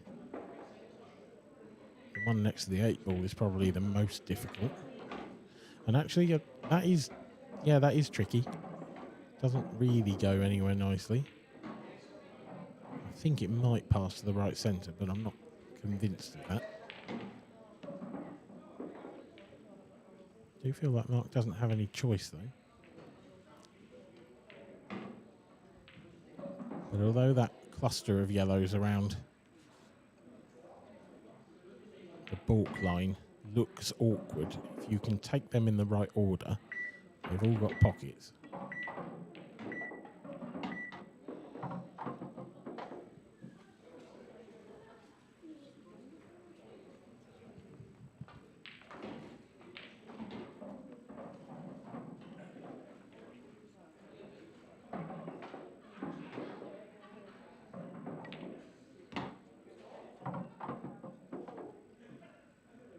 Gone after the difficult ball early and made it work superbly.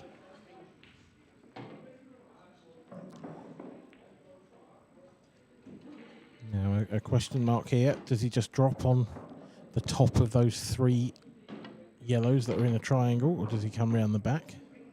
Comes around the back. He lands, I think, quite nicely.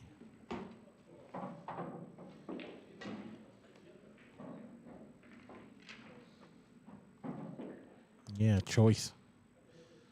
Could take either of those 2. And I think looking at Clint Bremer's face in the top right corner of the screen, that might tell us everything we need to know. He is probably aware that this is very likely to be the end of this match.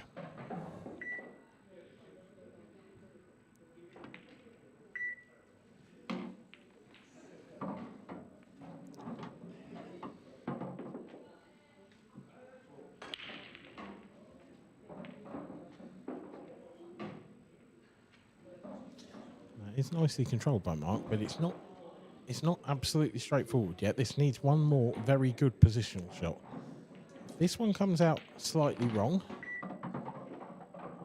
then there could be trouble ahead, and that's not fantastic. He's a bit short of pace.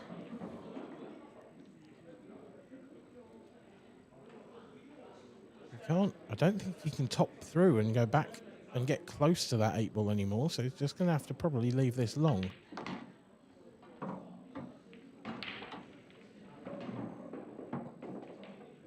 I say long. Bread and butter, surely this, for a man like Mark Boyle. And so it proves to be. Malta 1, Scotland 1 after the last 2 matches on the stream table. Mark Boyle comes through a very tough test in the form of Clint Bremer, but he comes through it with flying colours. He wins by 7 frames to 4. And just before we pop over to the studio to hear the thoughts of Mark Boyle, we'll also watch Liam Dunster also make it through to the next stage of the competition. So good news for Scottish pool fans there in the last couple of moments. Couple of, well, arguably their 2 biggest names making it through to the quarterfinals here at the IPA European Open. But for now, we'll head over to the studio and hear a few words in a few moments from Mark Boyle.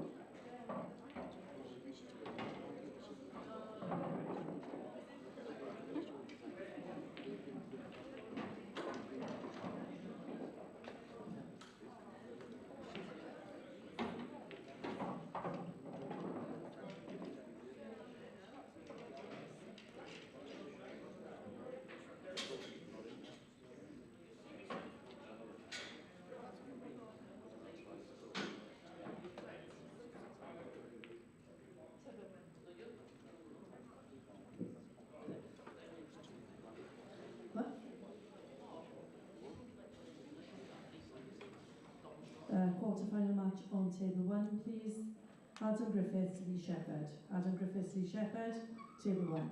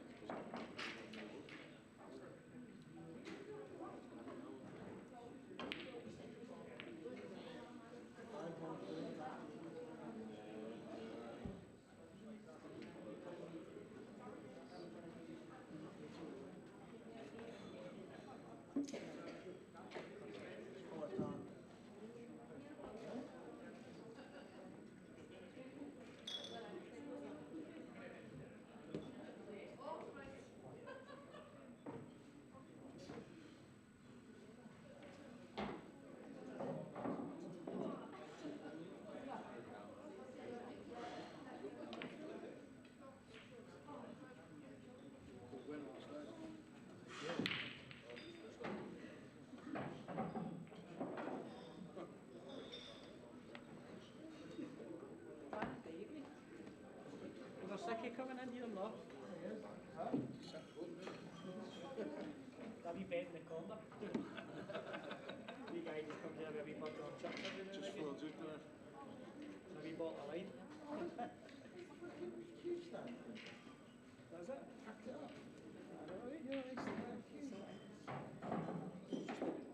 He's been away at Hines. Yeah, he's got two. I've got two, aye. You're not getting it. shot for a fiver.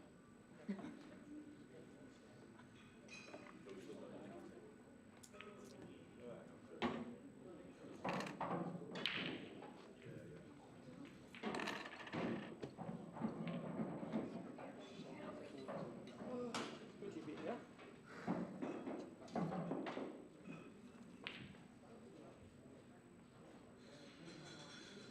Right, Craig, we've got aims to get to. One much go.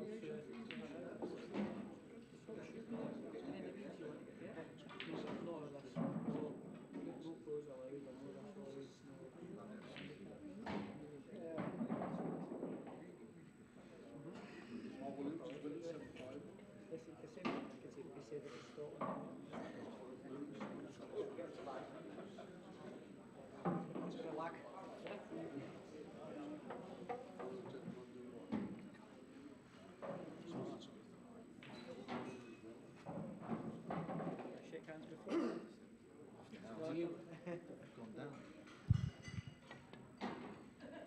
Well, we are straight back to the action this time. Boyle versus Davey. And it will be Dan to break first.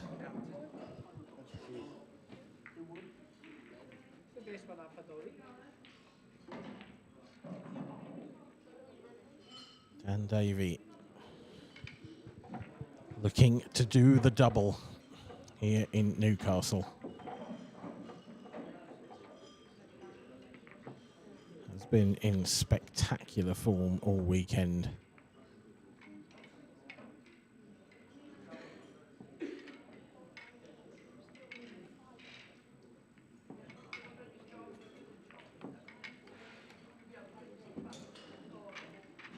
Here is the remaining parts of this open competition. Ryan Clark trailing Johan Attard by 4 frames to 3. Corey Rees 6-3 up against Craig Brown, and last we saw over on table 2 he was looking pretty good. And then we have 2 quarterfinals underway. This one right here, and Adam Griffiths versus Lee Shepherd has also just got underway, and that is on table 1, which is our second stream. Race to 7, Dan Dave to break. If you want to watch that one, pop over to our second channel.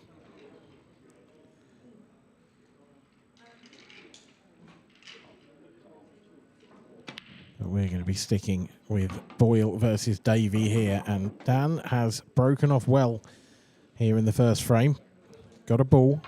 Cue ball looked like it might find its way somehow into the centre pocket for a moment, but has stayed out.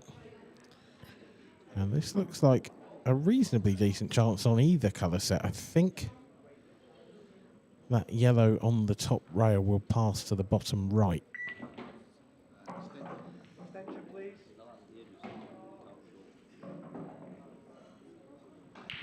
So that would be the only major problem on yellow solved.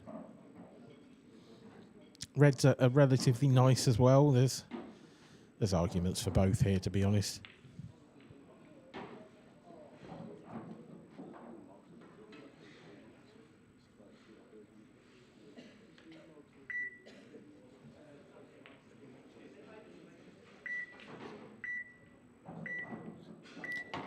Reds it is. Delicate little one there from Dan.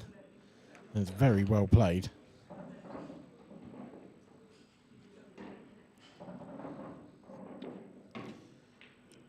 The red along the top rail next up. And the pattern becomes reasonably clear from there on out.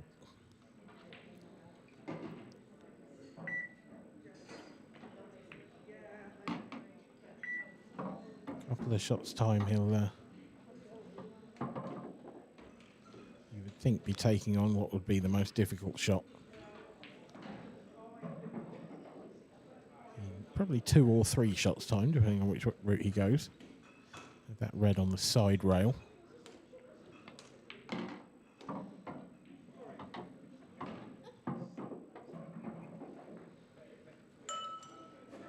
think ideally, stun this one in, and try and leave the perfect angle just to top through this red in the middle of the table and get through to the red on the side rail, but he could also go the other way and leave that to be his last red. Depends how he sees it. This will do nicely.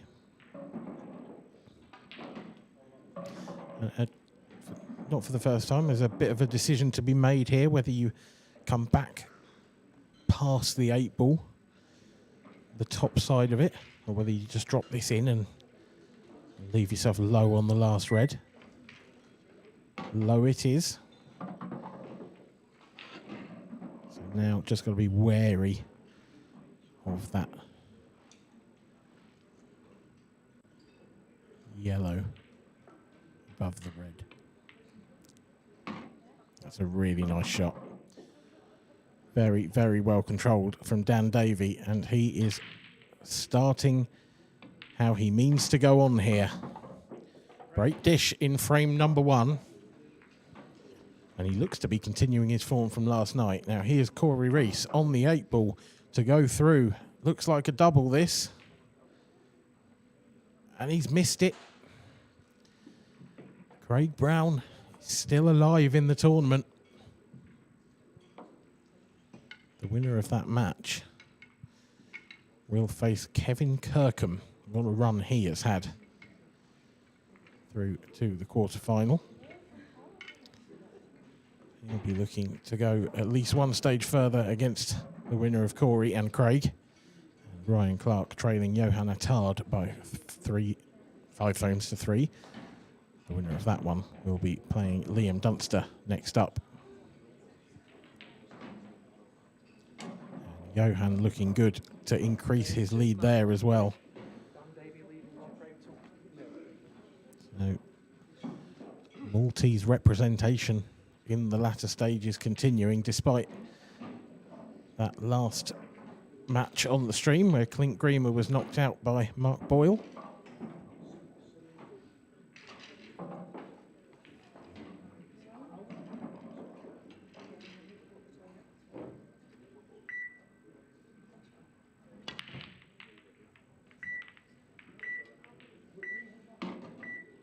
Oh.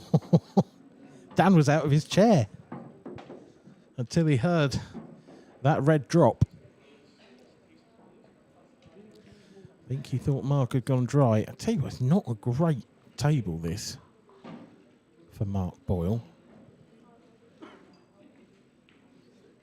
He's kind of forced into going yellows, but there's a big problem up towards the top left. And there are balls in the area to break that out, but just the way the yellow sits next to the red, it's got to be broken out well. You can't just get a hit on it and know that it's going to come out.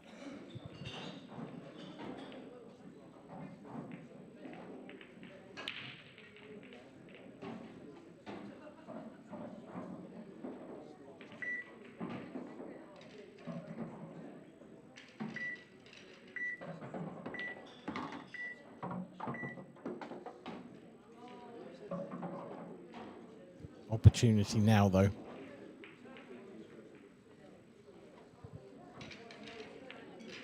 See him lining it up there. It's yellow to the top left. Probably a trace of running side, avoid the yellow in between the two, and bump into that other one. And that was always the problem with that breakout shot. It was never guaranteed. And I think he may now have to take on what is a pretty difficult plant. He's right behind it. It's in his eye line. If I'm honest, I'd be surprised if this missed, but not that surprised. Yeah, it's a great shot.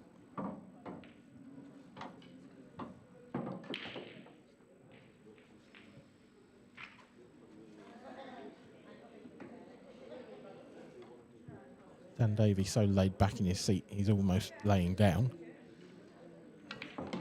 Just hope he doesn't fall asleep. Terrific shot from Mark there.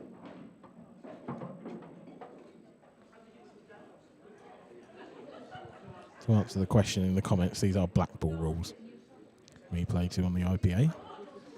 Everyone's got their own favourite set, but this is blackball.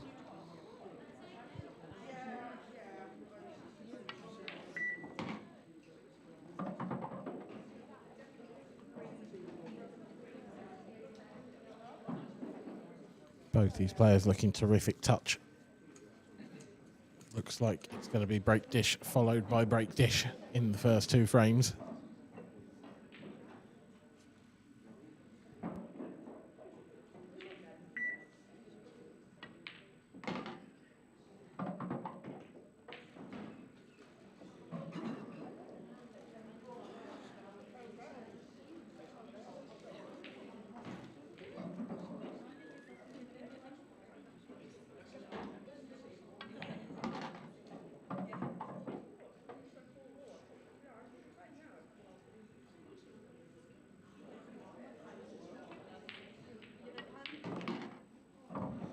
Right, well, 1-1.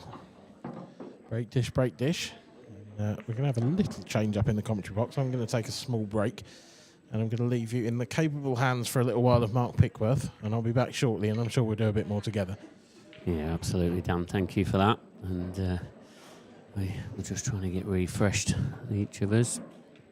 In for a couple of hours at least, I think. And, definitely a lot of matches still going away. That Corey Reese, Craig Brown match that's been going on since I think 6:20.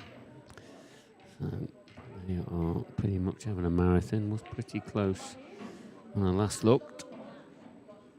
Sure, it's still pretty close now. Yeah, 6-4. So it is getting a little bit closer.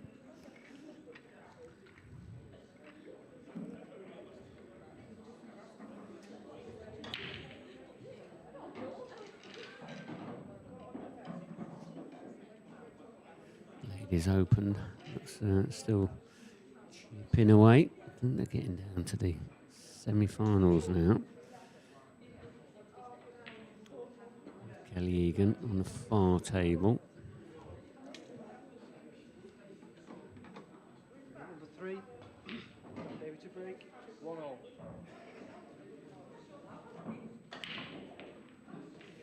And we've got Caitlin Kennedy and Yvonne Ewing. So these two are quarterfinals. So Yvonne is winning 5-4. It's Caitlin. And then Kelly Egan, she's up 4-3 against Cheryl McIntyre. Deb Birchall will be playing Rachel Tucker in the semi-final. That is already decided.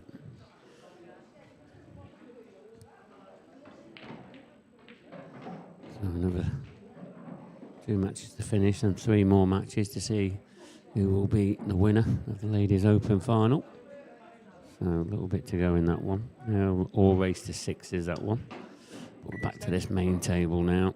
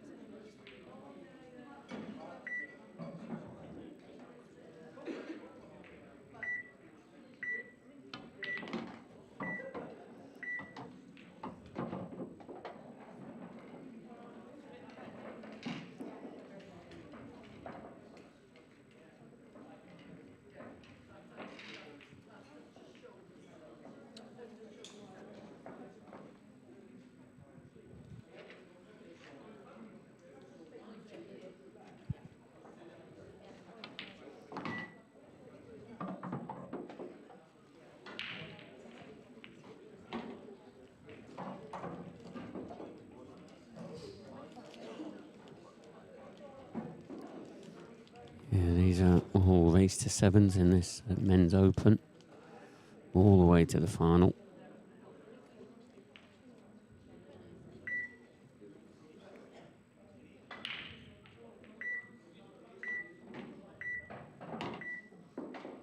Nice shot there from Dan. Just had to play that with Tracer's side just to check it up a little bit, so it just run a little bit straighter.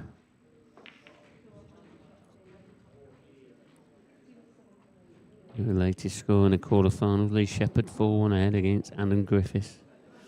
And then them two other last 16 matches, Johan Attard is 6-4 ahead against Ryan Clark. The winner of that match will be playing Liam Dunster. And then in the other one, Corey Reese to Craig Brown, like I said, having a bit of a marathon, coming up to nearly 3 hours there. Another 20 minutes it will be. And 6-4 to Corey Reese. The winner of that will be playing Kevin Kirkham, who's safely into the quarterfinals. Up Dan Davey. Yep, okay. A little bit further away from his work than he probably wanted to be, but to be honest, he just believes in his ability. He's got his hand on the table.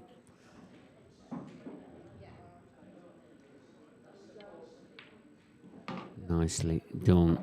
2-1. Dan Davey leads. There's that Johan Attard. He's one frame away and he's at the table. It's Ryan Clark. Looks like a dry break, that does. Can Johan take it out at this opportunity?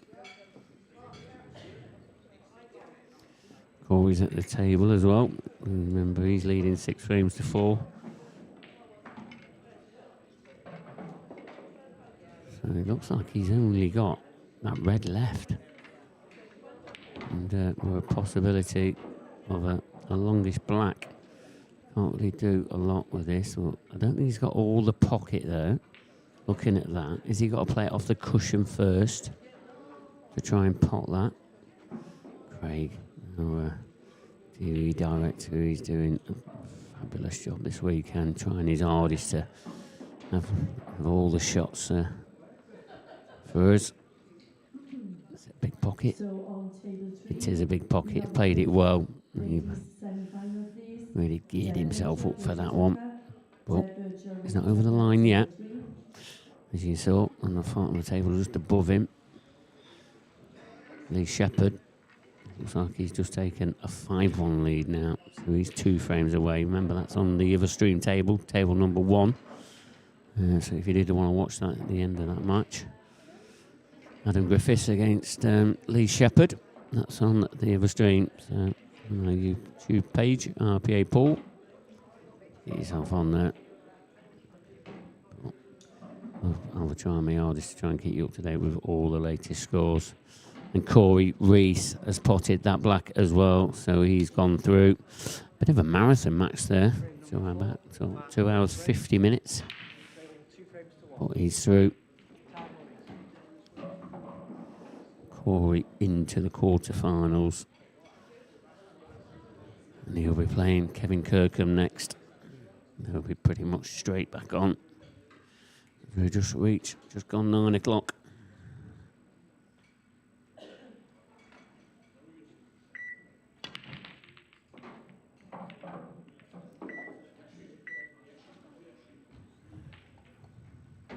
Dry break from Mark Boyle.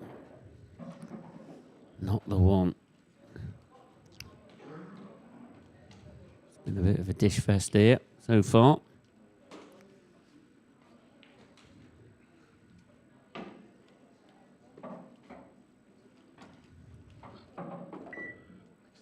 Extension, please.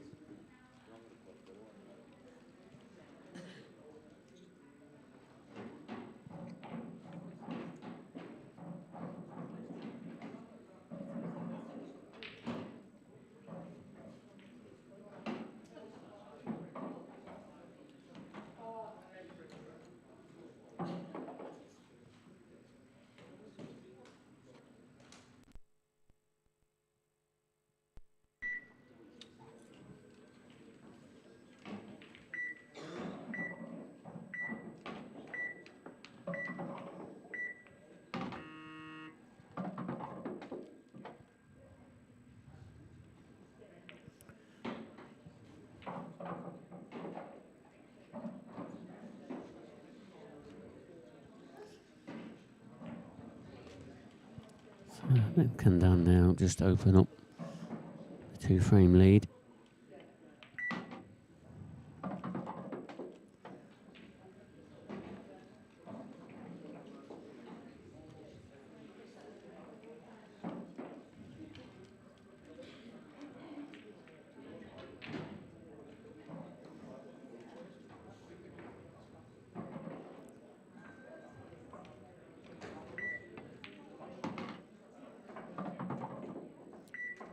Shot that one is brilliant shot.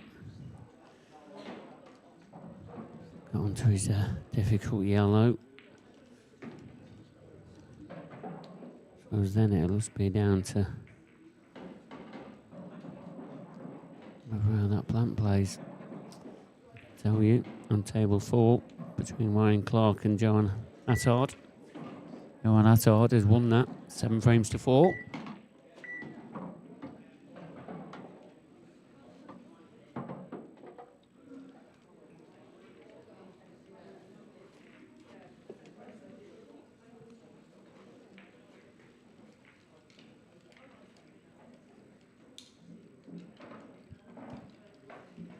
So, Johan, he's going to be playing Liam Dunster.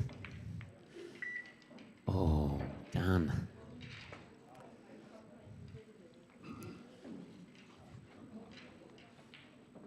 Yeah, he's got the bag, but straight away, you'll probably see Mark Boyle. He'll play the skill shot.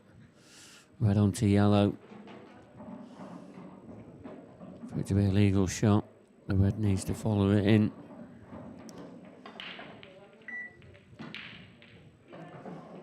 First mistake of this match, and nicely executed skill shot there.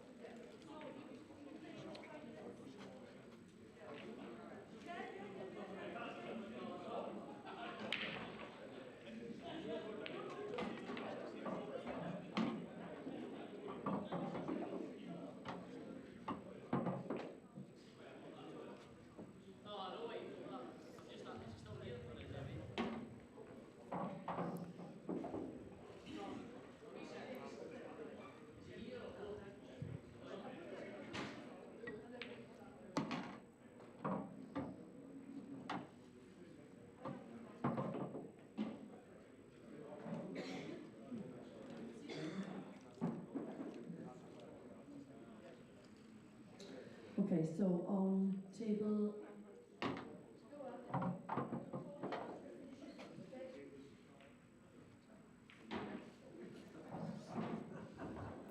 in the ladies' quarter-final, Caitlin Kennedy. She's pegged Yvonne Ewing back to 5 frames apiece, so they're into the last frame decider. And Kelly Egan and Sharon McIntyre, that is level at 4 frames apiece. The Deb Birchall, Rachel Tucker game, that's just got underway. Table number 3. Race to 6 is the ladies' ones. So well, it's actually the second quarter-final between Liam Dunster and Johan Attard will be played on table 2. And then the third quarter-final between Corey, Reese and Kevin Kirkham to table 4, please.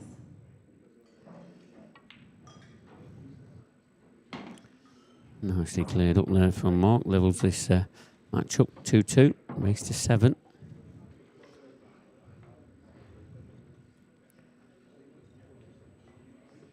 There's Caitlin there. It's Yvonne Ewing. Got this black left. Looks like Yvonne's missed a great opportunity. Both of these ladies are from Scotland.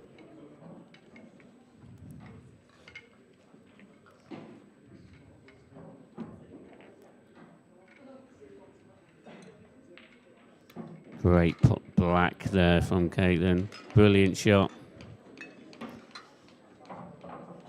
She is into the semi-finals. Lucky Yvonne. She has won this title before. Yvonne Ewing has in the Open.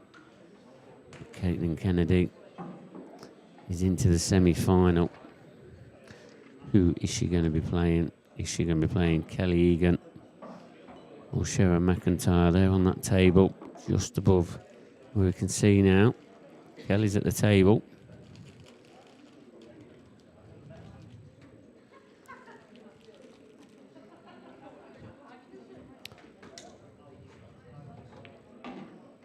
Frame number 5, Dan David to break.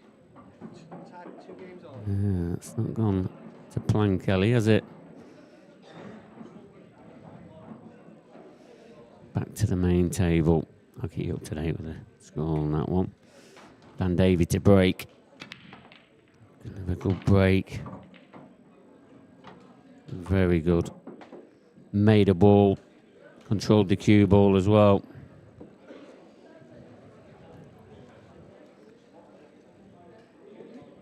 Looking like Lee Shepherd. He's the first player into the semi-finals. He's beaten Adam Griffiths by 7 frames to 1.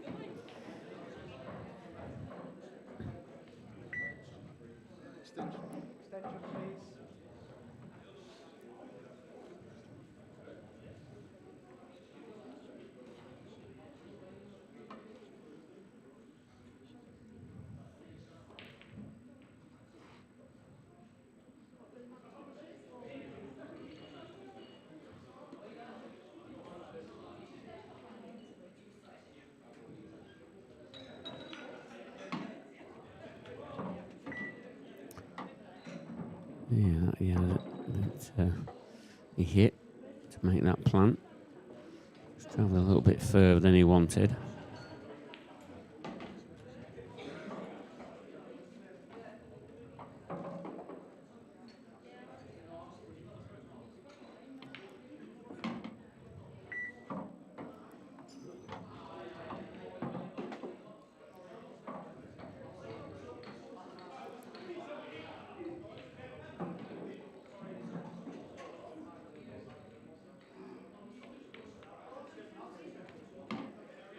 Yeah, have a great shot. Just controlling his cue ball very well at the moment.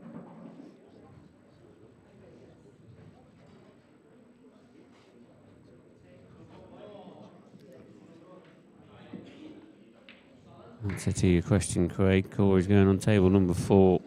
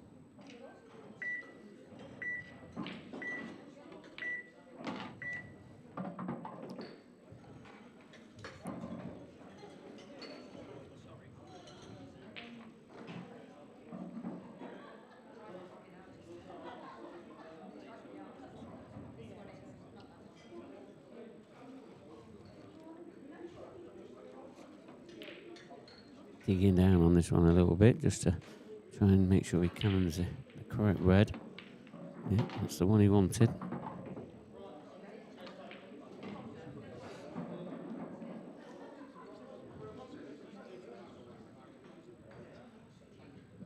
Okay, lads, sorry, it's all changed Piccadilly here. Liam and Johan. Answer to your question, Nathan. Liam and Johan to table 1. Is Dan Davey going to win the double? I tell you what. To table 2. I've never seen him so focused at the moment, the way he's breaking and playing.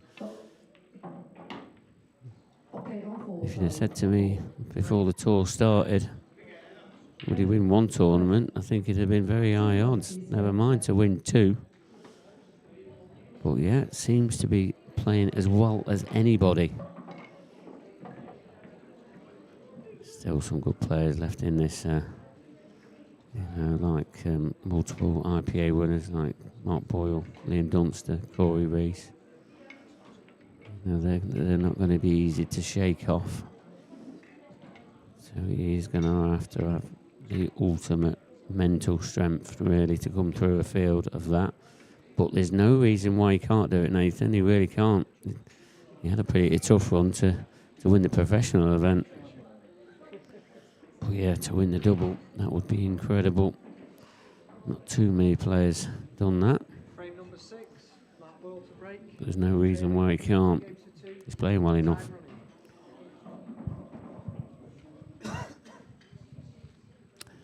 That's the Corey Reese and Kevin Kirkham match. That's just getting underway. Rachel Tucker and Deb Birchall, they're on that table number 3. You see Liam Dunster, Johan Attard, they've just gone on to table number 1.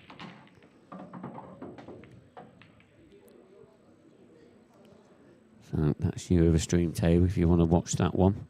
Johan Attard and Liam Dunster, they're on table number 1. So remember our YouTube channel, IPA Pool, and then just select the table number 1 option.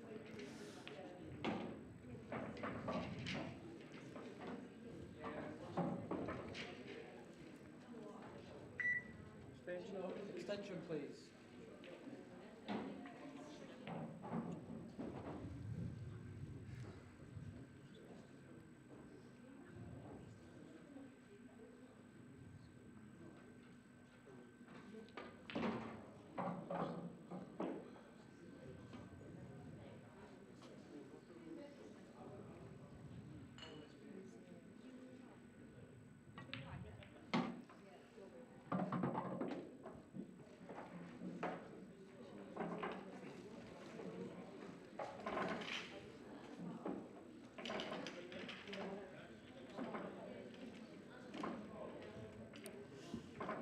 Can tell you in the ladies open, Kelly Egan took that frame, so she's now leading by 5 frames to 4 and 1 frame away from getting herself into the semi-finals, where she will be up to Caitlin Kennedy.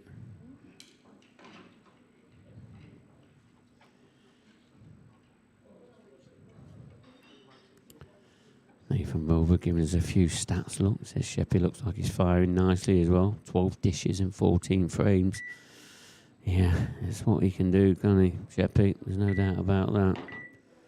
And you've obviously been watching his game on table number 1.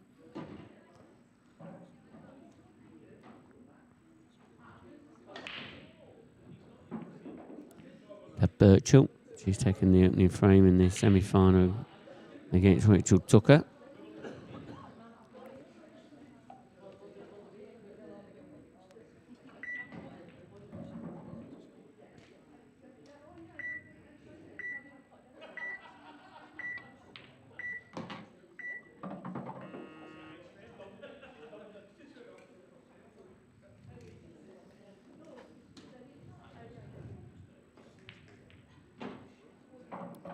Yeah, very good positional shot there from Mark. Put him in back in prime position now. Really. So it's just all about the black ball.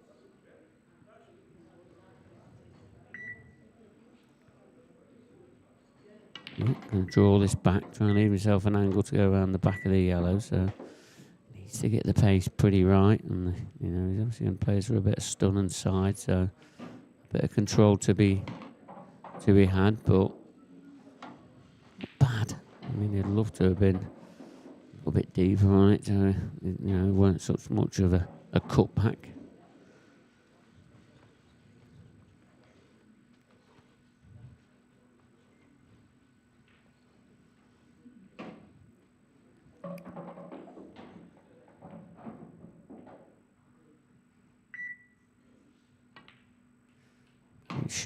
Great shot indeed. Levels this match up 3 frames apiece.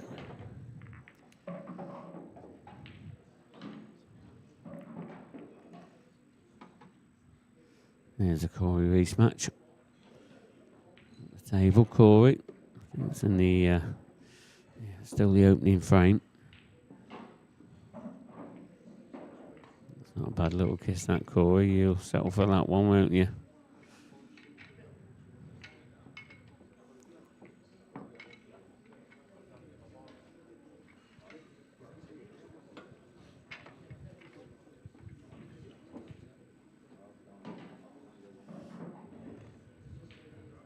Rachel Tucker has just gone in off as well.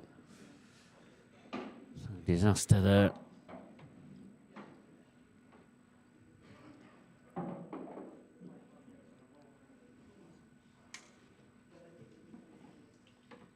number 7, and David to break. Tied to 3 each. Time running.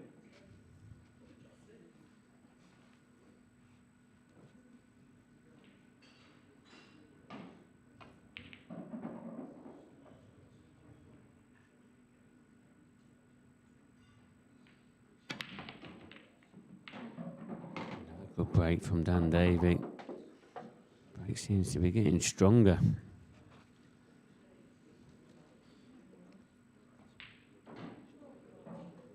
It's not straightforward clearance, but you know he's made another ball, keeping the momentum going.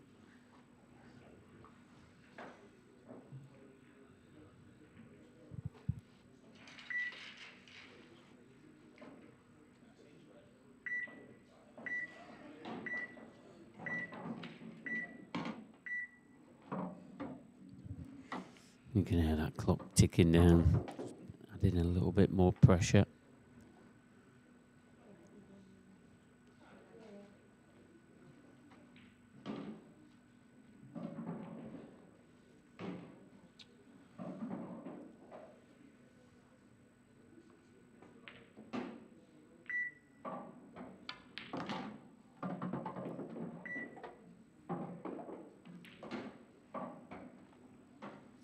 Yeah, I suppose he's lost the cue ball a little bit there.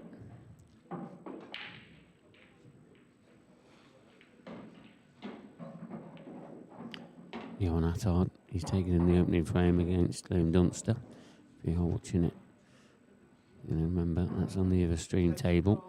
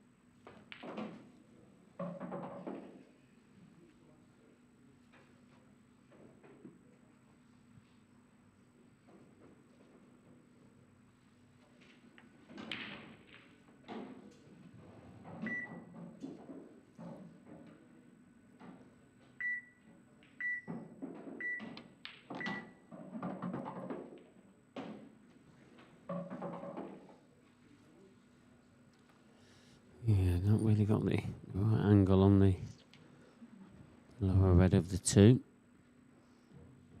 That's what he's going to do now.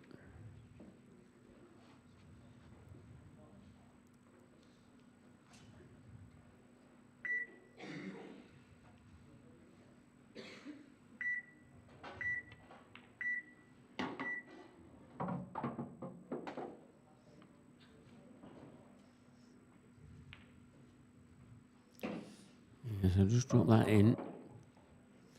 Pretty much like just taking his medicine a little bit due to the poor positional shot. Now, oh, he's missed the red though. Expecting to see him miss that one. The ones that he has been getting, but now he's giving Mark an opportunity now to get back into the lead.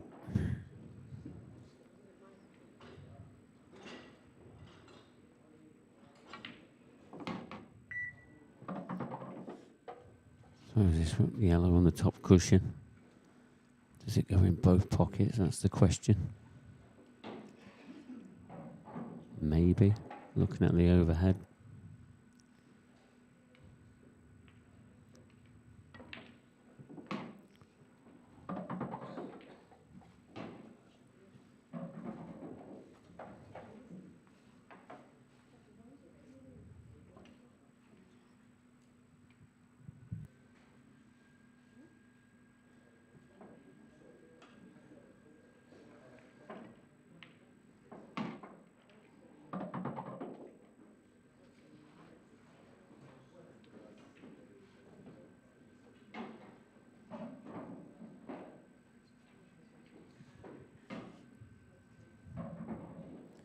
and I think now he's had another look at it. Probably does go in both pockets, especially when you look at where the red is. You know, it is far enough away from the knuckle.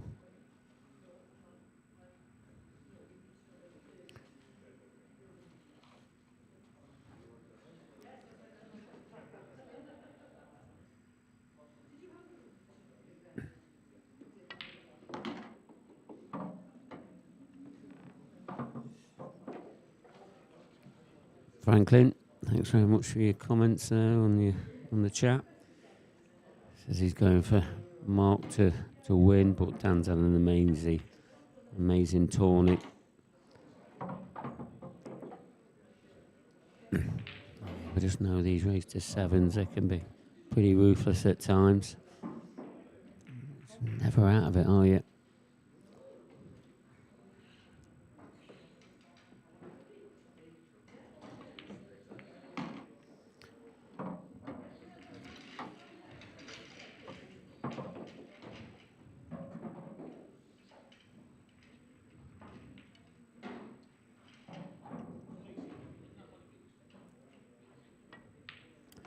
Nicely done from Mark.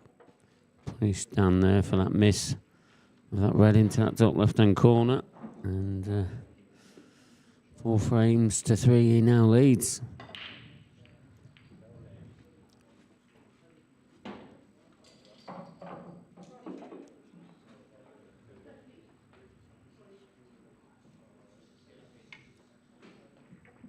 Corey Reese. I'm assuming he's won the opening frame. I'll tell you,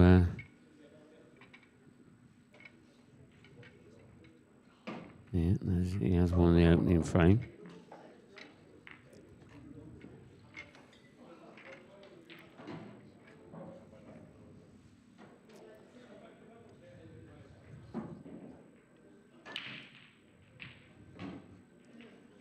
Just kept the cue ball out of that pocket with him leaning into it.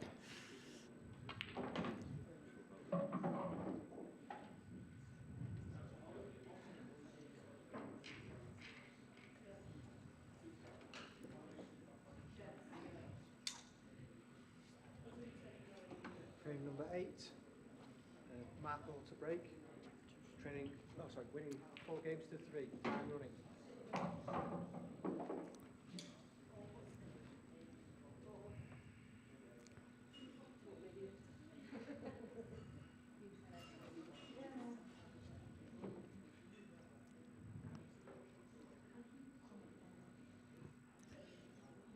Tobex 23. Are they racing to some score or playing the best of? It's a race to 7. Or the best of 13, whichever one you want to take. First to 7.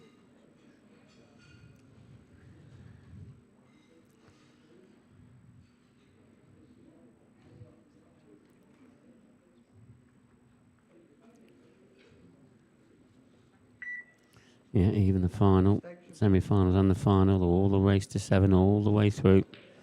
And the ladies is a race to 6 all the way through.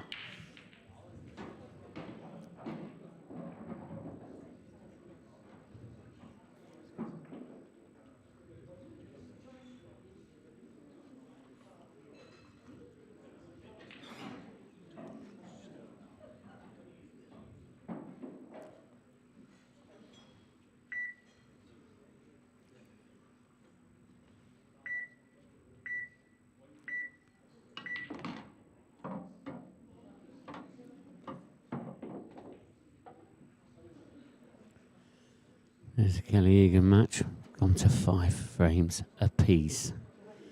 Last frame decider.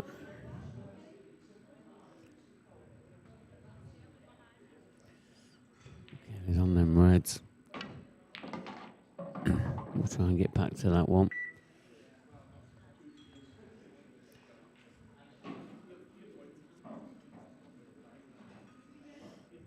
It did look like a good chance there for Kelly on the reds.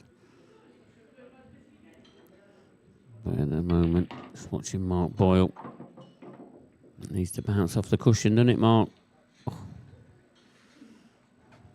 I mean, it still goes into the top right-hand corner. But yeah, they definitely love that one there. Just to bounce off to make it, a bit of an easier pot either in the middle or which one.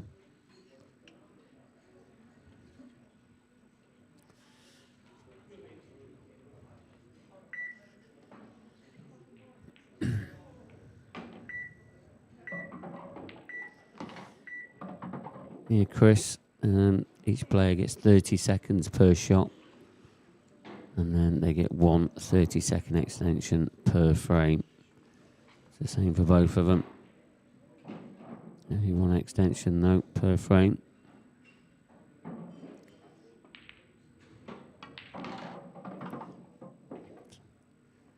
So, big shot, Mark Boyle.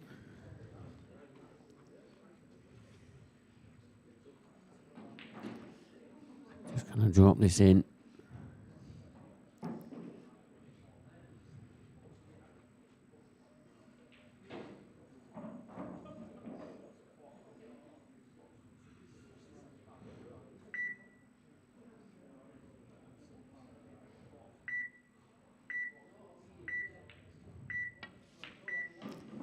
Great pot there from Mark. Made a granny, didn't he?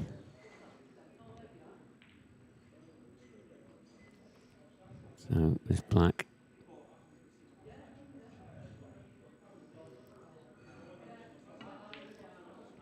Nice clearance again from Mark Boyle. That's all down to that miss into that top left-hand corner that he had in the previous frame. Good shot from Cheryl. Great pot indeed. Is she going to go on to win this final frame? That's 5-4 behind. It's not in ideal position though on this yellow. I'm assuming she's only got the cut back into the centre.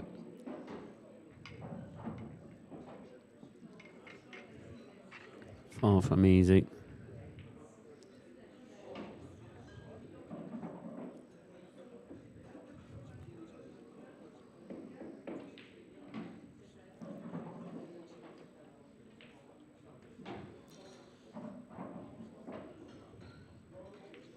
Great shot.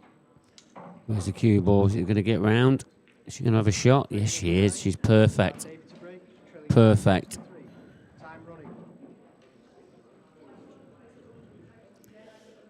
So it's looking like Sharon McIntyre against Caitlin Kennedy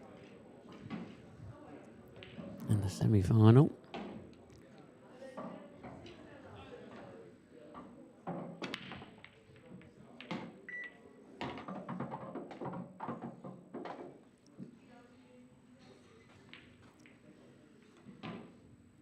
And here you see it.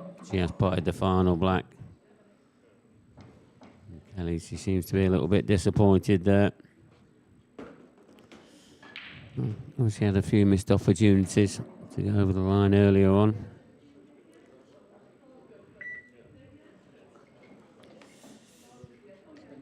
Extension, please. Yeah, Chris, I'd like to ask you a question. As you said you just found our channel and you like watching pool. How did you find our channel? Just let me know about that. It'd be interesting to know.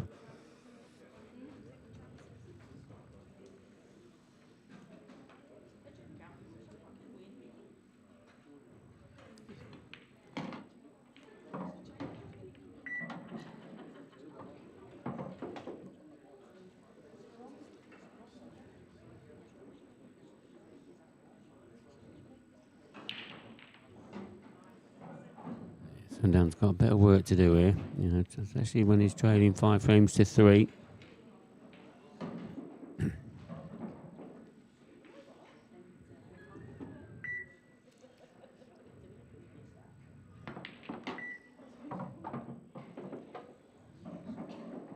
think he played that shot as well as he could, really. Didn't really have the natural angle to cannon into it where he wanted to. Table 2, please.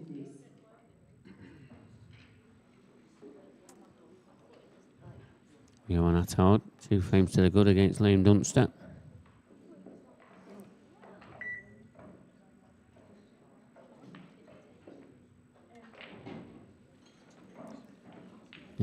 containing shot there from Dan. Couldn't really do much else.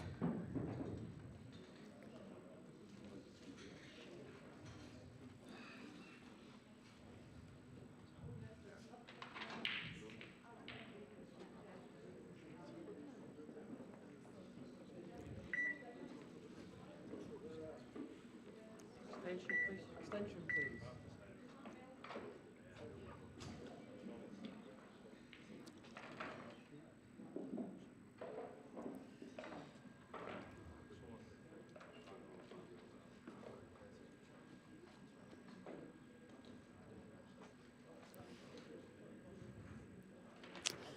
Well, thanks, Chris. Thanks for answering that for us. He used to play for a local pub, and one of his friends posted about us guys. So through social media, then that's interesting.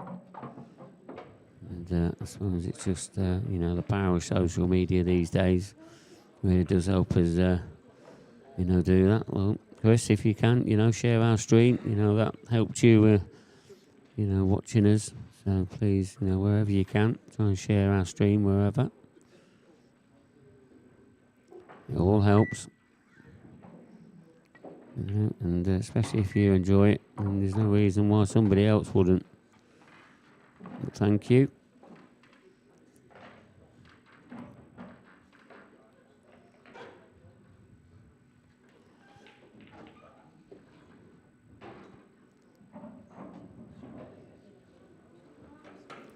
Well, stop playing for a while, have you, Chris? And get yourself back on this tour.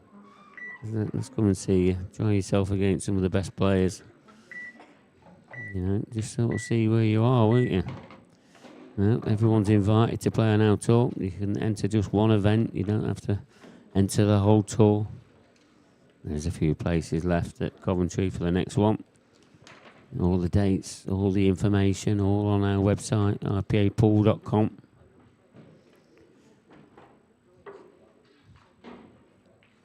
Josek Taff, so good having these high quality streams and high quality comms. They're a huge help in promoting the great game. Well, thanks very much for that comment, Josek. Really appreciate that. Yeah, we do really try hard here. Just try and keep everybody, and try and keep, as you say, top quality stream. Try and make it as entertaining as possible. It's free to watch.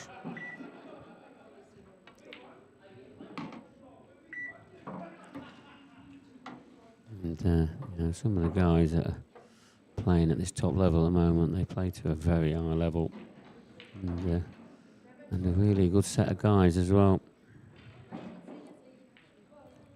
Alan Bell reckons he hopes Sheppey goes on to win this event. Tell you what, Alan, there's no reason why he can't. He's firing very well at the moment, and if he doesn't do it at this event, you feel like he can do it at another event, sometime soon.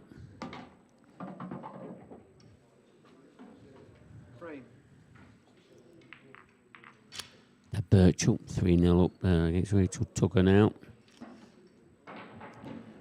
Caitlin Kennedy, Sharon McIntyre. That match is just getting underway on table number 2, so all in that left-hand corner now, all these final matches.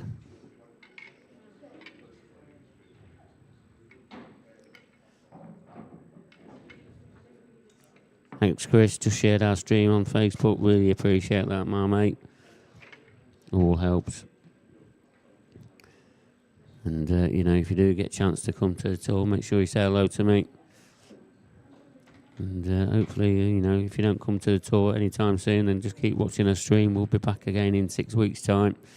I mean, we've still got I reckon we've got a couple of hours left at least tonight. Still a lot of matches to play, and still some fantastic potting to come to you as well.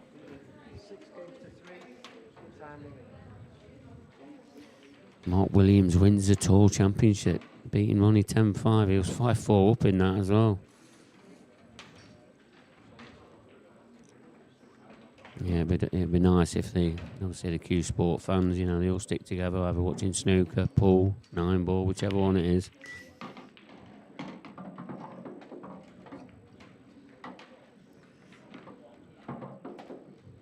Tell you what, Alan Bell also putting about Lee Shepherd, defo future top 10 pro after a brilliant amateur career. Yeah, I mean, we probably won't see that this year. You know, he needs to, because it's a 2-year ranking list.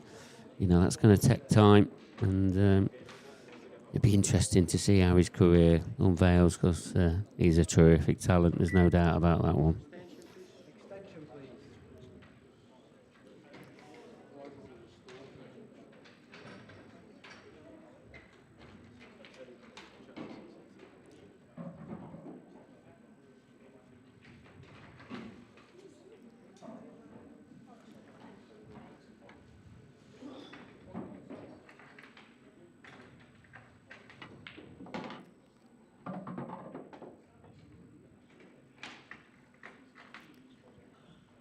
So, as we've been doing a little bit of chatting, you know, Mark Boyle, 1 frame away now from ousting the European professional champion, Dan Davey.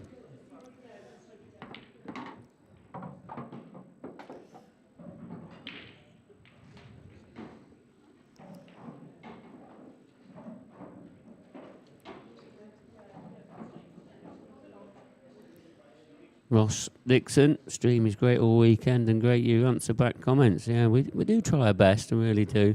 I mean, there's some comments we'll never answer back to, but, you know, we'll do try and answer as much as we can. And you're very needy, you are, Ross, aren't you? Table number 2. You get a chance, please. And so you just want to see how the ladies are getting on. Yeah, we'll keep you up to date with that one, Ross, I promise you that. I like to keep everyone up to date with all the latest scores. Yeah, so you want to just see how Caitlin Kennedy and Sharon McIntyre's getting on. And I don't think they've quite started yet. I mean, I'm sure they're not too many moments away from starting, but you know, we will spam out there at some point. I'll try and stay with you as long as I can as well, just to keep you up to date with the scores.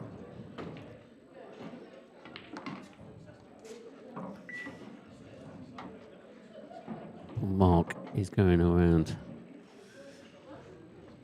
One good shot now. It's a little bit of work to do, but I just feel like he's, you know, really getting himself into a bit of a zone here. Had a bit of a slow start in this tournament, but he just seems to be excelling at the right times. That's what these top players do.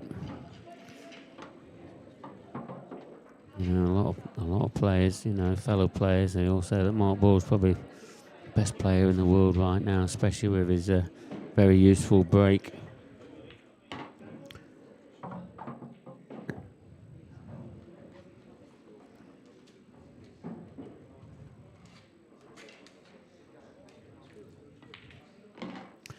And there you see that he sees the match out. Alan Bell, yeah, who's on stream next. Yeah, that's one that's not been decided yet. I think they'll be waiting just to see how obviously the other matches go. As you can see, table 2 there, up there, Ross. Caitlin's at the table.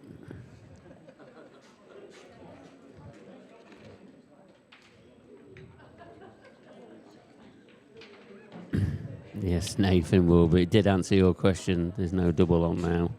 But he's still had a terrific event, and he really has got, you know, winning the professional event and then getting to the quarters of the Open, some very useful ranking points.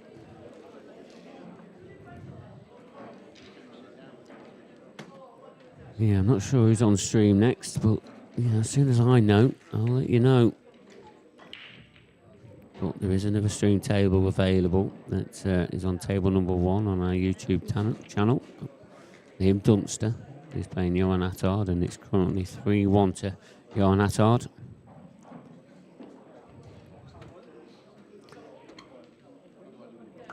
This is the latest scores in the final matches. When I say final matches of that round, you know, we will be playing to winners of both the tournaments tonight.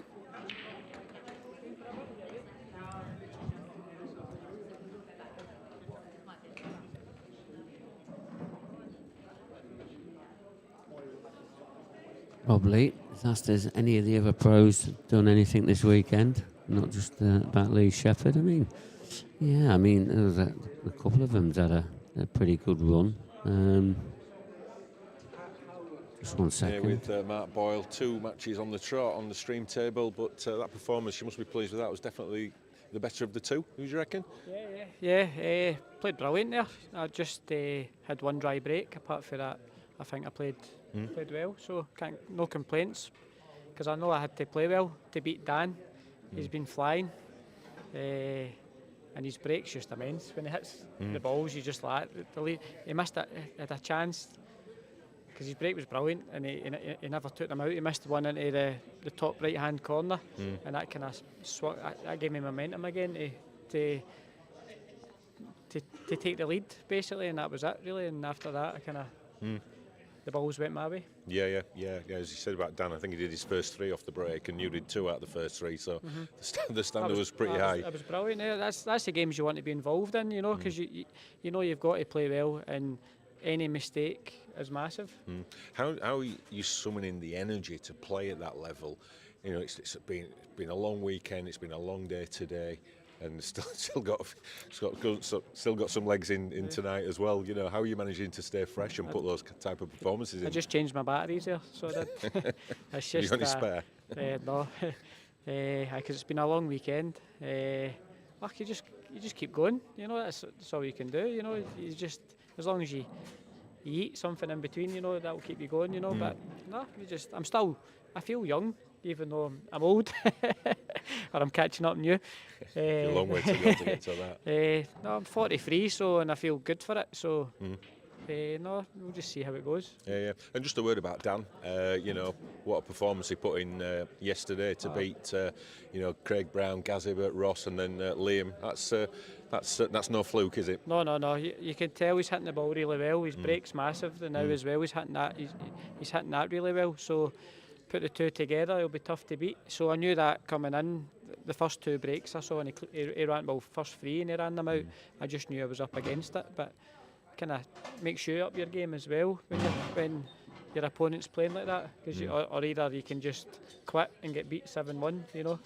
But he's playing brilliant now, so it's good. He's been playing well for a while now, so it's just it was a matter of time before he won a big event. And it was good to see. You know. Well, thanks a lot, Mark. I think we'll give you a bit more rest now. I think you've probably got maybe. I need to keep going. If I stop, that's it. I think you've maybe got half an hour, 45 minutes. Right. I know the other matches, the other 2 quarters are going on the clock. So right, hopefully we'll see you again later on. Hopefully we finish today. We'll be finished today at some point. Yeah, or tomorrow. But all the best for the rest of the comp. Thank you. So we're just going to take a short break. So we'll be bringing you the action now from Table 1 featuring Johan Attard and Liam Dunster. But we'll be back with you for the main arena games as soon as we can.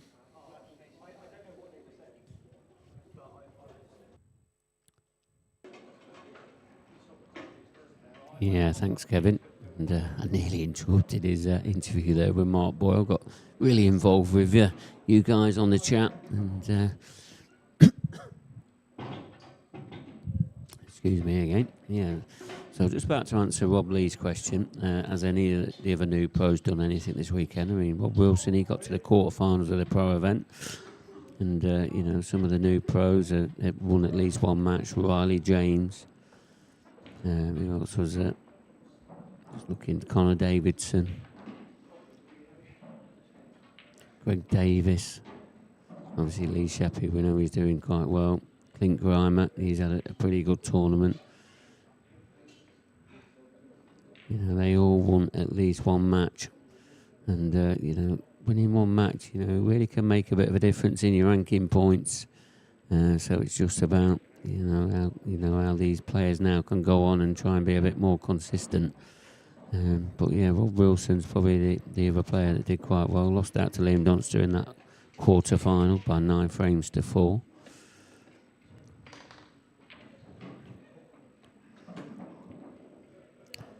Yeah, good evening to all of you that's joining us at the moment at this very late hour. But yeah, there's still plenty of pool to go. 2 quarterfinals that's still going on. Table number 1. is Liam Dunster against Johan Attard. Remember, you can watch that on the other channel, on our YouTube channel. Corey Reese is raced into a 3-0 lead, and on this table, the nearest to us here. And he's at the table again, so is that looking like it's going to go 4-0? That's possible, very possible. Ladies semi-final, number 1, Deb Birchall against Rachel Tucker. You see the score there, 3-0 to Deb Birchall. And then on table 2, you just see Caitlin just putting the cue ball on the table now. I think that's the second frame now. Not sure why there's no score on that scoreboard, but it is 1-0 to Caitlin Kennedy as well. So maybe that just needs a little refresh on the one that's on your screen. Sure, somebody will press that refresh key sooner or later.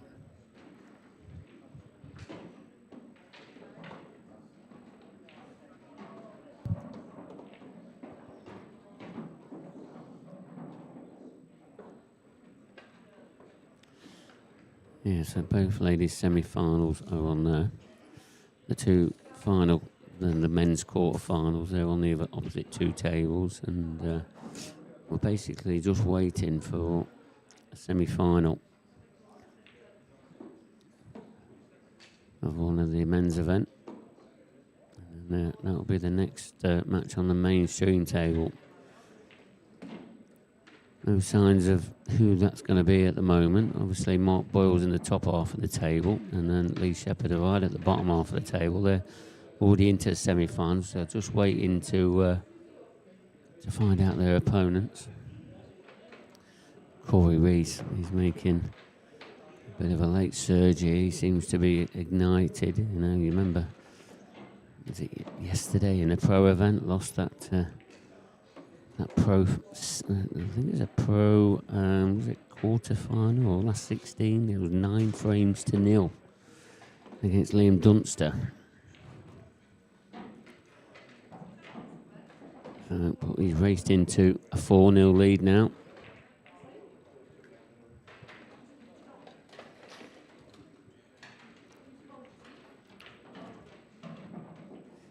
Deb Birchall. Rachel Tucker, it's 3 frames to 2 now. So that's a little bit closer than what it says on your scoreboard there. So probably ignore them scoreboards for the time being, because the score is 4-0 ahead.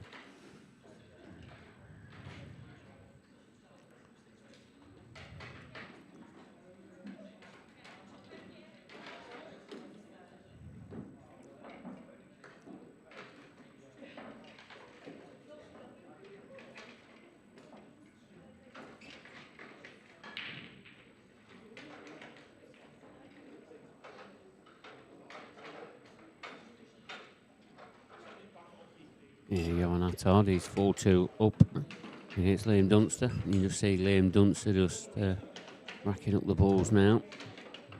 Liam is trailing 4 frames to 2 in a race to 7.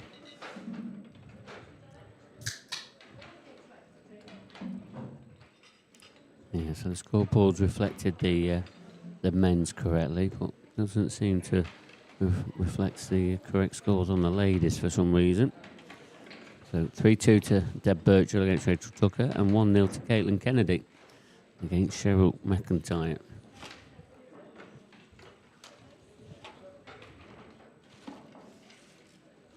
Yeah, so there is going to be a ladies amateur player in the Open ladies final.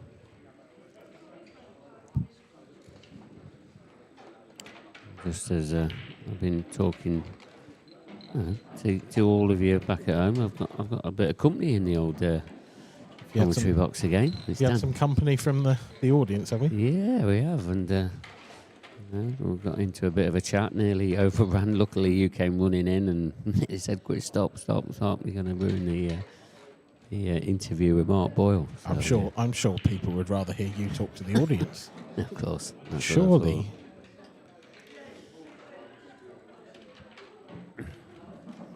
Papa H, do you do a seniors pool comp, and if so, what age does it start off? We don't do a seniors event. Not strictly true, because we do it at the Worlds. We do at the Worlds, but it's just a one a year event, unfortunately. I mean, we have events each month, for these next few months, right up till the end of the year. We've got an event each month, haven't we? Here's a question for you that I was asked the other day. You're not on the chat, Dan. I'm not answering you. I didn't have an answer for. Yeah, but this is an audience member. It's not me asking. Okay. We've obviously got age categories at the Worlds. Are there any plans for an under-18s section? Yeah, it's a great call. I mean, we do have under 18 prices, to enter events. It's not the full price of what the adult pays, but do we have events? The answer is no.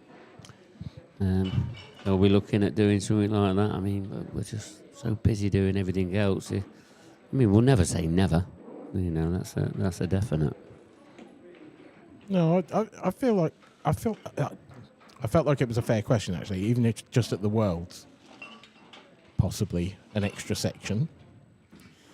Yeah, and you feel like that could really get some really young, fresh talent in, and you just never know how there's that quite a could bit go on about. there. There's oh yeah, the game's it's booming, isn't it, at the moment? If you ask me, we are. I mean, I was having this discussion yesterday a couple of times, and with Steve Walker, for one, and we were saying it's quite an old person's game in many respects. There's not that many young players right at the top of the pyramid at the moment. No, it isn't. And if I suppose if you could single them out into their own events, then that could help them mature as players. That's what you're saying, aren't you? Yeah, because there's some real talent out there. There's a couple of young lads from my neck of the woods who I rate highly, and I suspect could make the leap at one stage. But I do think there's a bit of a lack of events for players of that sort of age, to be honest. I don't think you see very many of them. Oh, yeah, and you just never know, if we did have our own event, and, some of these players, they could just feature on our screens and feature to the audience back at home, and, and definitely showcase, the talent that's out there, because, there is a lot of young players that do play this game, there's no doubt about that. Because it's one of them enjoyable games. It's quick fire, isn't it? And that's what people enjoy these days. Yeah, I mean, I suppose it's always suffered slightly from a dearth of young talent, just because it's mostly played in drinking establishments. Yeah, I think that's broadly where most people learn to play. But I think there's more and more sort of pool and snooker clubs that get the younger generation in nowadays. Yeah, well, I'll never say no, and it's definitely worth a conversation. Maybe we just bring it up at the AGM, just put it out there straight away, see what everyone. You definitely we'll get that on the old list. Food for thought. Yeah, definitely. So, just have a look back at the chat again, and. I think Chris says these ladies are top knock players. I mean, I think that's he means notch. I think. Yeah, definitely. That's harsh because there's no need to go in on him for that. Was it Papa H, who asked about the senior question? He says, yeah, we need to bring the young blood in. So, we'll definitely ask the question. There's no reason. I mean, we basically ask the professionals. They're the ones that's in control of it. So. Sorry, that's disgusting. Have you seen that shot on Kevin Kirkham's just missed a double? And then double kissed it behind the snooker, did it? That is horrific. That is genuinely horrific. This is when the game can get horrible. But Corey's 4-0 up, and if he gets out of it, he's probably not going to leave a particularly easy shot for Kevin. Rick Lloyd doing his best job to, A, referee, but also block our view of this. So... looks like a miss, that. Yeah, it did. Corey can see the funny side, which again is easier at 4-0 up than 4-0 down, I suspect.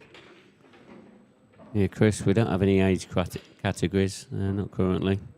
Again, except for the Worlds, which I suspect might be the Yeah, That question I was 40 for the seniors and then 50 for the masters. That's how it is in the WPA set of rules. I think we are, for some reason, that's the age restriction. And I know some other organisations are very different with their seniors and masters ages. But that's the current one that we abide with for our World Championships. Yeah, it's interesting. There's an interesting conversation around that.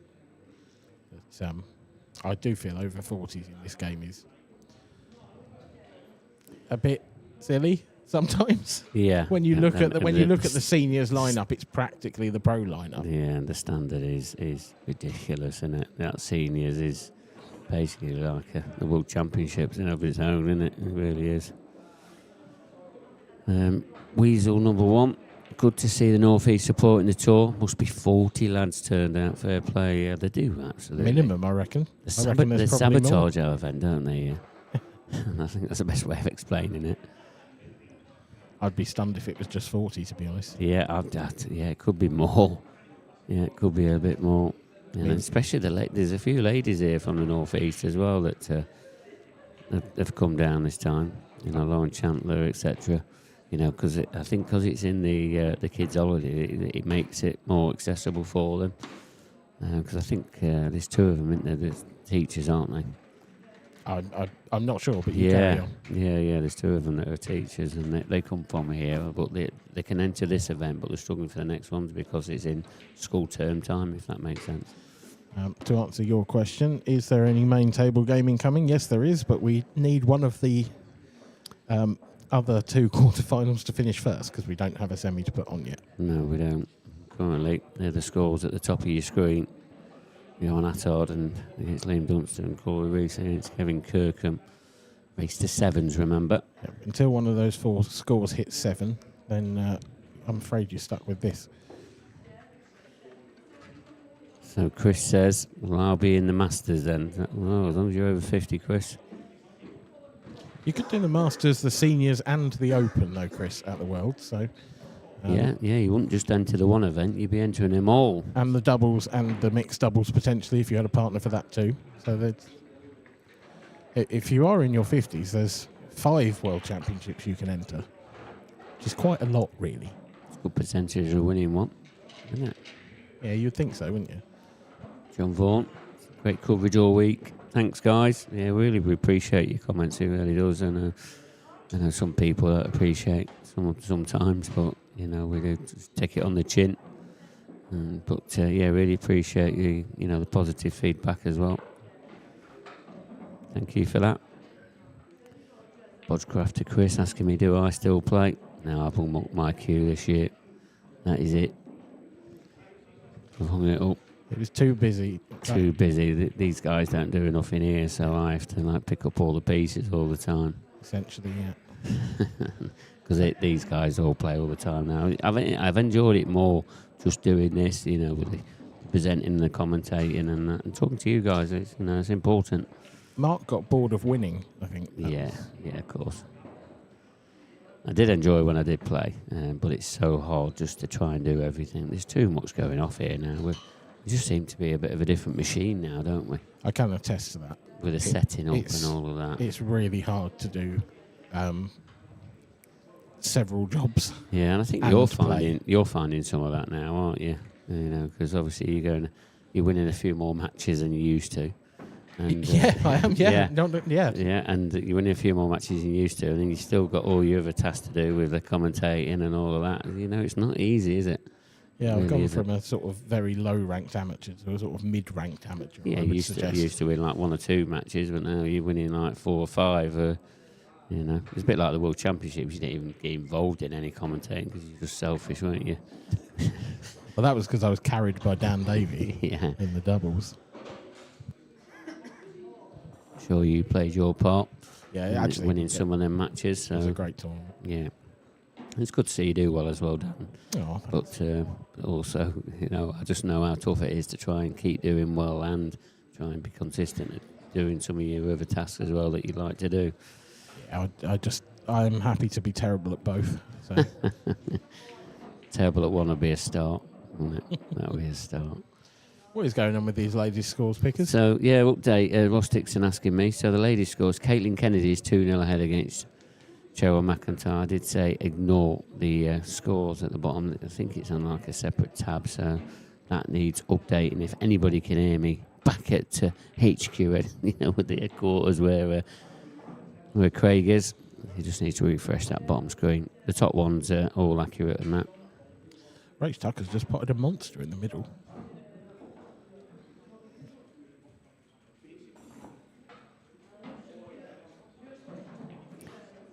DJ Eliminator says, when are you guys back up in Scotland? God, you need to keep up with our website. We are back up there in June for the Scottish Grand Prix. All the details are on the website, ipapool.com. It's June and December, isn't it? December for the Masters as well, am I right in saying? Yeah, that's right. And not the best time of year to go up to Scotland, not with the weather that them guys have.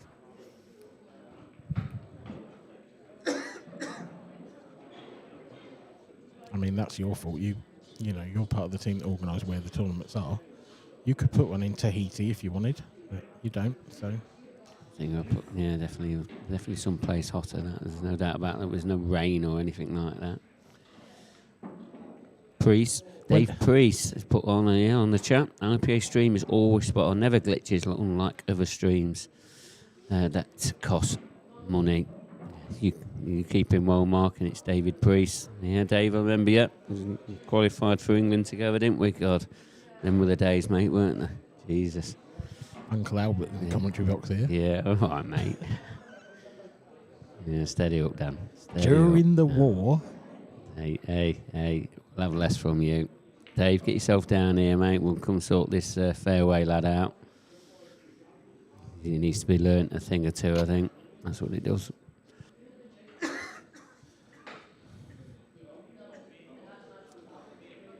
And in Wales, yeah, there's a Welsh Grand Prix. Have you got the date for that in your encyclopedic brain? Or? Yeah, it's in August. I can't remember. Is it the 10th to the 12th? I think it is. In August. That's at the village, isn't it? Yes, it is. It's Paul Bushnell's place. Again, and the good thing about these Grand Prix, Dan, all the amateur players that's on the tour, they all can, accumulate ranking points as well, and that could be very important come the end of November when we've played our final event in the Isle of Man. Who's going to get the last 16 places? It really is.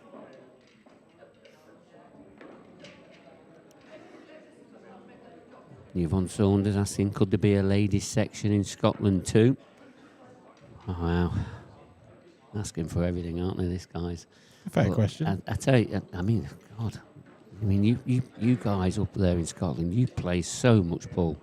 Every time I put social media on, there's a tournament on. You do a fantastic job up there. Is it the SPA that run everything up there? They do a fantastic job putting on all the tournaments. I know, obviously, we go up to McGoldrick's where we have our Scottish Grand Prix. We also have the Masters event.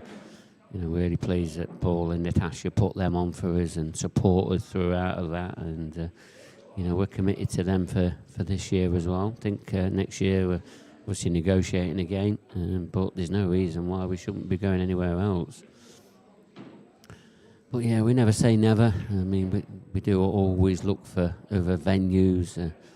If anybody knows everything, it does need to tick a lot of boxes these days. Is it big enough? Can it cater for this? Can it cater for that? Oh, there's so many aspects that needs to cater for. But cost effective needs to be one as well. There's plenty of venues out there that are big enough, but they just cost so much money, and money is not really what we have. Yeah, so if you run a massive hotel, get in touch. Yeah, if you run one, yeah, definitely. And you want there's kind of people down there.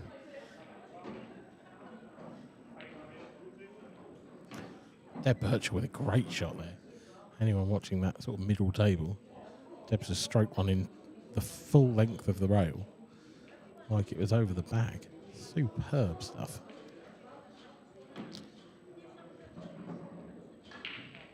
Oh no, Kevin Kirkham, it is not your day, is it? It's been a very good day for Kevin so far, but he's just flown the cue ball off the table. Nearly hit Rachel Tucker. Do you remember how Kevin Kirkham got his place on the tour? Start of this season. Can't say that I do. Yeah, so he won. So basically, we had a share, didn't we? A share our stream or share our page. Oh, competition. Yeah, we had a competition like we do every year. Was he the winner? He was the winner. Yeah. Wow. He was. Yeah. I don't know when that was drawn now. I mean, it must have been late last year or something like that. So. Is that something we'll be doing again? Yeah, we always do. At least one a year, definitely. There's no reason for that. You're not allowed to enter it though, Dan, so I'll let you know that. Thanks, mate. Okay, no problem. Lee Hutchinson asking, is the men's final on the mainstream table? Yep, there's no reason for that. It definitely should be. Well, hopefully we're going to be showing it a nice hour. Seems to be ticking along very nicely at the moment. Both of these matches are all being timed, so we are trying our hardest to bring this coverage to you as quick as possible, just as. For our sake and yours. Irish Rebel, will you be inviting Mike Massey for another exhibition again? I think Mike, back in America, he's doing a lot of his own stuff now. He's very committed to. Was it the west side of America, weren't it? So he's trying to promote blackball out there with the guys. So I mean, he's a busy guy, I'll tell you that. There is talk that he's going to be at the BI World Championships. So we'll see how that pans out. We'll try and keep you up to date with some of that. Keep an eye on our social media pages. That's where we communicate quite a lot of the the news that we'd like to share with you. Ross Dixon says, best stream set up about, never leaves us pool fans waiting about, always showing games from top table to other tables. Cheers again. So yeah, thanks very much for positive feedback. That really, it all helps us. We do try our best, I promise you. We really do. Yvonne Saunders saying McGoldrick's going to be expanding to more 8-ball tables, so there could be scope to add a ladies section to Scottish Grand Prix. Oh, right, sorry, Yvonne. Yeah, I've misread your, trying to answer that question previously. But no, you're right, because I think a lot of the girls have been asking if there is going to be a ladies section. So still, yeah, it's been to answer, if it's been answered positively yet. But, keep an eye on our social media pages and we'll let you know. But we'll definitely let you know. See if there is any ladies events at these Grand Prix. There's no reason why there shouldn't be. It all depends on whether the places we're at can obviously accept it. Time and table space, isn't it? Yeah, all of that, definitely. Ray GG, when are you coming to Ireland? I've had this question already today. And I said, please, message me. Give me a place to have a look at. But it does need to tick a lot of boxes. Find us a venue, is that what you're saying, basically? Yeah, please, send me a message, let me know which venue I can chase up. Just, is it big enough? Is it cost effective? Has it got good internet? Has it got parking? Has it got good access to get all the tables in and out? All of these, factors are very important to us. Is the bar cheap? Oh, yeah. I forgot about that one. That should have been the top of the list. First on the list, surely. Yeah, but we're talking about Ireland here, man. It's got to be cheap. Yeah. Done it, definitely. But yeah, we'd love to come back to Ireland, really would. Yeah, I enjoyed Belfast. Yeah, I know Ireland is not, not going to get into that, but no, we're not.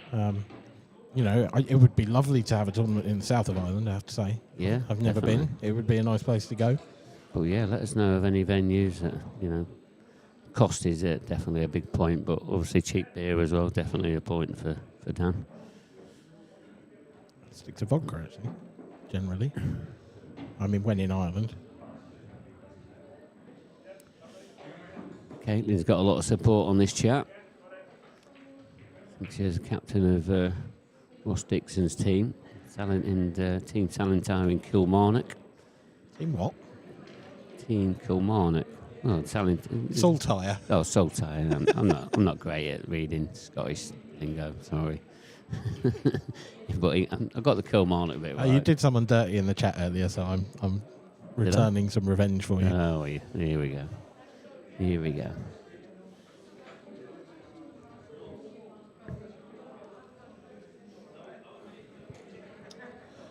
Have you got an update on those ladies' scores? Because no one's no one's listening to us on this chat, no, are they? They're not. I'm glad that all you guys at home are listening to us anyway, because no one's listening to us in the IPA HQ. So Deb is 4-3 up on Rachel. Yeah, and 3-0 it is to Caitlin. 3-1 now, sorry.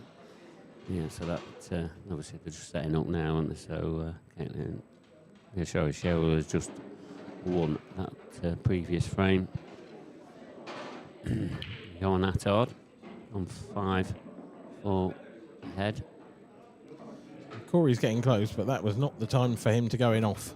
Seems to be some debate over there on table number 1 as well. I'd like to know what that's about.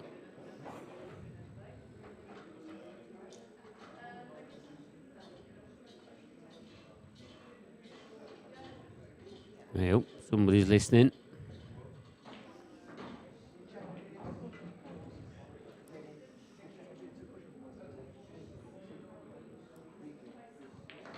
Papa H, why don't they do a mixed comp?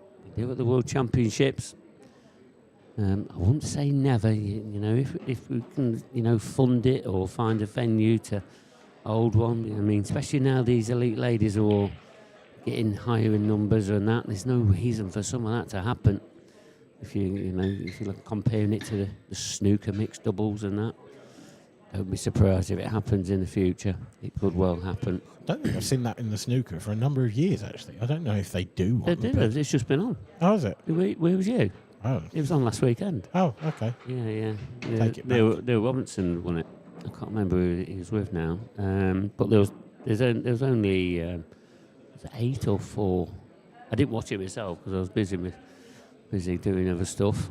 You see it on social media and that. But it was on ITV4. Ah. Yeah, but there's the mix thing now. It's huge, and there's no reason for us not to do it. That's definitely how we got the numbers in the ladies elite. Yeah, it'd be a fun little tournament, wouldn't it? I always think of the mixed as the sort of most fun event at the Worlds, if you know what I mean. I feel like everyone takes it seriously still, but I just feel like there's a bit more banter in the mixed than there is in any of the other events. Yeah, Ray GG in the chat. Just send me a message, or a message on Messenger, because it'll get lost in this chat, or I'll forget about it. But J Max in Navan is a top club for the event, so yeah, just send me a message, and I won't get lost, and then we can discuss it as a team, and then we'll have a look into it. There's no reason why. We're always looking for venues, see if it's good value or whatever it is. There's no reason why we shouldn't or couldn't. But yeah, send me a message, mate, please. Weasel number 1 thinks Attard will see out Liam from here. 5-4 up. There's only 2 frames away. HPE's at the wheel. Hope you're well, Mark. Quality stream and commentary as always. Wish my health was good enough to keep refereeing for the IPA. Really enjoy some of the matches on Free Sport. Hugh Price, yeah, Hugh, I remember them days. Back in, where was it? Solihull. Was it Solihull? No. Well, Have I got that right? It was sort of before, not before my time, but I wasn't actually involved. No, you wasn't, was you? In the in the Free Sports stuff. But we had some brilliant times with the Free Sports team, and back in Solihull, and that's where the Champions Cup started. And I mean, was that the first one of those sort of travelled the country, didn't it? Yeah, and Hugh did quite a bit of work on a lot of that. Drove around wherever he needed to be, and did a terrific job refereeing, and some memorable occasions, memorable days. We'd love to do that again. But yeah, Hugh, hope you're well. Hope you get better. Hope we'll see you again soon. Pop by or wherever you can. We're down in Wales in August. Pop and see us if you can. Now then, Corey Rees has an opportunity here to put a premature end to the world's worst radio show that we are currently doing. because he's got a chance to get to 7 and give us a match to watch in anger once again. Yeah, he's flown through this one, hasn't he? He really has. I mean, his last match he didn't fly through against Greg Brown. It was a tough encounter. Didn't quite reach 3 hours, but it was close.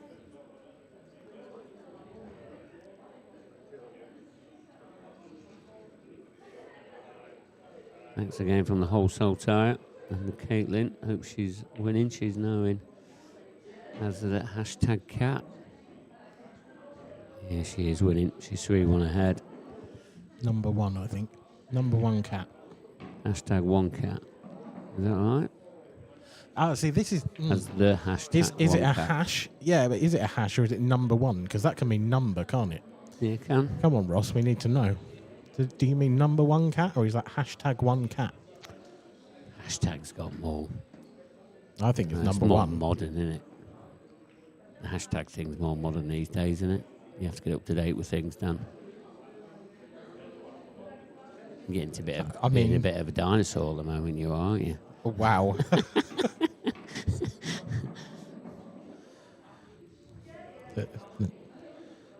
The TikTok generation's very own Mark Pickworth giving me lessons on how to be cool and hip and young. Here we go. Big shot here for Corey. This is a fiddly little one into the middle.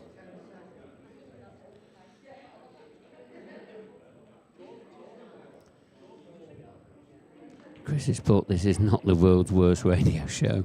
That's BBC Radio 1's job. Yeah. I mean, I quite like Radio 1, so perhaps, like... Never been compared to Radio 1 before, have we? I think that, yeah. Not sure it'll happen again, to be honest. You know you're starting to get old when you switch from Radio 1 to Radio 2. And when you get to Radio 4, then it's game over. Yeah, it's all done and dusted then, isn't it? I'm still on the old Radio 1 tracks, so I'm all right. From 1981 or? Someone's getting nasty. They tired. They were technically played on Radio 1 once. I can tell you're getting tired. 'Cause you're getting nasty. Jacko puts a late one tonight, gents. Loving the coverage as always. Thanks very much, Jacko. Yeah. Do you want to give us a hand breaking down afterwards? Yeah, are you close by to Newcastle at all?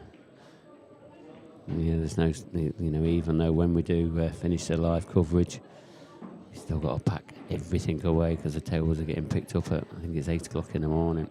So, yeah, it's going to be very early hours of the morning. That's game over on table 4. Corey Rees runs out a 7-2 winner over Kevin Kirkham. That is great news for Corey. Great news for Welsh pool fans. Great effort from Kevin, you've got to say. Yeah, he's had a very good run, hasn't he? He really has. There's Craig. He's back at work, is he? He's obviously moving the cameras around, trying to get to... Obviously answering Ross Dixon's message. Trying to get a bit closer to table number 2. Caitlin's, heading that 3 frames to 1. The middle table of the 3.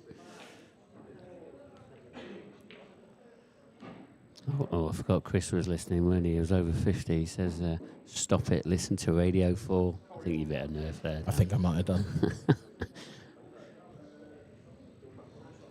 Couldn't be any further south, Jacko. Isle of Wight. Oh, probably a mate of Connor Davison, then I imagine. Yes, it's a bit far, isn't it? I don't think we can wait for you. Then again, we'll probably still be back in. Are there any venues on the Isle of Wight? Could we do the Isle of Wight and the Isle of Man? That would be fun. Yeah. I do like the Isle of Wight. It's a beautiful place. Yeah, it seems that way, doesn't it? It really does.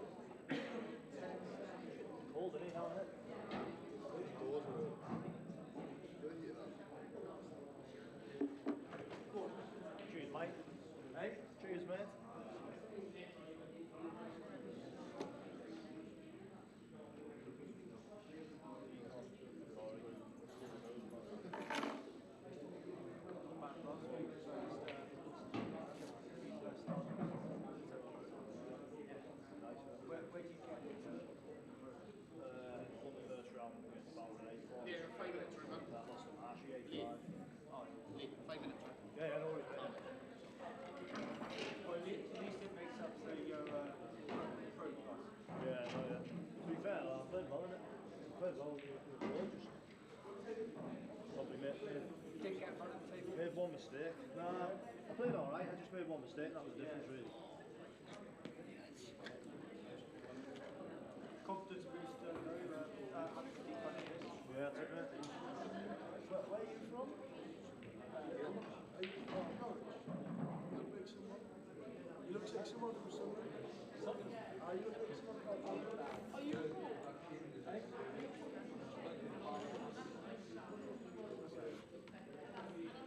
You look like someone from there. You split it up as well.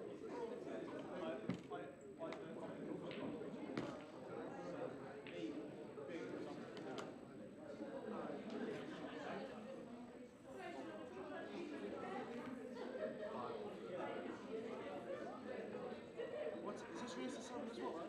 Not sure. Yeah, I think race the 7 on it. I hope so. No one wants to be on like all that.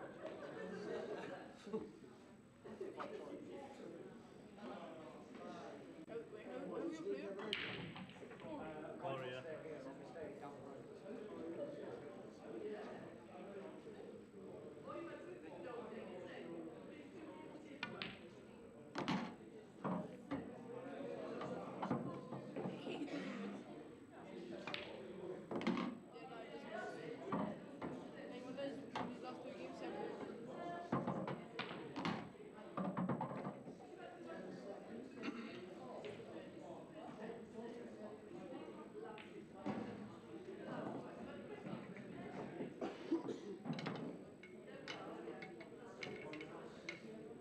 800 quid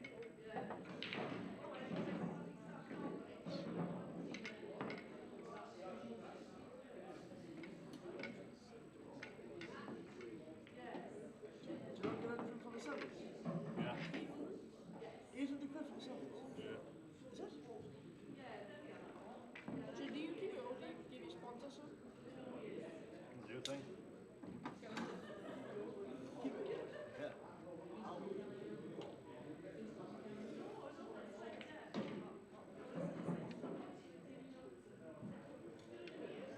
So you just lower it?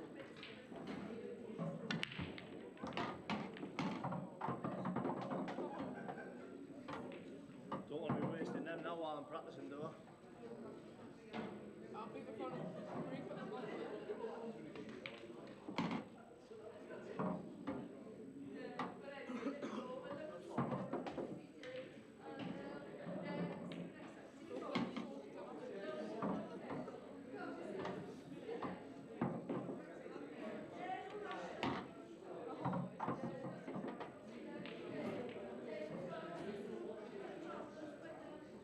I said he was when he Liam Powell, I said he was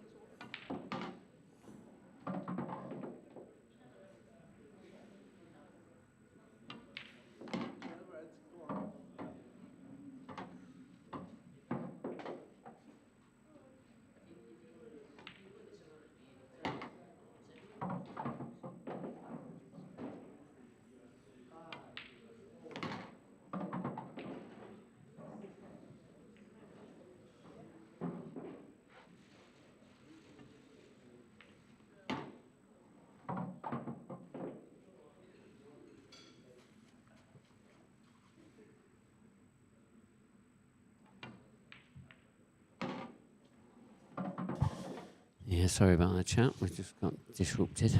The chairman just giving us a rundown about what's the plan for tonight. So, but we are back now. Not going anywhere. Me and Dan, I think we're in for the night now, don't we? Looks like it, doesn't it? Yeah, it seems that way. So we will confirm that Corey Rees and Lee Shepherd will be starting any minute on the stream table, so we can get back to our day jobs.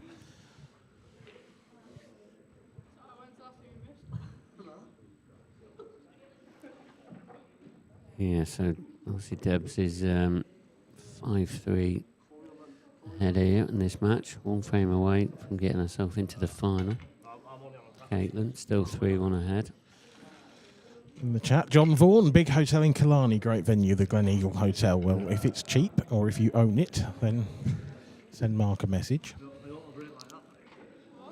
What is your contact details if anyone has got venues or things that they think we should look at? I'm on Messenger, social media pages. I mean, there is a link on the IPA website, So ipapool.com. Just to send it to the secretary. Yeah. So Mark Pickworth on Facebook, MARC. Yeah, MARC. Yeah. Yeah. There's not too many Mark Pickworths. Yeah, but you never know. I mean, you might be Mark Pickford for all I remember that. No, there we go. There's the days. Or is it secretary@ipapool.com? Yeah, I think it is, yes. Yeah, it is. The only reason I don't really know it off by heart is because I just know my normal email address. And it just Do you want to give us that as well, or your phone number? Yeah, or yeah, well, not please sure don't. About phone Please number, no. But yeah, it all goes to the same email address. So yeah, but there is a link on the IPA page on the website. And, fire me any messages. No, I have got a few to answer back to. So anybody that's listening in that knows that I've not answered to them recently, you are on the list. I promise you, and I will get back to you all. I don't even think I get messages back very often, let alone. We're always too busy, aren't we? Trying to do everything.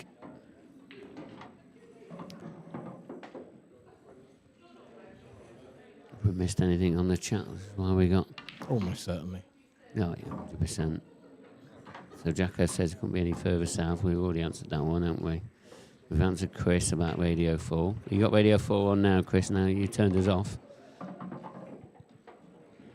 DJ Ollie, hi guys. Been an amazing stream as always. Great how you've got 2 tables available to watch. Yeah, that's been a great addition, and I think it's been well received, hasn't it? Not just from the players, but everybody at home. So I think it's just helped to, just get a bit more coverage for us. Tell you what, I bet DJ Ollie's not on Radio 4. No reason for that. Waves high to the Isle of Wight from Portsmouth. Crystals.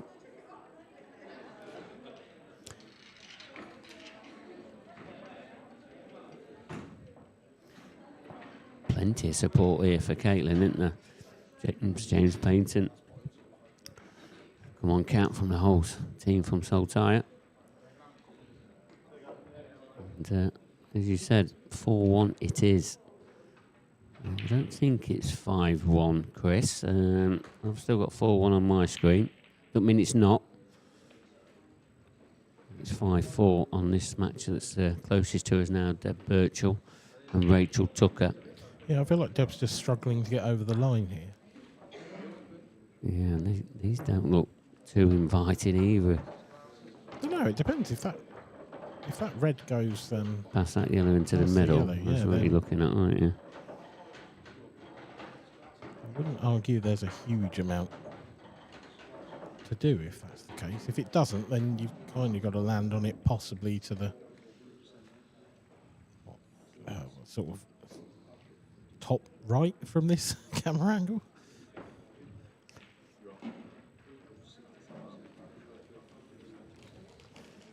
Now, Chris isn't listening to Radio 4. He is still listening to us too. Which is good. It's a good choice. I mean, if it was Radio 1, I'd totally understand. Yeah, definitely. Yeah, we can't compete with them guys there. But yeah, 2 feeds. Yeah, and Chris is also a big fan of that. It does help, obviously, showing some of the coverage. I mean, we're showing 3 tables on our stream, aren't we, at the moment? Yeah, it's not. It's not the same. It's not what we want, really, is it? No. But we're soon going to be back to the mainstream table, so get yourselves comfortable because we're in for the night. It's going to be Corey Reese against Lee Shepherd. That match will be starting very, very soon. They can't be too far away now. I mean, we can't see a lot in this back and beyond room, back in the undergrounds of the hotel. I will say, if anyone's late for work tomorrow because they were up watching the final, then we're not responsible. Yeah, please do not blame us, because we will not take responsibility for your actions, okay? And we're not giving you any sick notes or anything like that, or absence from work or games lesson, whichever one it is. So yeah, I'm really pleased that you're all enjoying it at home. But yeah, please don't be late up tonight. We don't want you missing a day's work, do we? Didn't say that. I just said don't hold us responsible. Obviously, we want people to watch.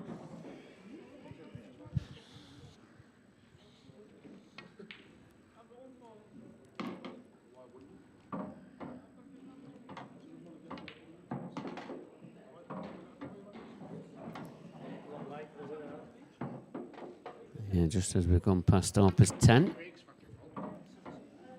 We are still here, still bringing you live coverage. Here's the big shot for Deb Birchall. She's trying to flick off this yellow.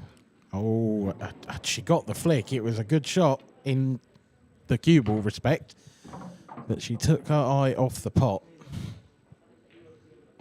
Yeah, and what you said about she's struggling to get over the line continues to show that, doesn't it? Yeah, Liam Dunster is racking up once again. So he is 6-5 up according to Q Score.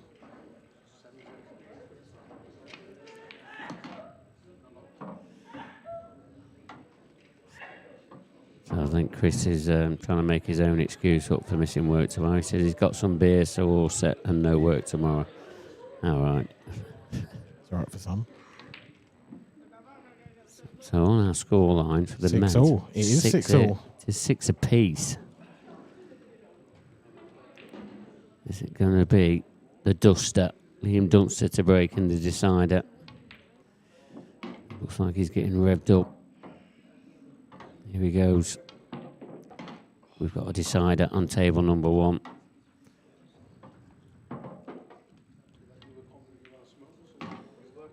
I'm sure there will be plenty of Maltese representation watching this. Is Johan going to get another opportunity?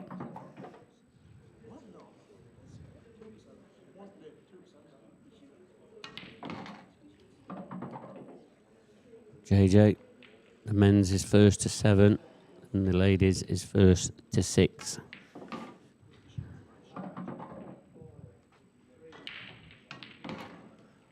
And Chris is just winding us up now. Look, Dan. Says no, I have the whole week off. No, we've had enough of you, Chris, to be honest. Wow. Bless you. It was harsh. It's getting late, Chris. We're getting ratty. And we're not really. Don't listen to Mark. Yeah. Don't listen to Dan. That's just that's good advice, to be honest.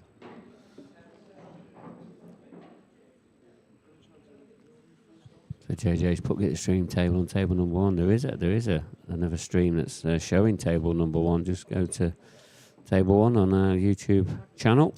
But we're not going to do that because we're going to go to table 21. Yeah, this is table 21, the first men's open semi-finals. Corey Reese against Lee Sheppy. Look at this for a lag. How can they be playing this well at this time of night? Are they well? I'll be honest, I think this is a good time of night to be playing pool. Well, we're used to it, aren't we, pool players? Yeah, I think the best pool players are nocturnal, to be honest.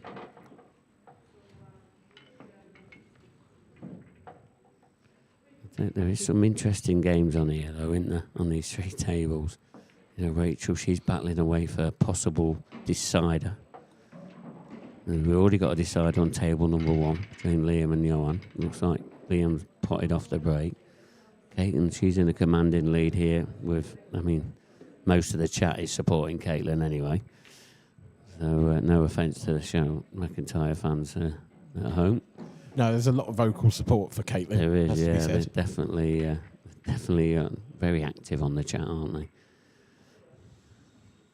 Chris says keep the banter going. It's all right for you saying that, Chris. You've got the beers at home and you've got all week off work. Nice to hear. European Open, rest to 7 frames. Frame number 1. Yeah, I'm really pleased that you guys at home on the chat, you know, you've been keeping us entertained as well. But we've not been going on too much. Opening break from Lee Shepherd. Right, back to the day job. Yeah. Still a lot of it. It's not a great split, that, for Lee. He's hit them well, and he's got a ball, but Oh, what a tough opening shot this is.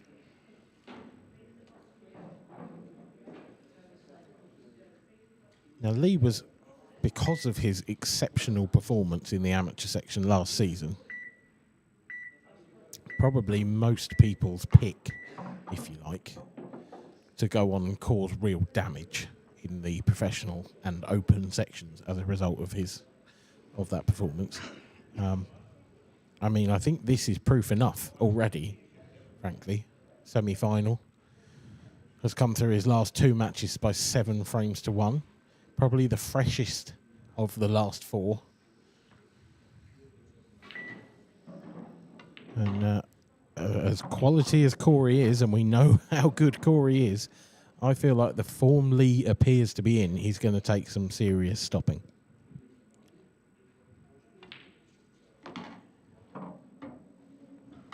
Yeah, he seems to be at home on the stream table, doesn't he? You know, he's just going about his work. I mean, I remember I'm fairly convinced it was the Isle of Man, the grand finals, amateur final, was one of the performances of last season against Eddie Roberts. And you just couldn't. He was unplayable that day. Yeah. So if he can do that again, then Corey's in for a tough time. But with that being said, Corey Rees, with no disrespect to Eddie Roberts, is a different animal. Corey is a multiple major winner.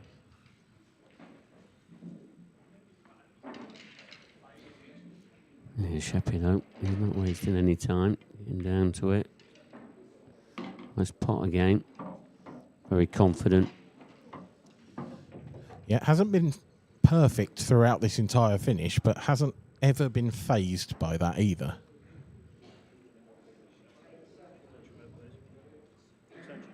Extension, please.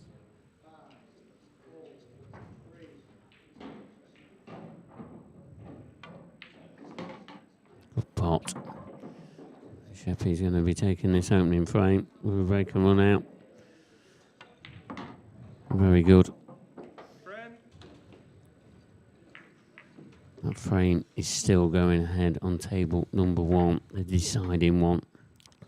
Yeah, is that is? Well, that can't be right. The score at the bottom of the screen. There we go. Rachel Tucker is 5 up, so we've got a decider on table 3 too. Yeah, she's 5-2 ahead. And I think Debs was, wasn't she? Johan Attard, well, he a hand up because he very nearly went in off then. Yeah, that cue ball is hanging over that pocket. But is he going all out attack for these? He's just got the cue up in the air. Oh, he's missed it into the corner, into the centre, sorry. He has, and that may well be curtains because it looks like he's opened everything up for Liam as well. Although that 8 ball looks a bit tight. Yeah, it all depends where that yellow went. There, that 8 ball. Well, we'll keep you posted on that, but for now, let's watch Corey Rees, his opening break of the match. Good power. Has he got a ball? Didn't really do a lot wrong there, Corey. Can feel a bit hard done by, I think. Yeah, dry break. Not the start he wanted, especially in a race to 7. He's left a tricky table for Lee. Extension, please. Here's Liam Dunster. Well, this looks like curtains to me. Yeah, for it does. Johan Attard, to be honest. It's hard to see anything going too far wrong from here.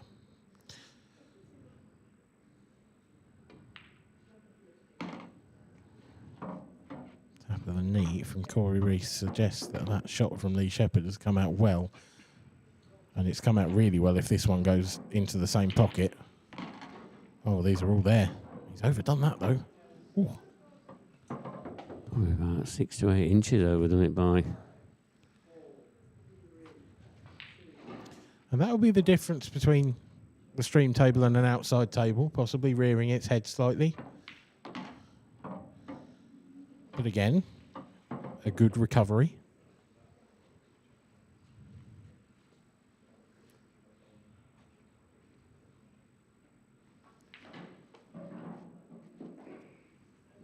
DJ Ollie asking if the Ladies Open final is being shown live. Yeah, it should be. I mean, we've got 2 stream tables that's being shown live. There's no reason why it shouldn't be. I would imagine that one will be on table 1. Yeah, it should well be. That's what we're expecting. Not 100% certain, but you know, that's the obvious thing that should happen. And over on table 1, here is Liam Dunster for the match. And of course it's there. And of course he comes through a final frame decider because he's Liam Dunster. Brilliant stuff from the Scotsman. And he will take his place in the semi-final against compatriot Mark Boyle. They played yesterday, I believe, in about the last 16 of the professional event. Yeah, it was last 16. And Lee Shepherd with a terrific shot. He's not hanging about, is he? He is not, no. He won his first one. He's won his last 2 matches 7-1. And I said Corey Reese is a different beast, and I stand by that. But honestly, the way Lee has started, would it shock you if he did it again? Probably not. Probably not at all. So, Diamond Devs is at the table. Remember, this is the last frame decider. Deb was at least 5-3 up here as well. I think it was 5-2. Yeah. Certainly it was. This will hurt if she doesn't take these out. And that is a miss. And that's I'll be honest, a tired looking shot from Deb. Yeah, you've got to say that. On table 2, Caitlin Kennedy. She's at the table. She's currently winning 4 frames to 2. Leading 2 frames to 0. Time running.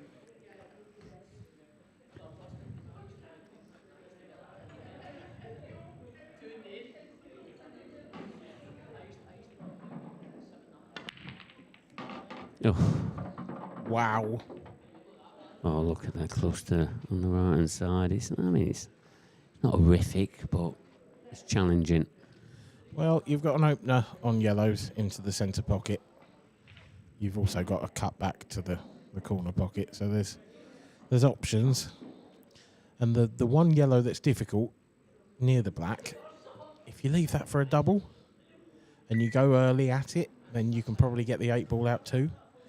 So if he can find a way to get on that double in probably a couple of shots time at most, then that could be the key to unlocking this frame. Oh, he's gone double early. I think he was trying to go double-double and it hasn't worked. So now Corey Reese. Now he's got the opportunity. How bold are you feeling, Corey? Do you go double first and try and get the 8 ball out?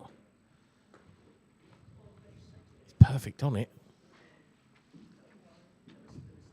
Yeah, big opening shot though. He's just waiting. Yeah, I think it's probably the right call, to be honest.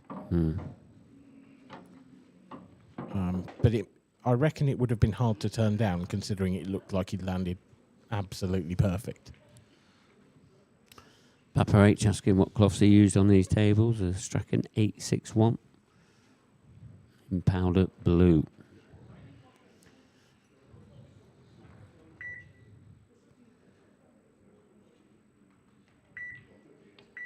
Rob Parry is not happy that Sheppy wears a glove, so he's hoping that Corey Weiss wins.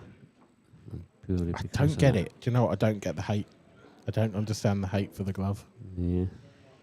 But that's because I wear a glove. Yeah, you do. It's yeah.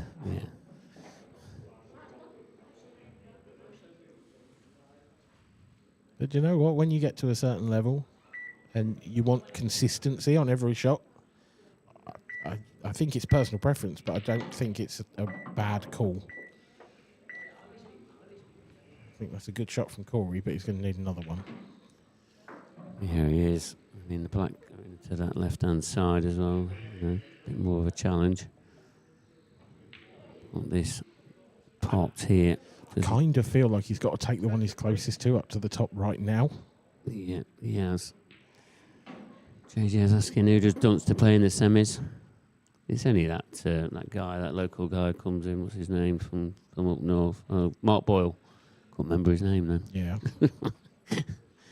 Local? Well, localish. It's more local than what I am. Well, yeah. It's probably. Is it? Actually? North of the border, isn't it? Yeah, but we're not. No, we're not. That's the point. Yeah, we're not. But, yeah, Mark Boyle against Liam Dunster. It's a steady semi-final line-up, isn't it? It's okay. Well, Corey deciding not to take that yellow on that he was closest to. And for me, that's a mistake. I just didn't see him being able to hold for that. Yeah, he felt like that was the shot he had to take on. Sharon McIntyre, though, she's pulled another frame back. 4-3 now, Caitlin Kennedy leads. That other match is going off. It's still going off between Rachel and Debs. Chris is asking, how does the glove help you? Weasel once put stops police getting your fingerprints. Good answer, Weasel. I mean, it's not a good answer because if you look at the glove, it's got open fingers. It does, yeah. It stops the palm prints, and that's what it is. Yeah, so Dana will answer that as soon as he can. Yeah, I'll take that. It's consistency. It doesn't matter whether the room is hot or cold, or generally hot or cold. You know, if you're sweating. Oof, that's the first one. He's chucked in there. Yeah, if it's warm and you sweat, which I do. And your cue gets sticky. If you're wearing a glove, it doesn't. It's as simple as that. It's just keeps everything feeling the same on the shot every single time you play it, and therefore it's one less thing to worry about. You know how it's going to feel every time you get down to play the shot. So it's just another thing off your mind. That's the way I see it. Yeah, and you feel like this is we're just going back to this game, Dan. You feel like this is a frame that Corey had to get. I mean, if he was going 3-0 behind against Lee Shepherd, that's exactly what he didn't want. Lee looks annoyed at that. Yeah, oh, yeah, he showed a bit of frustration missing that red in the corner.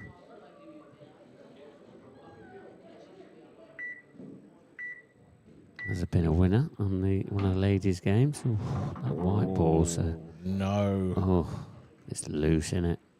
Is he still on it? I haven't seen any negative body language there. I actually can't tell. I think he might still be. I think if he's on anything, it's the cut. I think he'd prefer to be on the double, honestly, from there. This is what Dan Davey cut down the cushion, didn't he? Probably very similar, yeah. Yeah, a little bit harder than this, to be honest. One of the greatest shots you will ever see in a final, that, from Dan. He's on the double. He's on the double. He's nailed it. Nailed.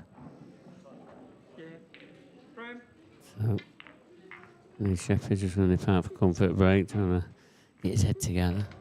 Rachel Tucker, she's at the table. That was a stamp of frustration, so she's clearly not at the table anymore. No, she's not. And the cue ball's not at the table either. It's in Debs' hand. So one free shot, one visit. Can she now get over the line?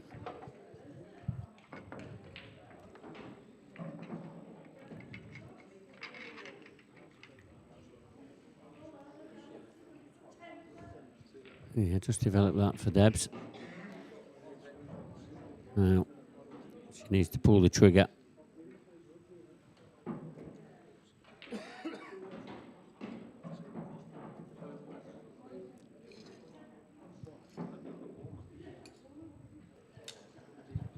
Mark Boyle in the background. Is that a coffee? I suspect it's a coffee. Where's ours? I couldn't agree more. Mark, answer me. You can't hear me, I think. Funny that. Just funny down here. Nobody hears us down here. Apart from everyone. Is there anybody up there? So Mark Boyle, they're just starting off their match now on table number 1. So that match will be shown live. Mark Boyle against Liam Dunster.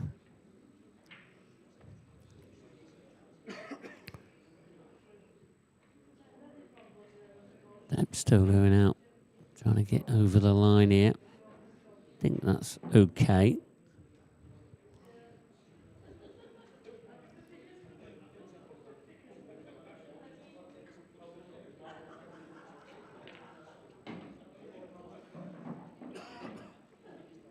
So we've got Lucas Aid, Ice Valley, and a coffee. And we haven't got any. There is other brands available, by the way. Time running.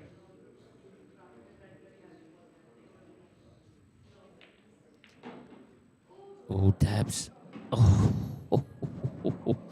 that has wobbled in. Used all of the pocket, as we often say.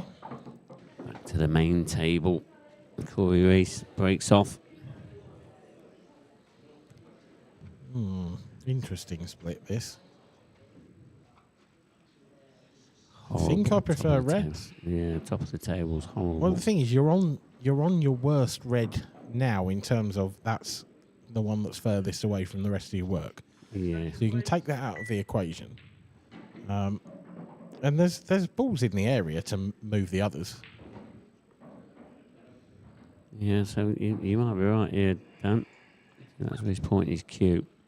That's the angle that he needs to leave to break up that little cluster of 4. I mean, in an ideal world, if you could get somewhere to the sort of right-hand side of the balk area and play the plant and screw into the yellow, the chances are you're going to land nicely on something, but it's hard to get there straight away. Yeah, you couldn't do it on that shot. So it's all down to this shot. Don't want to be hampered. Just okay, I think. Oh, it's close. But he could play that shot next now. He can top this through. It's all about getting the pace right, Dan. Yeah, about perfect there, where he's pointing his cue. Sort of 3 or 4 inches beyond the balk line is spot on. That match is finished. Look, Deb Birchall, she's cleared up the reds. Got over the line in the end. Rachel took it all the way. It's a little short pace, is it, Dan? It's a little bit short, yep. So that opens up option number 2 for me, which is dropping on the bottom of those 2 reds in a couple of shots' time. I think that will cut into the right centre. But it does mean that you're going to be relying on moving your last ball and landing on it, which isn't ever what you want to be doing. But sometimes you're forced into it, and I think Corey's forced into it here. Yeah, I mean... It's either that or he goes into them now, but it's the same problem. He's going into balls that he wants to be on, so... You feel like if he does go into them there, the yellows, you know, is it going to open it up, or are they going to be a hindrance and get in the way? You feel that there's more chance of that, don't you? He's looking at it now. He either goes into them now or he leaves it on the balk line. You'll find out. Into them now. Oh, that might have worked out nicely. Yeah, it's very well controlled, and he'll take the outer one of the 2 first and come back across table for the other red into the same pocket, I think. Probably go either way here. Yeah, I think that's okay. I think you're right. I think he sort of brings the cue ball back across the face of the other red. As long as it doesn't throw too wide. Catch the yellow on the way back. Yep, good shot. There you go. Didn't necessarily want to be right on the cushion there because now he can't get to the bottom of the cue ball. So I think all he can do is drift this through and leave a trickier 8 ball. It's a nice angle though. It looks all right. Probably just a little bounce off the cushion just above the middle pocket would be about as good as he could do from here, I think. Yep, seems that way. Caitlin Kennedy, meanwhile, she's won that frame. She's 5-3 up now against Sharon McIntyre. She's 1 frame away from getting herself into the final, where Deb Birchall is waiting.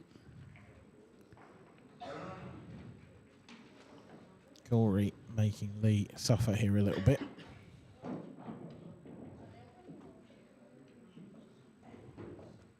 Makes me suffer when he does this. Oh, he's called Jibsy. Yeah. Got got himself right. Levelled this match up. What was looking like that Lee was going to go into a 3-0 lead. All of a sudden, it's level at 2 frames apiece. Mark Boyle here against Liam Dunster. This is the opening frame. Looks like it's off the break. Whether it's off the break or off the dry break, I'm not sure who won the lag. Himself a little bit hampered queuing here. But we didn't have too many options but to leave it there.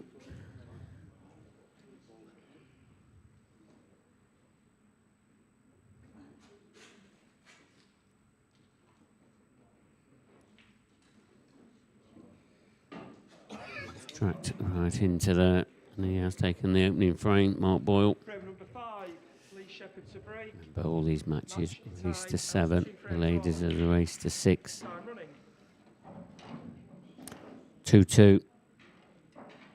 Lee Shepherd to break in frame number 5.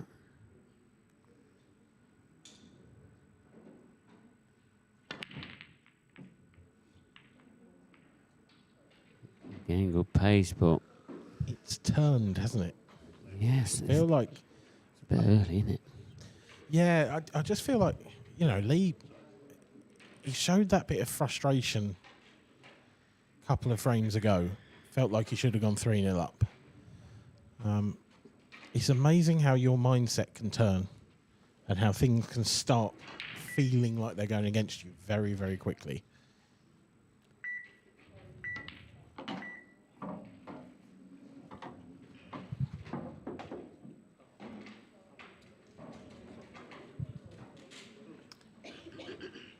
There's Beck Sweeney in the background, supporting her partner, of course. If Corey, but at this point, but if Corey takes this down, then that would be a remarkable weekend for that household, wouldn't it? Yeah, it would be. Beck is the Elite Ladies Champion, her first IPA title. Yep. So if Corey could beat Tilly bring home the Open as well. Yeah, it'd be tremendous for that household, like you say.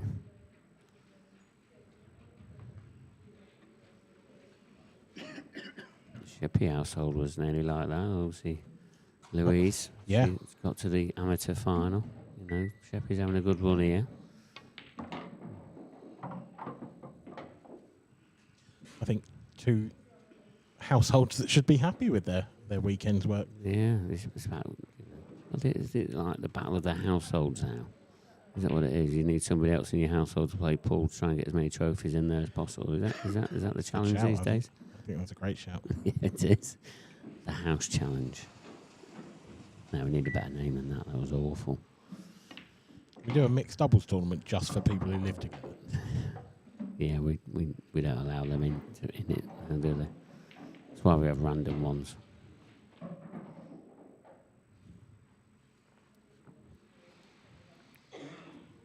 Do play mixed doubles together as well, don't they? Both of them. Yeah, both are mixed doubles pairings, aren't they? Yeah. Generally. Yeah, they are. Corey just got to squeeze this red past the other. That will do, but it would have liked a slightly fuller contact on that yellow. Not too bad, I don't think. I think he can play a bit of check side and get out from here.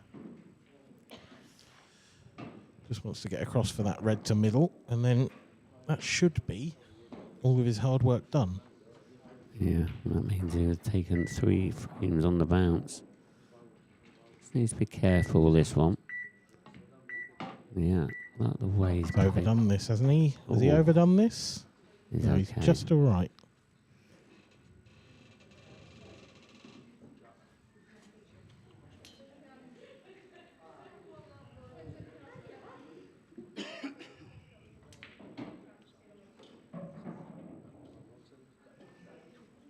Got Scott Anderson and Geb Robinson in the chat.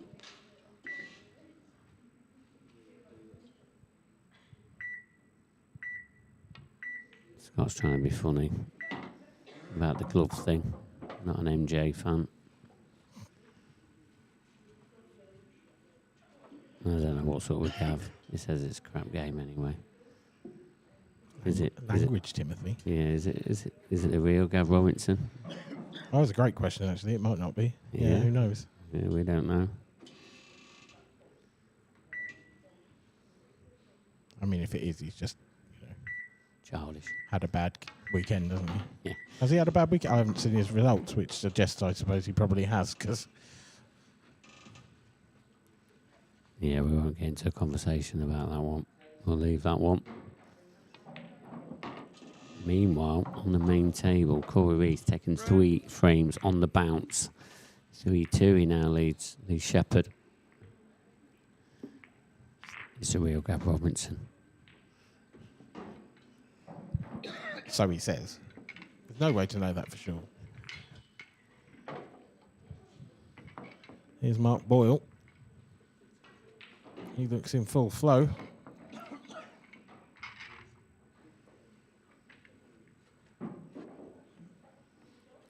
Is there a harder man to stop in full flow than that man there? I would argue not. But equally, if there's anyone who can stop the best in the world when they're in full flow, then it's probably his opponent. Frame number 6, Corey Reese to break, leading 3 frames to 2. Time running.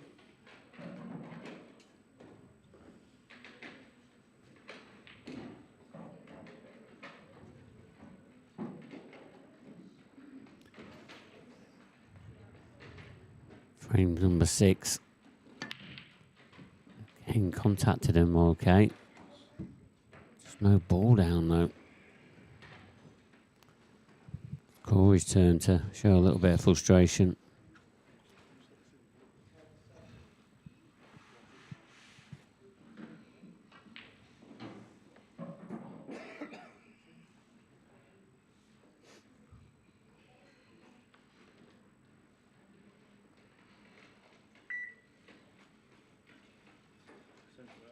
Extension, please.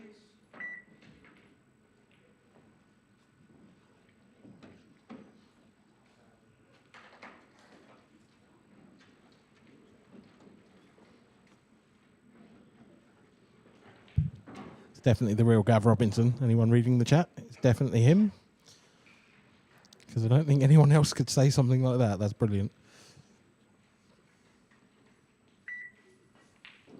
Yeah, we knew it was you, Gav, anyway, don't you worry. Sheppy at the table. Feels like an important visit for Lee, this. Because he just showed a little bit of frustration last time, and well, you can get away with that once or twice, but when you go 4-2 down first to 7, it becomes harder.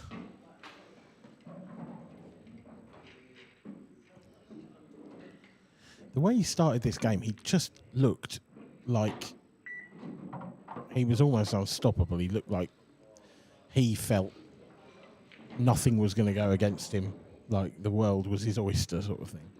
And I feel like that one moment has just changed that his perception of it a little bit.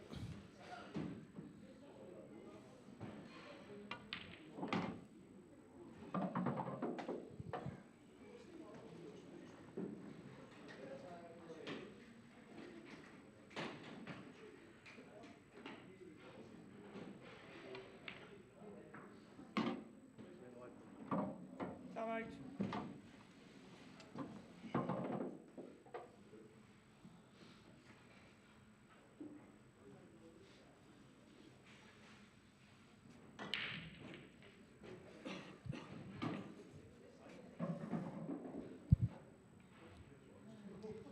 Cheryl McIntyre is at the table, out on table 2. It looks like she is in a world of pain and she needs to find a way out here. She's going to have to find contact on that red, you would think, unless she's on yellows, in which case she can play a fairly straightforward safety. Lee Shepherd has just about found the pocket there, but there's a big shot coming up in 1 shot's time for Lee. Oh, no. Yeah, it didn't look like he had the right angle on that, did he? I just think where he was bridging slightly, I don't think he's quite cued it. I think he's cued down on it slightly and it hasn't topped through the way he was expecting. Yeah. he's in all sorts of trouble here. I think he might come off on and off the bottom rail with side. He's got a big pocket for the red, but if he gets this, he's still not going to be on the 8 ball, you wouldn't have thought. Yeah, look where that red's gone as well. Insurance for Corey Reese, where it is there. Yeah, to be honest, I don't think he needs it. These are easy for Corey. If he plays that plant first, 2 yellows up towards the top right corner, then there's nothing else that can go wrong. And if he plays that first, then, like you say, he's got a bit of insurance. Good shot. Now he's got a little bit more room now to obviously pot these yellows.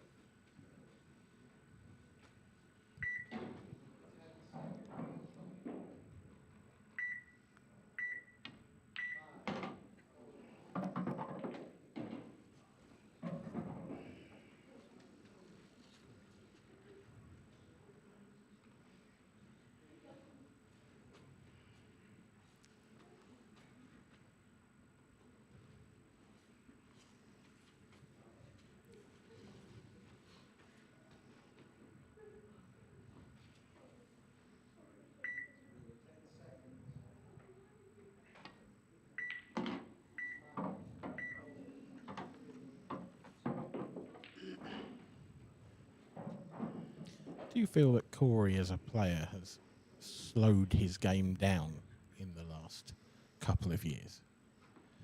Because I feel like he used to be quite sort of swashbuckling and, you know, gone for everything. And every time I see him play now, I know he's always been a bit fidgety and fiddly, but I do feel like he takes a lot longer than he used to get down on most shots.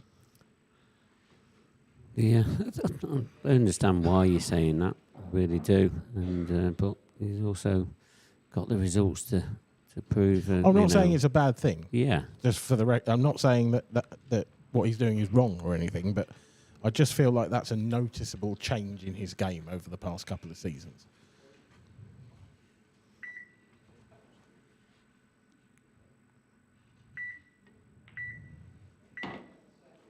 In truth, I think the vast majority of the best players play in that way. Yeah, that's a good point as well. Yeah, there's no quick, fluent players that go on to pretty much, win consistently. No, not as consistently as those that don't. Then, yeah. You look at Dunster Boyle, Cheryl McIntyre keeping her hopes alive. Table 2. I think that's 5-4 now in set to Caitlin. Yes, I believe you are correct. Yeah, 5-4. Liam Dunster though, about to get his first frame on the board, trailing by 2 frames to 1.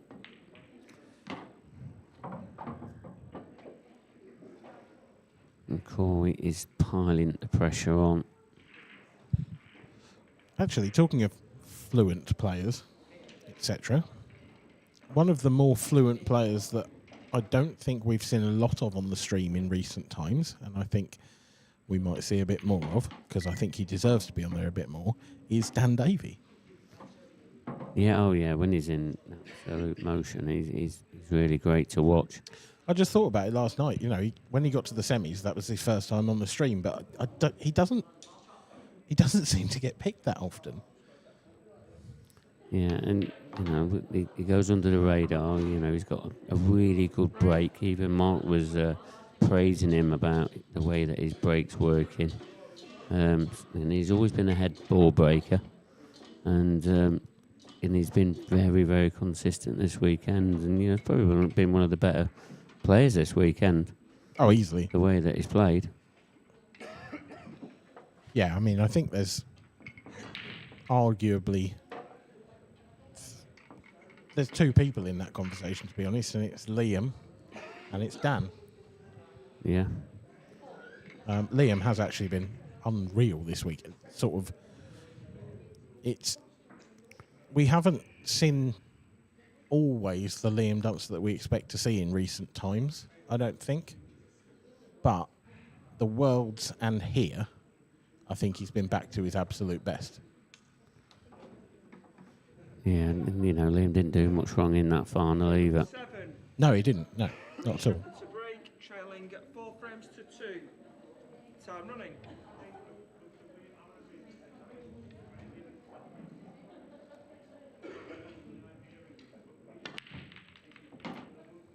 Better break from Lee.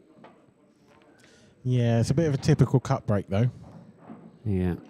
In that everything's gone to one side.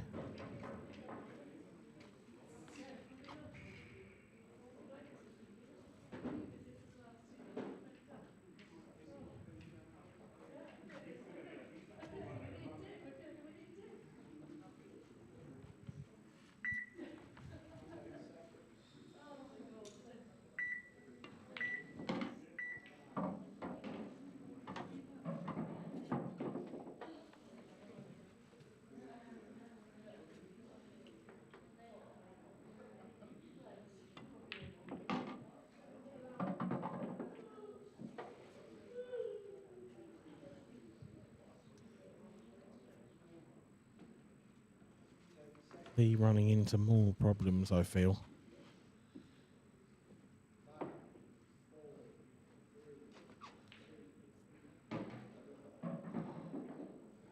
It's hard to see what he's got on here. Extension, please. I feel like he's going to have to down tools a little bit and just... Oh, yeah, that's clearly a foul. Yeah, and really good to see that Lee was the first person to call that as well. Yeah, I mean, it didn't look on, did it, to be honest? And what a chance this is for Corey, because that red on the rail there, Extension, please. he can just bump that over the centre pocket, and or even top it through and just get it somewhere in open play and leave himself on that red to the middle. And then it's pretty much frame over from there, you feel.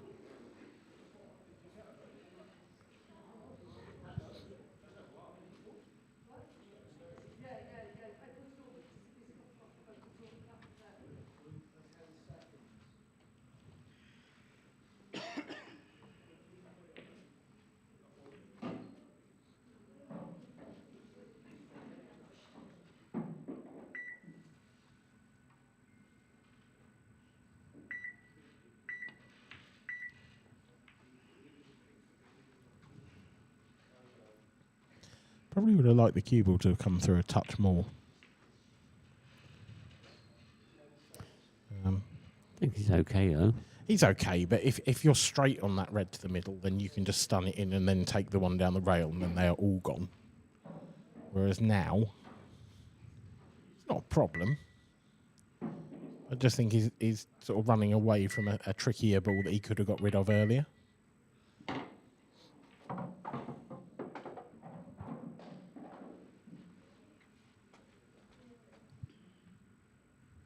I think he'll go back there now. Either this shot or the next one. I think your last 3 balls are the one on the right-hand side, then left centre, then right centre.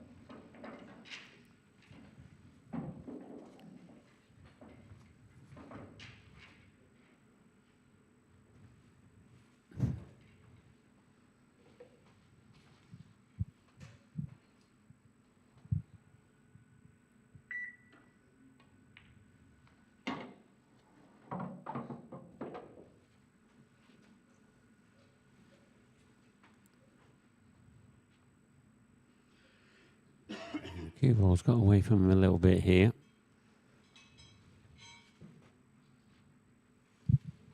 Yeah, I think I'd be surprised if he didn't take the one in baulk because he's got a lovely natural angle, but to come back round, I would have thought. But fair enough, either way. Yeah, obviously knew that he could just miss the black there.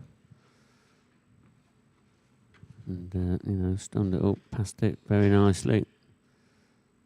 Now looking likely to go 3 frames ahead by 5 frames to 2.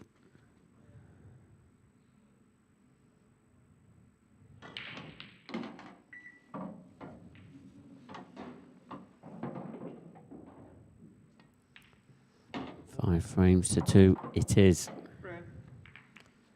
5 on the bounce. And that's a worrying trend for Lee Shepherd, and one that he needs to put a stop to, I would argue, in the next frame. If he wants a realistic chance of getting to this open final. There is Caitlin Kennedy.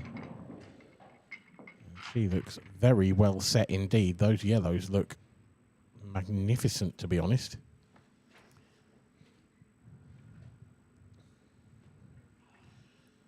Got the option now to move that one on the rail if she wants to.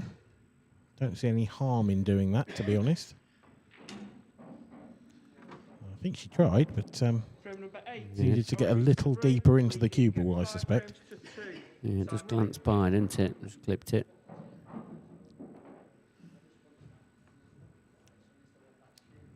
Back to the main table, Corey Reese.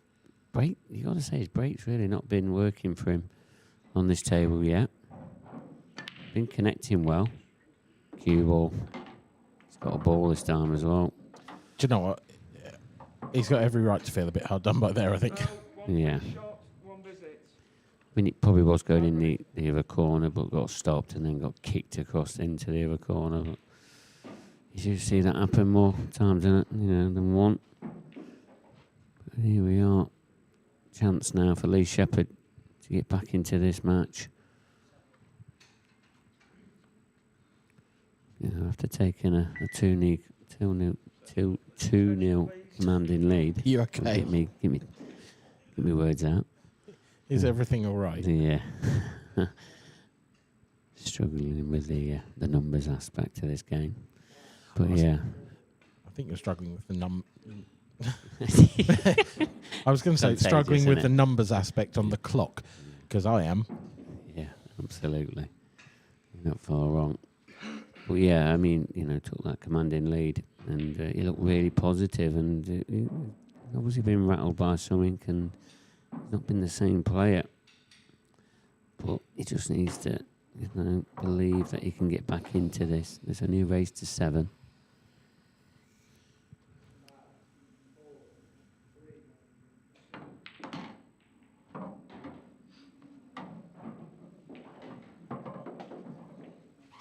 I'd argue the big shot coming up probably after this one. Just wants to leave himself a bit of angle on that next red down the cushion so he can drift up table. Now, is that Caitlin? No, it's not. Caitlin's made a mess of the yellows, and Cheryl McIntyre is taking that game to a deciding frame.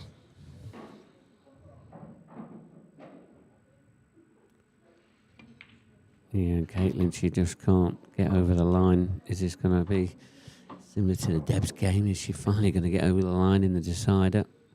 It's not the best way of doing things, but either way, 1 frame away for either player now from getting themselves into the final against Deb Birchall.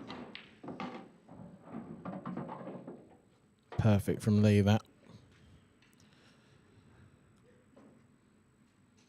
Looks like he can just pinch an angle to get across onto that red. Perhaps not. He's taking a little longer over than I thought he would. So, yeah, there you go. Yeah, to force it. Try and force an angle.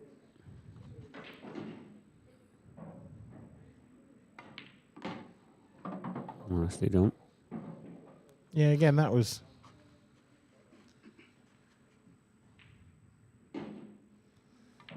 wasn't as entirely straightforward as it looked. He was slightly off angle there and sort of had to pinch the pocket. Did Lee Shepherd, and he's done it well, and he trails by just the 2 frames now with his break to come. So this game's still well and truly on for both players.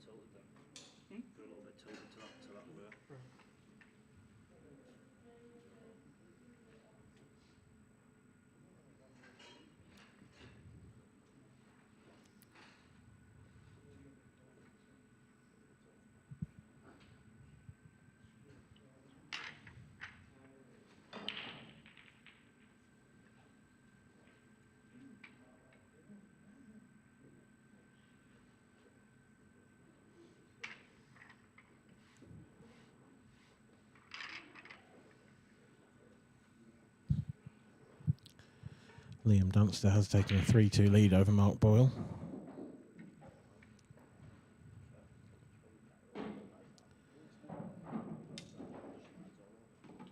But Mark is at the table, over on table 1. A reminder that you can watch that on our second stream. If you click on the IPA Pool YouTube page, you can keep an eye on that one. If you've got a double monitor set up, then you can watch both. What a break this is. Oh, my word. Yeah, definitely got a lot of power into that one. Just a bit. Yeah, he really did. Wow. That's why he's called the Pintside Powerhouse. That's, what, 2 of each? No, just 2 reds and 1 yellow, actually. It looked like more were flying in, to be honest. I think they all went in at the same time, so it looked like an absolute... It was a howitzer of a break, wasn't it? Yeah, it was. For Lee, if he can land on that one next to the 8 ball next long, yep, just like that, then this could be the most difficult shot he has to play. He might have to leave that yellow on the rail till last, possibly. And that wouldn't necessarily be completely straightforward to get out for the 8 ball from. Whichever pocket you happen to take it into.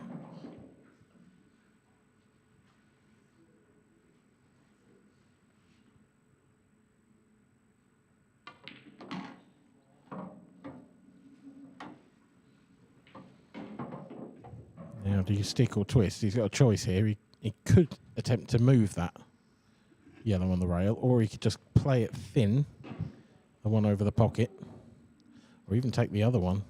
He's going to take the other one and just leave the gap, I suspect. He's not going to play this as a plant, because there's no way he's going to end up on the second yellow if he does that.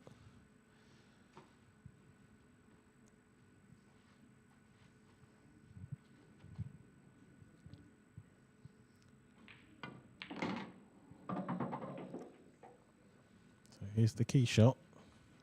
Going to have to screw out of this one slightly. Got to avoid the red. If he does, he's bound to be on the 8 ball.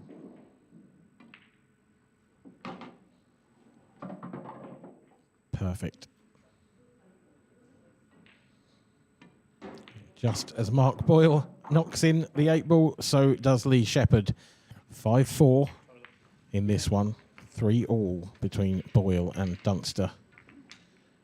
This tournament bubbling up to a very exciting conclusion, as is the ladies. There is the remaining semi-final, and that is the last frame in said semi-final. Caitlin Kennedy is on a finish.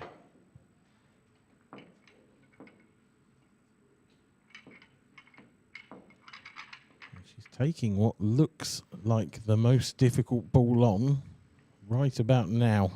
Huge shot. Oh, she hasn't hit that. She hasn't hit that, and not only that, she's left a big pocket for Cheryl.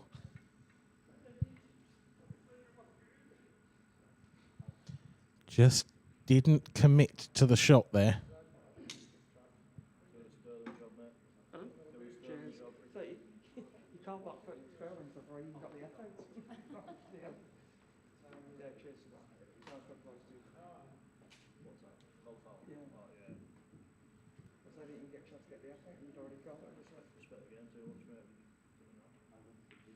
And Corey.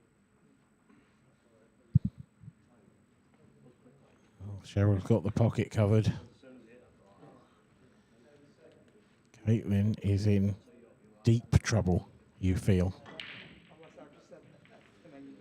She is going to have to find something special to win from here. The way that red appears from this angle to be nestled against that yellow. Doesn't look like it'd ever go past. Oh.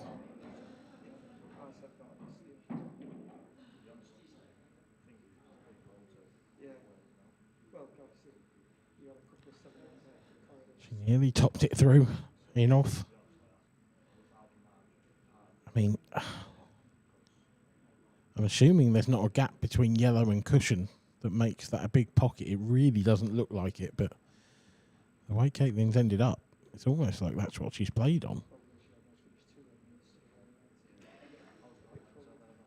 And over in the men's semi-final on table 1, 3-all Boyle Dunster.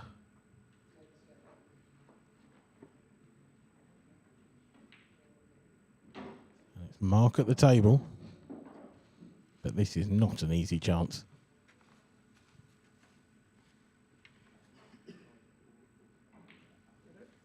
Frame number 10, Corey Reese to break.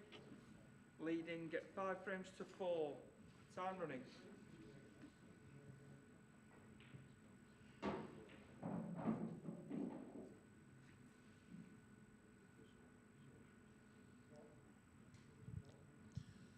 Well, there seemed to be quite a delay between frames in this one. Not entirely sure what was causing that. But, whatever it was, the break has done Corey Reese the power of good. And by break, I mean break between frames, but to be fair, either way.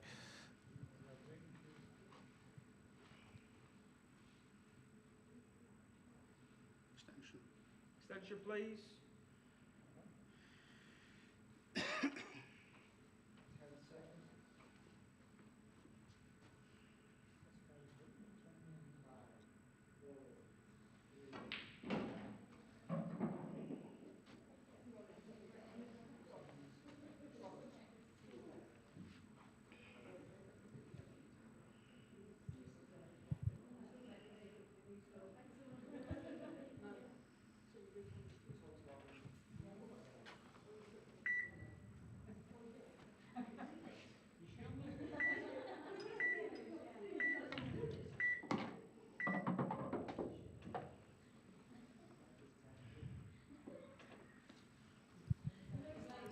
It's a great opener from Corey.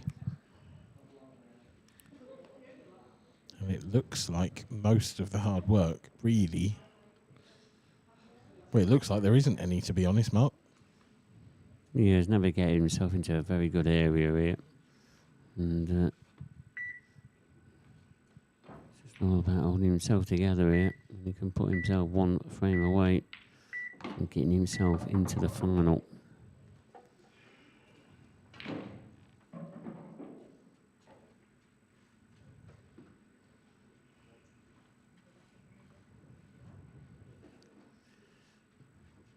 So he's just got a decision to make here. Does he take the ones in the bottom half of the table first and travel up to the top half? He can do this either way, just about how he sees it, what angles he's leaving. Yep. So yeah, it looks like he's going to go top half of the table next.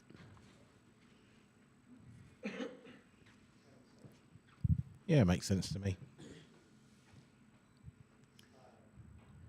That's where he's pointing his cue. That's where he wants to be in, 3 shots' time.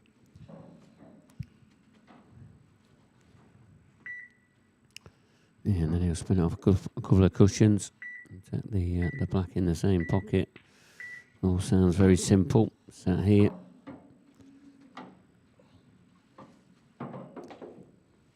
These lads make it look simple generally. That's the thing. Yeah, I certainly do. Again, this is where he wants to be. After these next 2 yellows.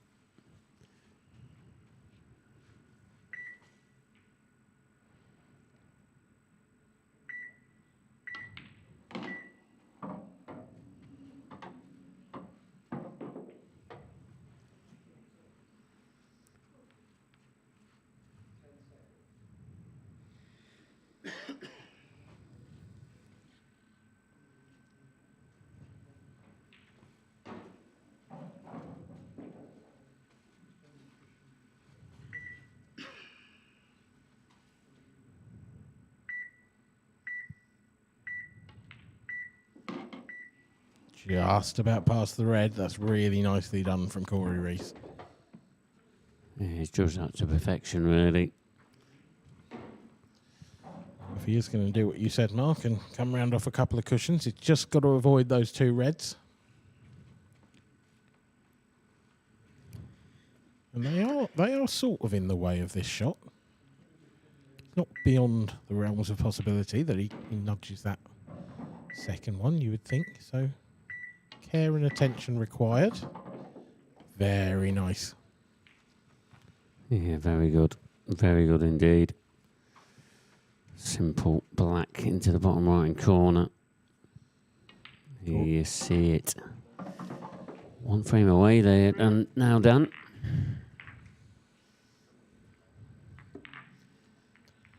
Cheryl and Caitlin still going at it. Oh. Is that a twist? I mean, it's a difficult out for Caitlin, but it's one she may not have expected to have even had. And I do feel if she can take that long red,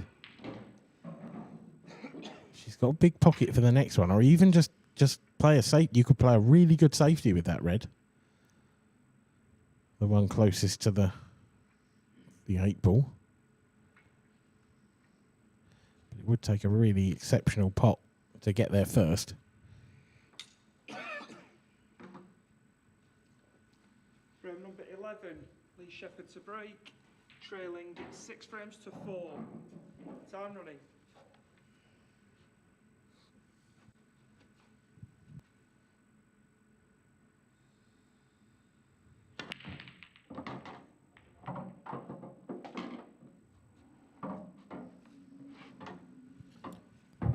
Lee Shepherd channeling his inner Mark Boyle there. Yeah, he's generating a good deal of pace into that cut break. He's hitting those so much better than he was at the start of the match. Absolutely is. Chance on reds. Got to play the plant first, I think, up to the top right. Possibly even play a plant second. It's slightly awkward. Is he going to play red onto yellow?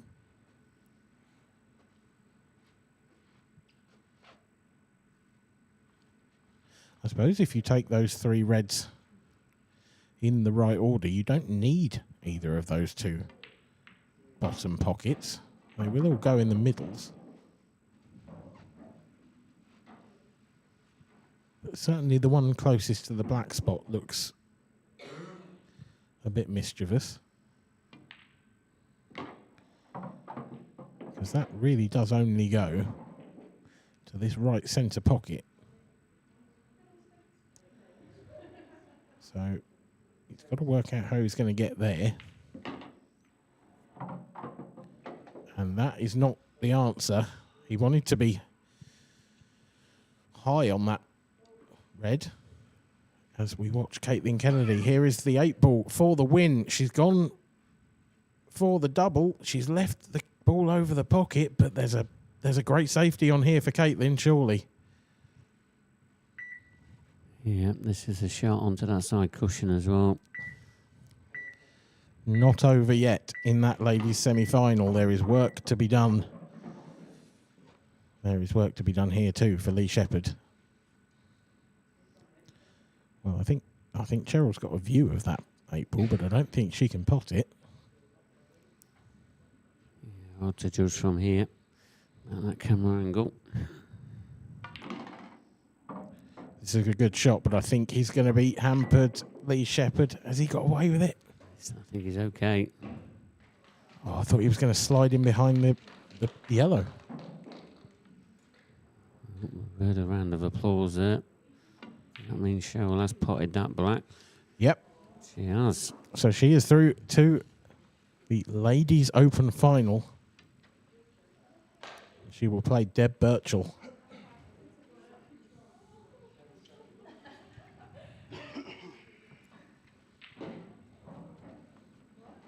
Deb, who has gone a whole tournament and a half without tasting success and is quite angry about it by the sounds of it.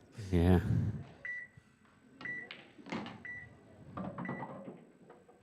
And Lee has obviously missed that red to the centre pocket.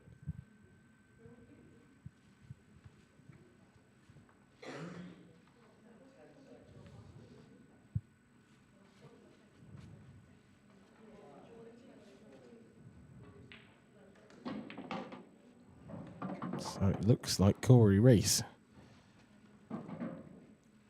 is also going to make it through to a final.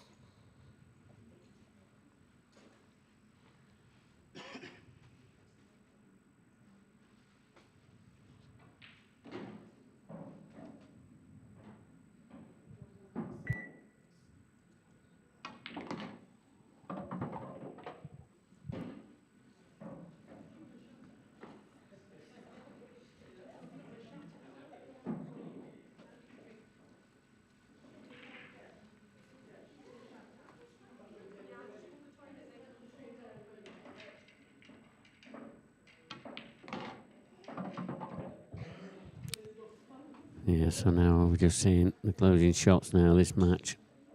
A couple of yellows and then the black. You feel this is going to be the end of this match. I think the way that Lee is sat in his chair, slumped a little bit, he feels that it probably is. Key shot now though, for Corey. Just got to hold himself together. I mean, I don't know what odds you'd get here, but I think you'd probably get Leicester City style odds on Lee Shepherd winning this match at this point. He's not wrong. Yeah, you're right. Extension, please.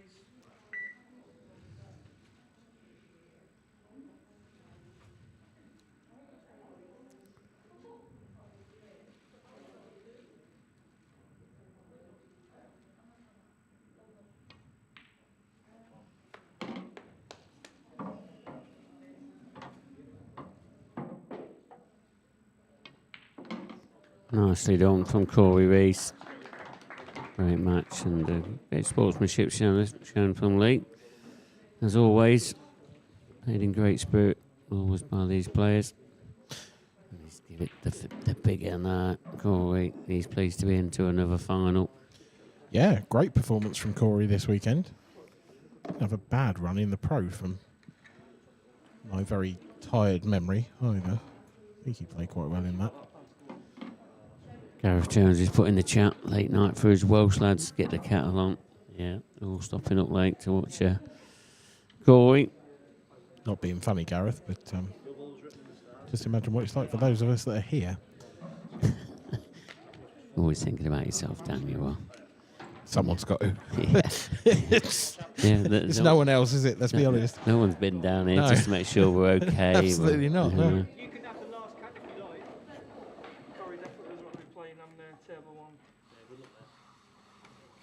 Good luck soon, get it on, yeah. Oh, Boyle, just getting about his work here. Looking to level this match up, and we'll be into a best of 5. If he does, go to 4-4.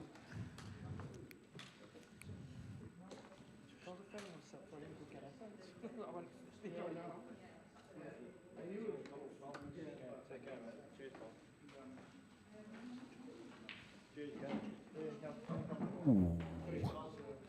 Mark just got a little bit close to comfort. For comfort, rather, to that red. But it's okay.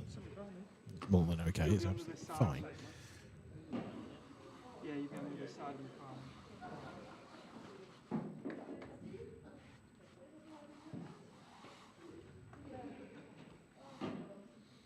Yeah, this one's 4-all.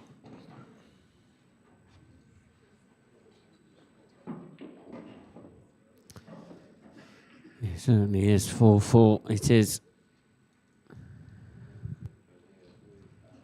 Finalist Corey Rees. Corey, into the final. It's nearly midnight. How are you summoning the energy to pull out a good performance like that? I don't know, to be honest. Lee funny enough just asked me, are you tired? I said, no, I feel alright.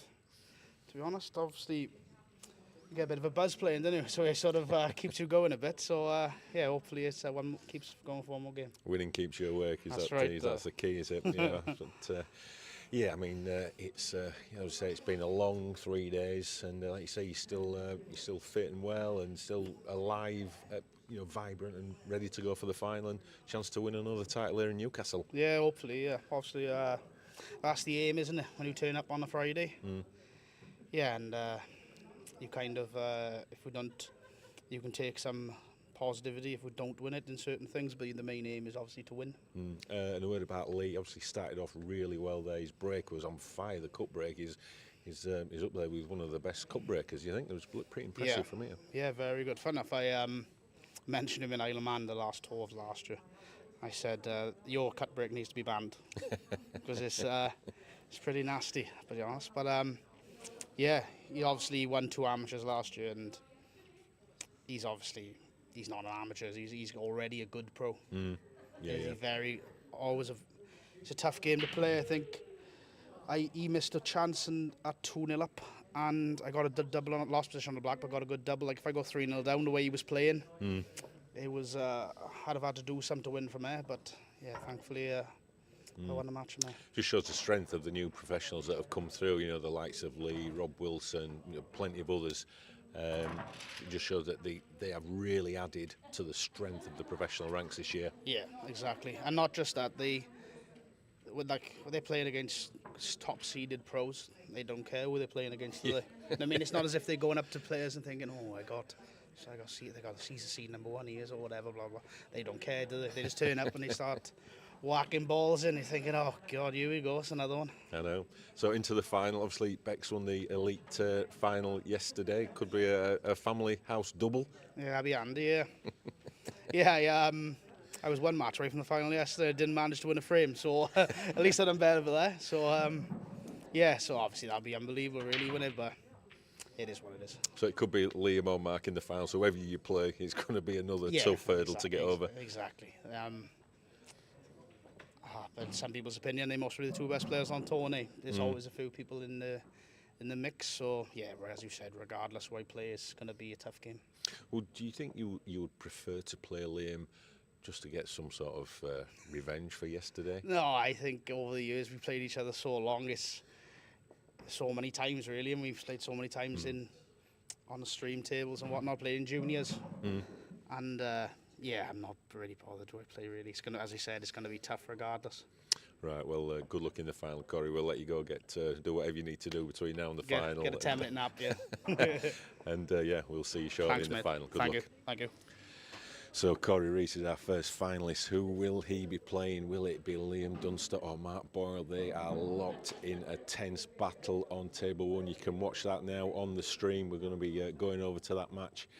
And as I say, the winner of that will face Corey in for our final match of a very long weekend. So yeah, hopefully you're going to stay with us and enjoy the climax of what has been a fantastic event here in Newcastle.